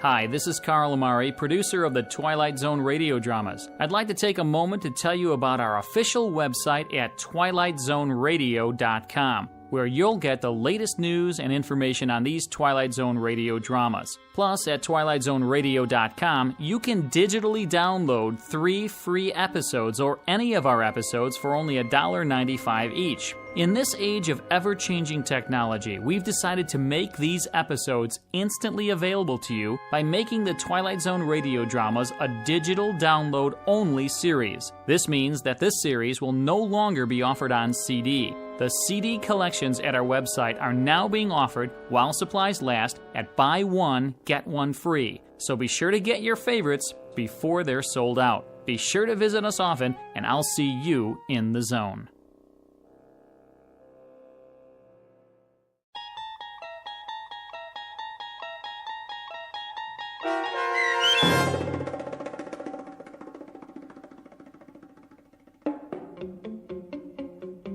The Mirror, starring Tony Plana with Stacy Keach as your narrator, was adapted for radio by Dennis Etchison and written for The Twilight Zone by Rod Serling.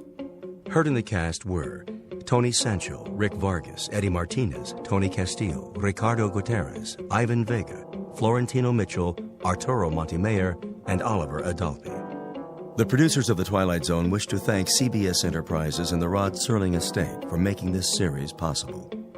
This copyrighted radio series is produced and directed by Carl Amari for Falcon Picture Group and Westwood One. Sound design and custom Foley effects for The Twilight Zone by Cerny American creatives Bob Benson, Craig Lee, Matt Sorrow, Tim Cerny, and Todd Beyer. To learn more about The Twilight Zone radio dramas and to contact us, visit our official website at twilightzoneradio.com. This is Doc James speaking.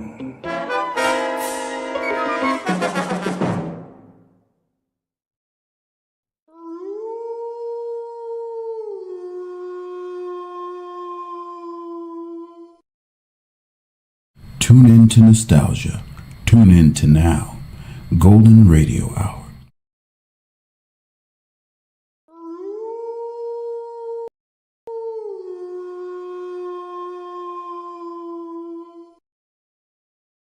Tune in to nostalgia.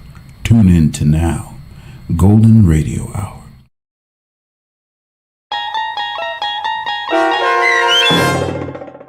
To Serve Man, starring Blair Underwood with Stacy Keach as your narrator, was adapted for radio by Dennis Etchison and written for The Twilight Zone by Rod Serling, based on a short story by Damon Knight.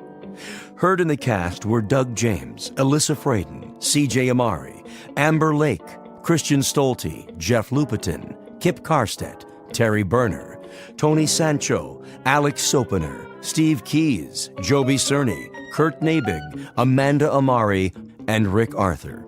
To learn more about the Twilight Zone radio dramas and to obtain audio cassettes and CDs of these programs, visit our website at twilightzoneradio.com. The producers of The Twilight Zone wish to thank CBS Enterprises, Carol Serling, Dennis Etchison, Dick Brescia Associates, Claire Simon Casting, Terry Jennings, XM Satellite Radio, Sirius Satellite Radio, our sponsors, and our radio affiliates for helping make this series possible. This copyrighted radio series is produced and directed by Carl Amari and Jason Mallow for Falcon Picture Group. Doug James speaking.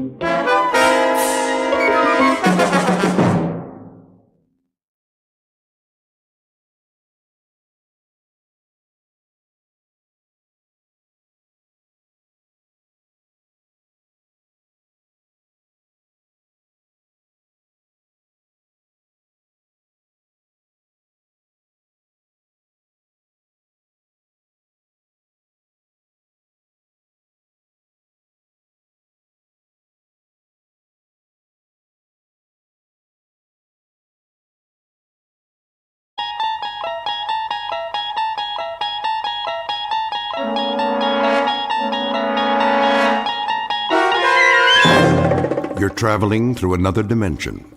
A dimension not only of sight and sound, but of mind. A journey into a wondrous land whose boundaries are those of imagination. Your next stop, the Twilight Zone.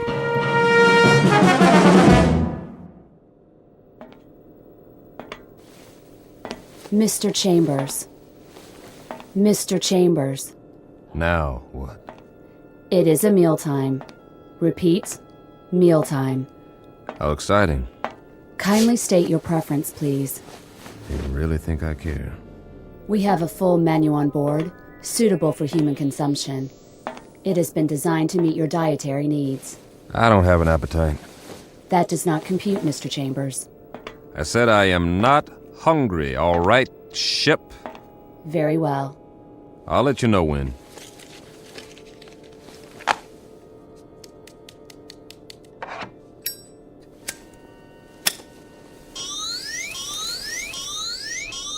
Safety alert.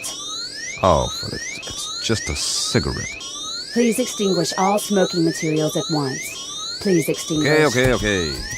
Deposit in appropriate receptacles. This is a mandatory safety measure. I heard you.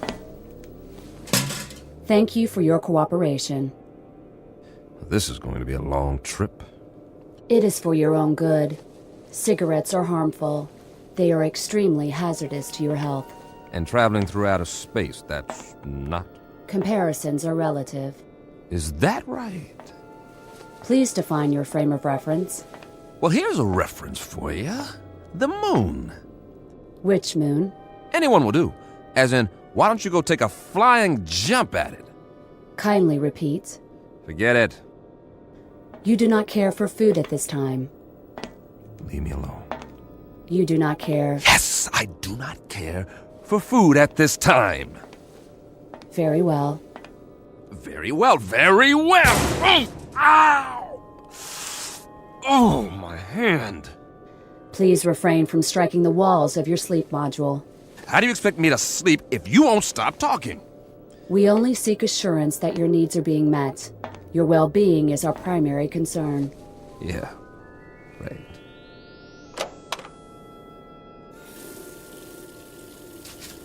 Please conserve water.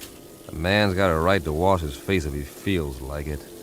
Mr. Chambers, your trip requires the careful use of life-sustaining resources. Please conserve the water supply. I forget it. I'm going to lie down now. Try and catch some shut-eye. Nothing else to do. As you wish.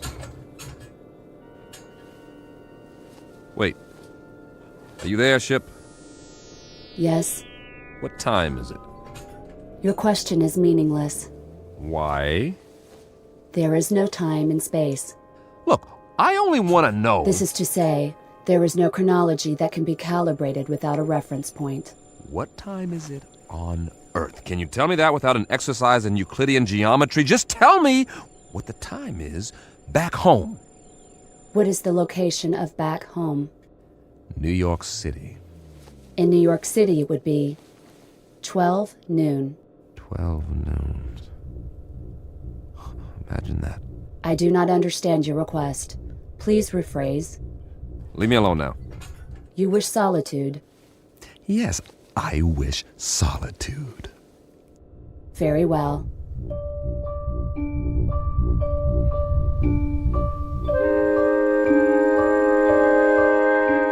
Respectfully submitted for your perusal, one Mike Chambers, linguist and cryptographer, formerly attached to the Pentagon.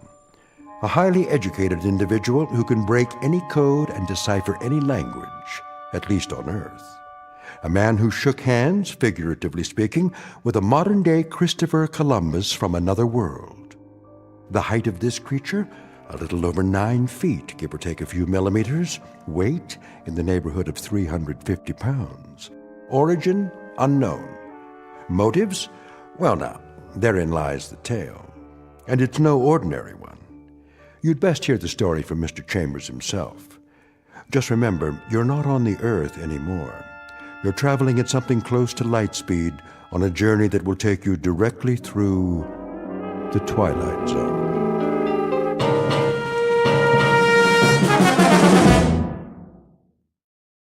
And now, The Twilight Zone and our story, To Serve Man, starring Blair Underwood, with Stacy Keach as your narrator.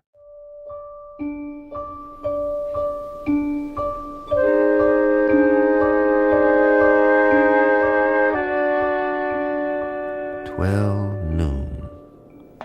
Somewhere, but not here. This is the way nightmares begin, or more to the point, the way they end. Very simple, direct, and unadorned, incredible. And yet, even while they're happening, we learn to live with them. We digest and assimilate new information as best we can, beginning with the smallest bits, the ones that are easy to process. So, if it's 12 o'clock noon back home, the only home you've ever known, that's what occupies your mind. You don't think about sidereal time or when it will be 12 o'clock the next day or the day after that. We live in the moment, but that's precisely what we should have been thinking of. All of us. Tomorrow and the day after tomorrow. We were preoccupied with the hands on a clock while we could have checked off the days on a calendar, one by one, and appreciated all that we had while there was still time.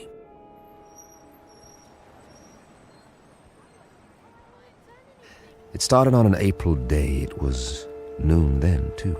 And people walked and drove and bought and sold and fretted and laughed as they have always done. The world went on much as it had, with a tentative tiptoeing along the precipice of crisis.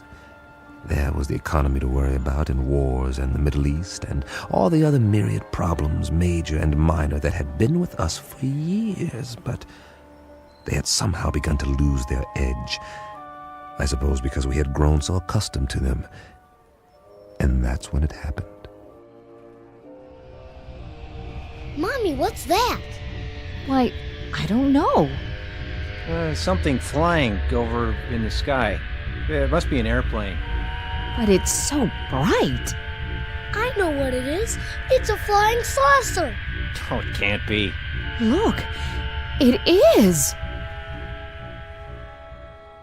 That's when we first heard they had come.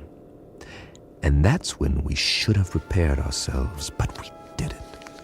Instead, we milled around like farm animals, worried only about our creature comforts, while the Secretary General of the United Nations made the first official announcement. I watched that broadcast, the same as you did, live from the lobby of the UN in New York City. It came from the lobby, not the General Assembly. That rather large auditorium was empty, not due to a long lunch hour or an ambassadorial walkout or even the end of the world. The representatives of all nations were at that moment watching their television sets and listening to their radios, much as were their peoples around the world.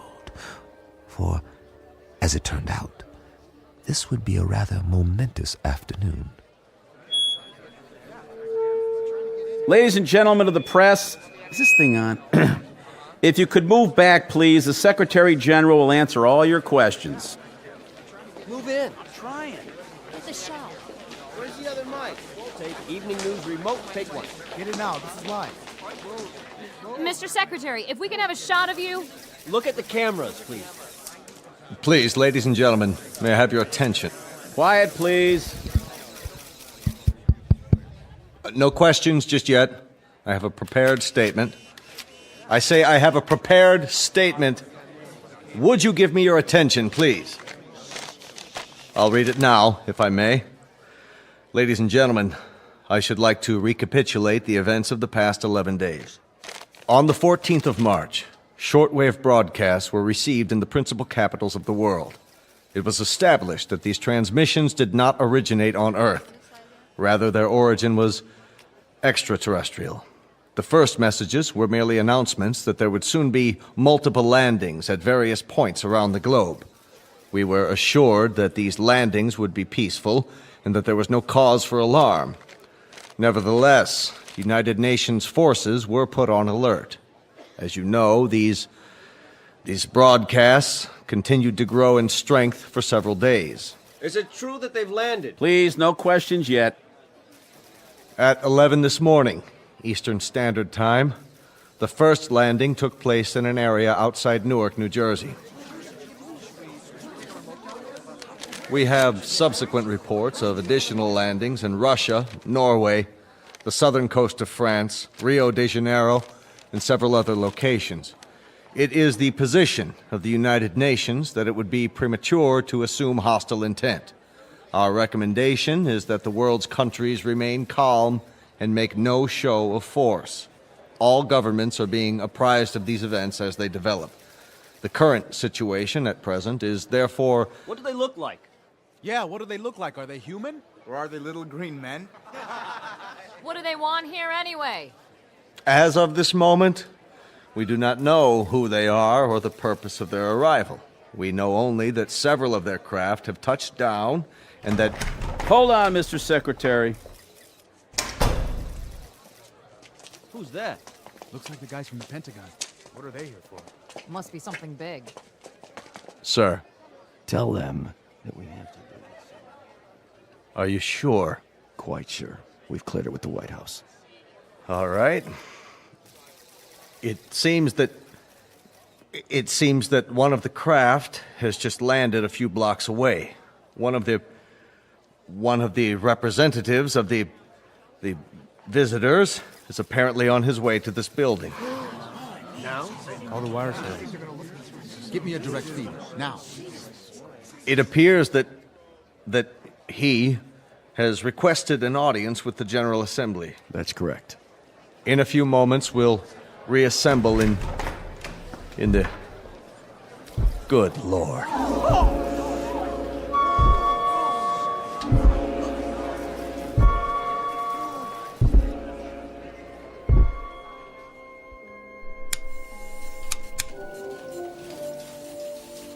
Mr. Chambers, Yeah? I think you'd better see this. What is it, a UN proclamation? They're not in session. They've called a special assembly. This looks important. We don't even know where the ships are from. Once we triangulate the signal... Will you look at that? What? They're here. Jeez Louise, the size of him. That was the first time I saw him, or it, or whatever it was. I still don't know.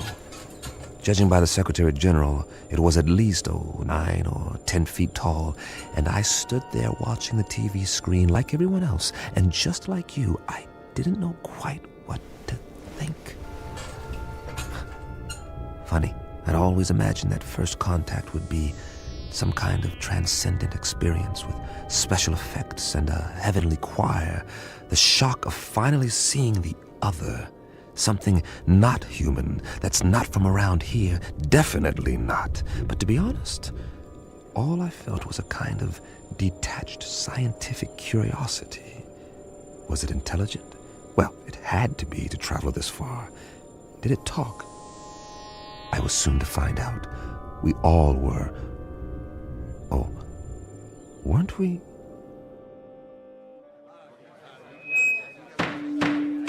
Come to order, please. May I have your attention?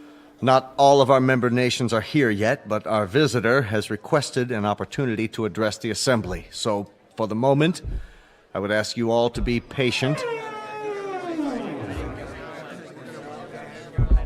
Please, order! Order! Remain calm! The floor is yours, Mr. Or rather... Ladies and gentlemen of Earth, we greet you in peace and friendship. We come from a planet beyond your solar system and well beyond your galaxy. A planet far more developed than yours. Why are you here? To establish... Hey, what's that book? Get a picture of it. What's the title? I can't see. He's not even moving his lips. He doesn't have lips, does he? To establish embassies here, and in the near future to set up reciprocal visits between Earth people and Canimets. Canimets, what's that? Must be what they're called. Write that down. Canimets. How do you spell it? Speaking on behalf of the governments of the people of Earth, we bid you, Canimets, welcome. How shall I address you? I have no name, as you understand the term, but you must have many questions. Please, feel free to ask me anything at all, of any nature. We have a great many questions, but to proceed in an orderly fashion, how did you discover us? How do you know our language? And as to your own planet, what is its political and social makeup? Of course, we most fervently wish to know why you have chosen us to... First of all, we must make the following admission. We do not know your language. Then how... Our own methods of communications are mental rather than verbal. Hence, the voice you hear is artificially generated. Your words, or rather, your thoughts, are received and processed by an automatic translation device. My responses are in turn electronically altered to simulate vocal sounds in a language known to you. You cannot speak, then? Not in the literal sense. Astonishing. We understand you perfectly. As to your other queries, our planet is not visible to you. It lies far beyond what you call the known universe. But it is highly advanced technologically. Its political and social makeup are complex. I cannot describe it without first educating you in the basics of our society. That may be a lengthy process. Are you willing to be interrogated here at the United Nations in a special plenary session? All of our nation's representatives could attend. I'm sure they have many questions. I would be delighted. I believe that is the proper response. We thank you for your courtesy. Until then...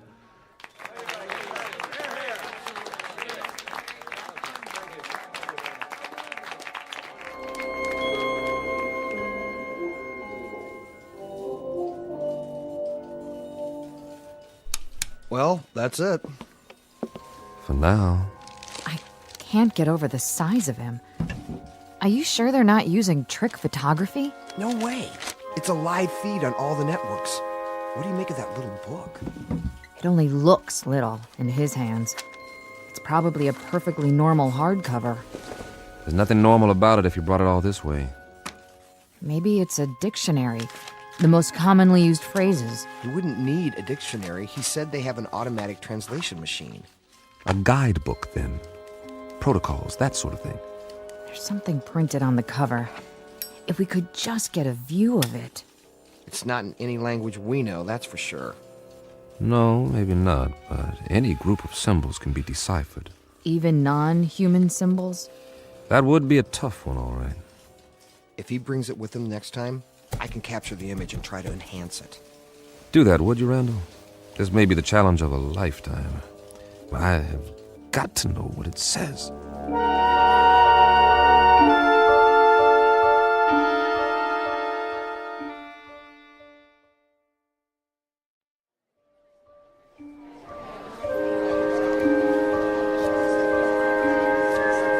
Come to order, please.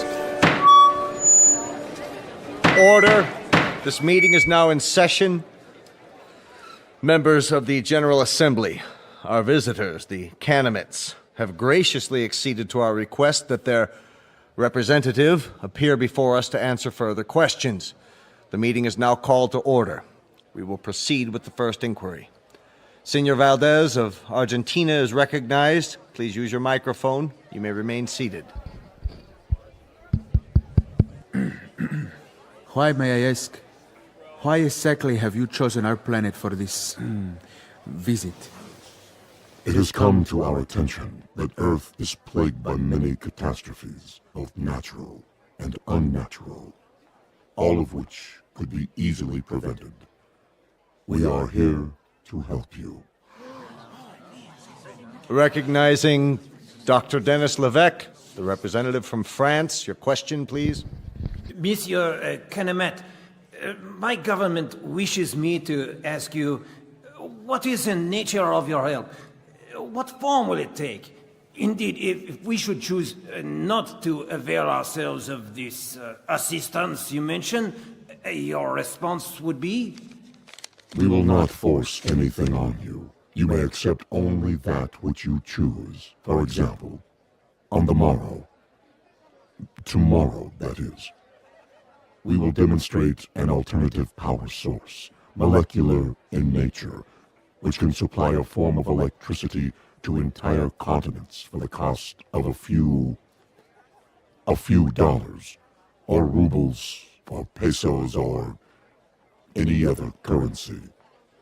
You will find it extremely economical. Mr. Grigori. Mr. Grigori, the Russian delegate, you have the floor. We would like to ask the Canamit directly, man to man, what are its true motives? Are we to assume that your purpose is totally altruistic? That you have an abiding interest in helping others? Are we further to assume that there is nothing beyond this boundless humanity of which you speak? There is nothing ulterior in our motives. You will discover this for yourselves soon enough, by testing the various devices we make available to you. What devices? I think the representative has answered your question.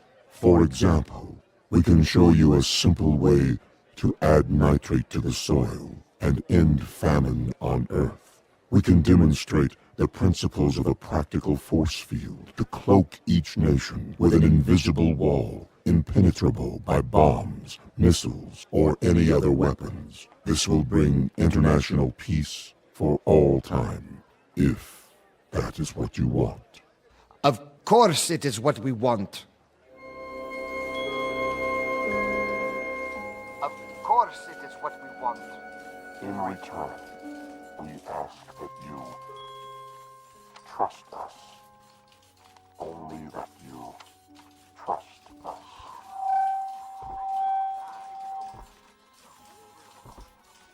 All we're saying is give peace a chance. Well, why not? Nothing else seems to work. Wait a minute. Enlarge the image. Did I just see what I thought I saw? You sure did. The Kennemet left his book on the podium. Well, I'll be. He doesn't seem to have noticed. Cross your fingers. I want that book. I have a feeling it'll tell us plenty. Everything we need to know. If we can decipher it. Get on the phone and call the floor now. Tell one of the aides to pick it up with a stack of papers. Anything. Stage a distraction if necessary, but get it. Okay. That book may turn out to be the most important one ever printed. Here or anywhere else in the known universe.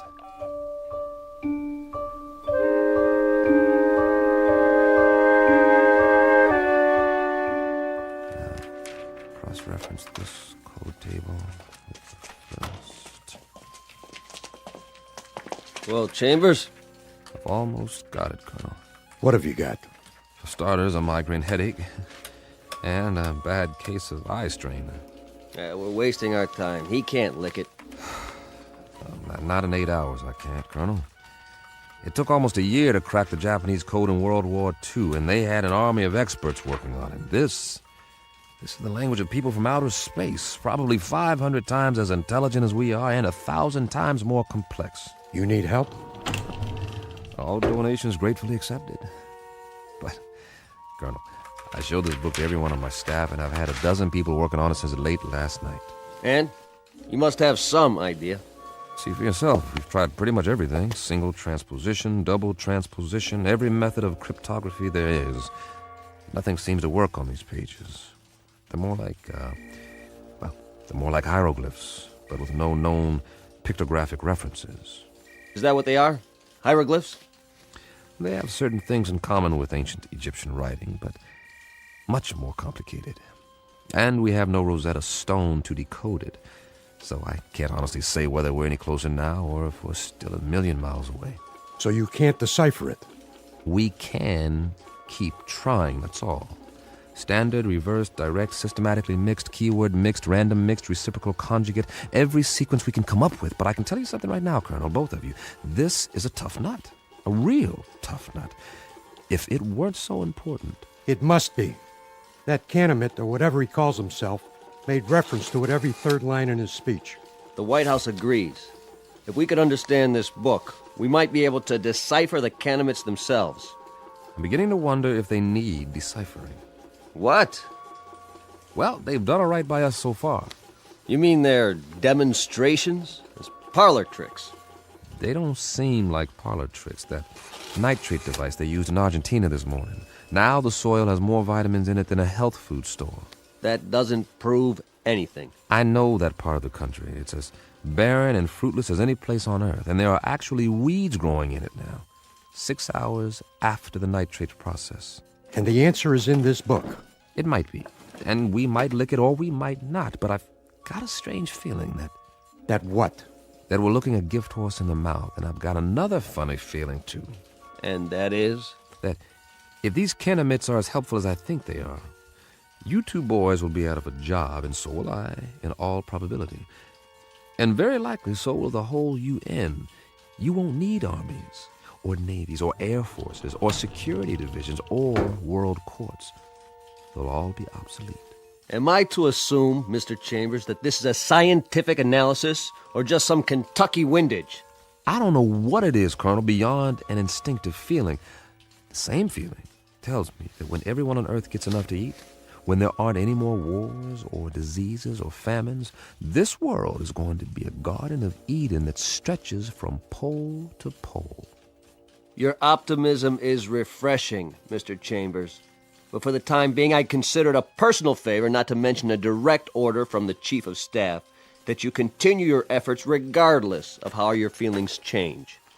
Keep deciphering until you break this code or language or whatever it is, and tell us precisely what the bloody book says. I'll do my best. No promises, though, gentlemen. Now, if you'll let me get back to work. Jim, I think we've... What is it, Pat? We tried a new computer sequence. And? Look at this. We've got the title, anyway. You translated it. Are you sure? What does it say? This is an overlay. Place it over the cover of the book, like a template. Ah, brilliant. You're going to get a promotion out of this. You know that, don't you, Pat? No, it wasn't just me. Well, now, that makes the cheese a little more binding, doesn't it, Colonel? Let me see. It seems that our visitor's little textbook bears a very simple title right here on the cover. Well, what does it mean? What does it look like? I'd call that a fairly altruistic phrase, wouldn't you, Pat? I'd like to. It does seem unambiguous. It certainly does. It's a handbook. That's all. What does it say? Read the title for yourself. To serve man? This book is a set of instructions about how to do exactly what they've said. To help us, to help the world. How much clearer do you want it? They came here to serve men. That was the title of the book, no doubt about it. Pat and the rest of the staff had done it. They had come up with a template that deciphered the symbols on the cover, word for word. It was a place to start, and the most important one. At least we had confirmation of the Canamit's intentions. Everything they had said was quite literally true. They were here for our sake. Of course, not all governments would be as easily persuaded, so at a closed session of the Security Council, our visitor was put to the test. The Pentagon provided credentials so I could attend, and I jumped at the chance. This was one meeting I couldn't afford to miss. If it went according to plan, the world would find out once and for all what, if anything, the Canamites wanted for themselves, and whether the price, if there was one, was something the Earth could afford to pay. Though I, for one, didn't expect any surprises. Would you? Never in a million years.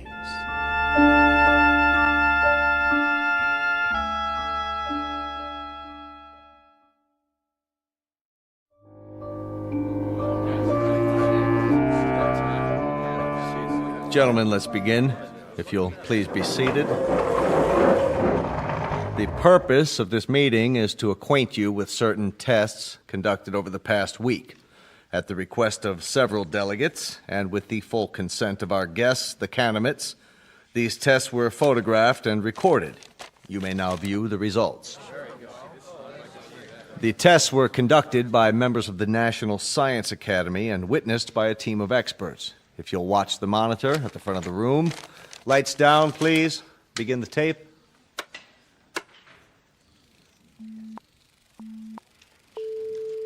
This machine is a polygraph, the standard instrument for measuring the proof or falsity of a statement.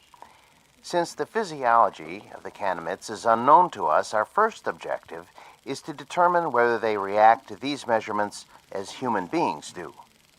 We will now proceed with a dry run to establish a baseline reading. Are you ready? I am ready. I trust our small chair is not too uncomfortable? Not at all. The sensor attached to the torso registers the pulse rate. The second attachment shows electrical conductivity in the palm of the hand as perspiration increases. And the third connection shows the pattern and intensity of electrical waves emanating from the brain. With human subjects, these readings vary markedly, depending upon whether the subject is speaking the truth. I understand. Then let us begin. And please answer the questions as I instructed you previously. Very well. Regarding the relative size of Canamites and human beings, tell me if you would, which is taller, a human or a Canamite? Humans. I shall now repeat the question. Which is taller than the other, a human or a Canamite? A Canamite. Very good. Next question. How did you come to this planet? We walked. Once more, how did you come to this planet? In a spaceship. Excellent. My colleagues and I are satisfied that the mechanism is effective. Now, I shall ask our distinguished guest to reply to the question put forth by several UN delegates, namely, what is the motive for the Canamites in offering so many gifts to the people of Earth? On my planet, there is a saying, there are more riddles in a stone than in the philosopher's head. The motives of intelligent beings, though they may at times appear obscure, are simple compared to the complex workings of the natural universe. Therefore, I hope that the people of Earth will understand and believe when I tell you that our mission upon this planet is simply this: to bring to you the peace and plenty which we ourselves enjoy, and which we have brought to other races throughout the galaxies. When your world has no more hunger, no more war, no more needless suffering, that will be our reward. Thank you. Most profoundly. There you have it, gentlemen. Lights, please. I should like to pose a question. Yes, Grigori. Who is responsible for that circus? I assure you, Grigori, the tests were quite genuine. A circus, a second-rate farce. If they were genuine, Mr. Secretary, why has debate been stifled? There'll be time for discussion tomorrow, the next day, and throughout the week. No one is stifling debate. I would remind the delegate from Russia that everything the Kenemet has promised is not only worked, but worked beyond our expectations. The force field that was tested yesterday morning, nothing could get through. And suddenly we find ourselves in a brave new age, when none of us need fear a hydrogen bomb or a missile. We are on the threshold of peace, Monsieur Gregory. Peace as we have never known it. Niet. I say niet.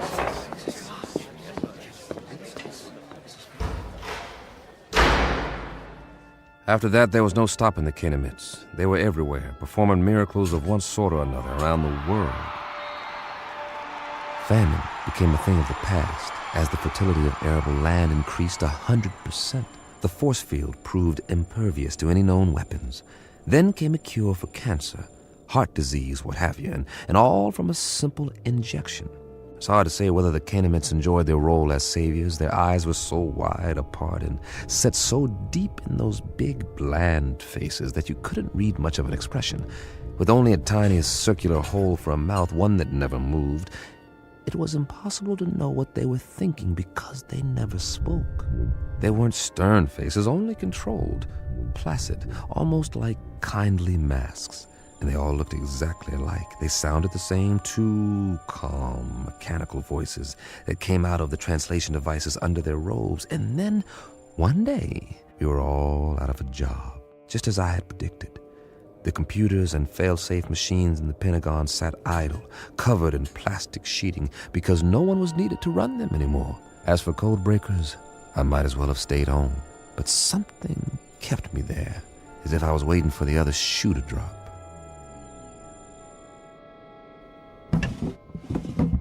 Mr. Chambers? Over here, Pat. I'm going home now, boss. Need me for anything? Like what? This isn't exactly a beehive of activity anymore. You can say that again. The new story of mankind. Nobody needs to decipher anything because, well, there aren't any more codes. Because there aren't any more secret messages. I know. Drink? Well... One for the road, on the house. All right. Odd. What is? I mean, not reading about wars or insurrections or anything anymore. There's a rumor that they're going to disband the United Nations inside of a month. Here you go. The new millennium. Cheers. Cheers. How many Kenemets are here? Anybody ever figure it out? A few thousand, I guess. They've got embassies in every country now, and for everyone that comes, 1,000 of us take off on one of their ships. The reciprocal visits they promised. Now that's the odd thing, the ease with which human beings adapt. It's fantastic. One day an astronaut orbits the Earth in a little rinky-dink tin can, and they think it's the biggest moment in the history of mankind. A few years later, they're standing in line waiting to get on a ship that'll take them 1 zillion miles into space, and they act like they're going on a picnic in the country. That's human beings for you. Nothing phases them. Are you going? The exchange program? I'm on one of their waiting lists. What about you, Patty? Oh, I'm on the list, too. The trouble is, their quota fills up 24 hours after they announce a new departure. But while I'm waiting, I may as well continue studying their language. Good idea. Words reflect the values of the people who use them. If we can understand the vocabulary... I've got a fair command of it now. It's not that hard, really. And there are hints. Huh. Of what? The shades of meaning, the nuances. Some of the idioms are quite similar to English. That's how we unlock the title of the book. I'll get through the rest of it one of these days. More power to you. I gave up a month ago. But if I can help you in any way... Sure, boss.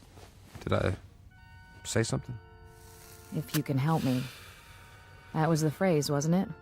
And I meant it. The only thing you can help me with is... Is what? Help me get rid of this knot in my stomach. What are you talking about? One of those nightmares when something's wrong, but you don't know what it is yet. A little bit of the old sixth sense. That tells you what? Just that maybe we should have looked this gift horse in the mouth, after all. For all we know, it could turn out to be a Trojan horse. Oh, I don't think we've got anything to worry about. I'm going where no man has gone before. How can I resist? Relax. I'll tell you all about it when I get back.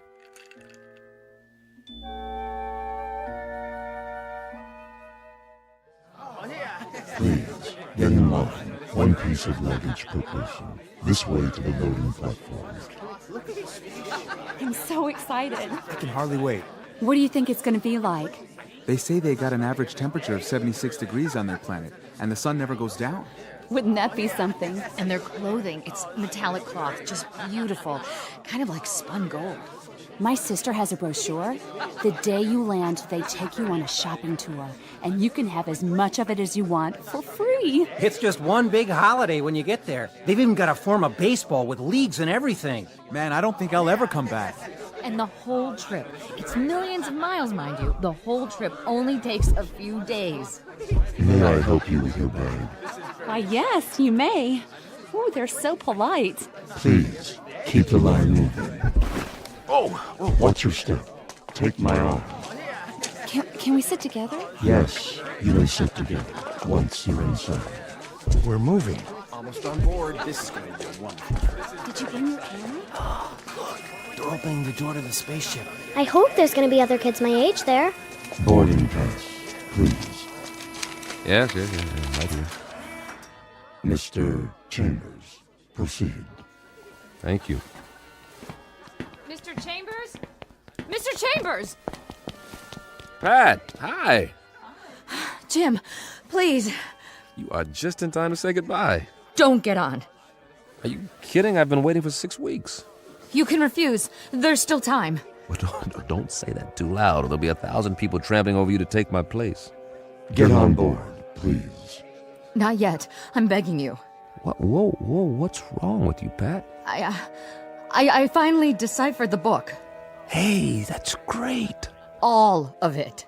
You're delaying departure. Please continue up the ramp. One moment. Well, Pat? Jim, the first page is just a collection of English phrases with their own translations. But the rest of the book, the rest of it. Will you move, mister? We're waiting to get on board. Step through the door, sir. Write me about it. I'll have plenty of time to read letters up there. Not as much time as you think. Jim. Now, Mr. Chambers, we must close the hatch. The rest of the book, it's not what you think. The title, To Serve Man, it's a cookbook. What? No, wait, what? Wait, no! A cookbook! A cookbook!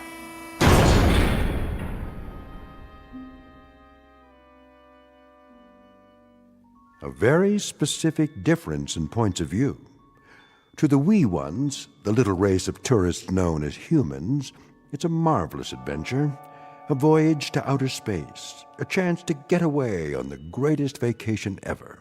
But to the extra-large, granite-faced individuals known as Canamites, it's nothing more than a cattle car, a very comfortable supply ship, bringing food from the other end of the universe to a place where appetites must be enormous.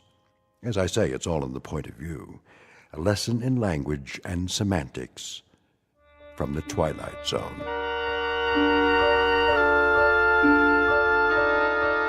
More from the Twilight Zone after this. Hello, I'm Stacy Keach. I hope you're enjoying this edition of the Twilight Zone radio dramas.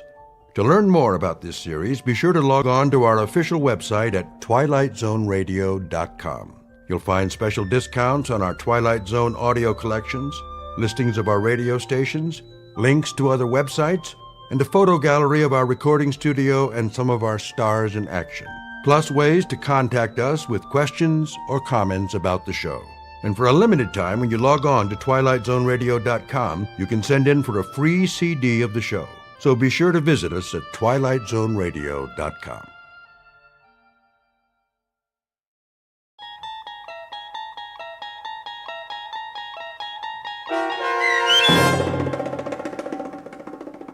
Where Is Everybody, starring John Schneider with Stacy Keach as your narrator, was adapted for radio by Dennis Etchison and written for The Twilight Zone by Rod Serling. Heard in the cast were Roger Mueller, Tom McElroy, Roderick Peoples, Doug James, Richard Hensel, Carl Amari, and Amber Lake.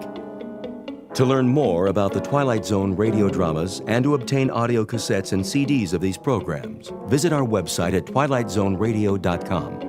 The producers of The Twilight Zone wish to thank CBS Enterprises, Carol Serling, Dennis Etchison, Dick Brescia Associates, Claire Simon Casting, Terry Jennings, XM Satellite Radio, Sirius Satellite Radio, our sponsors, and our radio affiliates for helping make this series possible. This copyrighted radio series is produced and directed by Carl Amari for Falcon Picture Group.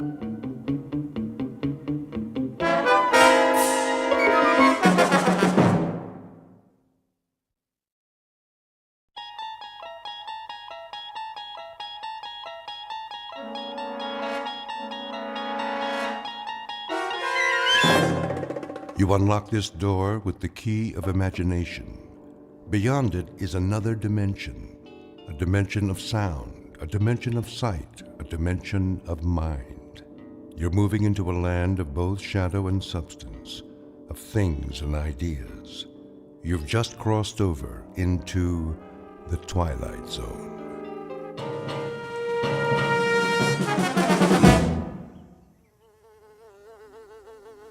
Get away from me.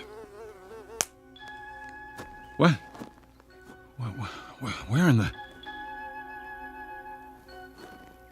When I woke up, I was sure somebody was watching me. I didn't know who it was, but I could feel someone very close by.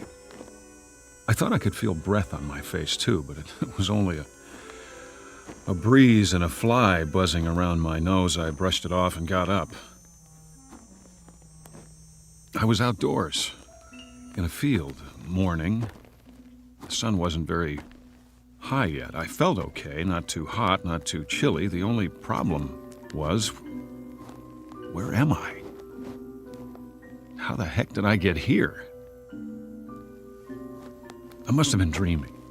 About what? Don't ask me, because I couldn't tell you. When's a dream not a dream? Whatever this one was, it must have been a doozy, because the last thing I remember is, well, that's just it. See, I don't remember much. Much. Make that anything.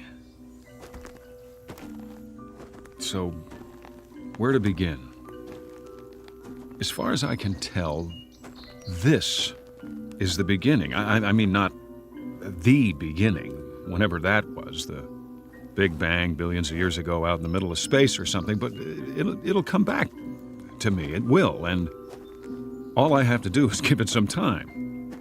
So bear with me out there, whoever you are. The one who is watching me, probably. I can promise you one thing, though. This isn't going to turn out to be one of those times when you only think you woke up, but you didn't because you're still asleep. I hate dreams like that. Now, I know what's real and what isn't, so do you. And this is definitely real. The mosquito that bit me, for instance, right on the nose, the bite is starting to itch like crazy with the sun beating down, but guess what? I'm clean out of calamine lotion. Wait a minute. I know this road, don't I? It looks like a lot of other roads, asphalt, telephone poles. I must have been driving, and my car quit on me and I started walking to town, and I ended up spending the night out here. But if that's what happened, where's my car? Somebody could have dumped me out, I guess, after they hit me on the head and robbed me, and that's why I don't have a wallet and why I don't remember anything. Temporary amnesia.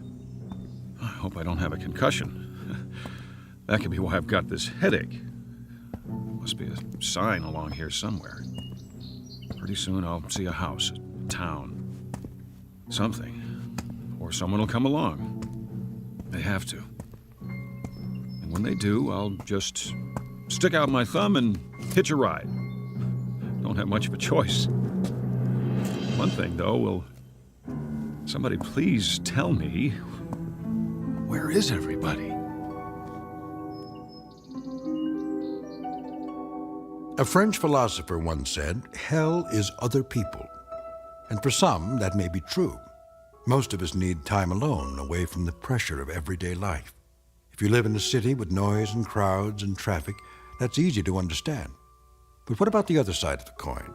We also need companionship, someone to talk to, a friendly voice and a familiar face. It's a dilemma that goes back to Adam, who found the Garden of Eden unbearable on his own. Enter one male human being. Age 31, height approximately 5'11". His name isn't Adam, though exactly what it is, where he is, and what he's doing here, even he doesn't know. At the moment, these questions constitute the central mystery of his life. But it's a beautiful day, and he's on a road that's bound to lead somewhere, back to the beginning or to a destination not yet in sight. The journey will take him through shadows as well as sunlight, and you are hereby invited to go along. Be forewarned, however. This is an excursion to an unknown land, a walking trip without benefit of compass or road map through a realm called the Twilight Zone. And now, the Twilight Zone and our story, Where Is Everybody? Starring John Schneider, with Stacy Keach as your narrator.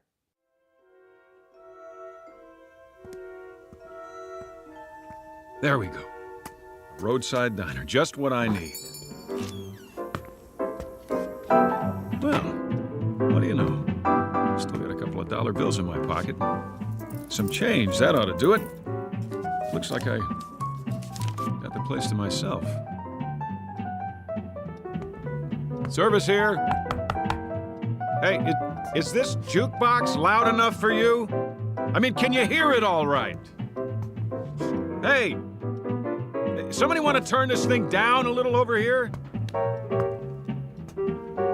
All right, I'll do it.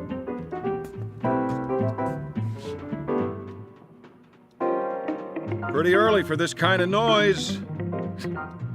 Ought to be a volume control somewhere. Well, maybe it's on the back. If I can slide it out from the wall. Easy now. Oh, look, I like music, same as the next guy, and all I'm looking for is the knob. There. Now, the question is, who played the song in the first place? Somebody had to put a coin in the slot. Who's here? Somebody go outside for a minute? That it? Say, can you hear me? I see there's a town up the road. What's the name of it? Anybody know? Anybody? Like in the kitchen?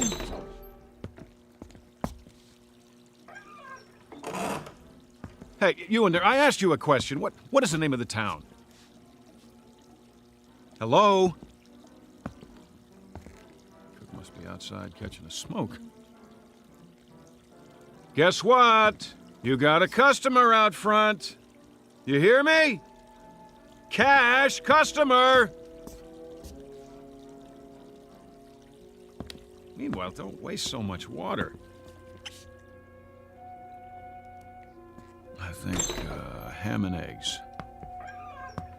Yeah, traveler's special. Eggs up and soft, hash browns, coffee black. Customer waiting. Take your time.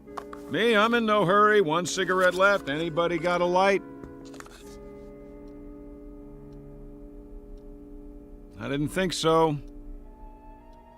Where do you keep the matches? Hold on, I see them. By the register, right next to the clock. Whoops. Didn't mean to knock it on the floor, just trying to get a match. Here, I'm picking it up, see? What time is it anyway? 6:15. That can't be right. Cracked. Oh, well, I'm sorry if I broke it. I'll pay for it, honest. Of course, I'll have to send you the money. I'm a little low on funds right now. All I got on me is $2.85. Good old American money, isn't it? Yep, U.S. coins and currency. Well, we got that much settled. I'm an American. There's a little question about my identity, though. Let me put it to you this way. I'm not sure who I am. Isn't that a laugh? But I've got $2.85 and I'm hungry. Oh, the heck with it. If nobody's gonna help me, I guess I'll just have to take care of myself. I'll see you later, everybody. I'll even do you a favor. The sign on the door says, open. Let me turn it around for you. Closed. Yeah, that's more like it. Truth in advertising. I'm gonna wake up any minute now. I know I'm gonna wake up. I wish there'd be a noise or something, a great big noise to make sure I do, but it's so quiet around here, it's weird. Okay. If I gotta make it myself, here goes nothing. Yes, sir, that's my baby. No, sir, don't mean maybe. Yes, sir, that's my baby now. Oakwood, huh?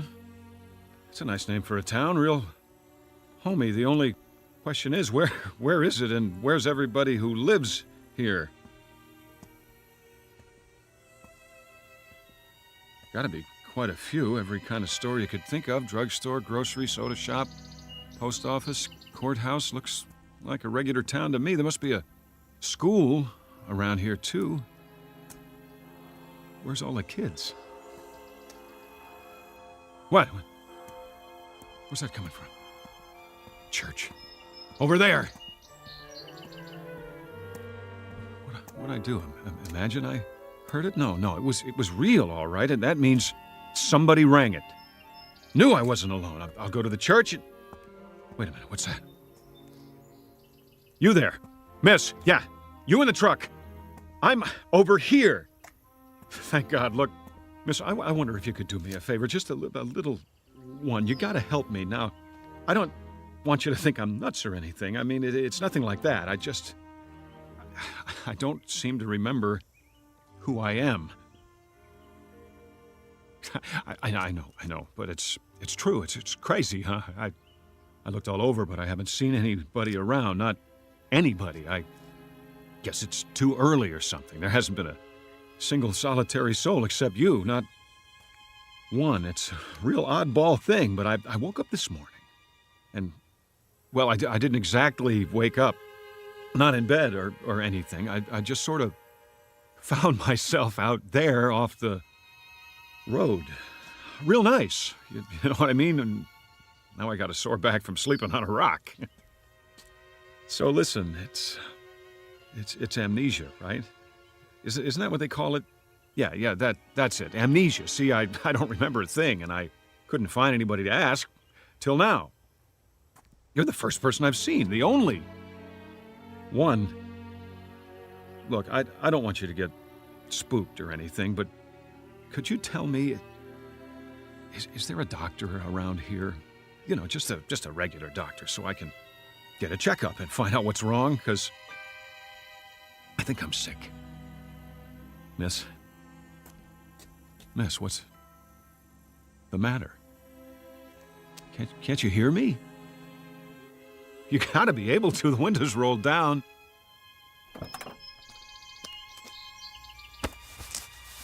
What's the matter? Hey, you're on. It came off and... You're not even a real woman. You're a dummy. What's it say on the truck? Resnick's department store mannequins. Is that all? A bunch of mannequins? Here, get off the horn. Sit up straight. That's the way. Here's your arm back. I'm very sorry, madam. My profound apologies. I can assure you that at no time did I mean to disturb you. As a matter of fact, I've always had a thing for quiet women. Get what I mean, babe? Here's a kiss for that cute little turned-up nose. No, I'm sorry. I can't stick around and talk. I got a very important appointment. I'll see you in the funny papers, and don't you take any wooden boyfriends.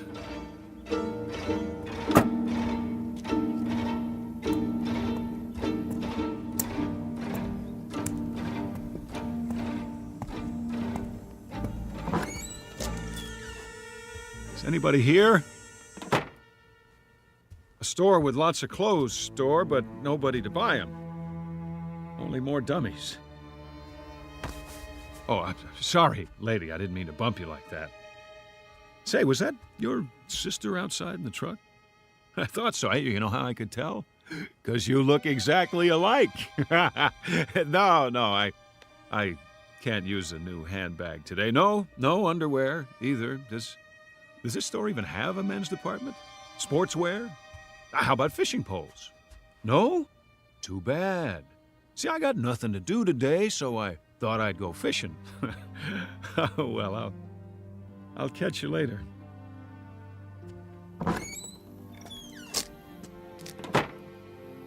Let's see. What other kind of stores they have on this street? Whatever they are, I bet they're all empty as a tomb. Like some kind of ghost town. Where'd they all go? To the moon? And they didn't even leave a note. Some manners. Well, I guess I'll just... Hold on. Is that what I think it is? It is. A phone booth. Just what the doctor ordered.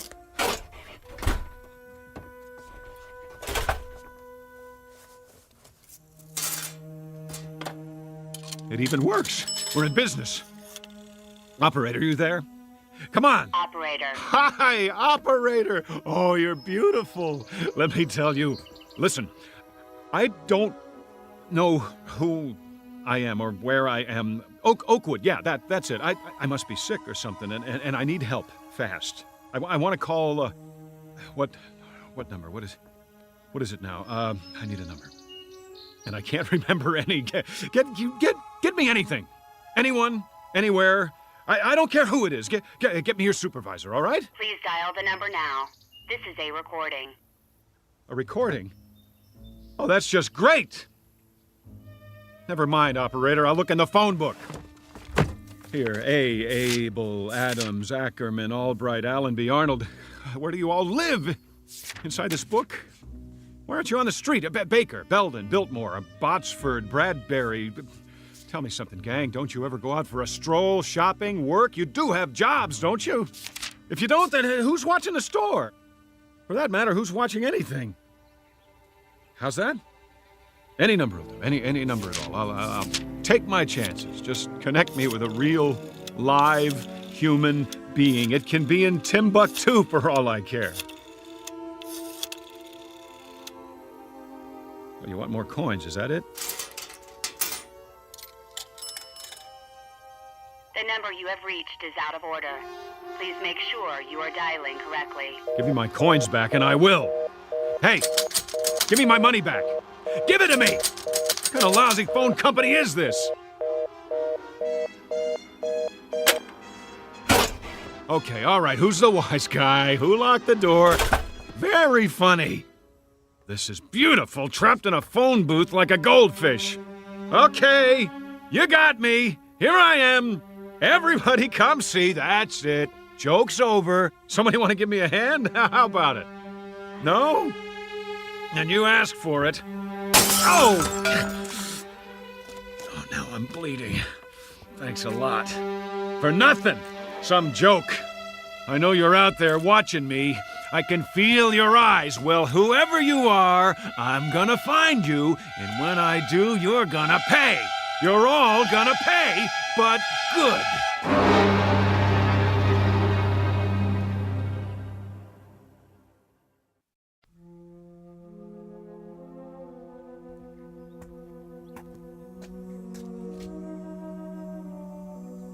Oakwood City Bank.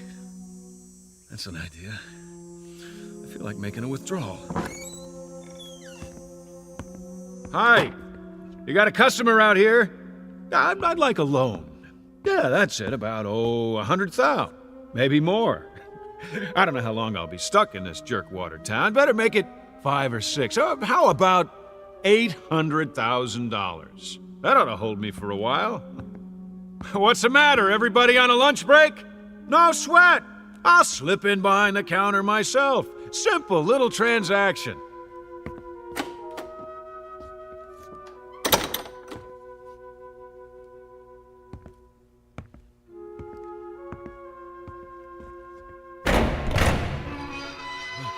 All that cream. Might be a little short, though. Oh, don't worry about it. I'll take whatever you got. Generous of you. Mighty generous. I just won't put it all in one pocket in case somebody robs me. I better get some coins while I'm at it. A few rolls and I'm out of here. I got that feeling again. This feeling somebody's watching, trying to trap me. What? Open the gate. Where are you? Who's watching? There! I thought so! A TV camera on the wall. Pretty clever. Would you mind turning the alarm off, please? It's too piercing. Hey, you! Whoever's watching through that thing, turn it off, or I'll do it for you! Let's try that again. One more roll of quarters coming up. The pitcher winds up. He throws. Ha ha ha! There! Who said you could take my picture anyway?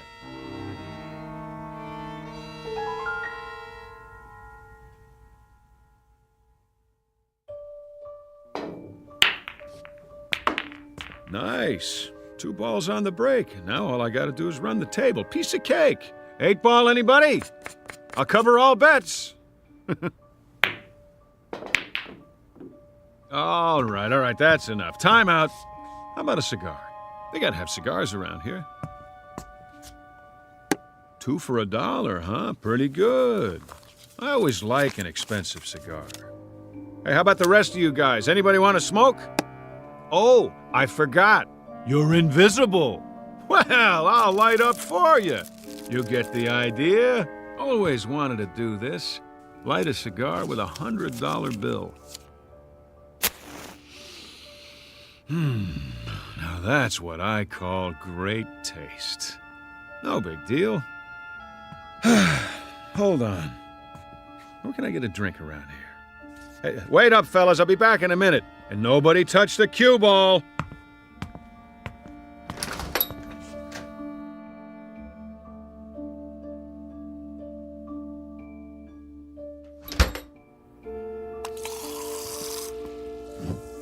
A chocolate ice cream soda with 3 scoops and a straw.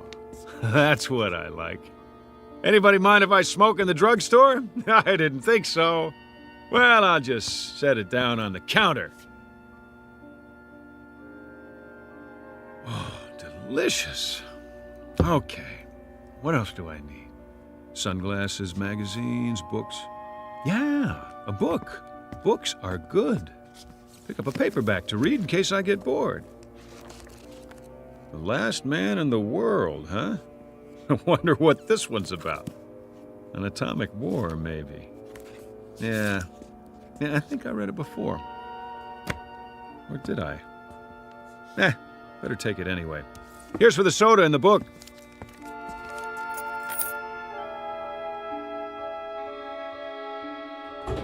Yo! Post office! Got any mail for me today? Might help if I could tell you the name. How about John Q. Smith, Anytown, USA? No? Check again. Please, Mr. Postman. Deliver the letter, the sooner the better. Oh, relax. I'm not gonna go postal on you. Just give me some stamps. In case I think of somebody to write. Where's that coming from? Across the street? WGBN, the voice of the Midwest. Well, what do you know? This is where they broadcast from, right here in good old Oakwood. I know this station. I used to listen to it all the time. Never knew where they were.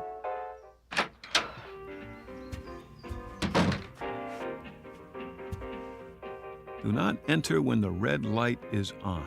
I don't think anybody will mind while the record's playing. It really is a record. Look at that! Will you? Old-fashioned vinyl on a turntable. I think I used to have this album. Oh, excuse me. Let's start it over again.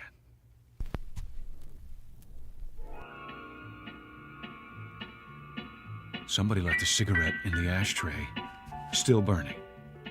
Who? Who's here? The DJ? I remember the DJ on WGBN, Vern Stevenson. Yeah, that was his name, playing nothing but the best. Where are you, Vern? Can you see me? The booth's empty, but somebody can hear me. I know it. I feel it. Attention, listeners, all you people out in Radio Land, we interrupt this broadcast for a special announcement. We're all alone here, and we need to hear from you, so call in your requests. The number is... Well, you know the number. Look it up. Just ask the operator for WGBN 1060 on the dial. The first caller wins a free lunch on the house, courtesy of me. You know me, don't you? If you do, call in and tell me, will you? Because I'm having a hard time remembering at the moment. Is anybody out there? Anybody at all? Congratulations! Hi. Thanks for calling. Thanks a lot. You've been selected to receive a free, all-expense-paid vacation to deep space. What are you talking about? This is an automated call from Amitex, Inc. to a selected few homeowners like yourself. All you have to do is complete a brief survey. If you'd like to continue in English, please press 1. For Spanish, press 2. Forget about it!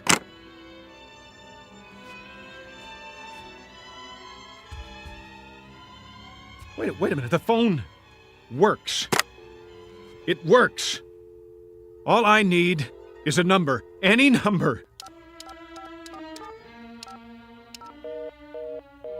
How do I get an outside line? Extension 1. Extension 2. None of the buttons work. Come on, I'm trying to make a call.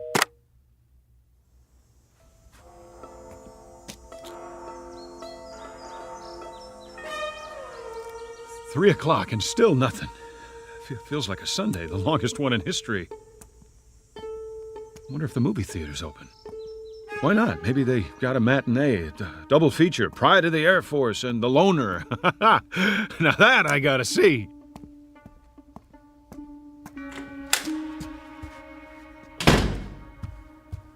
One, please. Oh, I get it. Self-service. Huh? That's okay. I'll just reach in and take a ticket. Keep the change.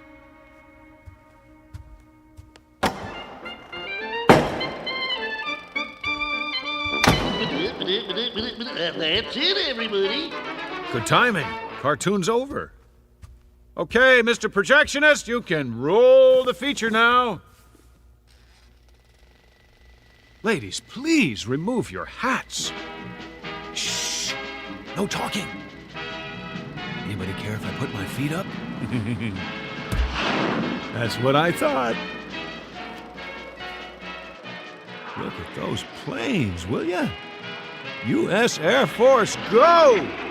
Air Force, Air Force! Hey, I'm Air Force. That's it. You hear me? I remember that much. I'm in the Air Force. Can anybody hear me? You, up in the projection booth. You got an Air Force man in the house. Hey!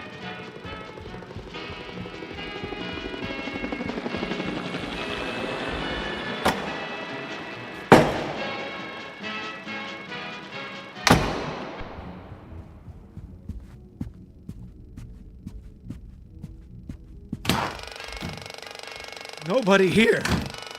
Then who is running the picture?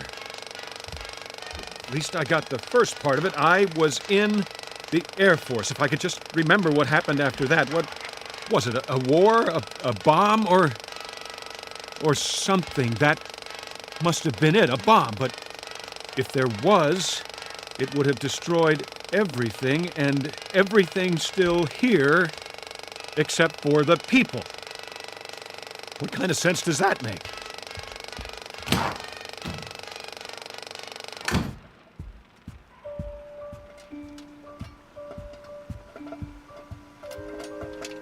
Fresh popcorn. Who put it on? Nobody. That's who. It doesn't add up. No way. Phony butter. The smell's making me sick. Where's the men's room? I can't take this anymore. It's wearing me down. Just look at me. Look at the face in the mirror there. Buddy, I wouldn't know you. You'll forgive me. The face is familiar, but the name escapes me. See, I got a little problem here. You know what it is? I'm in the middle of a nightmare that I can't wake up from, and you're part of it. You and the ice cream and the cigar, the phone booth, the mannequin, this whole town, wherever it is, whatever it is, I just remembered something else. Scrooge said it. You remember Scrooge, pal? Oh, not Scrooge McDuck. Ebenezer Scrooge, what he said to the ghost of old Marley. I must have learned it in school. I think it goes like this. You may be an undigested bit of beef, a blot of mustard, a crumb of cheese, a fragment of an undone potato. There's more of gravy than of grave about you. Get it? That's what you all are. You're what I had for dinner last night. You must be, but now it's the next day and I'd like to wake up. I've had it. And if I can't wake up, at least I'd like to find somebody to talk to. That's all. Is that too much to ask? I guess it is. Me? I'm gonna have some popcorn. Plain. But I tell you true, if I don't find somebody today, you hear me? If I don't, I'm checking out of this world one way or the other. I'll get a gun, or whatever it takes, count on it.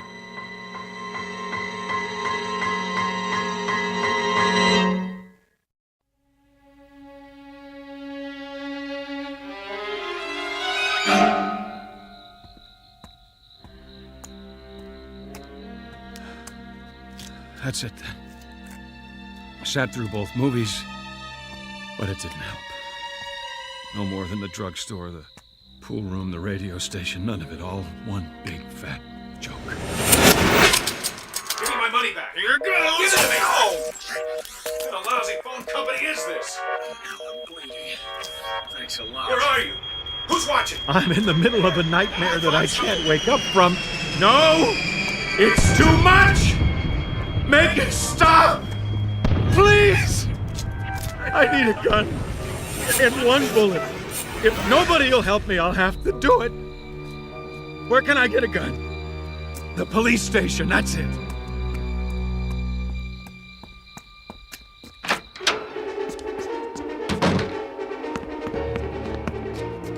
Hello? No, what's the use? Calling all cars, calling all cars. This is an all-points bulletin. Unknown man in town. Now infiltrating the police station. Suspicious-looking character. Probably wanted by the FBI. Presently unarmed, but not for long. All units return at once and bring your guns. He needs one! Anything. 45 to 38, police special, Smith & Wesson. Even a 22, it doesn't matter. Just something that'll do the job. Hot coffee. That's very considerate of you. I gotta say, it smells mighty fine, but no dice. It'll take more than that to get straight. There. I knew it. Shotguns all locked up tight. Safety first, boys. You don't know who might come wandering in here. Well, when all else fails, use a little elbow grease. Remington 30-30 over and under. Shells right here. Now, where am I going to do it? Wouldn't want to splatter my brains all over the front desk. Hey, what's back there? Jail cells. Perfect!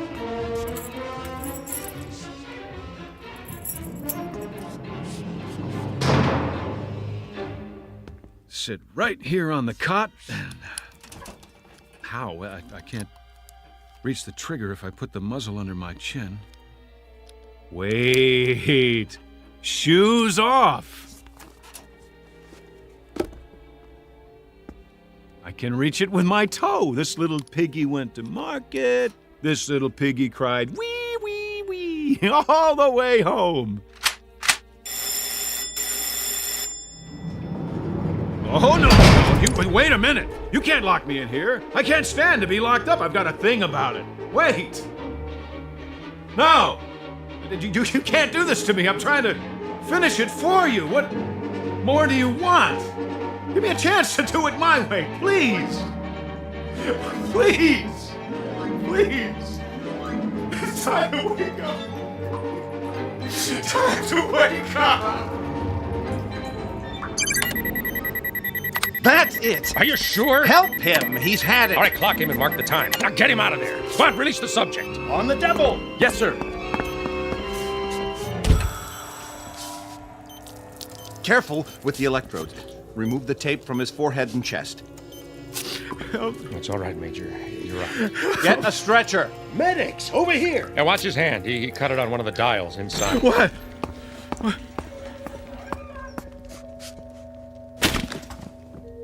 How is he otherwise? He's all right considering.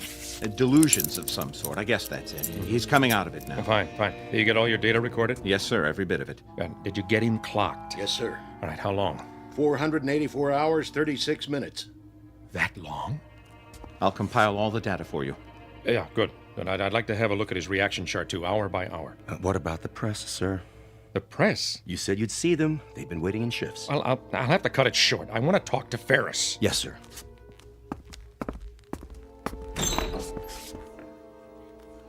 The General will now give you a statement. Sir, do you consider the test run a success? Very much so. You mean there were no problems? I didn't say that, but nothing we can't handle. Major Ferris has been in that box, 6 feet by 5 feet by 5 feet high, for something in the neighborhood of 484 hours, which is roughly equivalent to our deep space mission before rendezvous. But we've had flights longer than that before. No, not solo, and not in a capsule that small. It's a one-man mission, in a nose cone too small for him to stand up or move around. They call it sensory deprivation. Isn't that right, Doctor? Yes. You see, gentlemen, the human body, and more importantly, the human mind, isn't ready for conditions of extreme confinement. It's a new experience. Even with isometric exercises, music, optical diversion through his visigoggles, the body and brain react as if he's in severe isolation, which he is. But man isn't a hibernating animal. We're not built that way. You might say that evolution hasn't kept pace with technology, so we have to adapt ourselves in new ways. Within limits, of course. That's what the flight simulations are about. To map those limits and see if we're ready. Then this was a simulated trip to the new 10th planet. Is that right? For all intents and purposes. Why not just send up an unmanned probe? Because our exploration platform is already in orbit there. What we need now is to man it within a reasonable flight time. even with new, faster propulsion systems. As you know, there are still problems with suspended animation, problems we hadn't anticipated. Such as? The revival methods, ice crystals in the blood, and so forth. I'll make a background report available if you need it, gentlemen. Thank you. What were those wires attached to him? Electrodes. All of his reactions have been charted and graphed. Respiration, heart, blood pressure. What happened to him toward the end? Just before he pushed the button or whatever it was. We heard him shouting inside. Sounded like he was screaming. What happened to him was that he cracked. Doctor? We assume hallucinations of some sort based on the voice recorder. It's a common trick of the brain when there's not enough sensory input. So you see, there's a very real reason why humans can't bear to be alone. Solitary confinement is a tough sentence, whether it's the Garden of Eden or deep space. There may be a practical reason for human contact, even for love. A kind of survival mechanism to remain sane. How bad did he crack? I'll tell you something, gentlemen. You spend 2.5 weeks all by your lonesome on your back in a 5-foot square box without ever hearing a human voice other than your own, and I'll give you especially good odds that your imagination would run away with you too. Just as his obviously did. General, I'd like to know, if I could ask you, our readers are wondering... Yeah, that's enough for now. Thank you. Captain Grant will have a press release drawn up. Should be ready in about an hour. Thank you all for waiting so patiently. Last question, General. How did you know when he was ready to come out? He asked. There are several buttons and switches inside. Each one controls a simulated function for flight. Oxygen, fuel, temperature, and so forth. And the last button. Which was? Abort. When he had all he could take, when he had to get out, that's what he pushed. Or pounded with his fist. And now, gentlemen, good day.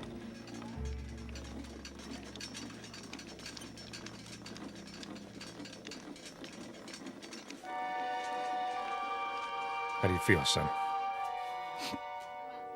I feel much better, sir. I'm sorry. No. Nothing to be sorry for. You did splendidly. Listen, tell me something, Ferris. What was it like? Where did you think you were? Someplace I don't want to visit again. A town without people. And you finally had to get out of that town, didn't you? I sure did.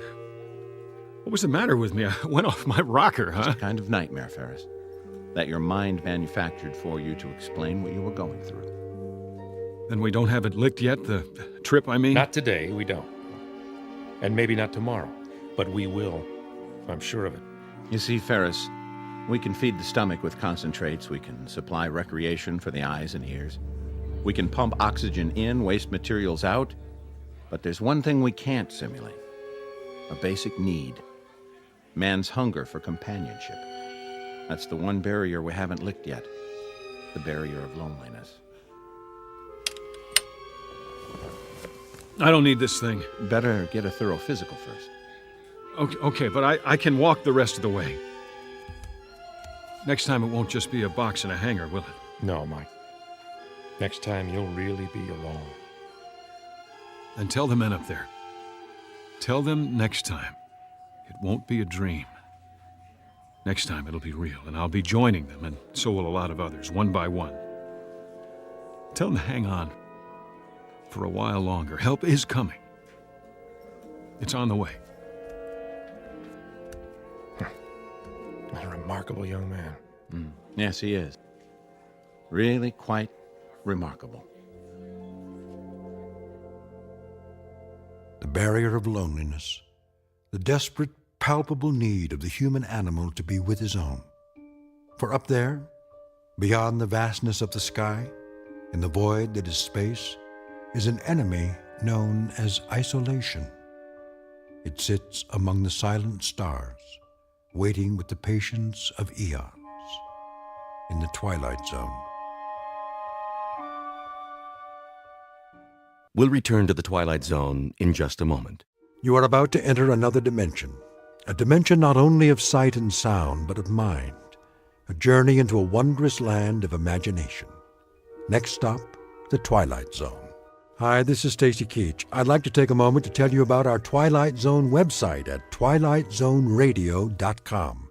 At twilightzoneradio.com, You'll find the latest information on these Twilight Zone radio dramas, including behind-the-scenes photographs, plus the newest product releases, trivia contests, ways to contact us, other Twilight Zone-related info and merchandise, plus links to other fascinating websites. So make your next stop TwilightZoneRadio.com.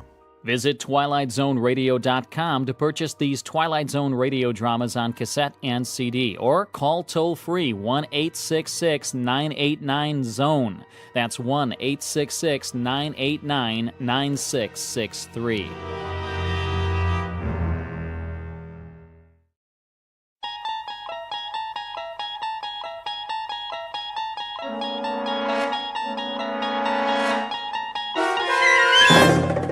You unlock this door with the key of imagination. Beyond it is another dimension, a dimension of sound, a dimension of sight, a dimension of mind. You're moving into a land of both shadow and substance, of things and ideas. You've just crossed over into the Twilight Zone.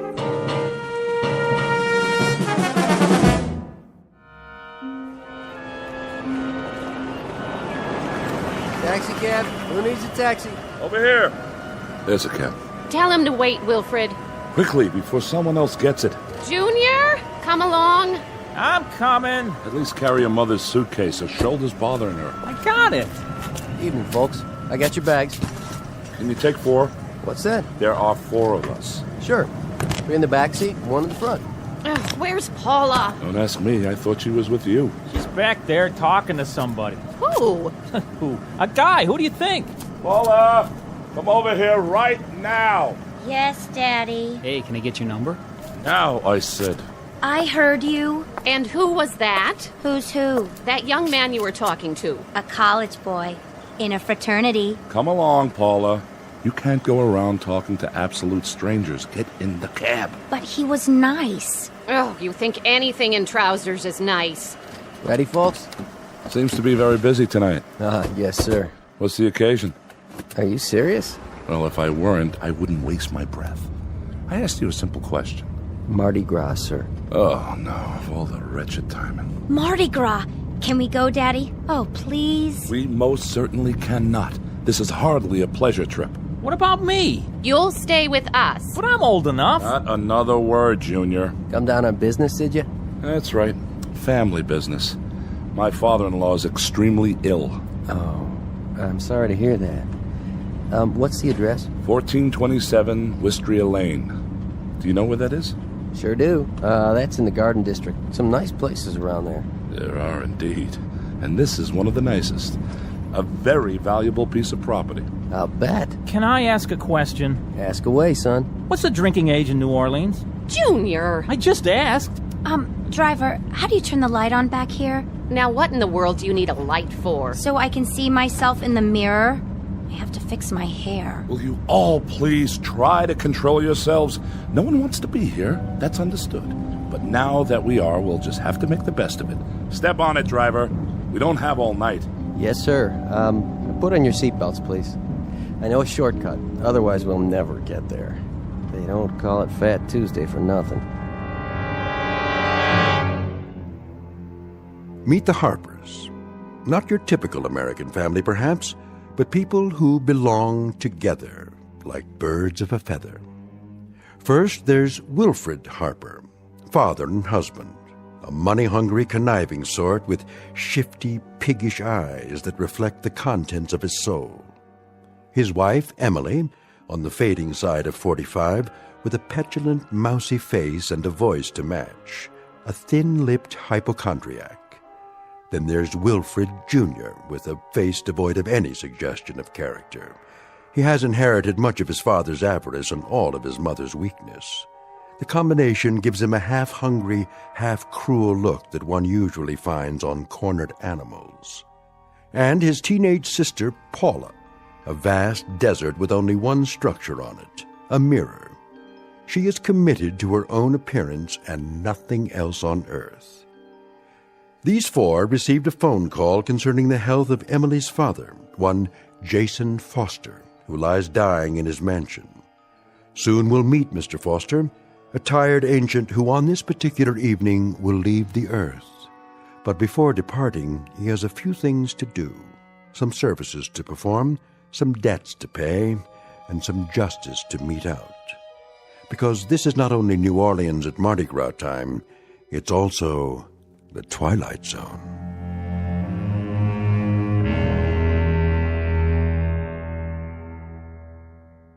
And now, The Twilight Zone and our story, The Masks, starring Stan Freberg with Stacy Keach as your narrator.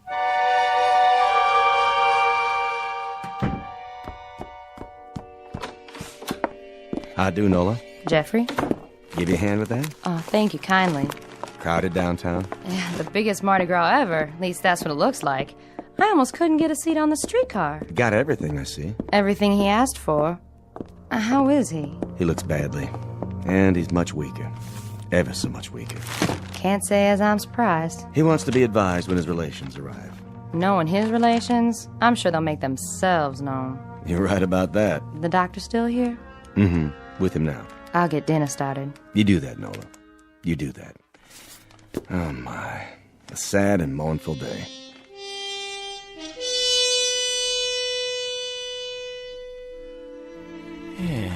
Well, Sawbones, how's the pulse? How do you think? Too fast, too weak, too uneven? For what? What do you have in mind? Where were you when they taught bedside manners in medical school? Trying out for the soccer team? Huh? I've been your physician, Jason, for, how long is it now? 42 years. First time I attended to you, it was for a head cold. I allowed myself one compassionate cluck. Just one.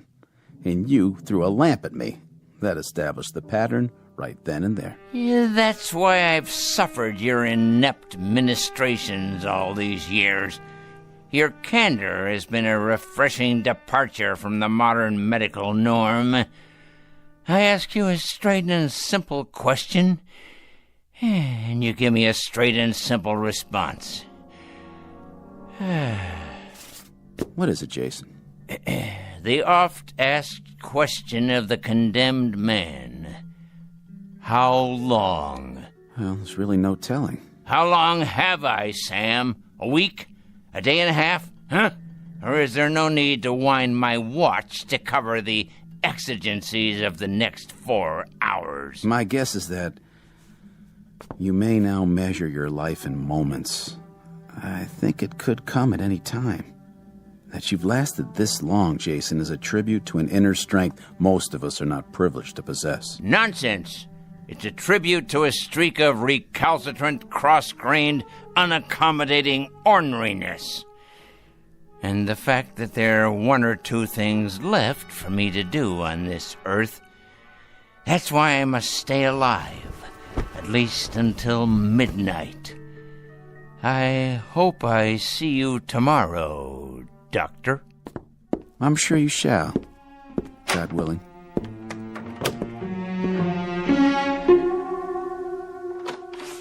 Right this way, please. Thank you, Jeffrey. And the hat box, Jeffrey, that blue thing. Yes, ma'am. Be particularly careful. It has all my medicines in it. Stand up straight, Junior. You'll get round-shouldered. Why do you still call me Junior, Pop? I'm not a kid anymore. I could break you in half if I wanted to. Oh, such talk. Well, couldn't I? Now, let's watch our words. And you, Paula, behave like a young lady. All right. Paula. Hello, Emily. Oh, how nice to see you again, Dr. Thorne. You've met my husband. Yes, some years ago, the last time he was here. How are you, Mr. Harper? As well as can be expected under the circumstances. And you, Mrs. Harper? How are you? Bearing up, Doctor. As best I can. This is our son, Wilford Jr., and our daughter, Paula. Hi. Hello. This is your grandfather's doctor, children. Your father's been expecting you. I'm very glad you could make it. Crowded at the airport, was it? Oh, that silly Mardi Gras. Well, really, the traffic is unspeakable. Shouting, screaming, incredibly rude people. It's a wonder we were able to get here at all. As for your father's condition, he's... Oh, yes. How is he? We're all really quite concerned on tenterhooks, you might say. Well, he's extremely ill. How long? Well, a good educated guess would be that it's just a matter of days.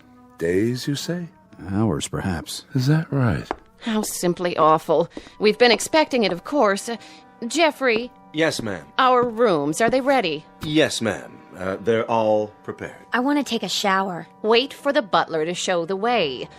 A question for you, Doctor? Yes? You may recall, I suffer severe muscle spasms in my shoulder. They're really quite agonizing. Are they? Oh, perhaps you could prescribe something? That quack I've been going to in Boston is supposed to be a specialist, but... He'd better be a specialist. He charges like one. Well, it's a very complicated condition. As a matter of fact, he told me that you don't see cases like mine more than once or twice in 100 years. Oh, please, Emily. It's true. Let me describe the symptoms. I'll be sitting down, perhaps reading a book, and I'll suddenly get this bolt of pain through my upper arm. It's all I can do to bear it. You can't imagine. Excuse me, Mrs. Harper. I have another call to make this evening. If you'll forgive me. Take the luggage upstairs, Jeffrey, all of it. Yes, sir, Mr. Harper. And this briefcase, too, if you will. I'll do my best. I'll see you to the door, Doctor. Paula, you and your brother see your mother to her room. Come on, Mom. Oh, give me your arm, Junior. You already got it. I hope you don't mind, darlings, but the pain is, well, frankly, it's more than I can bear. This way, folks. Old man's in bad shape, huh? As I said, the old man is dying. And there's no chance of a recovery? Not realistically, if that's any comfort to you. Good evening, Mr. Harper.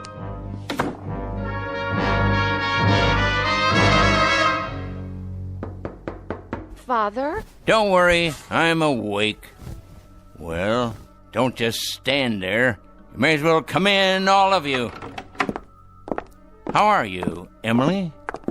Bearing up, Father. Bearing up? Heh. You sound like Job, itemizing his calamities. What is your illness this month? Oh, never mind. I'll bully through.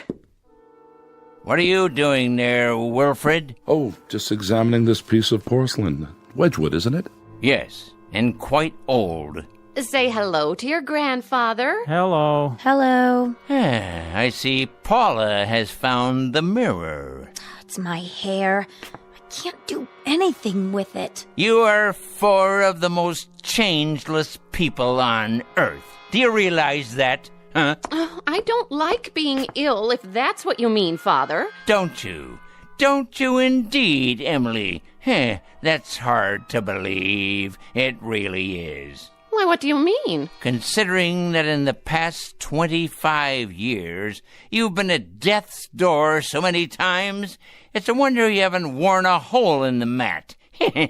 And you, Wilfred, how's business? Oh, you know how it is. Make a little, lose a little. It's a struggle, but I managed to keep my head above water somehow. Your head above water? That's a good one. I think the only book you've ever read, Wilfred, is a ledger. If someone were to cut you open, they'd find a cash register in place of a heart, a profit and loss column instead of a spine, and liquid assets running through your veins instead of blood. Really, that's not fair. Really, it is.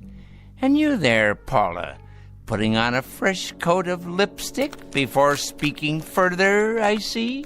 Nice to see you, Grandpa. How friendly of you to say so, considering that you haven't looked at me yet.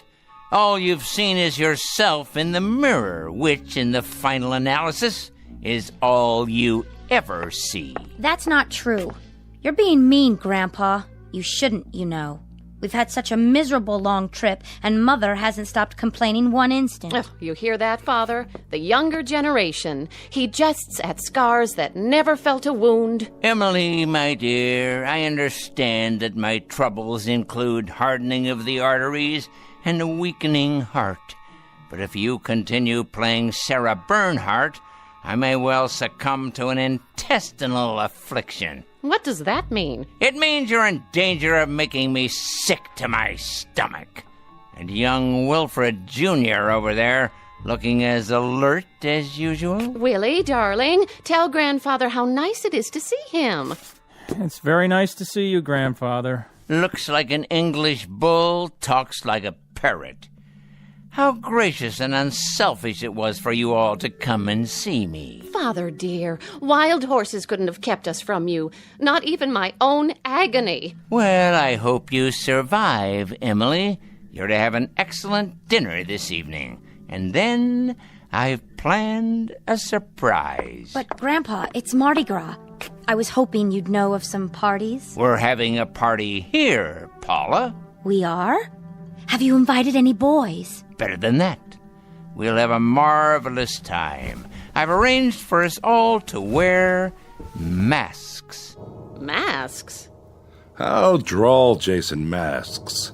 I swear you people don't just celebrate tradition down here, you succumb to it. I think you'll find that there's absolutely nothing traditional about them. Masks, huh? Well, it might be kind of fun. It shall be, my boy, it shall be. Perhaps not the same degree of satisfaction you receive from torturing small animals as I've seen you do in the past. Oh, come on, Grandpa. I haven't done that in a long time. Willie is doing very well in school now, Father. He made the football team. A chip off the old block, I'm sure. Well, now, why don't you all prepare for dinner? I think we'll have an interesting evening. As a matter of fact, I guarantee it. As you wish. Will we see you downstairs? I wouldn't miss it for the world. Come, children. Emily. Everything all right, Mr. Foster? Jeffrey, get the masks and place them in the study, if you will. Those masks? Yes, those masks. You know the ones. Yes, sir. A tremendously interesting evening for all, I promise. Come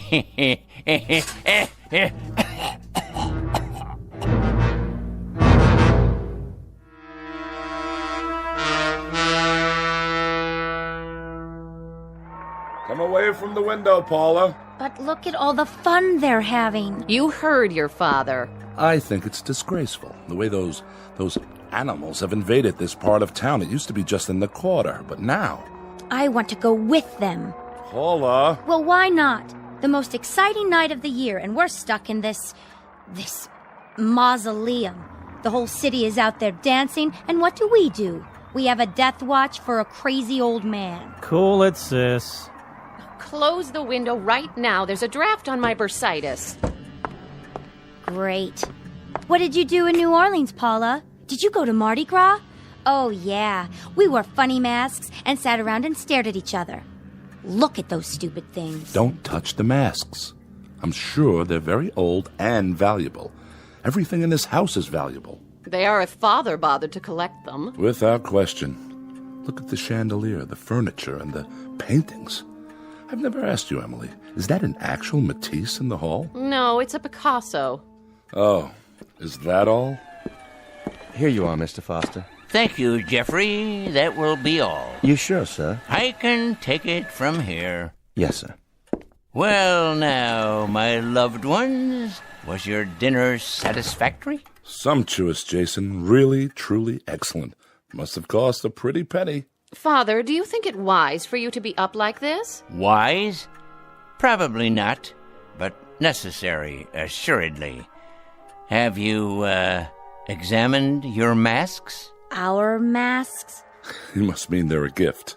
Well, in that case, thank you. They're certainly unique, Father. Indeed. They're made by an old Cajun. Actually, made is inaccurate. They're created, each one separately and individually. Is that so? I'd be interested in any provenance you can provide. Their history, ritual meaning. You mean so you can resell them? No, of course not. I wouldn't worry about that just yet. We're simply curious. No doubt, no doubt. I'm told that not only are these works of artistic perfection, but they possess certain properties, very unusual properties. Can I look at the magazine? No way, I'm reading it. Children, your grandfather is speaking. They're only worn during the Mardi Gras, and there's a ritual to the wearing. You see, one tries to pick a mask which is the antithesis of the wearer. How so? Oh, for example, the ugly man might cloak himself in beauty, whereas the shy and retiring put on the facade of boldness. Youth wears age, and age, youth. You get the idea. In other words, it's a masquerade of opposites. Very interesting. Now, why would anyone do that, Father? Why question it? This is a special evening. And now, dear ones, let's pick our appropriate masks, shall we? Well, if you say so. You, Wilfred, how do you fancy yourself? I don't understand. Come on, be candid. When you shave in the morning, who looks back at you? Why, I do, of course. I don't see... Please, it's a crucial question. What do you see? Really, Jason, I think we're a little old for parlor games. Let me be the judge of that. Indulgent old man. Oh, all right. Give me a self-assessment. Come on, be honest. You're serious? Never more so. Well, I suppose you could say I'm good-natured. Congenial. Ah, now we're getting somewhere. I've always been a congenial man. No matter what the circumstances, I try to take things in stride. Very good, Wilfred. Congenial, friendly, outgoing, even extroverted. In short, amiable. I think so. So it follows that as part of this amiability, this general goodwill, you feel a deep rapport with your fellow man. Oh, yes. Yes, indeed. Now, the opposite of your affability would be, this face here. This one? Surely not. Look at it, Wilfred. Hold it in your hands. Feel the way the wood is carved. The angry, feral lines, the gnawing, rat-like teeth. The opposite of the way you see yourself, remember? Charming. I take your point. Hardly an appealing image, though. Live with it a while. Try it on. Come on. It has great subtlety. The features reflect greed, avarice, cruelty, like a predatory animal. In short, all the character traits that you don't have. An ironic choice, wouldn't you say? Quite. And now, the brave lady on the couch. Oh, really, Father? I don't feel well. I'm not up to... Of course you are, my dear darling daughter. You're up to anything. Your courage dictates that you accommodate a relatively brief period of self-sacrifice. It should come naturally to you. How about this one? Why, it's hideous. Of course it is. Look at it closely, my dear. The face of a sad, sniveling, self-centered coward, flabby and without character. Fearful eyes, no chin at all, in contrast to your own bravery, your doughty, intrepid strength. Well, I suppose it does serve as a contrast. Next, the one over there, who walks in beauty like the night. What? Pay attention. Your grandfather is speaking. If you want to know, I think this whole thing is a bore. Paula! Well, it's the truth. Wear this one, just for a short while. All right. But it's horrible. Ah, look closely. The round porcine features. It's the face of a pig, with beady eyes, puffed out jowls, and a shiny pink snout. A self-indulgent face that's never satisfied. Not like you, my dear. It has none of your heart, none of your selflessness, none of your great concern for others at the expense of yourself. Well, if you put it that way. And last but hardly least, the timid one over there, the gentle and quiet Wilfred Jr. Oh, come on, Grandfather. But you haven't seen it yet. Well, what's this one supposed to be? You're opposite, my boy. The face of a dull-witted, stupid clown. Thanks. Notice the low brow, the bulbous nose, the slack, oversized mouth, as opposed to your own manful refinement, your courteous, deferential gentility. Yeah. Yeah, I get it. And now we're almost done. What about your mask? This one. But that's a skeleton. The face of death, because I'm alive. Understand? I'll wear the very thing that stalks me at this moment. No, you don't mean that we actually have to wear these hideous things? I believe I explained that. Only for a few hours, I should add, until the unmasking. And that's at midnight. Paula, you'll break it. I don't care. Everybody else can do what they want. I'm not wearing mine. Then I'm not either. I'm afraid, Jason, that we're somewhat at odds here. Not really, Wilfred. The four of you came here for one purpose. To see me off and yell bon voyage, to put coins on my closed eyelids, while with your free hands you start grabbing and looting. Father, that's cruel. On the contrary, that's truth. You came here to reap everything I've sown, to collect everything I've built, to covet everything I possess. And I'll not disappoint you. The will is prepared. Everything is left to the four of you. Everything. Money, house, property, holdings, stocks and bonds. All of it. All of it. Jason, you break our hearts when you talk that way. The most touching thing you've ever dredged up, Wilfred, by way of conversation. But I must emphasize this little addendum. One small proviso. You're to wear those masks until exactly midnight. Not a moment more, not a moment less. What? I don't believe this. Really, Father? Mark my words, if you take them off. If you do, you'll each receive from my estate the equivalent of a ticket back to Boston. And that's it. That's it. That's absolutely, positively all. Never fear, we won't be spoil sports. If this is your pleasure, we'll indulge you. Quite happily, I might add. It's the least we can do. Oh, you're joking. It smells old and musty. Who knows where it's been? Here, Emily, let me help you fasten it to your head. But the germs. Don't be an idiot. Put on the miserable mask. Don't throw away a fortune because of your wretched hypochondria. Oh, all right, Jason, we're doing it, see? And now, I'm putting on mine.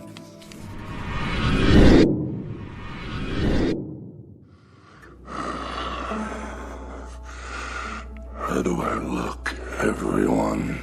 Oh, Paula! Willie! Do as your father says! What do we do now? Dance, sing, or vote for the ugly prize? You win, sis! Man, look at the snout on her! Very good. And now, dear ones, it's my turn. Now let's all wait for the stroke of midnight, when all things will be revealed.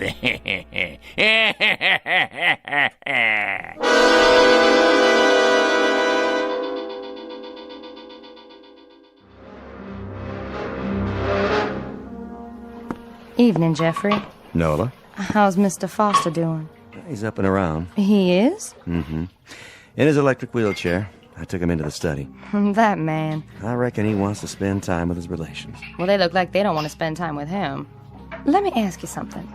What does he plan to do with those masks? I think he wants to play a game with them. With the masks or his people? Beats me. He better be real careful. Why's that? He had me buy those masks down in the quarter. Wanted them made special by some witch man who does voodoo and such. I told him, Mr. Foster, don't you go messing around with that stuff. That's the devil's work. Nola, he said, don't you worry. I know what I'm doing. I surely do hope he was right. Me too. Once you go that way, there's no turning back. That's the truth. Help me put away these dishes, Jeffrey. It's getting late.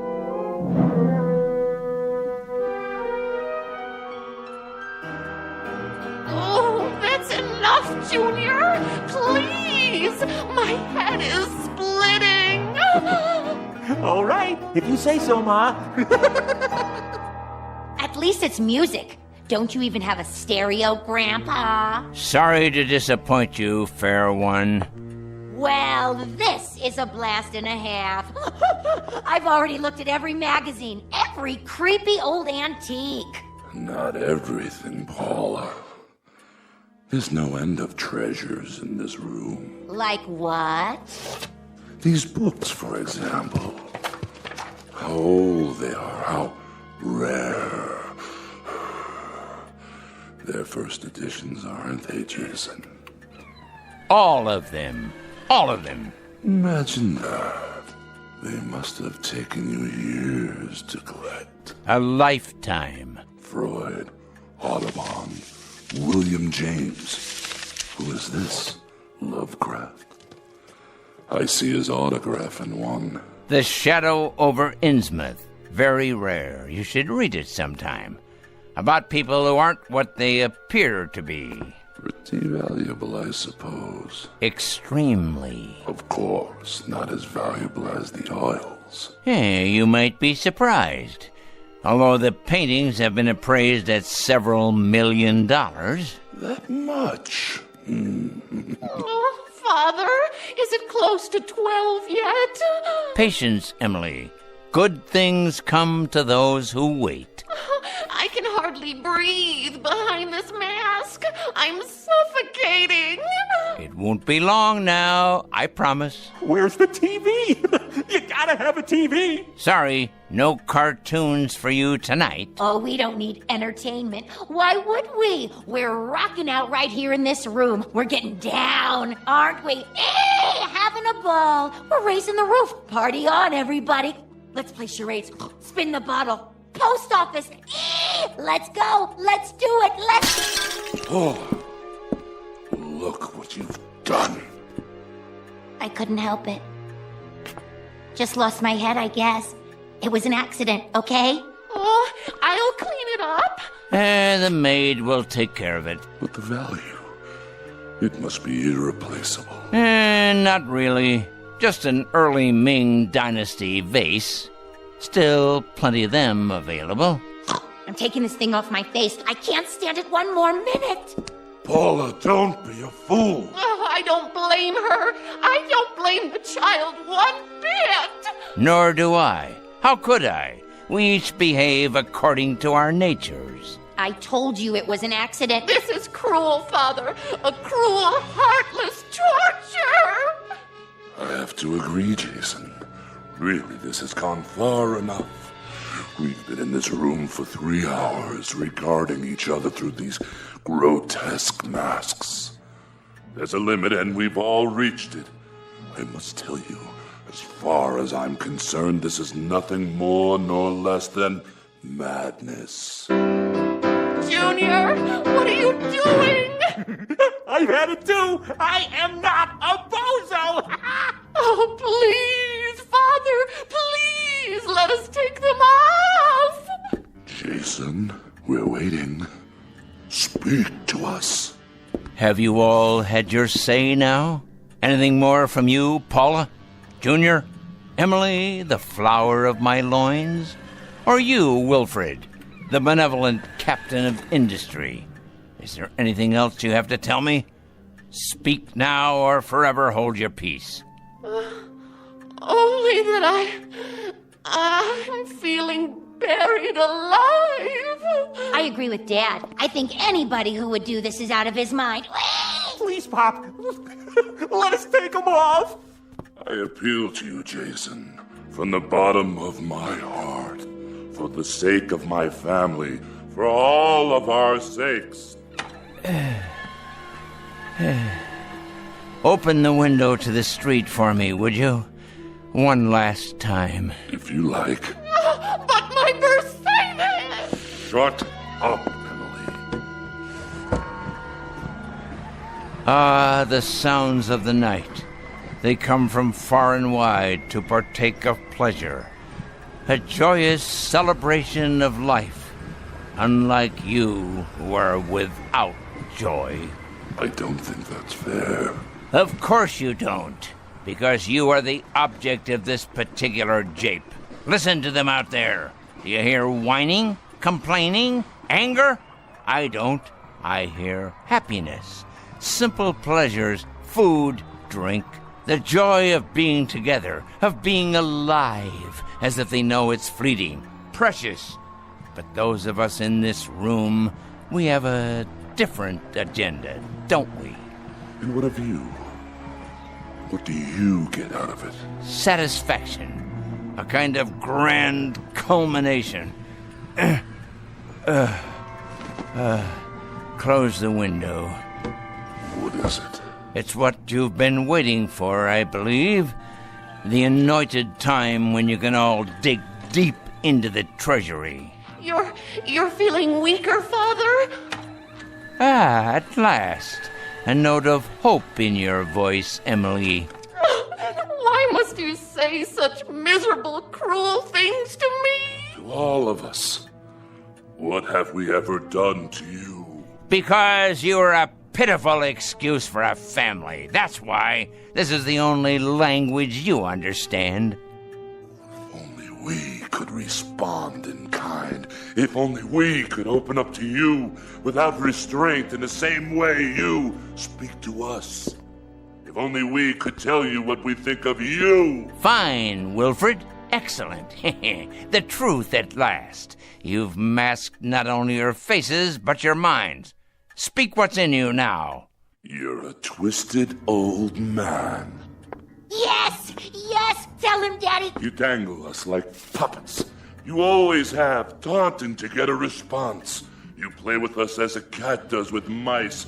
There is no humiliation you wouldn't subject us to. And for what reason? We've done everything you wanted, always. We've remained at your beck and call, your slightest whim. My whim? What have I ever asked you to do before tonight? You visit when you see fit and have nothing to say when you do. Well, we do now. We sure do. You're a stinking old man. That's what you are, and it's time you die. Past time. Why don't you? Even the clown has found his voice, huh?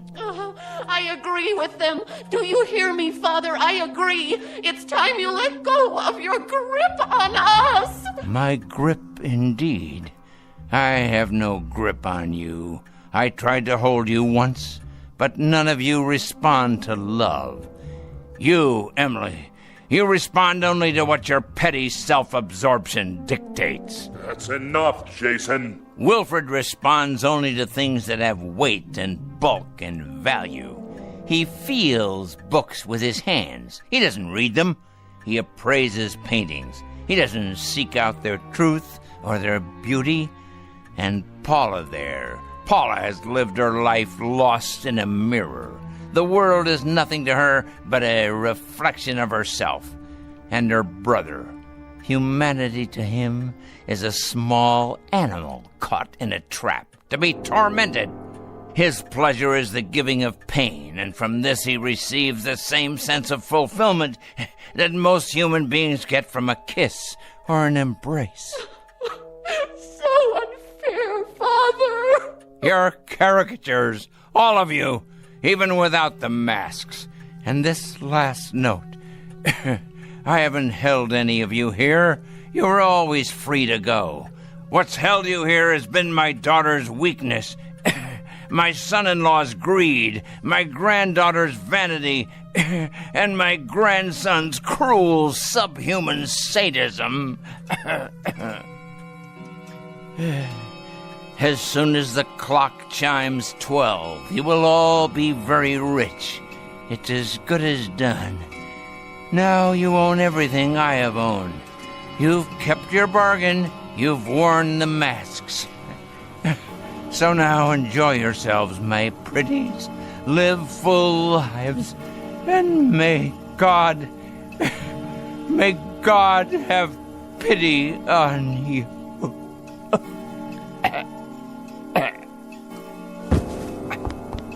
Father! Check his pulse. There is no pulse. At long last, he's dead. So, what do we do now? What do you think we do? We take off the masks and celebrate. This nasty thing, it's stuck to my skin. Mine too! Pull, Junior. Put your fingers under the chin and pull. Watch me. What's the matter with all of you? Your masks are off now. What's... Wilfred!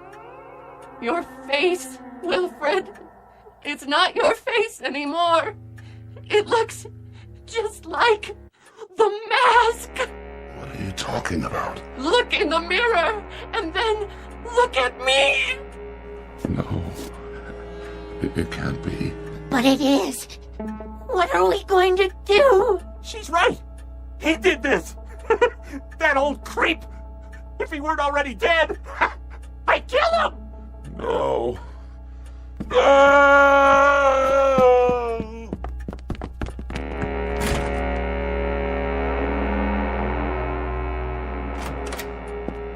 Mr. Foster, are you all... Mr. Foster? Mr. Foster? Sir! Call the doctor! Nola! Call him now! Where is he? In here. I called you right away, even though I knew. Strange mask. Like a death's head. Where are the others? In the room, sir. They practically ran upstairs. Jason. I'll take this mask off for you. You won't need it now, old friend. Would you just look at him? His face. So peaceful. Oh, Mr. Foster. Mr. Foster, sir. Don't cry for him, Jeffrey. This is his true face. Not a line on it. Not a care. No horror, no fear. Nothing but peace. I'll call the funeral home. This way, sir.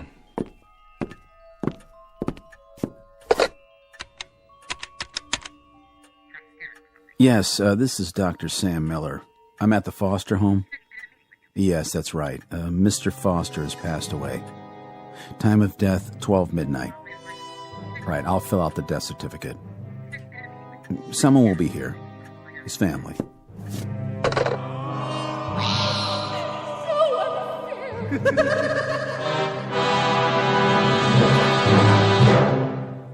Mardi Gras incident. The dramatis personae being four people who came to celebrate. It might be said that they partied with a vengeance. They now wear the faces of all that was pent up inside them. But unfortunately, they'll wear it on the outside for the rest of their lives. Said lives to be lived from this point on in the shadows. Tonight's tale of men, the macabre, and masks in a section of the Big Easy called the Twilight Zone.